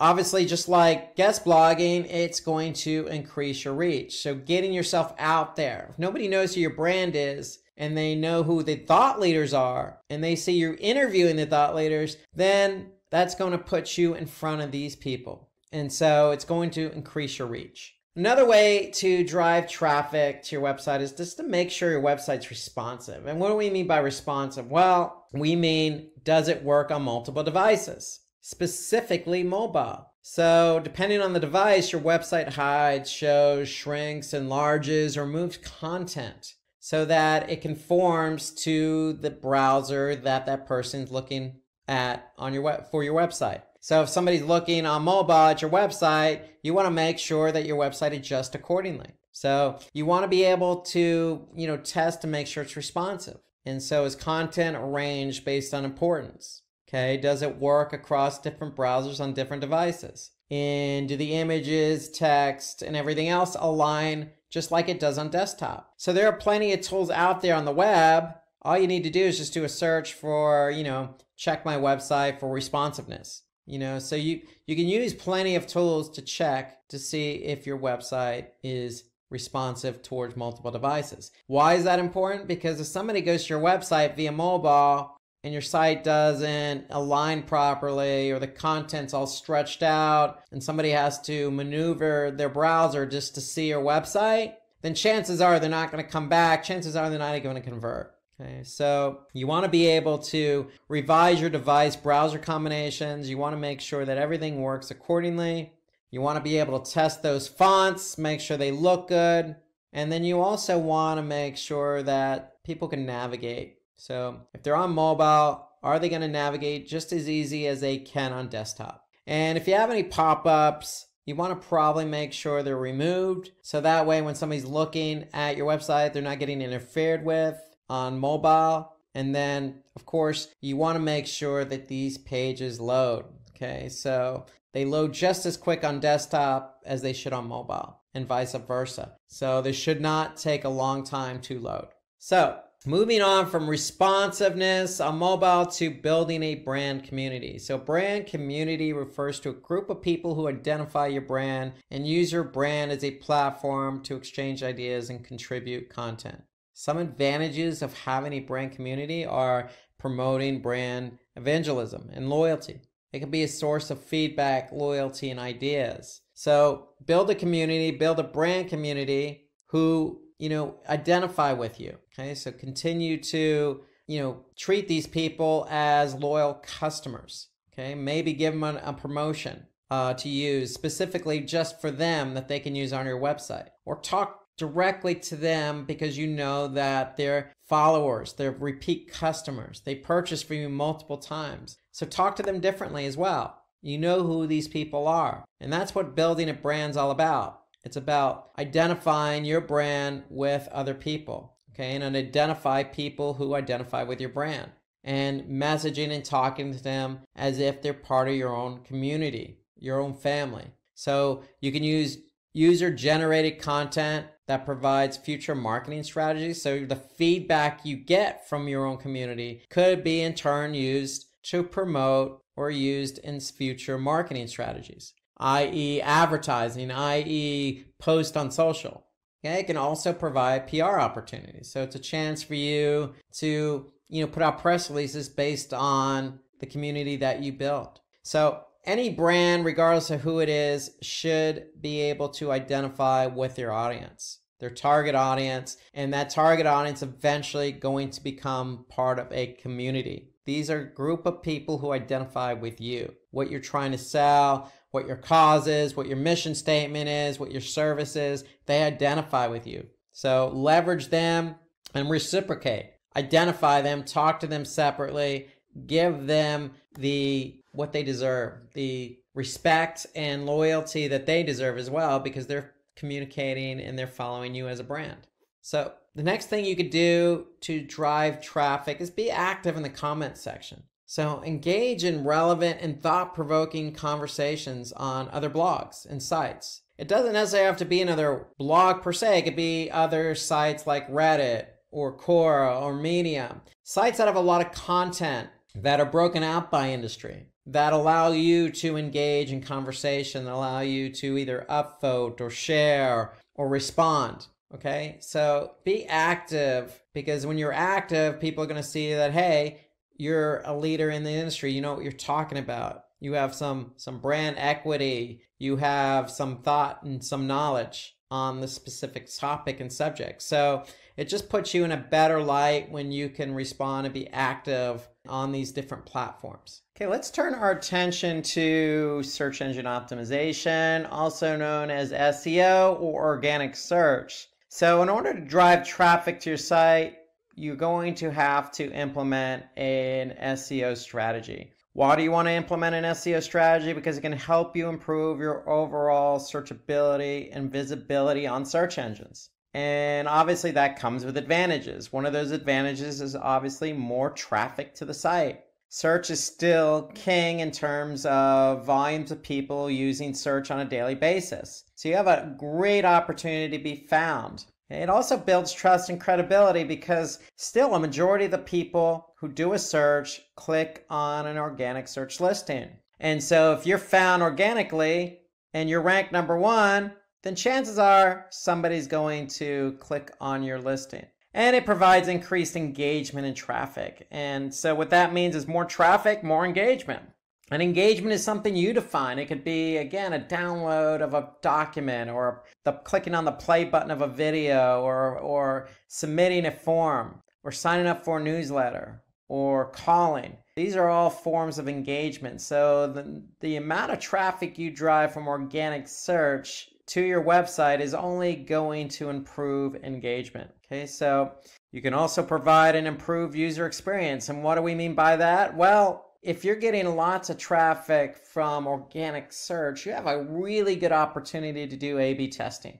And when you do A/B testing, you can improve user experience, meaning you're showing one variation against the other from people coming from organic search. And so this is helpful in that, if you're running an A/B test, the variation has a chance to improve or outperform the original. And if it outperforms the original, you're improving user experience. And then it helps target quality traffic. So SEO, to me, or all search, is the only medium in which you're meeting somebody halfway. You're addressing what they're looking for. So if somebody's looking for a pair of red women's Nike shoes, the 2019 model, and you have that particular product to offer, well, you have a chance of showing up via organic search. Somebody types in, women's red Nike shoes, size whatever, at the year 2019 model, then of course they're going to likely click on your listing,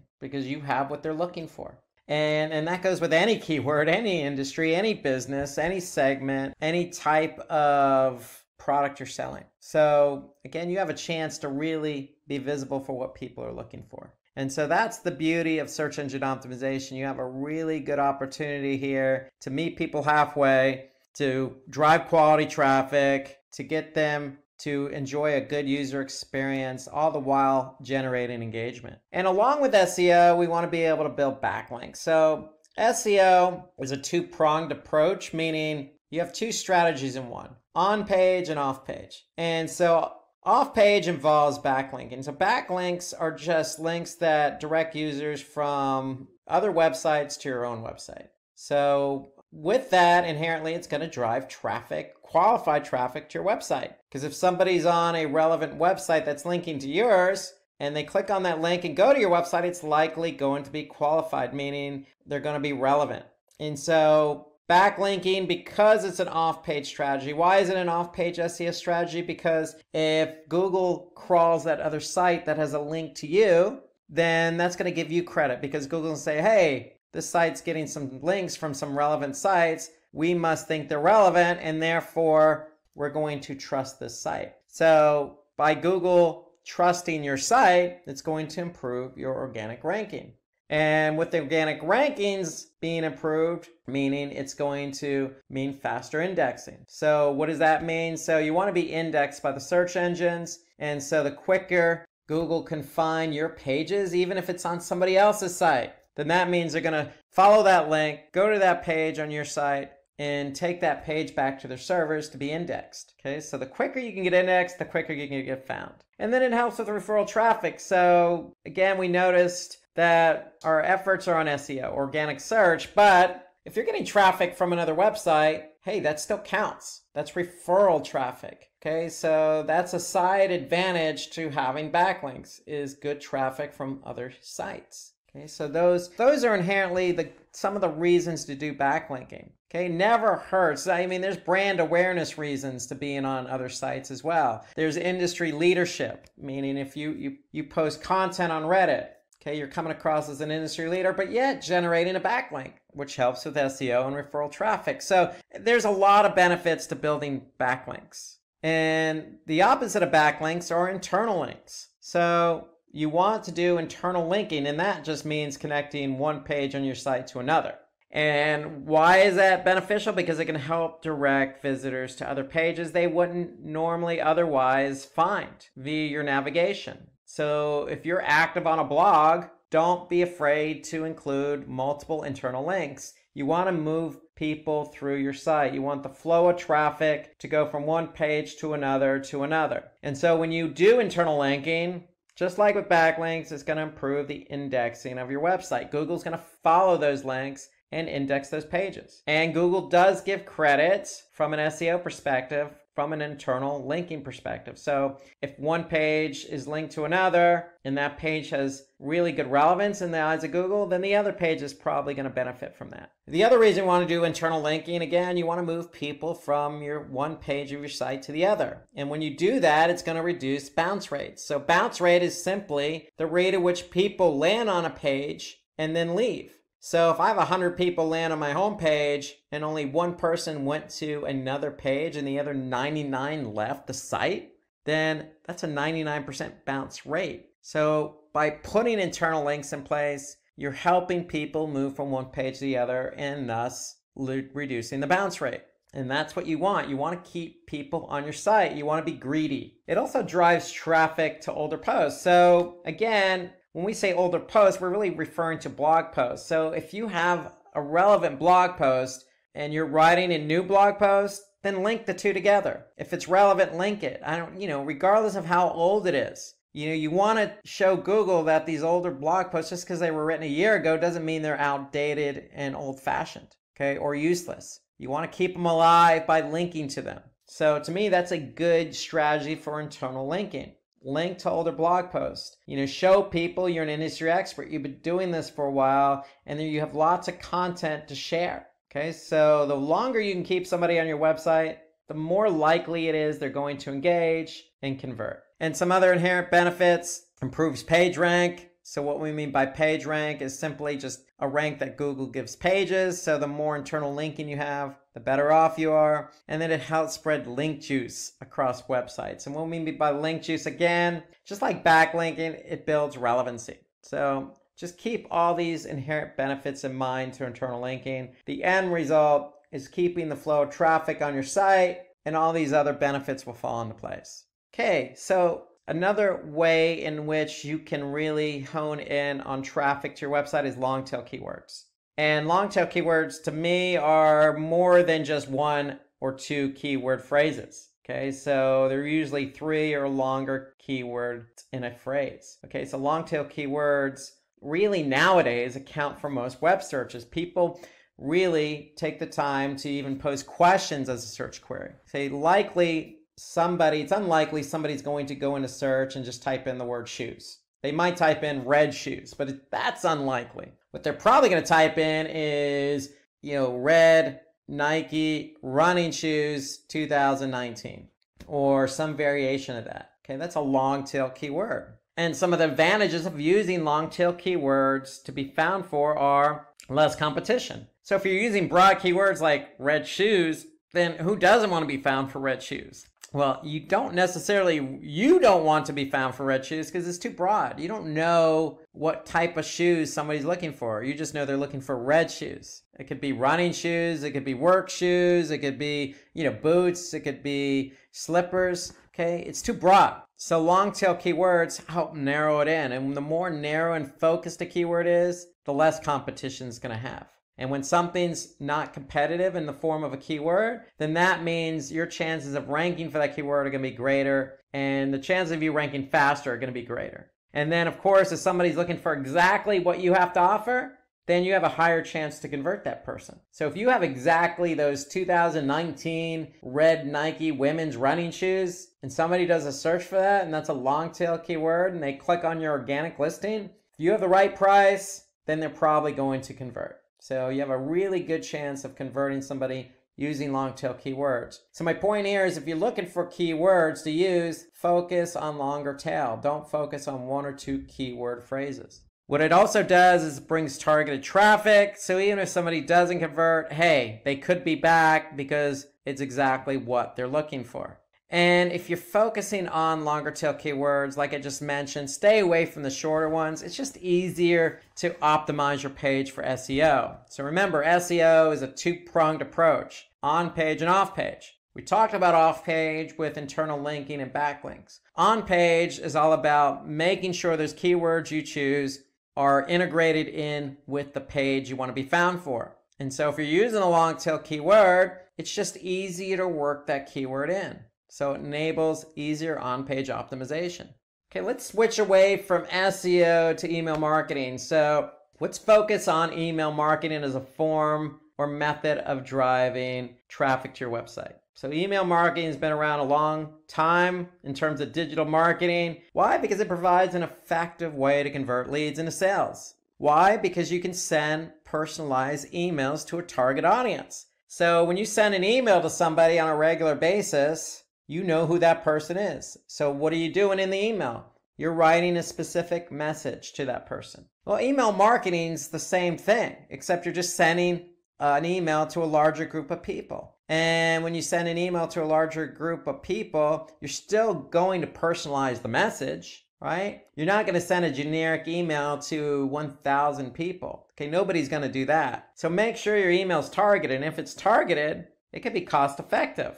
Why? Because sending large amounts of emails, or let's just say an email to a large amount of people or a large group of people, is going to be cost effective. It's not cost per click, it's not cost per open. Okay, so email usually, depending on the email provider you're using, really is a flat fee. So it just really depends on how many emails you're sending or how many people you're sending the email to as well. So, but email generally tends to be more cost effective than other forms of marketing. So look at the email content provider you're using and just get a sense of what they charge. But if you look at it and do a comparison, email generally is cheaper than, say, doing pay-per-click, because with pay-per-click, you're paying for each click. Okay, so that could be expensive depending on the keywords. So email marketing is also time saving, okay, meaning it's a one-time thing and done. So once you send the email, it's just a matter of, watching and looking at the metrics and learning what's going on so you don't make the same mistakes again. But it is time conducive, meaning you send out one email and that's it. With pay-per-click, you're constantly measuring and managing the campaigns. And it provides real-time marketing. So when you do send the email, more than likely a majority of the people on day one or the day you send the email are going to be able to view it, open it, click on some of the links, and convert. So that's normally what happens in email. Majority of the people open it on day one and it kind of tails off from there. So think about it as real time. So when you send that email, and if you have 1,000 people on your email recipient list, break it up. Send the first 500 first with a different subject line. And then you can see the data come in. And if you don't see the good results from the subject line or the body of the email or, the page you're going to, then make adjustments before you send the other email to the next 500. So that's a great thing about email is you can break up the email into 2 groups. The first group and then the second group with different subject lines. And you can probably send them a little bit of time apart. That way you can learn from the first email. Because with email, you are generally going to get results right away. Okay, within the first 24 hours. So that's a great thing about email.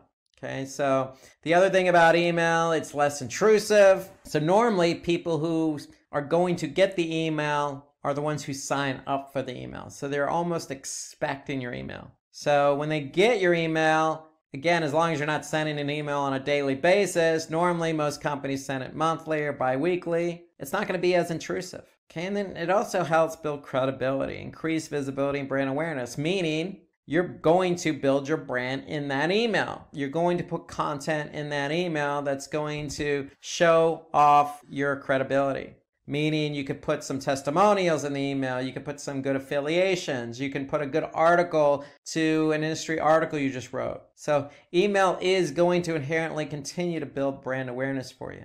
Okay, and it's an easy way to track ROI. So if you're e-commerce, it's pretty clear. You send the email, somebody opens it, clicks on it, checks out and purchases something, it's easily trackable because you could track it right from that email. So one thing I want to say there is just if you do send an email, make sure you're tracking that campaign. And you want to be able to use an analytics program like Google Analytics. Okay, if you use Google Analytics, you're going to be able to track when you send the email, who clicks on it, and who converts. So you want to be able to measure an ROI for these emails, and you can. And that's the beauty of email marketing. Okay, let's move away from email marketing to webinars. So webinars, great method for effective social media promotion. It's a great way to bring traffic to your website. So why do we recommend webinars? Well, because it provides direct contact within your target group.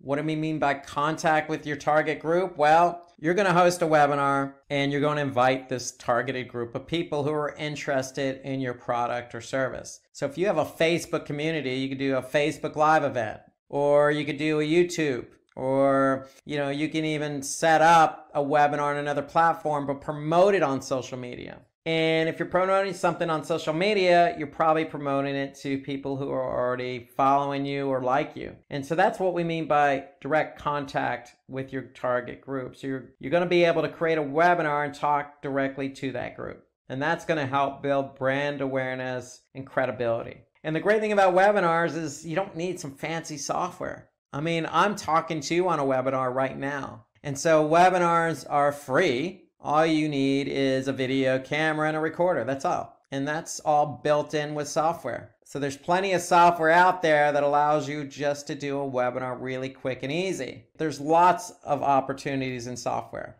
And a lot of them are very cost effective. So if you want to create a webinar, you can do that by spending very little money. And webinars, again, allow you to talk to your targeted group, your community, maybe prospective clients. It helps build credibility and, in effect, drive traffic to your website. And when somebody does attend a webinar, they're likely going to be highly engaged because you're inviting them, they're going to opt into the webinar. And the great thing about webinars is even if they don't attend the webinar the day you have it, it's going to be recorded. So they can always go back and watch it. So whoever watches the webinar is going to be engaged because it's going to be a topic they're interested in. And then users are likely to become prospective customers. So having a webinar, talking about something inherently interesting to maybe a larger group of people, you can promote that on social media and potentially get prospective customers to sign up and watch the webinar. And if you do,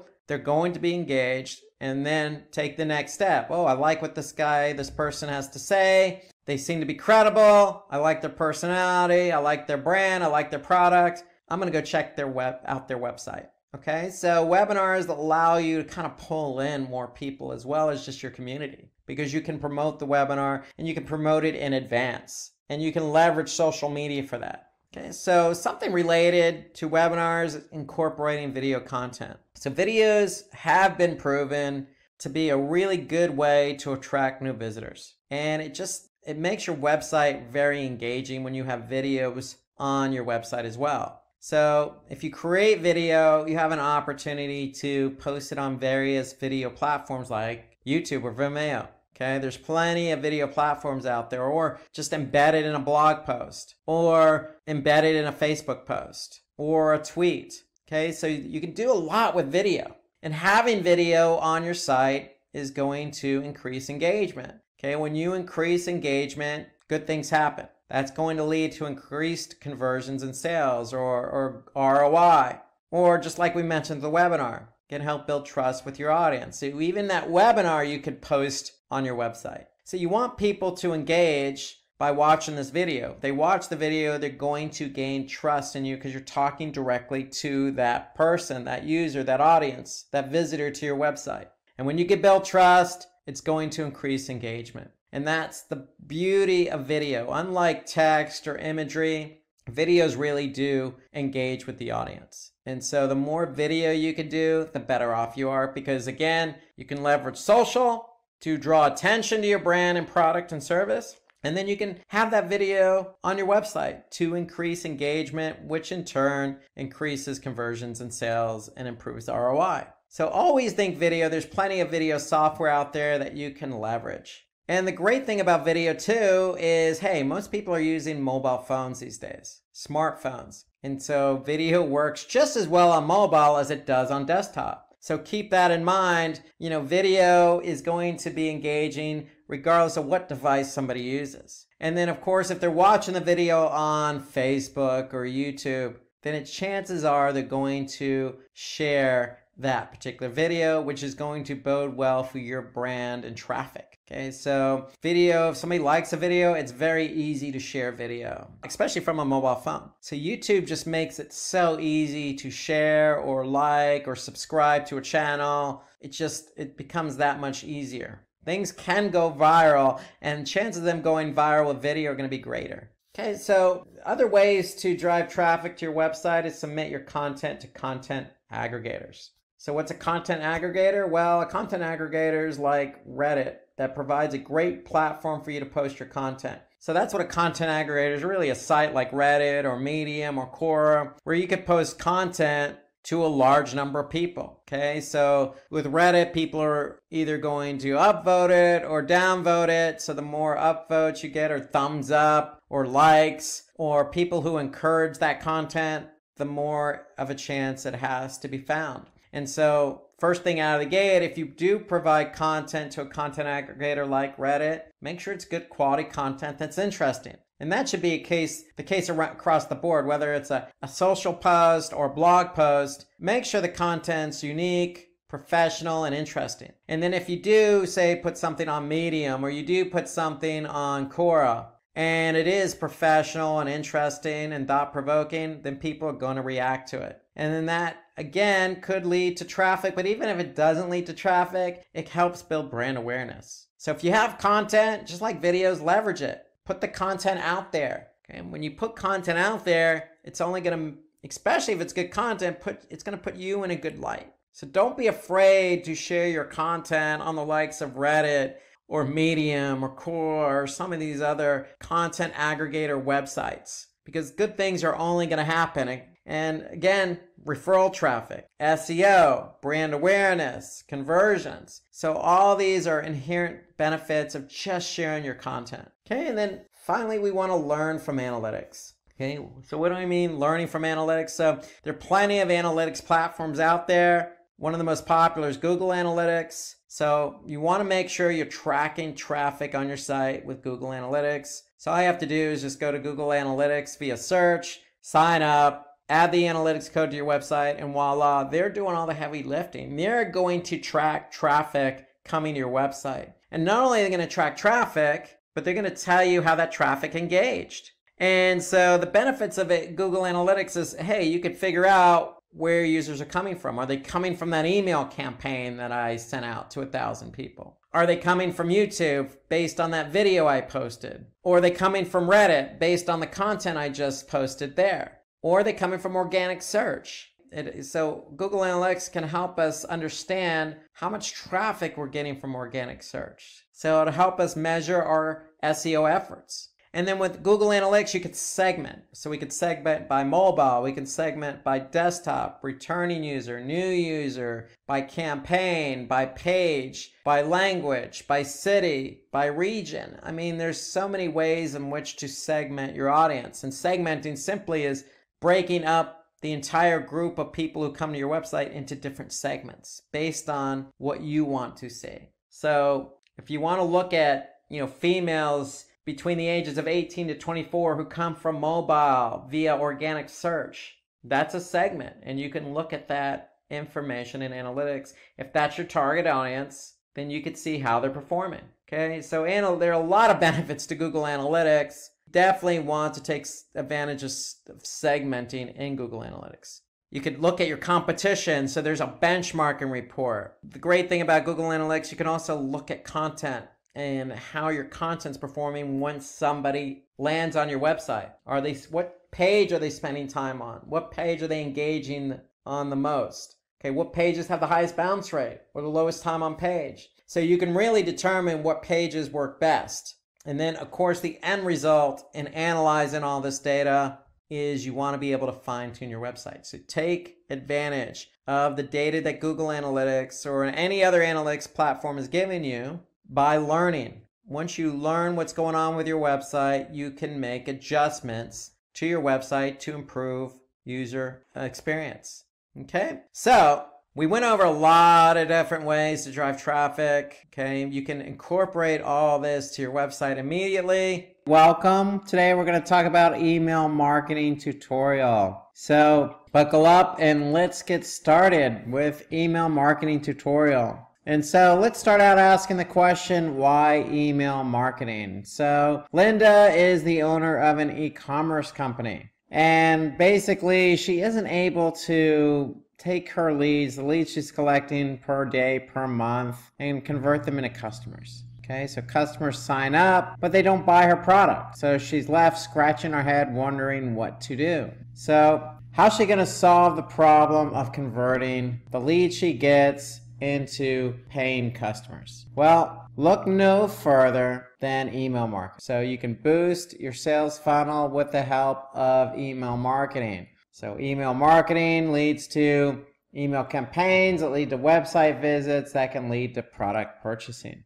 Email marketing's also it's a very good way to generate a high return on investment. So Linda thinks this is too good to be true.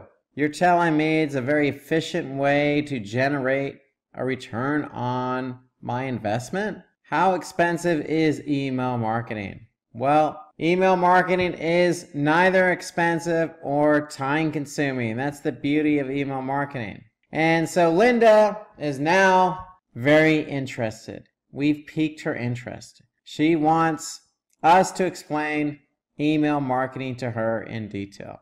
And that's exactly what we're going to do.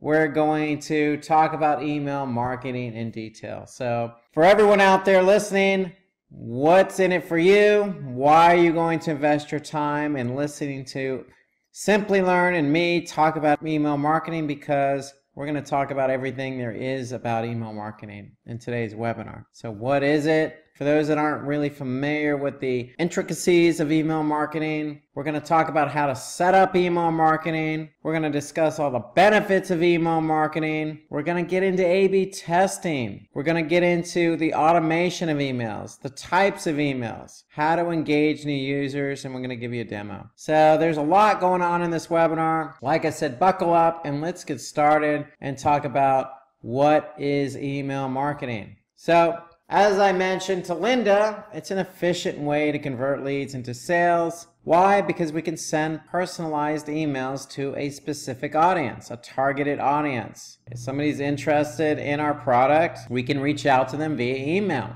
It can also be used to remarket pre-qualified leads. So anybody who's pre-qualified, we can go ahead and communicate with them as well. So email marketing is very effective at different stages in the funnel. Okay, so when I say funnel, customer life cycle. So we have awareness, consideration, purchase, retention, and advocacy. Okay, so let's talk about each one of these parts of the funnel or customer life cycle, if you will. So let's start with awareness at the very top. So email marketing allows customers to recognize their problems, after which you can educate them on how your brand can solve them. Okay, just like any other marketing channel, somebody's looking for something, a need of something, and we can come to the rescue. In this case, we're going to come to the rescue with email, and we can go ahead and educate them on what their need is and how we can collaborate with them, help them, educate them, solve their problems with our product. Okay, so that's what email is going to do. We're going to communicate with them via email, and we're going to bring awareness to the problem by solving the problem. That's what email is good for. Okay, good for generating awareness for our brand. For example, we can share a newsletter with our customers. So if we're running a cosmetics company, we can basically educate them on the 5 important skincare products that everyone should have. Okay, so we can get them to click on the call to action to learn more. So if somebody's having some skincare issues or not sure what products to buy, an email can cover that. Okay, the next step in the customer life cycle is consideration. So customers focused on searching for relevant products and compares the products with similar ones. Okay, so they're definitely looking, they're a little further in the process, they're educated, they know what they're looking for, so we can really hit them with the right email. We can send a relevant email to promote our product. Okay, discover that perfect moisturizer for your skin, that perfect skin moisturizer. Smooths, hydrates, and contains SPF 20. So we got the perfect product for that person who's further along the funnel and really is ready to purchase that product. So we can hit that person up with the perfect messaging. Let's talk about purchase, the next step in the life cycle. With purchase, we can send an email that encourages that customer to purchase our product by offering them something.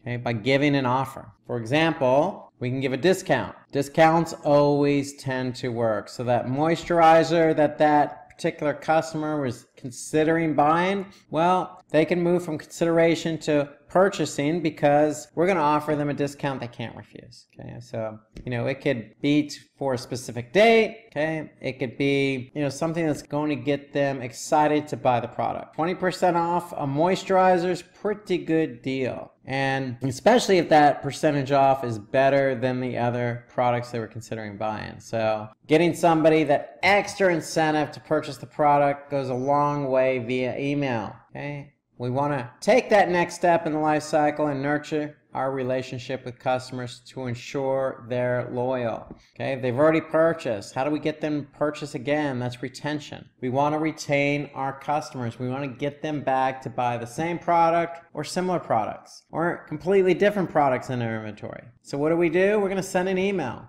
We're going to send an email to active customers. Okay, we're going to give them an offer just for them, exclusively just for them. In this example, we're going to give them a combo pack, a facial kit at just $39 and get a sunscreen worth $10 for free. Okay, so you can come up with all sorts of different combinations on offers. The key is the offer is exclusively just for those who you want to target and retain as customers. Because if you just get somebody to purchase once, it's not going to work. Those people have already taken that step in the relationship where they trust your product, they purchase your product. Now you want to go ahead and treat that customer special by giving them an exclusive offer. And then what we want to do is advocacy. Last step in that customer lifestyle. We want to convert that active customer into brand advocates. Okay? We want that customer to talk about our brand for us. We want them to promote it and talk about it with their friends. So for example, we want to send an email to those customers to promote our products. Okay, so for example, we could say, hey, the sales of our products for this particular day or for this month is going to go to our favorite nonprofit. Could be educating poor children or cleaning up plastic in the ocean or saving animals. We want to be able to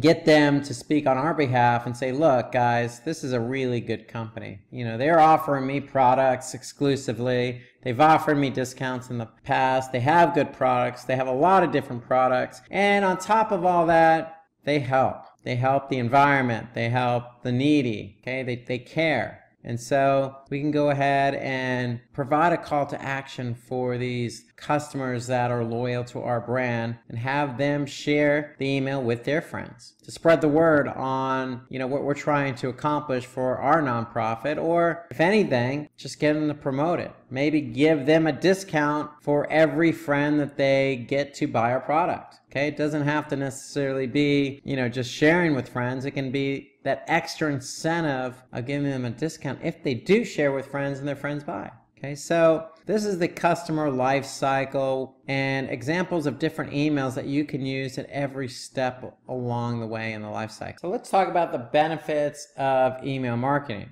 So what are some of the benefits? Well, we've already mentioned to Linda that it's cost effective. It's time saving, real-time marketing, less intrusive, builds credibility, increases visibility and brand awareness, and it's an easy way to track ROI. These are all the benefits for email marketing, and we're going to go talk about some of these now. So basically, when we talk about cost effective, you know, some email marketing platforms charge based on the number of users who you send the email to. Time saving, well, you saw how quick it took me to set up that email campaign. The key is figuring out who you want to send it to. When we talk about real-time marketing, you know, we're sending this email out basically in real time, trying to meet our customers' needs at the right time. It's less intrusive because we can customize the emails. Okay, we can, as you saw, I can put first name in there to make it more personal. So when something's more personal, it's less intrusive, especially if it's a segment that already knows your brand. Okay, builds credibility. Hey, we gain credibility when we offer exclusive offers to repeat customers, or, you know, try and build advocacy by working with nonprofits. Okay, it increases visibility and brand awareness. Why? Because, you know, we could send our email out to a large group of people, and that's a good way to generate brand awareness. And as you saw, we can easily measure, you know, not only open rates, click rates, but ROI. So how many people from that email went on and purchased? So we can measure that. It's very easy to measure email. Today, we're going to talk about affiliate marketing. So let's jump right into it and take a look inside an office environment right now. We have Chuck here. Chuck's doing a little bit of pacing. John walks in the office. Hey man, what's with all the pacing? Everything all right? Chuck responded, hey, I'm just worried that I might have exhausted every way we can advertise our product. I mean, I've done SEO, I've done paid search, I've done email, I've done social. Man, nothing's working. I gotta come up with something new ASAP. Well, John responds, hey, don't worry. I think I've got your solution for you, man. Hang tight, relax, take a load off. Here's my solution, affiliate marketing. First off, before you ask the question, what's affiliate marketing? Let's talk about why we need affiliate marketing. So let's dig into affiliate marketing. So John's just taking over now, and he's gonna let Chuck know everything there is to know about affiliate marketing. So the first question John answers for Chuck: what is affiliate marketing? So affiliate marketing is a form of digital marketing that involves a merchant. It involves a merchant paying commissions to a website or other entities. So if I'm selling a product, basically somebody else sells that product for me, I'm going to pay that person a commission for selling my product. It's that simple. That's what affiliate marketing is. Okay, so basically what these merchants are doing, or other entities, they're advertising your product. So they're advertising your product with a referral. So they're passing on their own customers to you so that they can buy your product. And again, the exchange is you give that website or other entity a commission. That's more or less what affiliate marketing is. So John's gonna have us take a look at each of these components of affiliate marketing in detail. Take it away, John. So John says, first, we have the merchant. aka the brand, the seller, the creator, the founder, the owner, the inspiration, the innovator. Hey, this is the person who came up with this brilliant idea. This brilliant idea has to get out there. We're the merchant. We're trying to get this brilliant idea out to the masses. So this is the component of affiliate marketing that creates the product. The merchant could be anyone, okay? So it could be startups to large multinational companies, international companies, nonprofits, for-profits, individuals, independent contractors, freelancers, a group of people who have a passion for something, okay? It could be anybody. There's no limit. The affiliate, aka the publisher. So the affiliate is basically that third-party website or entity which promotes the merchant's products and tries to convince potential customers of the merchant's product's value. So this affiliate's going to represent the merchant on their behalf and try and get their clients to basically purchase that particular merchant's product. So the affiliate could be incentivized based on, registrations, email signups, sales, and subscriptions. So it doesn't always come down to,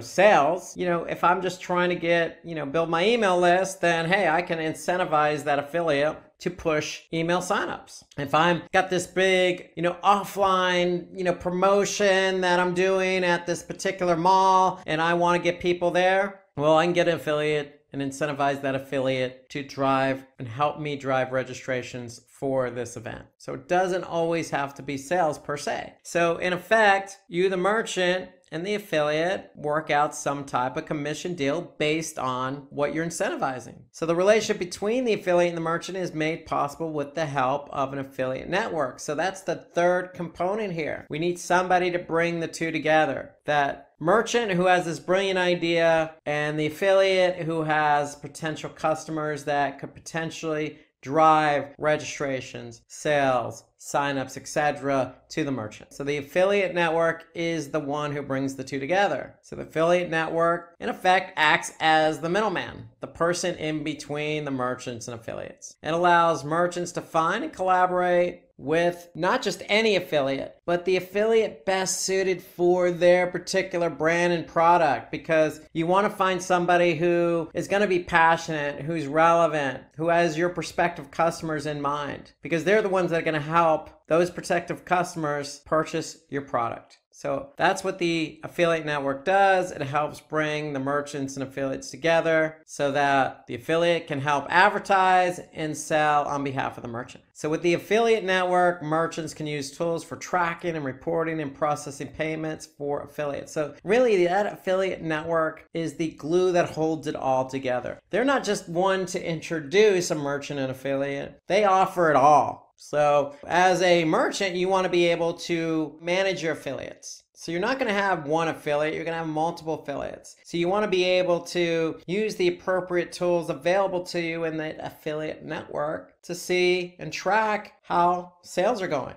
And when sales happen, or commissions happen, you want to be able to use that affiliate network to compensate that affiliate appropriately. And then finally, the customer. Customer, aka the consumer, is the most important component of all of this. Take it away, John. So the consumer is the final and most important component. Without customers to buy products, the merchant would not have any revenue and the affiliate would not get any commission. So we need customers. So John, what is the process of affiliate marketing? Well, John says, let's have a look at the process. So it's affiliate marketing time. So we're going to use a tool or platform like Commission Junction. Commission Junction is a popular, platform that affiliate network platform that brings merchants and affiliates together. So the merchants can use those affiliates to advertise their product. So let's take a look at Commission Junction as a good digital marketing tool for affiliate marketing. So we're going to use Commission Junction as an example here. Remember, in affiliate marketing, it's an ecosystem between publishers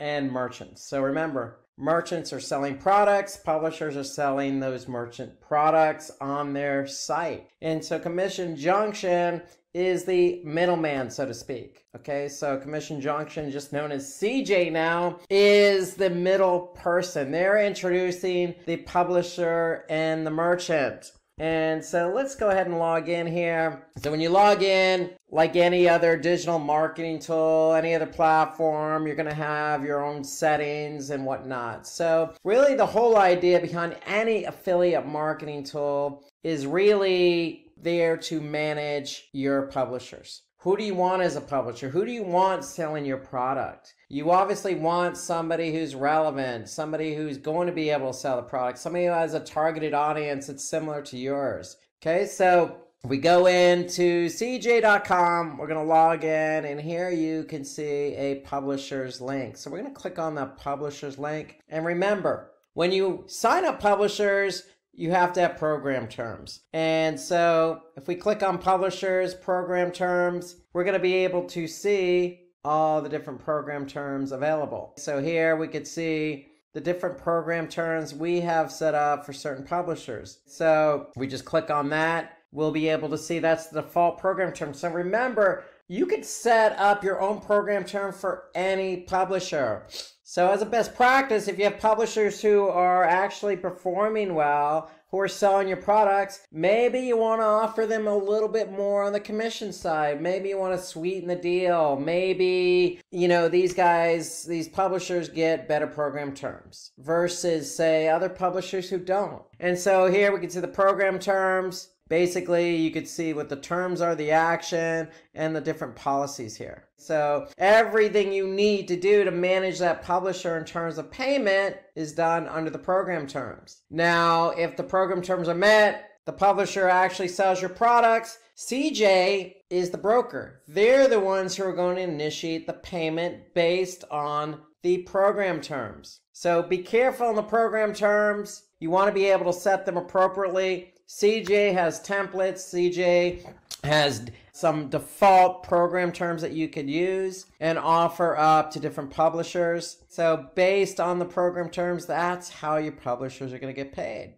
And so here you can have as many different program terms as you want. There's no limit here. You want to be able to align and reward program terms, again, based on performance. And so here we can see what publishers are under what program terms. So again, if your publisher is performing well, sweeten the deal. Offer them a better program terms. And so you can align publishers with different program terms. And so that's the whole idea behind program terms, is you want to be able to align publishers with that. So when you sign up a publisher, they're going to get aligned with a program term, meaning what are they going to get paid for selling your product? Now, if we want to manage by status instead of by program terms, we could see all the different organizations we have in our network. These are our publishers. We're the affiliate. We're the ones selling the product. We want to know who's selling, who's not selling. And so we can look at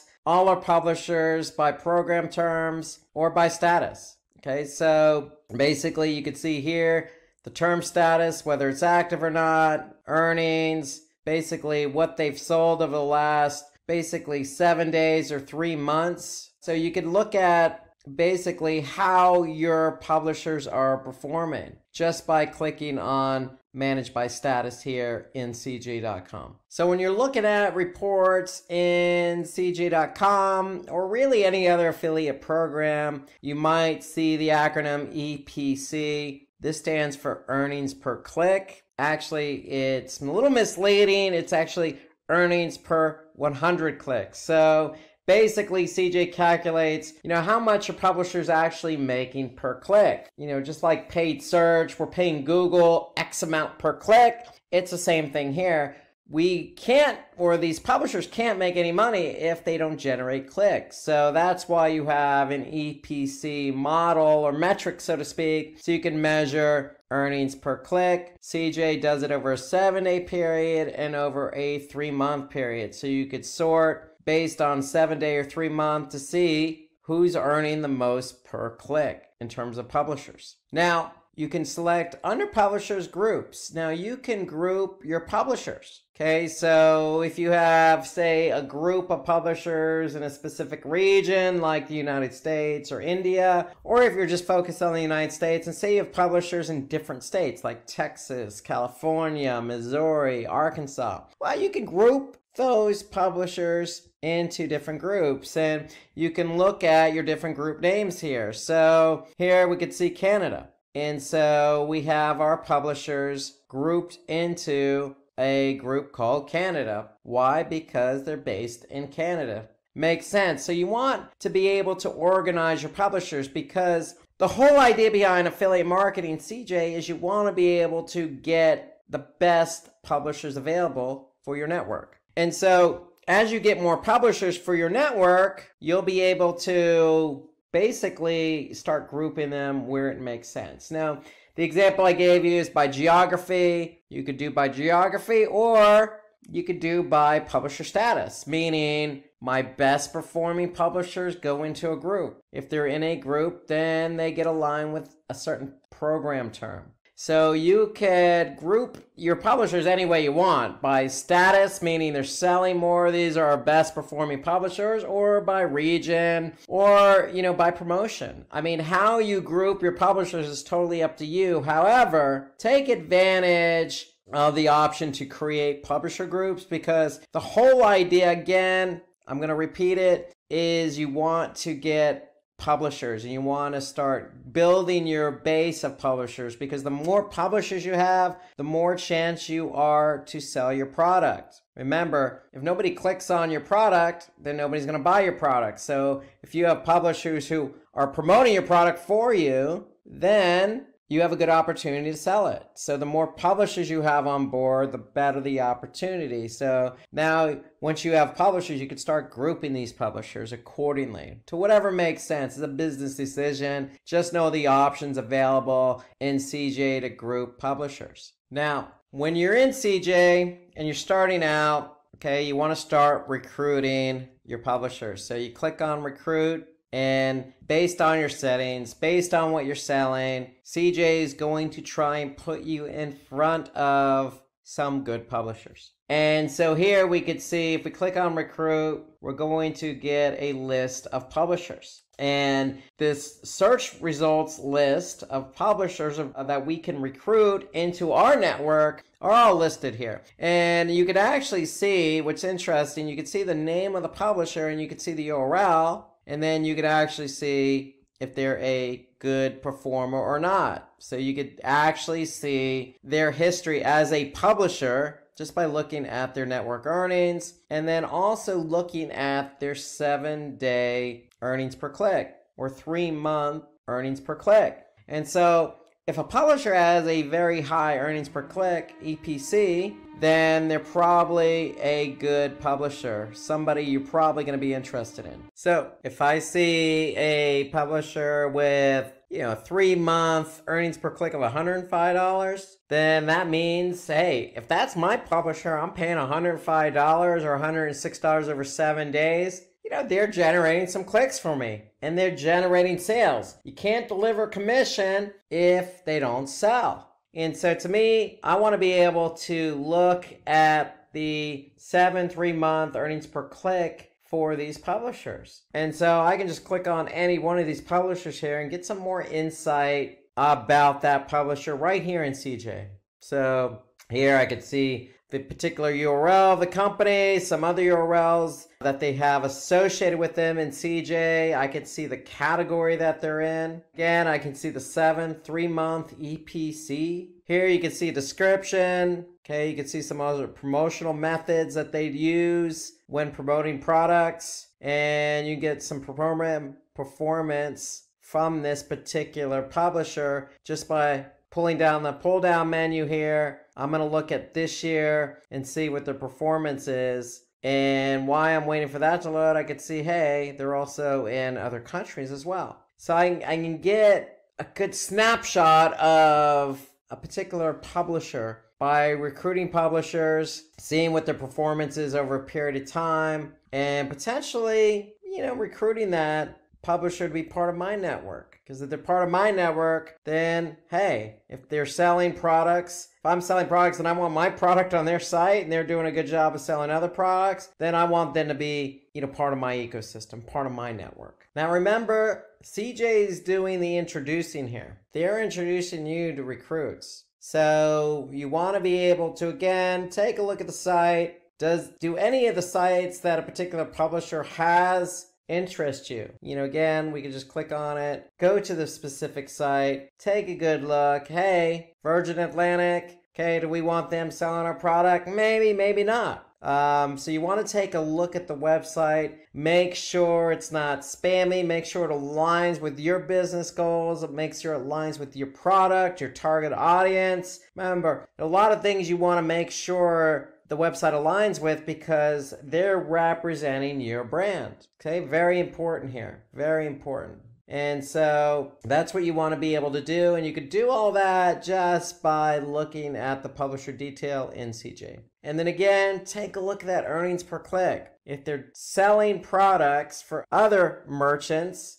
and they're doing a good job, maybe you want them selling your product as well. Okay, so you can also, sort by country. You can also do network earnings, and you can really filter here. So if we want, choose high network earners in a particular country, a particular state, we could definitely filter in on a particular type of publisher. Okay, so you want to be able to hone in on somebody that's aligned with your geography, or definitely you want to align with somebody who's a high network owner. Now when you get all your publishers set up, you're going to need to provide them with some good promotional material, some good banners, some, it could be text links, some messaging. Okay, so you're the one who's going to provide the publishers with the information they need. Now, as a best practice, remember, you can get on the phone with these publishers, have monthly calls or quarterly calls, see what they need. Reach out to them via email or reach out to them via the CJ platform. Figure out, hey, how's your banners working for you? Do you need new banners? So you want to be able to constantly,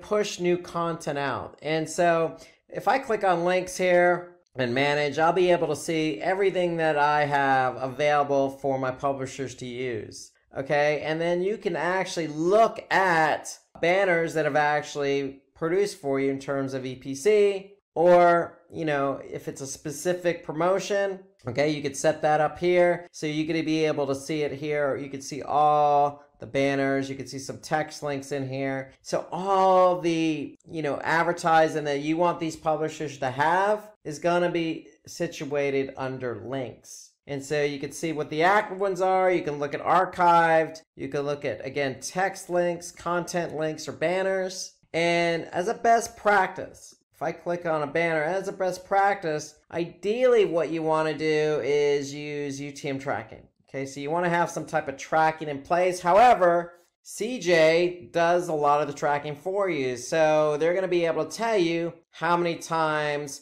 a banner's been clicked and how many times a banner's been seen. Okay, they'll also tell you, more importantly, not only was that banner clicked, but did it generate a sale? And so here I can see that I have 3 publishers using this particular banner. I can see over this period of time, 412 impressions, meaning 412 people viewed the banner and I received 1 click on it. So you can get some in-depth detail about your different marketing materials and how they're performing. Okay, you can also see what publishers are using them.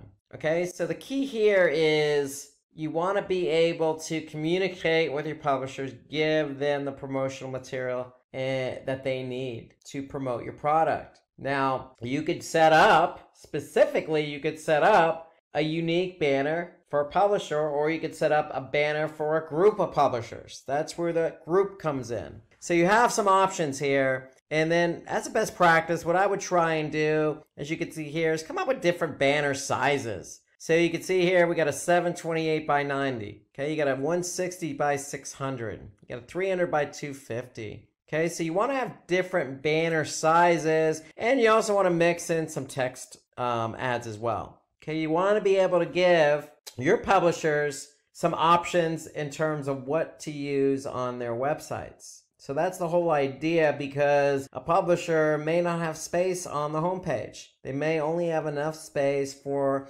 a text ad or a 300 by 250. So you want to be able to mix it up, and then also mix up the messaging as well. So you can have the same 300 250 banner, but you can have different messaging. Just like you see here, 300 by 250, got this messaging here, and we got a different set of messaging with the same banner size. So the more options you present for yourself, the more of an opportunity you have for the publisher to use that messaging, that banner, that text ad on their website, and then that gives you a better opportunity to get the click, get the conversion that you seek out. So that is links. So you want to be able to continue to push out different banners and text ads. Now, CJ also has a great feature in here. If you're selling a lot of products, you have a large inventory of products, you could actually upload a product feed to CJ. So you can see in this example, we don't, but if you did, let's just say you have 100 products that you want to sell, you can go ahead and upload that feed to CJ, and then the publisher will be able to use that entirety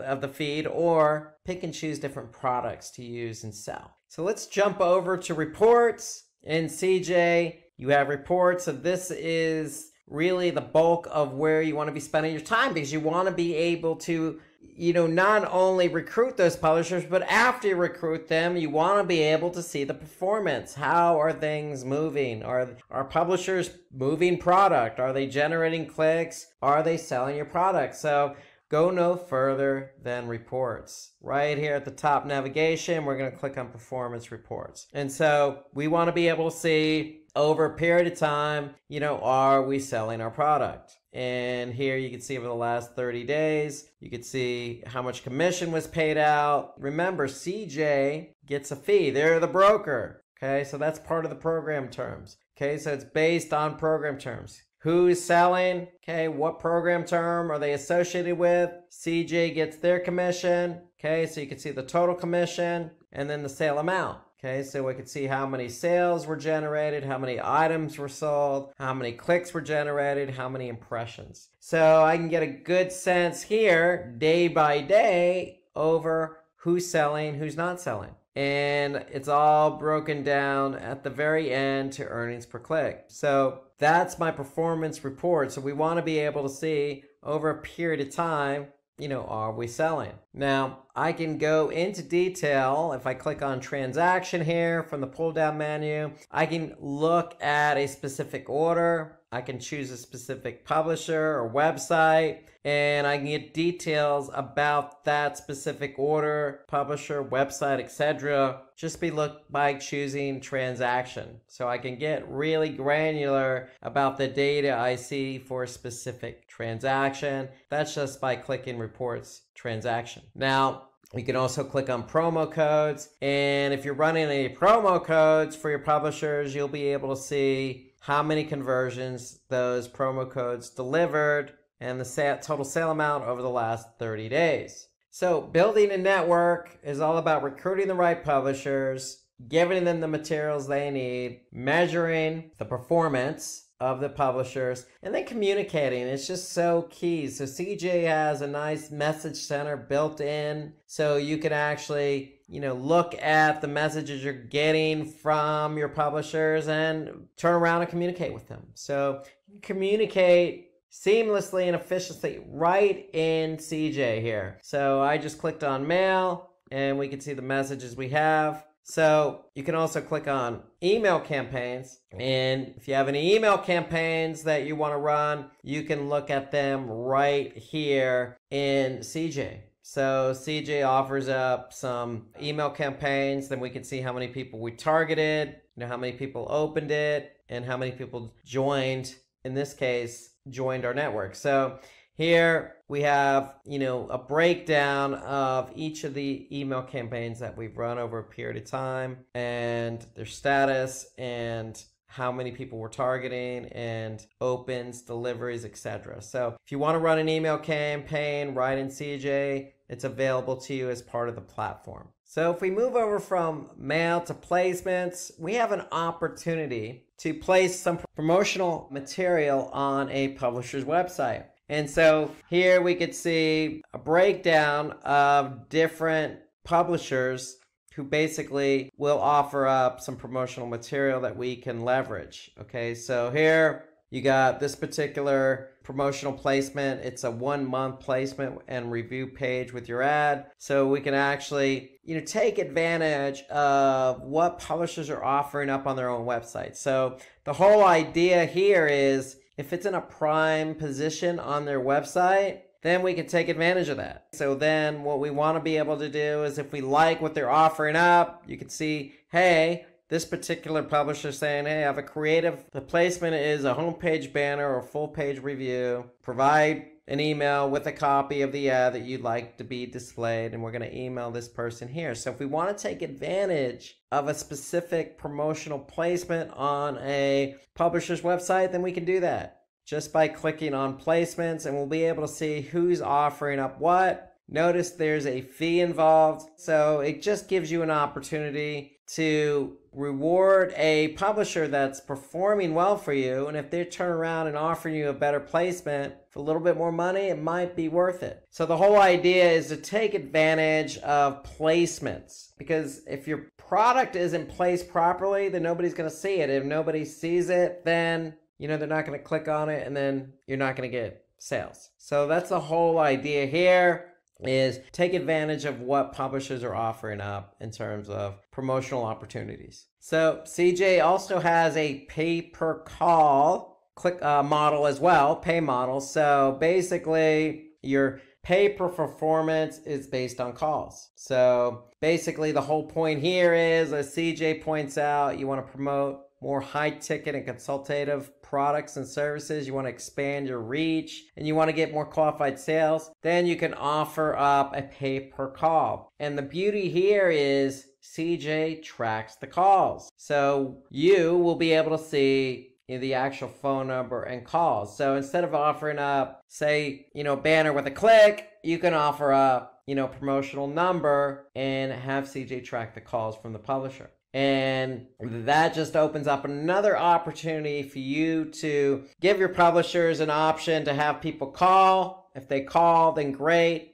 It's another way for somebody to get in touch and purchase the product. So the pay-per-call method is available under CJ as well. So if we want to get more insights about how our program is performing, we just click on the insights. CJ is going to take us to this overview, this dashboard, if you will, with some really good data based on a time frame, okay? So we're comparing July of 19 through July of 2018. We're able to see revenue and commissions paid out and how many clicks, average order value. So there's kind of an overview dashboard, if you will, about how our overall program is performing. There are other similar tools and resources to include, Max Bounty, Trade Doubler, Amazon Associates. There's plenty of networks out there. You want to find a network where you're going to have affiliates that are going to be passionate and going to be relevant and have the prospective audience that you need to sell your product. So do your due diligence on the number of different platforms out there.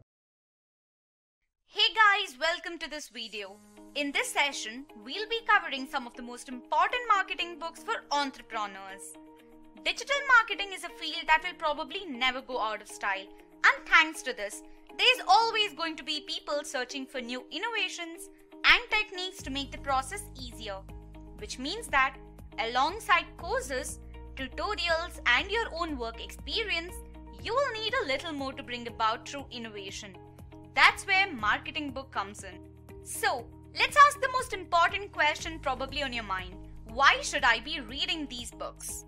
The marketing books that we are going to talk about here and the marketing books in general are a collection of data and experiences from Goliaths within the industry. These books provide a window to the time period they were written in and help you understand how marketing is still in some ways extremely similar to how things were back then, albeit with more technology nowadays. You will also soon see that the books that we revere, the most when it comes to marketing are the ones that were written in the period of the early 60s to 90s. An era where the lives we live now would have been impossible to imagine. That's what makes these books so special. The time period and some of the methods may have changed, but the concepts and rules covered in these books have stood the test of time and are timeless. Let's now start with number 12, Contagious by Jenna Berger. A New York Times bestseller, this book is perfect for someone looking to understand how to spread ideas, increase brand awareness, or even to grow their customer base. It goes on to explain why certain ideas, products, and stories get shared and grow in popularity, why only certain emails and videos get forwarded, and much more. Contagious also goes into detail about the 6 basic principles that contribute to content becoming viral or contagious, from products, initiatives, YouTube videos, and more. It also provides actionable and specific techniques to spread information, designing messages, and more. Now, let's talk about Jenna Berger. He's a marketing professor at the Wharton School at the University of Pennsylvania. He's an expert in concepts like word of mouth, how consumer behavior can be influenced, how stories, ideas, and products catch on, and much more. He's also been a keynote speaker in several prominent events and consults companies like Google, Apple, Nike, and more.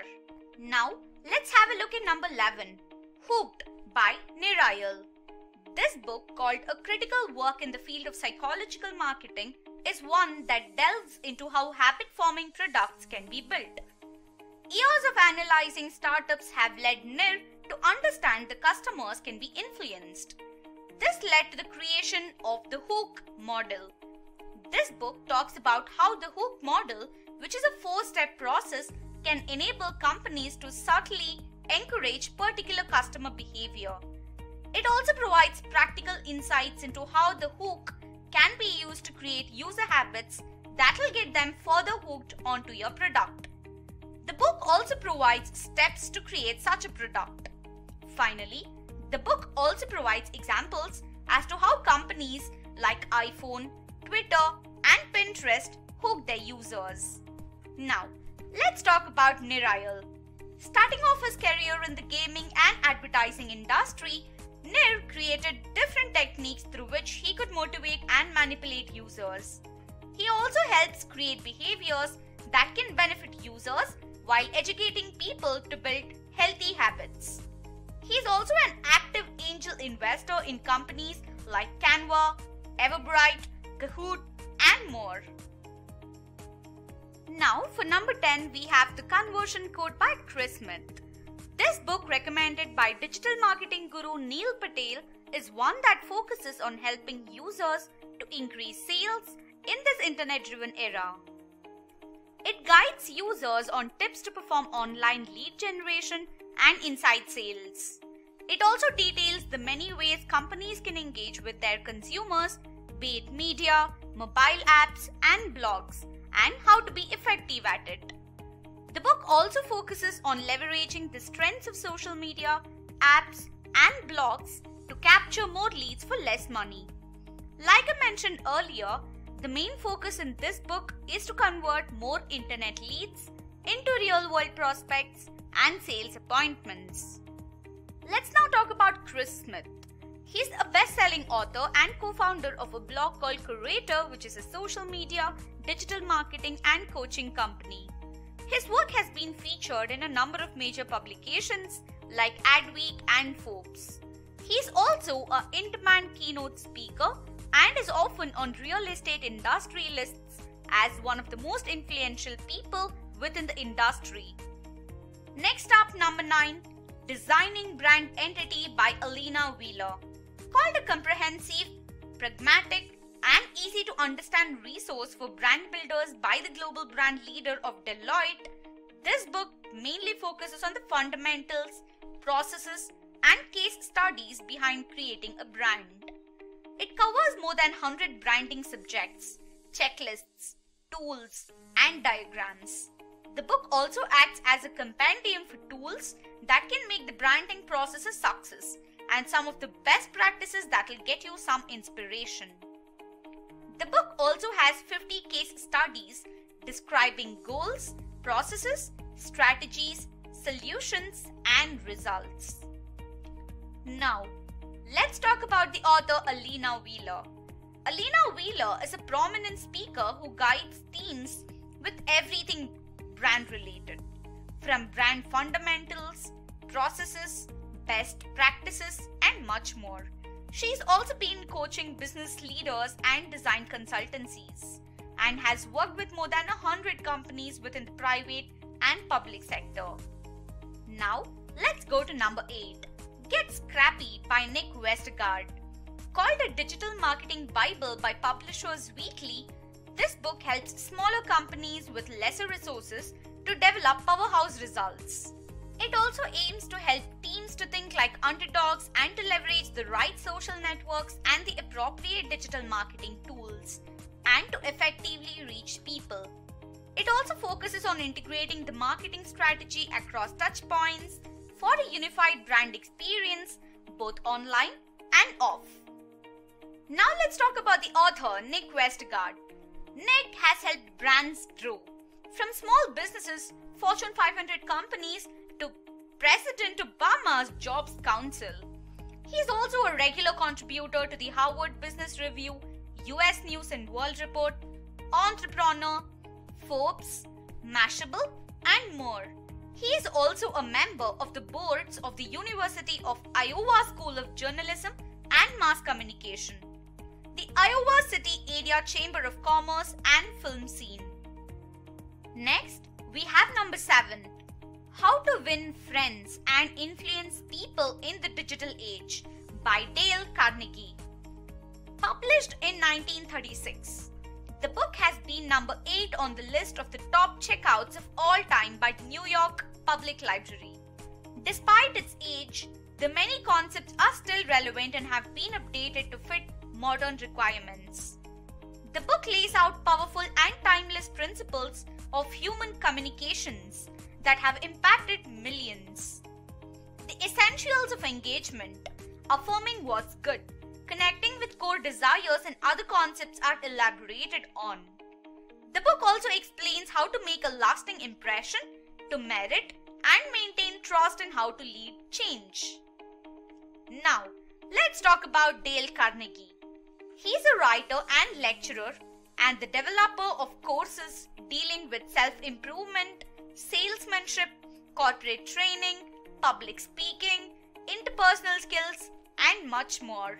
By the time of Carnegie's death in 1955, his book had sold 5 million copies in 31 languages, and there had been 450,000 graduates of his Dale Carnegie Institute. Now for number 6, Positioning by Al Ries and Jack Trout.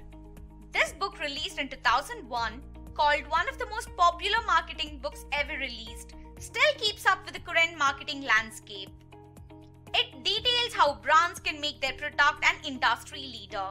It explains strategies that can capture a large market share and to build their strategies around the competitors' weaknesses. The book also helps to analyze and incorporate data from trends. Now, let's talk about Al Ries and Jack Trout. Al Ries is an author and marketing professional credited with resurrecting the idea of positioning in marketing. Jack Trout was a marketer who was one of the founders and pioneers of marketing warfare theory and positioning theory. Next, for number 5, Epic Content Marketing by Joe Pulizzi. This book, called one of Fortune magazine's top 5 business book must-reads, explains how to attract customers and lead them to your businesses by creating relevant content. The book helps determine what your brand's content niche is and what you need to do to keep their attention. The book can help discover and develop your content marketing mission statement and to set up a process to create and curate content. It also explains how to leverage social media and email channels to create and grow your audience. Now, let's talk about Joe Pulizzi. He's an author and an authority when it comes to content marketing. He founded the Content Marketing Institute and launched several events, one among them being Content Marketing World. He also won the 2014 John Caldwell Lifetime Achievement Award by the Content Council. Next up, we have number 4, Crushing It by Gary Vaynerchuk, a New York Times bestseller. This book helps people build a personal brand and how to achieve their goals. The book explains the many ways social media platforms can be taken advantage of by organizations to make a personal brand for themselves.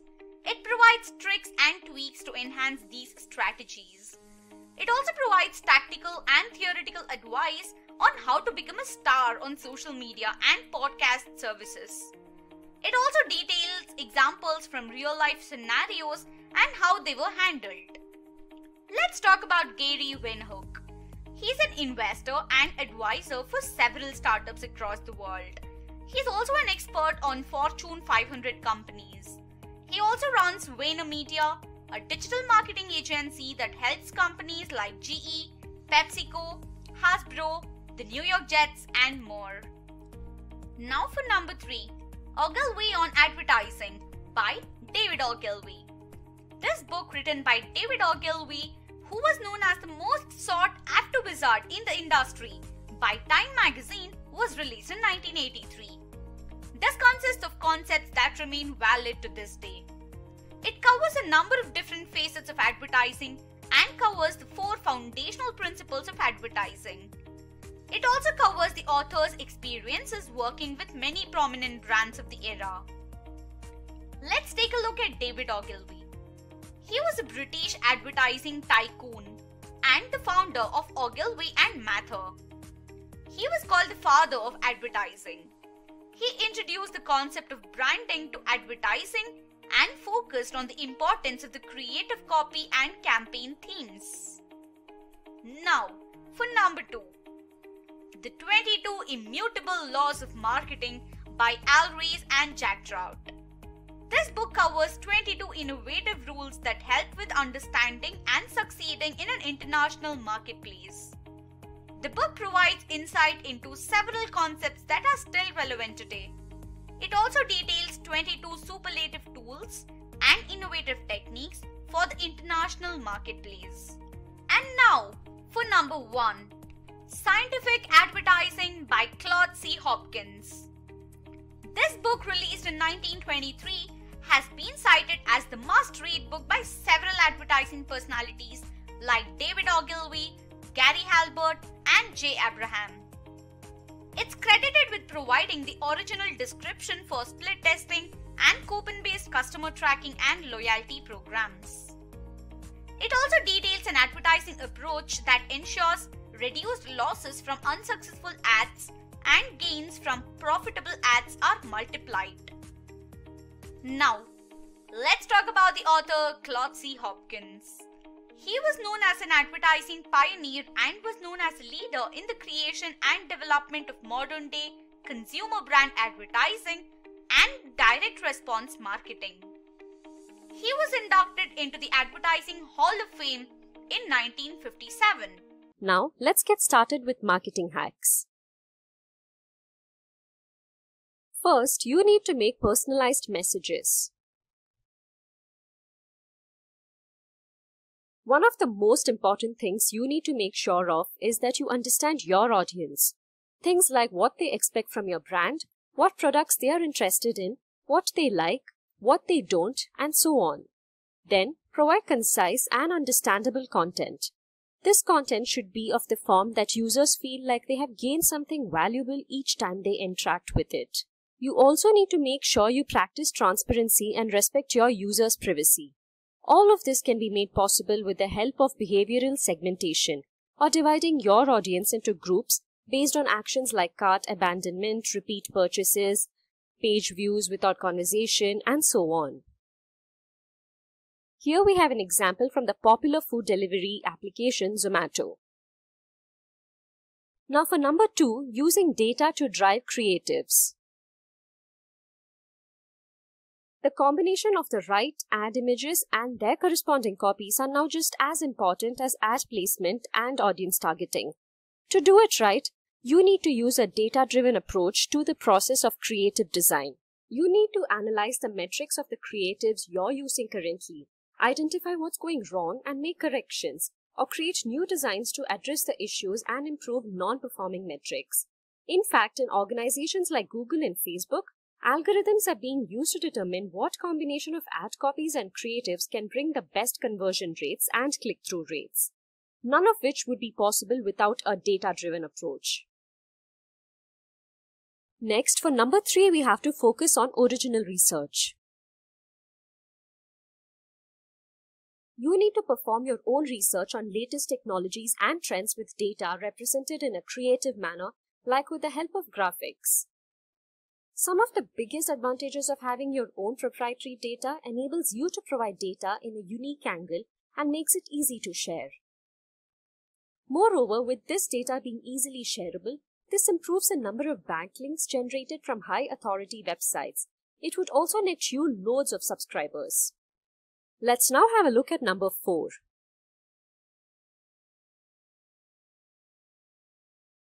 You need to update your content. The content you have already published will over a period of time see a decreasing amount of traffic coming to it, which is why it needs to be updated regularly with simple tweaks and updates to ensure it doesn't decay and is refreshed in Google rankings. Doing this is also significantly cheaper than creating a piece of content from scratch. Updates also help increase organic traffic and to introduce new customers to your website or content. At number 5, we have Perform Guest Blogging. Perform guest blogging by having people with blogs or an audience within your industry create content for you. First off, you can take advantage of their expertise and drive traffic to your website. Moreover, having them to do this introduces their audience to your brand. This brings you new users you can eventually turn into leads and then into customers. Here's an example of a guest blogger for the D-Zone website. Done properly, this can ensure traffic can be driven to your website. Next up at number 6, you need to use video. Videos are now seen to be one of the most successful forms of advertising. So why not capitalize on it? Videos like tutorials, testimonials, and behind-the-scenes footage can improve your relationship with your audience and increase the probability of them investing in your product or services. They also help humanize your brand, adding doses of genuineness to interactions with your audience. On that note, might I suggest you check out our video on digital marketing if you're interested in learning about it. I'll add a link in the live chat. Next up at number 7, you need to perform live streams. Live streams offer you a free form of content that doesn't take too long to create and gives significant amounts of authentic interactions with your audience. Moreover, live streams give you a greater number of impressions than the traditional types of content that you can post. Next up for number 8, making explainer videos. Videos that make complex concepts easier to understand can be of great help to your brand or website. For starters, your content gets a boost from Google thanks to its preference for video content. This content also improves SEO and marketing opportunities for your website. You can take this one step further and even create your own video series that you can put up on YouTube or other learning platforms. Now for number 9, hosting or joining podcasts. Podcasts give you a platform to interact with an audience that can return each week. You could join an existing podcast series or start your own. Each of these methods help improve traffic to your website and increase brand awareness. Involving yourself in established podcasts within the industry will draw audience interest to your brand or product. If the podcaster has a large audience, his or her trust in your brand will become the audience's trust in your brand, thus bringing you a brand new audience that can enjoy your content. Next up, number 10, focusing on local SEO. Prioritizing the Google My Business tool will enable you to manage your brand's online presence alongside maps and search results. By focusing on local SEO, you are making sure your brand is in front and center when users search for related terms in searches. It also helps increase your exposure to local audiences and can increase the number of leads you can gain. Now for number 11, setting up automated email campaigns. Automating email campaigns can reduce the amount of time you spend on the task of manually sending email and increases the number of emails that you can send. This helps you increase the conversion rates. It can also provide you with more customization options, stuff like A/B testing, infographics, time zones, call to action buttons, and much more. Next up, number 12, we have test augmented reality. Augmented reality provides additional personalization that enables greater interactivity from the users.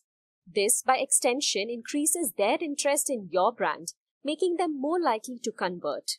Augmented reality can also give users the opportunity to preview your product or services, giving them an opportunity to try it before they can actually purchase it. Here we have an example of an AR application through which users could be a part of the launch of the smartphone OnePlus Nord. For number 13, you have to use smart bidding. With smart bidding, Google uses machine learning to analyze your data so that it can optimize your bids in real time. With this, you enable Google to learn from past data to optimize your ad spend. You choose an appropriate bid strategy, see how it works out, and keep optimizing. Finding the right combination can help you acquire leads and convert them into customers. Next up, for number 14, you need to take advantage of your user-generated content. With user-generated contents, you get constant updates from your customers, and this tells Google that your content is updated constantly, thus helping with improving your rankings. Comments and reviews from users can also improve the uniqueness of your content. And finally, at number 15, we have gamification. Gamifying your content with loyalty programs and competitions can greatly improve your audience's engagement with your brand. Gamification also encourages your audience to perform a particular action like liking, sharing, or commenting on content. Here's an example of a rewards program that gives users credits called stars they can use as currency at a number of different locations. The more products you buy from Starbucks, the more stars you will earn. Before we get on to talking about mobile marketing, let's have a look at some stats related to mobile marketing.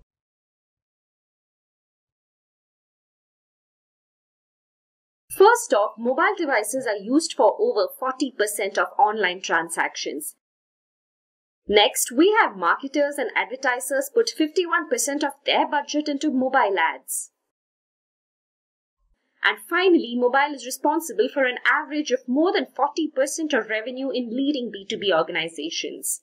So what is mobile marketing? Mobile marketing is a digital marketing strategy that started all the way in 1992.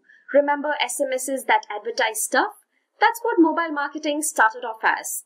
The main objective with mobile marketing is to advertise products and services to a target audience through multiple channels on smartphones, tablets, and other mobile devices. This is done through websites, emails, SMS, social media, in-app notifications, and other applications. So here are key concepts related to mobile marketing. First, we have focusing on the customer and personalized marketing. In mobile marketing, the primary focus is on the customer. Want them to increase brand loyalty? Give customers special offers or show them personalized ads based on their location and purchase history. Basically, by focusing on the customer, it gives them the feeling that the brand is directly interacting with them, and as a result, their loyalty towards the brand greatly increases. Next, we have identifying trends with data. By leveraging data, different trends can be identified. From there, you can create customer profiles, and then with predictive and behavior analysis, you get an understanding of what will better grab the attention of a customer. Then we have testing. Testing provides insights and learnings that would be extremely important to the success of the campaign. For example, say you do an A/B test. With that, you'll get the optimal variant of the two, as well as further understanding of what works and what doesn't. And finally, understanding mobile analytics. Having some experience with mobile analytics with some of the metrics that need to be focused on, like engagement ratio, cost per install, and average revenue per user, are very important for mobile marketing. Experience with mobile analytics tools can also help with insights that would help future decisions and experiments. So if you're interested in getting certified in mobile marketing, you have options like Mobile App Marketing 2020, ASO, Advertising and Monetization by Udemy, and you also have Digital Marketing Specialist certification by Simplilearn. Now let's go to number 9, CRM or Customer Relationship Management. Here are some interesting stats.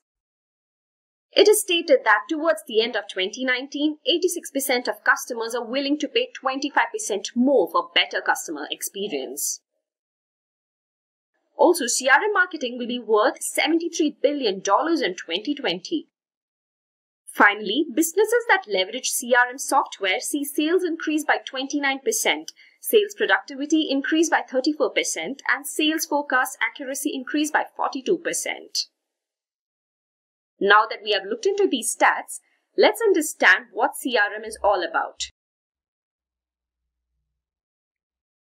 CRM is a technology with which an organization's relationships and interactions with existing or potential customers are managed. It's basically a collection of strategies, tools, and technologies, and CRMs aim to develop new customer relationships, retain them, or acquire new ones. Along with that, it also helps companies with sales, marketing, and service management. CRMs mainly store data like purchase history, personal information, and purchasing patterns. So here are a few areas to focus in CRM. First, we have data analytics. CRMs provide a number of different metrics that can be analyzed and whose results can be incorporated into forthcoming campaigns. Now, although what metric you focus on entirely depends on your requirements, here are some of the commonly used metrics. There's customer churn, which is basically customer attrition. There's NPS, which is a measure of how satisfied your customers are. There's customer retention cost and first contact resolution rate, which is the percentage of customer support tickets that get resolved at the first shot. Next, understanding how different CRM tools work. There are loads of options to choose from when it comes to CRMs. There's Salesforce, HubSpot CRM, Zoho CRM, Microsoft Dynamics, and much more. It is really important to have experienced at least the most commonly used ones, since each of them have their own nuances, advantages, and disadvantages.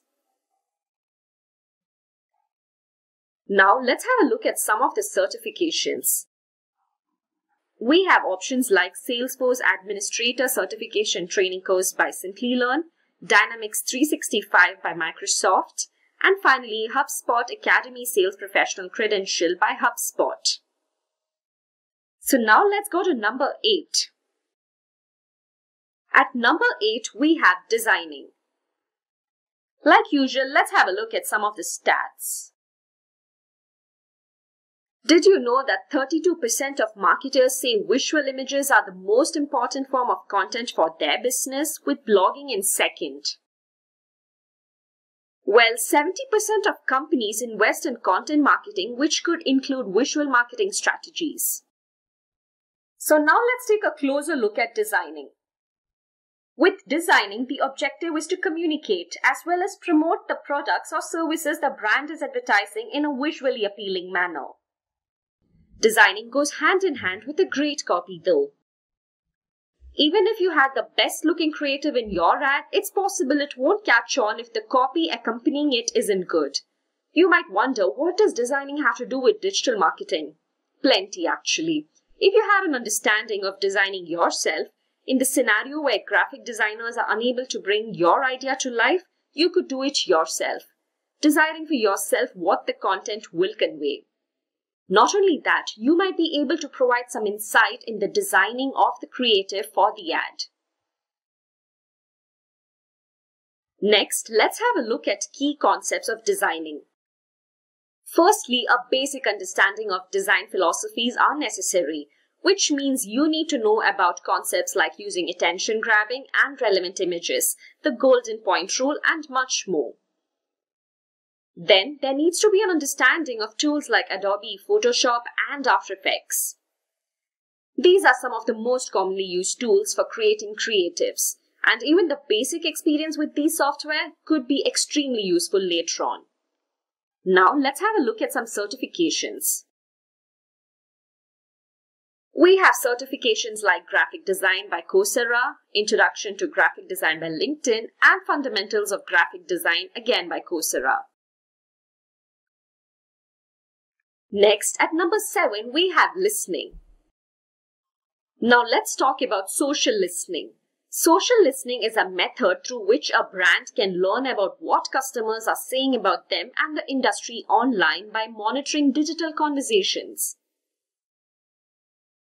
The brand's social media channels can track, analyze, and respond to conversations and feedback, improving their relationship with the users who may become potential customers, and thus increasing loyalty of present customers.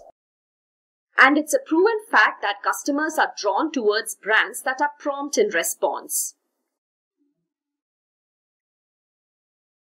Now let's have a look at some key concepts. Understanding how different social media platforms work. How is each platform different from the other? Where does most of your audience come from? Which platform is better suited for your content?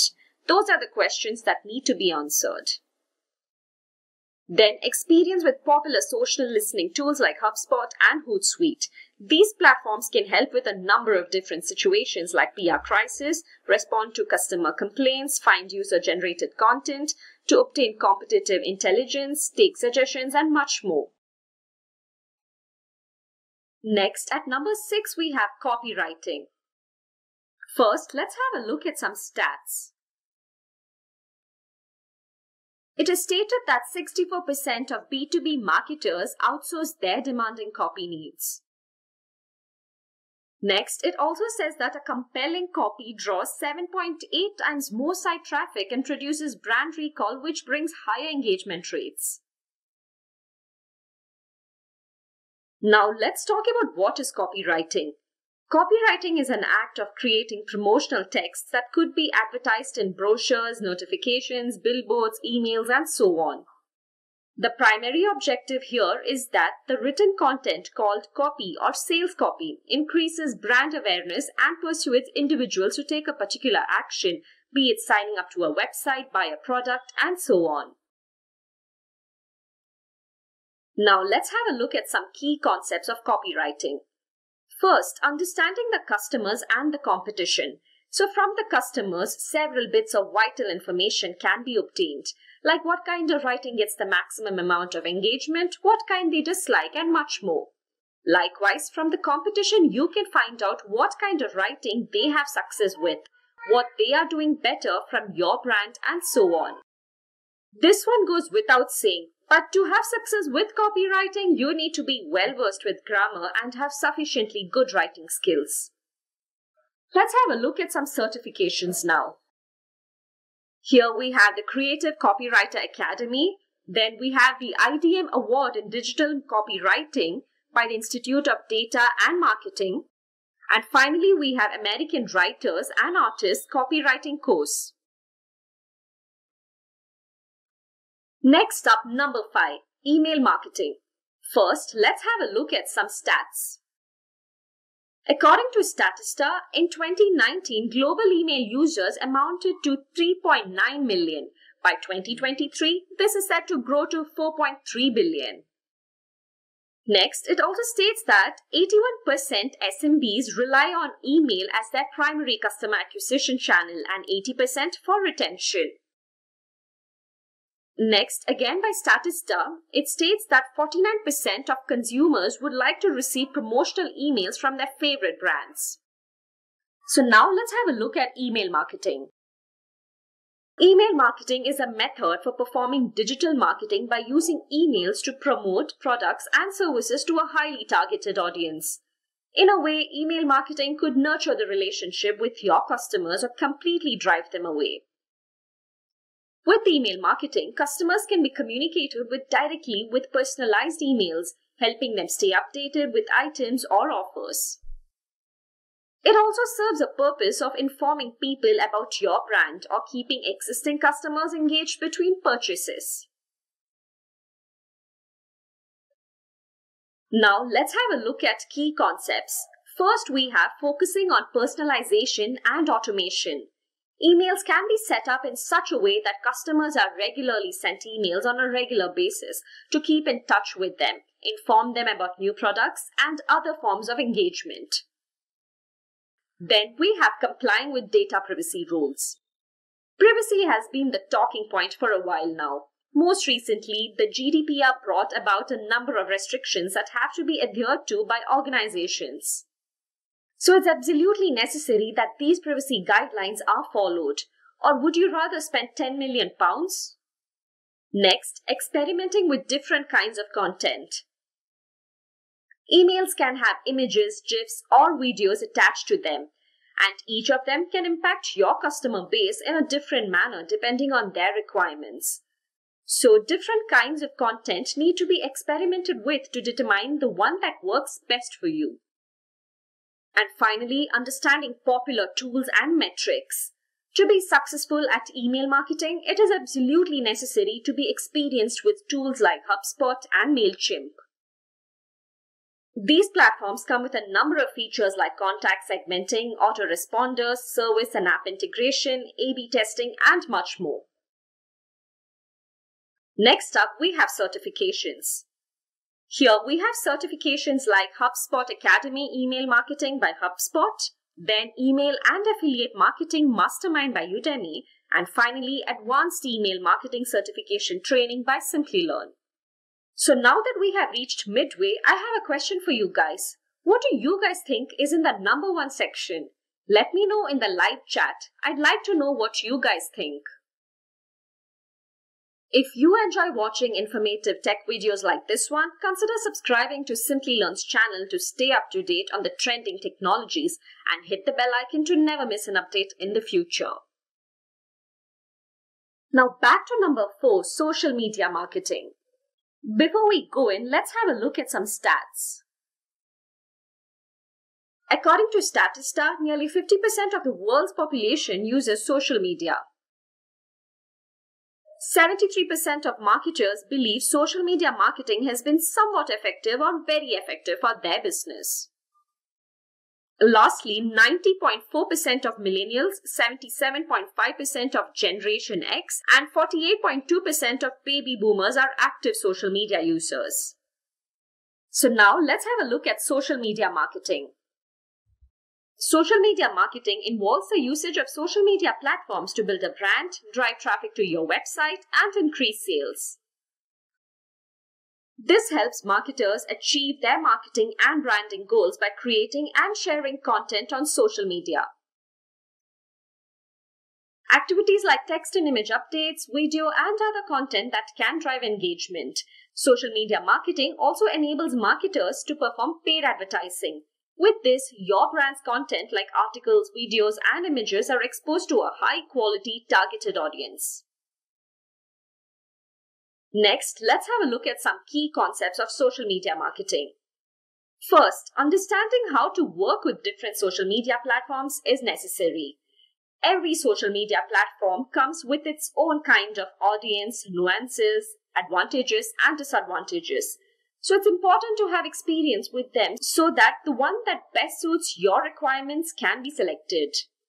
Next, we have monetization. On YouTube, which is also a social media platform, you could monetize your videos to get some income out of them. Other options include affiliate marketing, influencer marketing, events, and much more. Then we have analytics. Experience with social media marketing tools like Buffer and BuzzSumo can help organizations by providing alerts based on keywords, brand names, links, domain, and much more. Among other things, it also tracks competitors and analyzes their content to determine what they are doing better. Then we have knowing your brand's user base and optimizing your content. It's important to understand your brand's user base to determine what they like the most on your social media page and then optimize it. Now, let's have a look at some certifications. Here we have Advanced Social Media Certification Training by Simplilearn. Then we have Social Media Marketing on LinkedIn Learning. And finally, Hootsuite Social Marketing Certification by Hootsuite. And now for the top 3. Number 3, pay-per-click or PPC. First, let's have a look at some stats. 33% of people click on paid search ad because it directly answers their search query. It also states that paid ads have a 11.38% CTR on Google. And finally, according to Google, businesses make an average of $2 in income for every $1 they spend in Google Ads. Now let's talk about PPC. It is a form of online advertising in which advertisers spend a certain amount of money each time their advertisement is clicked. This process, if done properly, can drive people to your website without having to get them organically. Search engine marketing is one of the most popular methods to perform PPC. For PPC, most search engines are part of an automated process performed by the search engine to determine how relevant and valid they are to appear in the search engine result page.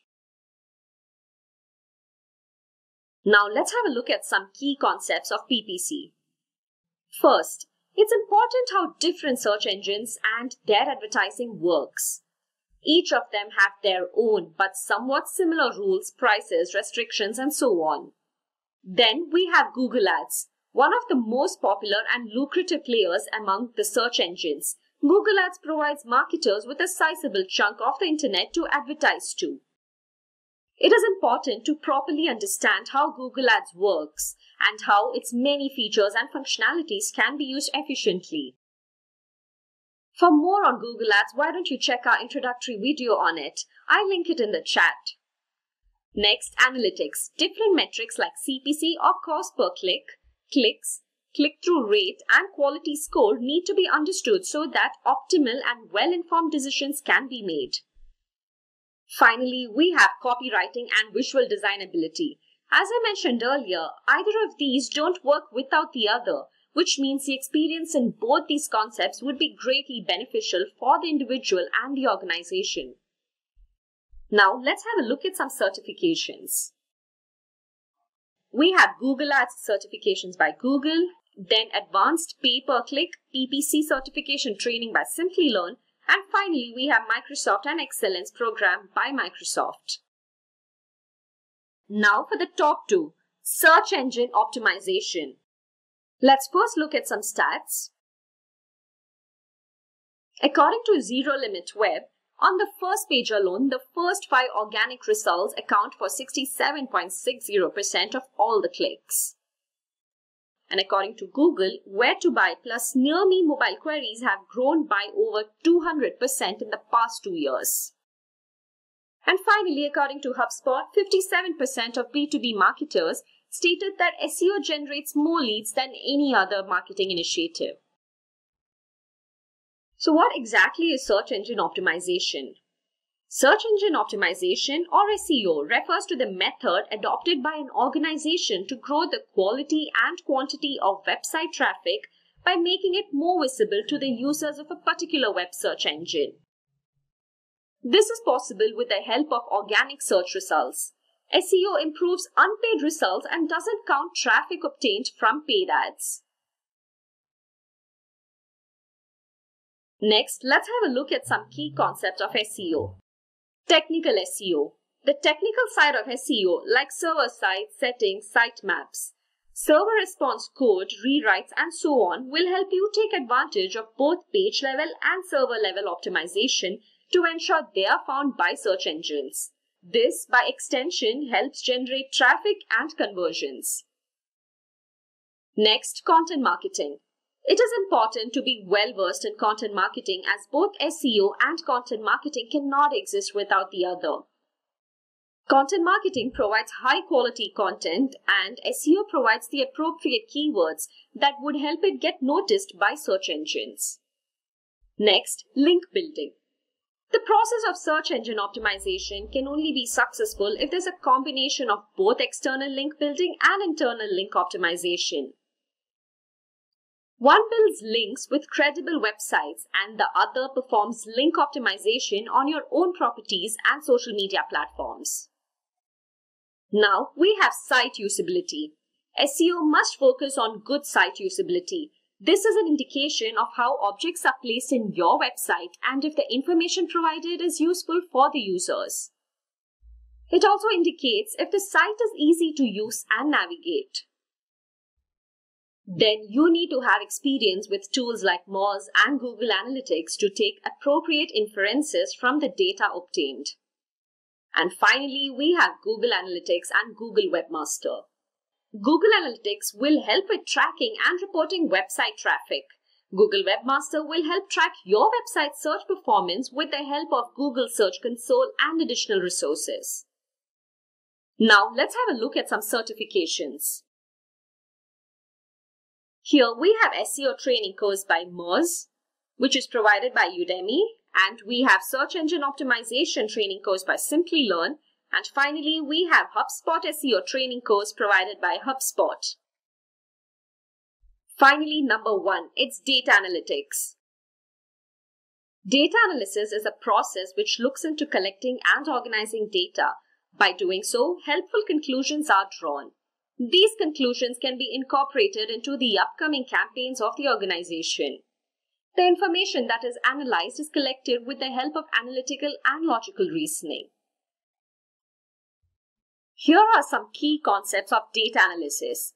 First, understanding popular data analytics tools like Apache Spark, Tableau, and SAS can be greatly helpful in the process of data analysis.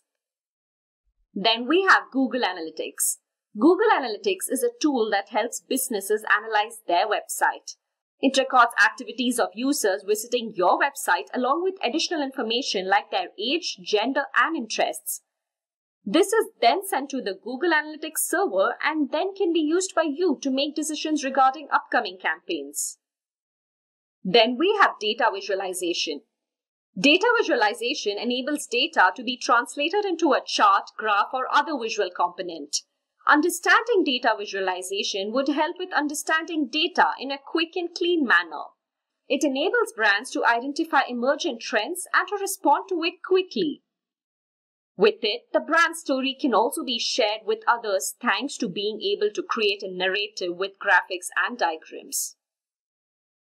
And finally, a clear understanding of data structures, fundamentals, and basic statistics can greatly ease the process of data analysis.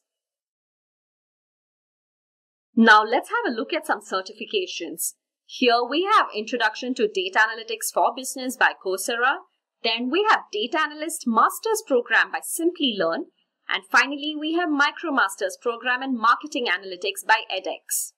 Hey guys, welcome to this video on digital marketing career, jobs, resume, salary, skills, roles and responsibilities. So, without further ado, let's jump right into it. The 21st century has given us many things to be thankful for. From technology to healthcare, our lives have greatly improved for the better. And many of these things wouldn't have been possible without the internet. Not counting about the several ways it has improved our lives, the internet has also made the life of marketers a whole lot easier. Earlier, unless you had lots of money or were very popular, your brand's popularity would be limited to your locality. But thanks to the internet, you can advertise your content to anyone, anywhere in the world. The whole world is now your marketplace.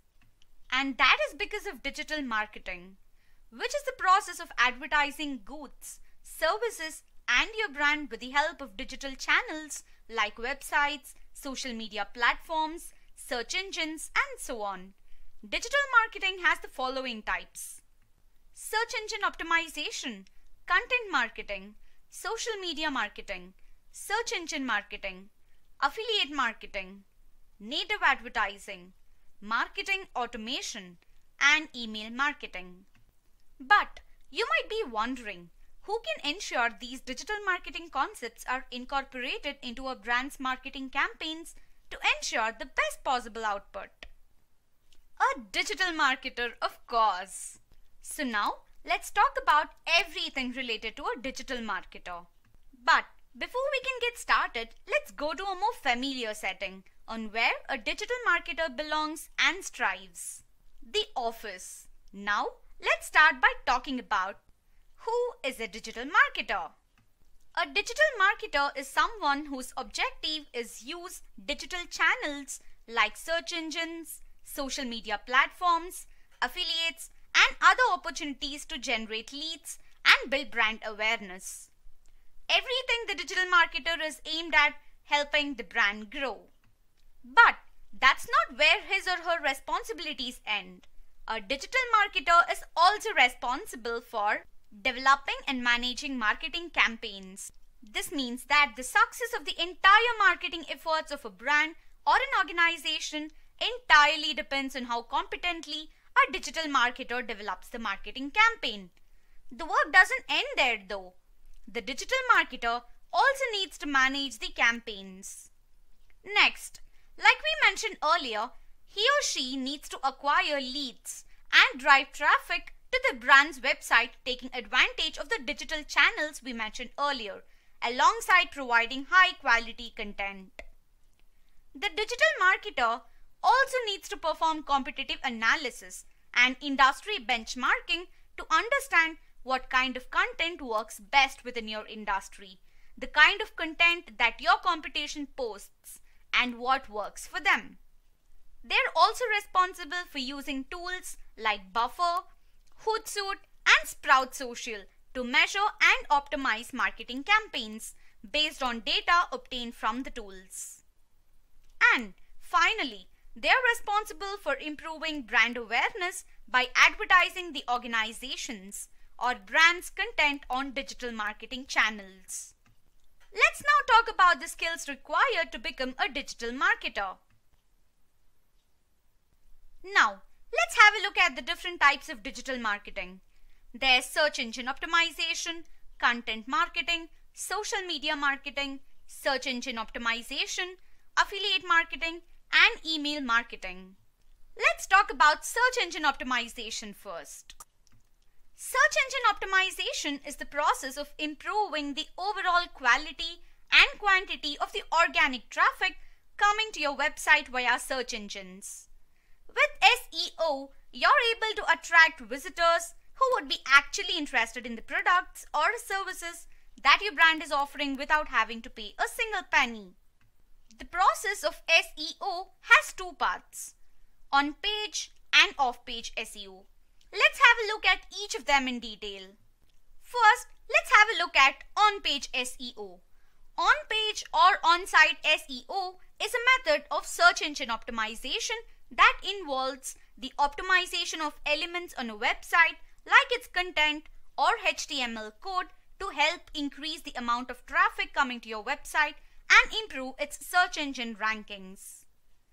It also helps users easily understand what a page is all about and whether or not your page addresses their search query. On-page SEO is possible with the help of keyword research, technical audits, on-site optimizations, and enhanced user experiences. Next, we have off-page SEO. Off-page or off-site SEO refers to actions taken outside your website to affect your rankings in search engine result pages. It involves promotional methods to improve search engine and user perception of your site's popularity, relevance, trustworthiness, and authority.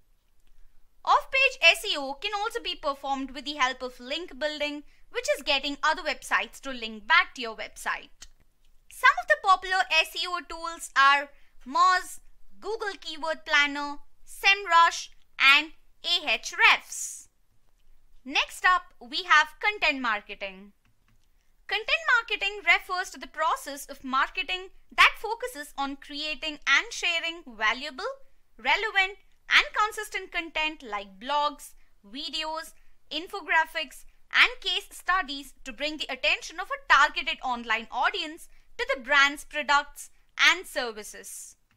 The process of content marketing involves, firstly, to decide what goal you want to achieve with your marketing campaign. Do you want more subscribers, more conversions, increased leads? That's what you need to decide here. Then, you need to set up buyer personas. A buyer persona is a profile created based on research that represents the target customer that might enjoy your products or services. With this, you can identify the ideal audience that might be interested in your content. Next, you'll need to perform a content audit. It involves taking a look at all the content on your website and assessing its relative strengths and weaknesses in order to prioritize your future marketing activities. Then, you need to choose a content management system of your choosing. There are a number of options available like WordPress, MailChimp, and Squarespace. You'll need to keep brainstorming for new forms of content that will attract the attention of new audience. You will need to focus on a particular form of content you want to focus on. And finally, you will need to publish and manage your content. Now, let's talk about popular content marketing tools. There's Buffer, BuzzSumo, FollowerWonk, and Hootsuite.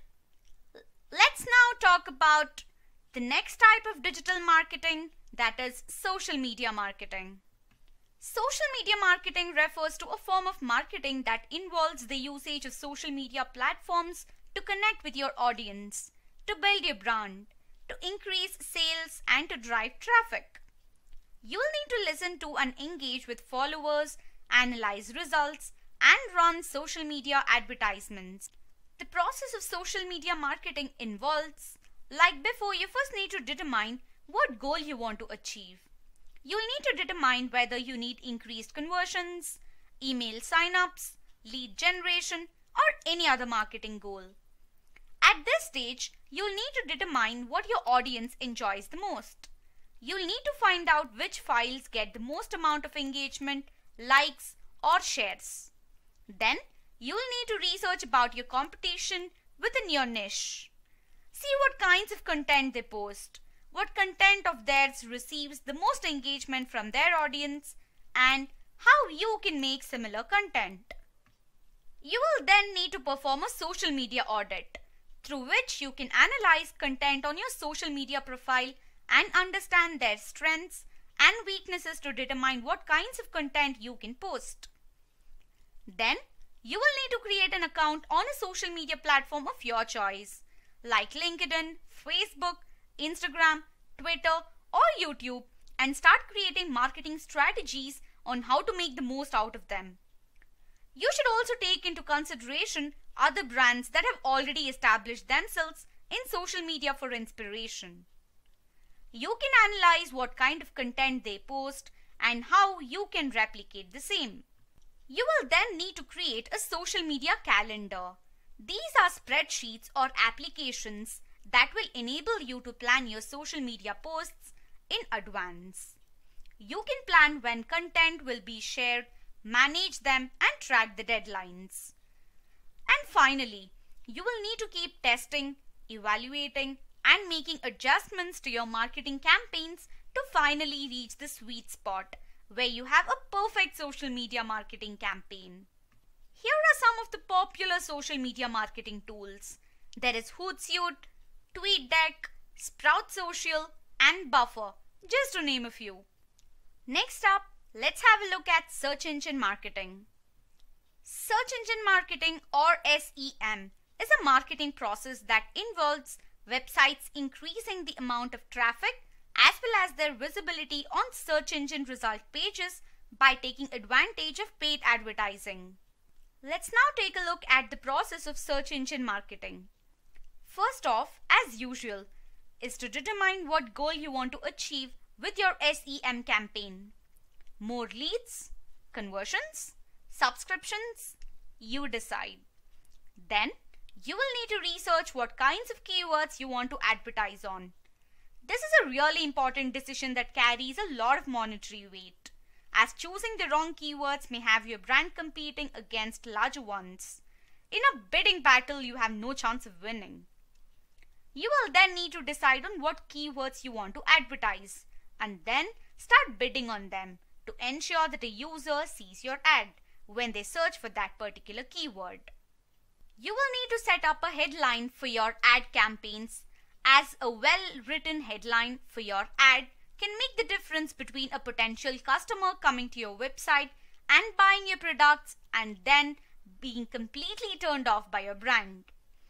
You will need to monitor your campaigns and measure how well you're doing so that you can make the appropriate adjustments.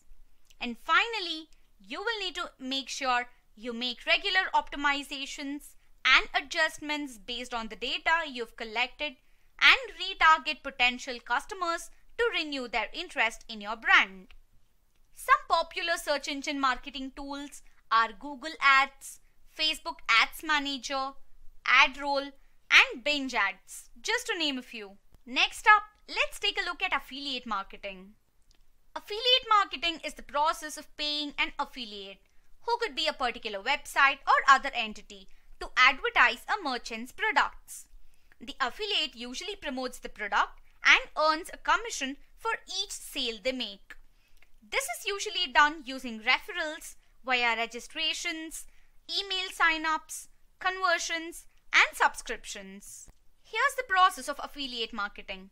First, you will need to decide the affiliate network you want to choose. The affiliate network is like a favor for both merchants and affiliates. Here, a merchant gets to decide which affiliate they want to work with and vice versa. As a merchant, you will need to set up specific rules, guidelines, image specifications, commission costs, and other details that an affiliate needs to accept before they can apply to advertise for you. After this, affiliates apply to advertise on the merchant's behalf. The merchants decide which affiliate they want to go with and would be the best representation of their brand. Now, once an affiliate has been selected, he or she places ads on their website or the platform of their choosing, advertising the merchant's products. Interested customers then click on these ads and are sent to the merchant's website. If customers make a purchase, the affiliate network makes a note of it. The transaction is then validated and credited to the affiliate. And finally, the affiliate is given his or her commission, and likewise the process repeats itself. Here are some of the popular affiliate marketing tools. We have CJ Affiliate, Volume, Awin, and has offers, just name a few again. Now, we are having a look at the last type of digital marketing, and that is email marketing. Email marketing is the process of using personalized emails to convert prospective users into potential customers. Here's the process of email marketing. First, you decide on what goal you want to achieve with your email marketing campaign. Then, you decide what kind of emails you want to send. Is it a welcome email, a newsletter, a lead nurturing email, a re-engagement email? That's what you've got to decide here. Next, you can choose an email marketing tool of your choosing. These tools can help you with templates for emails, create email lists, track performance, and do much more. You will then need to attract users with a reason to subscribe to your emails, with attractive opt-in advantages like exclusive access to sales, discounts, and so on. You will need to plan emails and their respective follow-ups with an email calendar. You will also need to create an attractive subject line and copy that will attract the attention of potential customers. But the job isn't done. After creating an attractive subject line and copy, your email also has to have an attractive design. And finally, you will need to perform A or B tests and use analytics to measure how well your campaign is doing. Based on this, you can make the appropriate adjustments to make sure the upcoming campaigns are a success. Some popular email marketing tools are MailChimp, HubSpot, Sendinblue, and Marketo, just to name a few. Now, let's take a look at some digital marketer careers. Here are some of the most popular job roles you can have. We'll be talking about the salaries of these job roles, courtesy of Glassdoor. First, we have Digital Marketing Manager. A digital marketing manager earns approximately $75,000 per annum in the US. In India, he or she can earn approximately 7 lakh rupees per annum. Next, we have SEO Manager. In the United States, an SEO manager earns approximately $62,000 per annum, whereas in India, an SEO manager earns approximately 5 lakhs per annum. Then we have Search Engine Marketing or PPC Expert. A PPC expert in the US earns approximately $74,000 per annum, whereas in India, a PPC expert can earn approximately 4 lakh rupees per annum. Next up, we have the Social Media Manager. In the US, a social media manager earns approximately $50,000 per annum. In India, he or she can earn approximately 5 lakhs per annum. And finally, we have the Content Marketing Manager. A content marketing manager can earn approximately $65,000 in the United States. In India, he or she can earn approximately 5 lakh rupees per annum. Let's have a look at a sample digital marketer resume. First off, you start off with the usuals like name, address, and the other stuff. Following this, you will need to add a brief summary of your years of experience and the different important skills you have experience with. In this case, this person has 2 years of experience in just about every important type of digital marketing. Your summary can vary based on the job role you're looking for. You give them links to your socials and then add experience. This is the part where you can highlight your achievements during your years of work. Here, you can see how this person has brought growth in just about every channel he's gotten into. The most important part to remember here is that the stuff you add here must be quantitative, with actual stats about how your work brought growth to your organization. Again, depending on the job role you're applying for, you can choose to elaborate on some of your achievements over others. Then, you can cover the different tools you've got experience with. Make sure you add relevant tools related to this job role you're looking for. For example, for the role of a SEM expert, having experience with Google Ads and Google Analytics is mandatory, so that has to be a part of this list. You can add concise details about your education and then talk about the courses you've completed. Having completed the right courses can have a significant impact on your hireability. And with that, we have come to the end of this Digital Marketing Full Course for 2021. I hope it was informative and interesting. If you have any questions about the topics covered in this video, please ask away in the comment section below. Our team will help you solve your queries. Thanks for watching, stay safe and keep learning.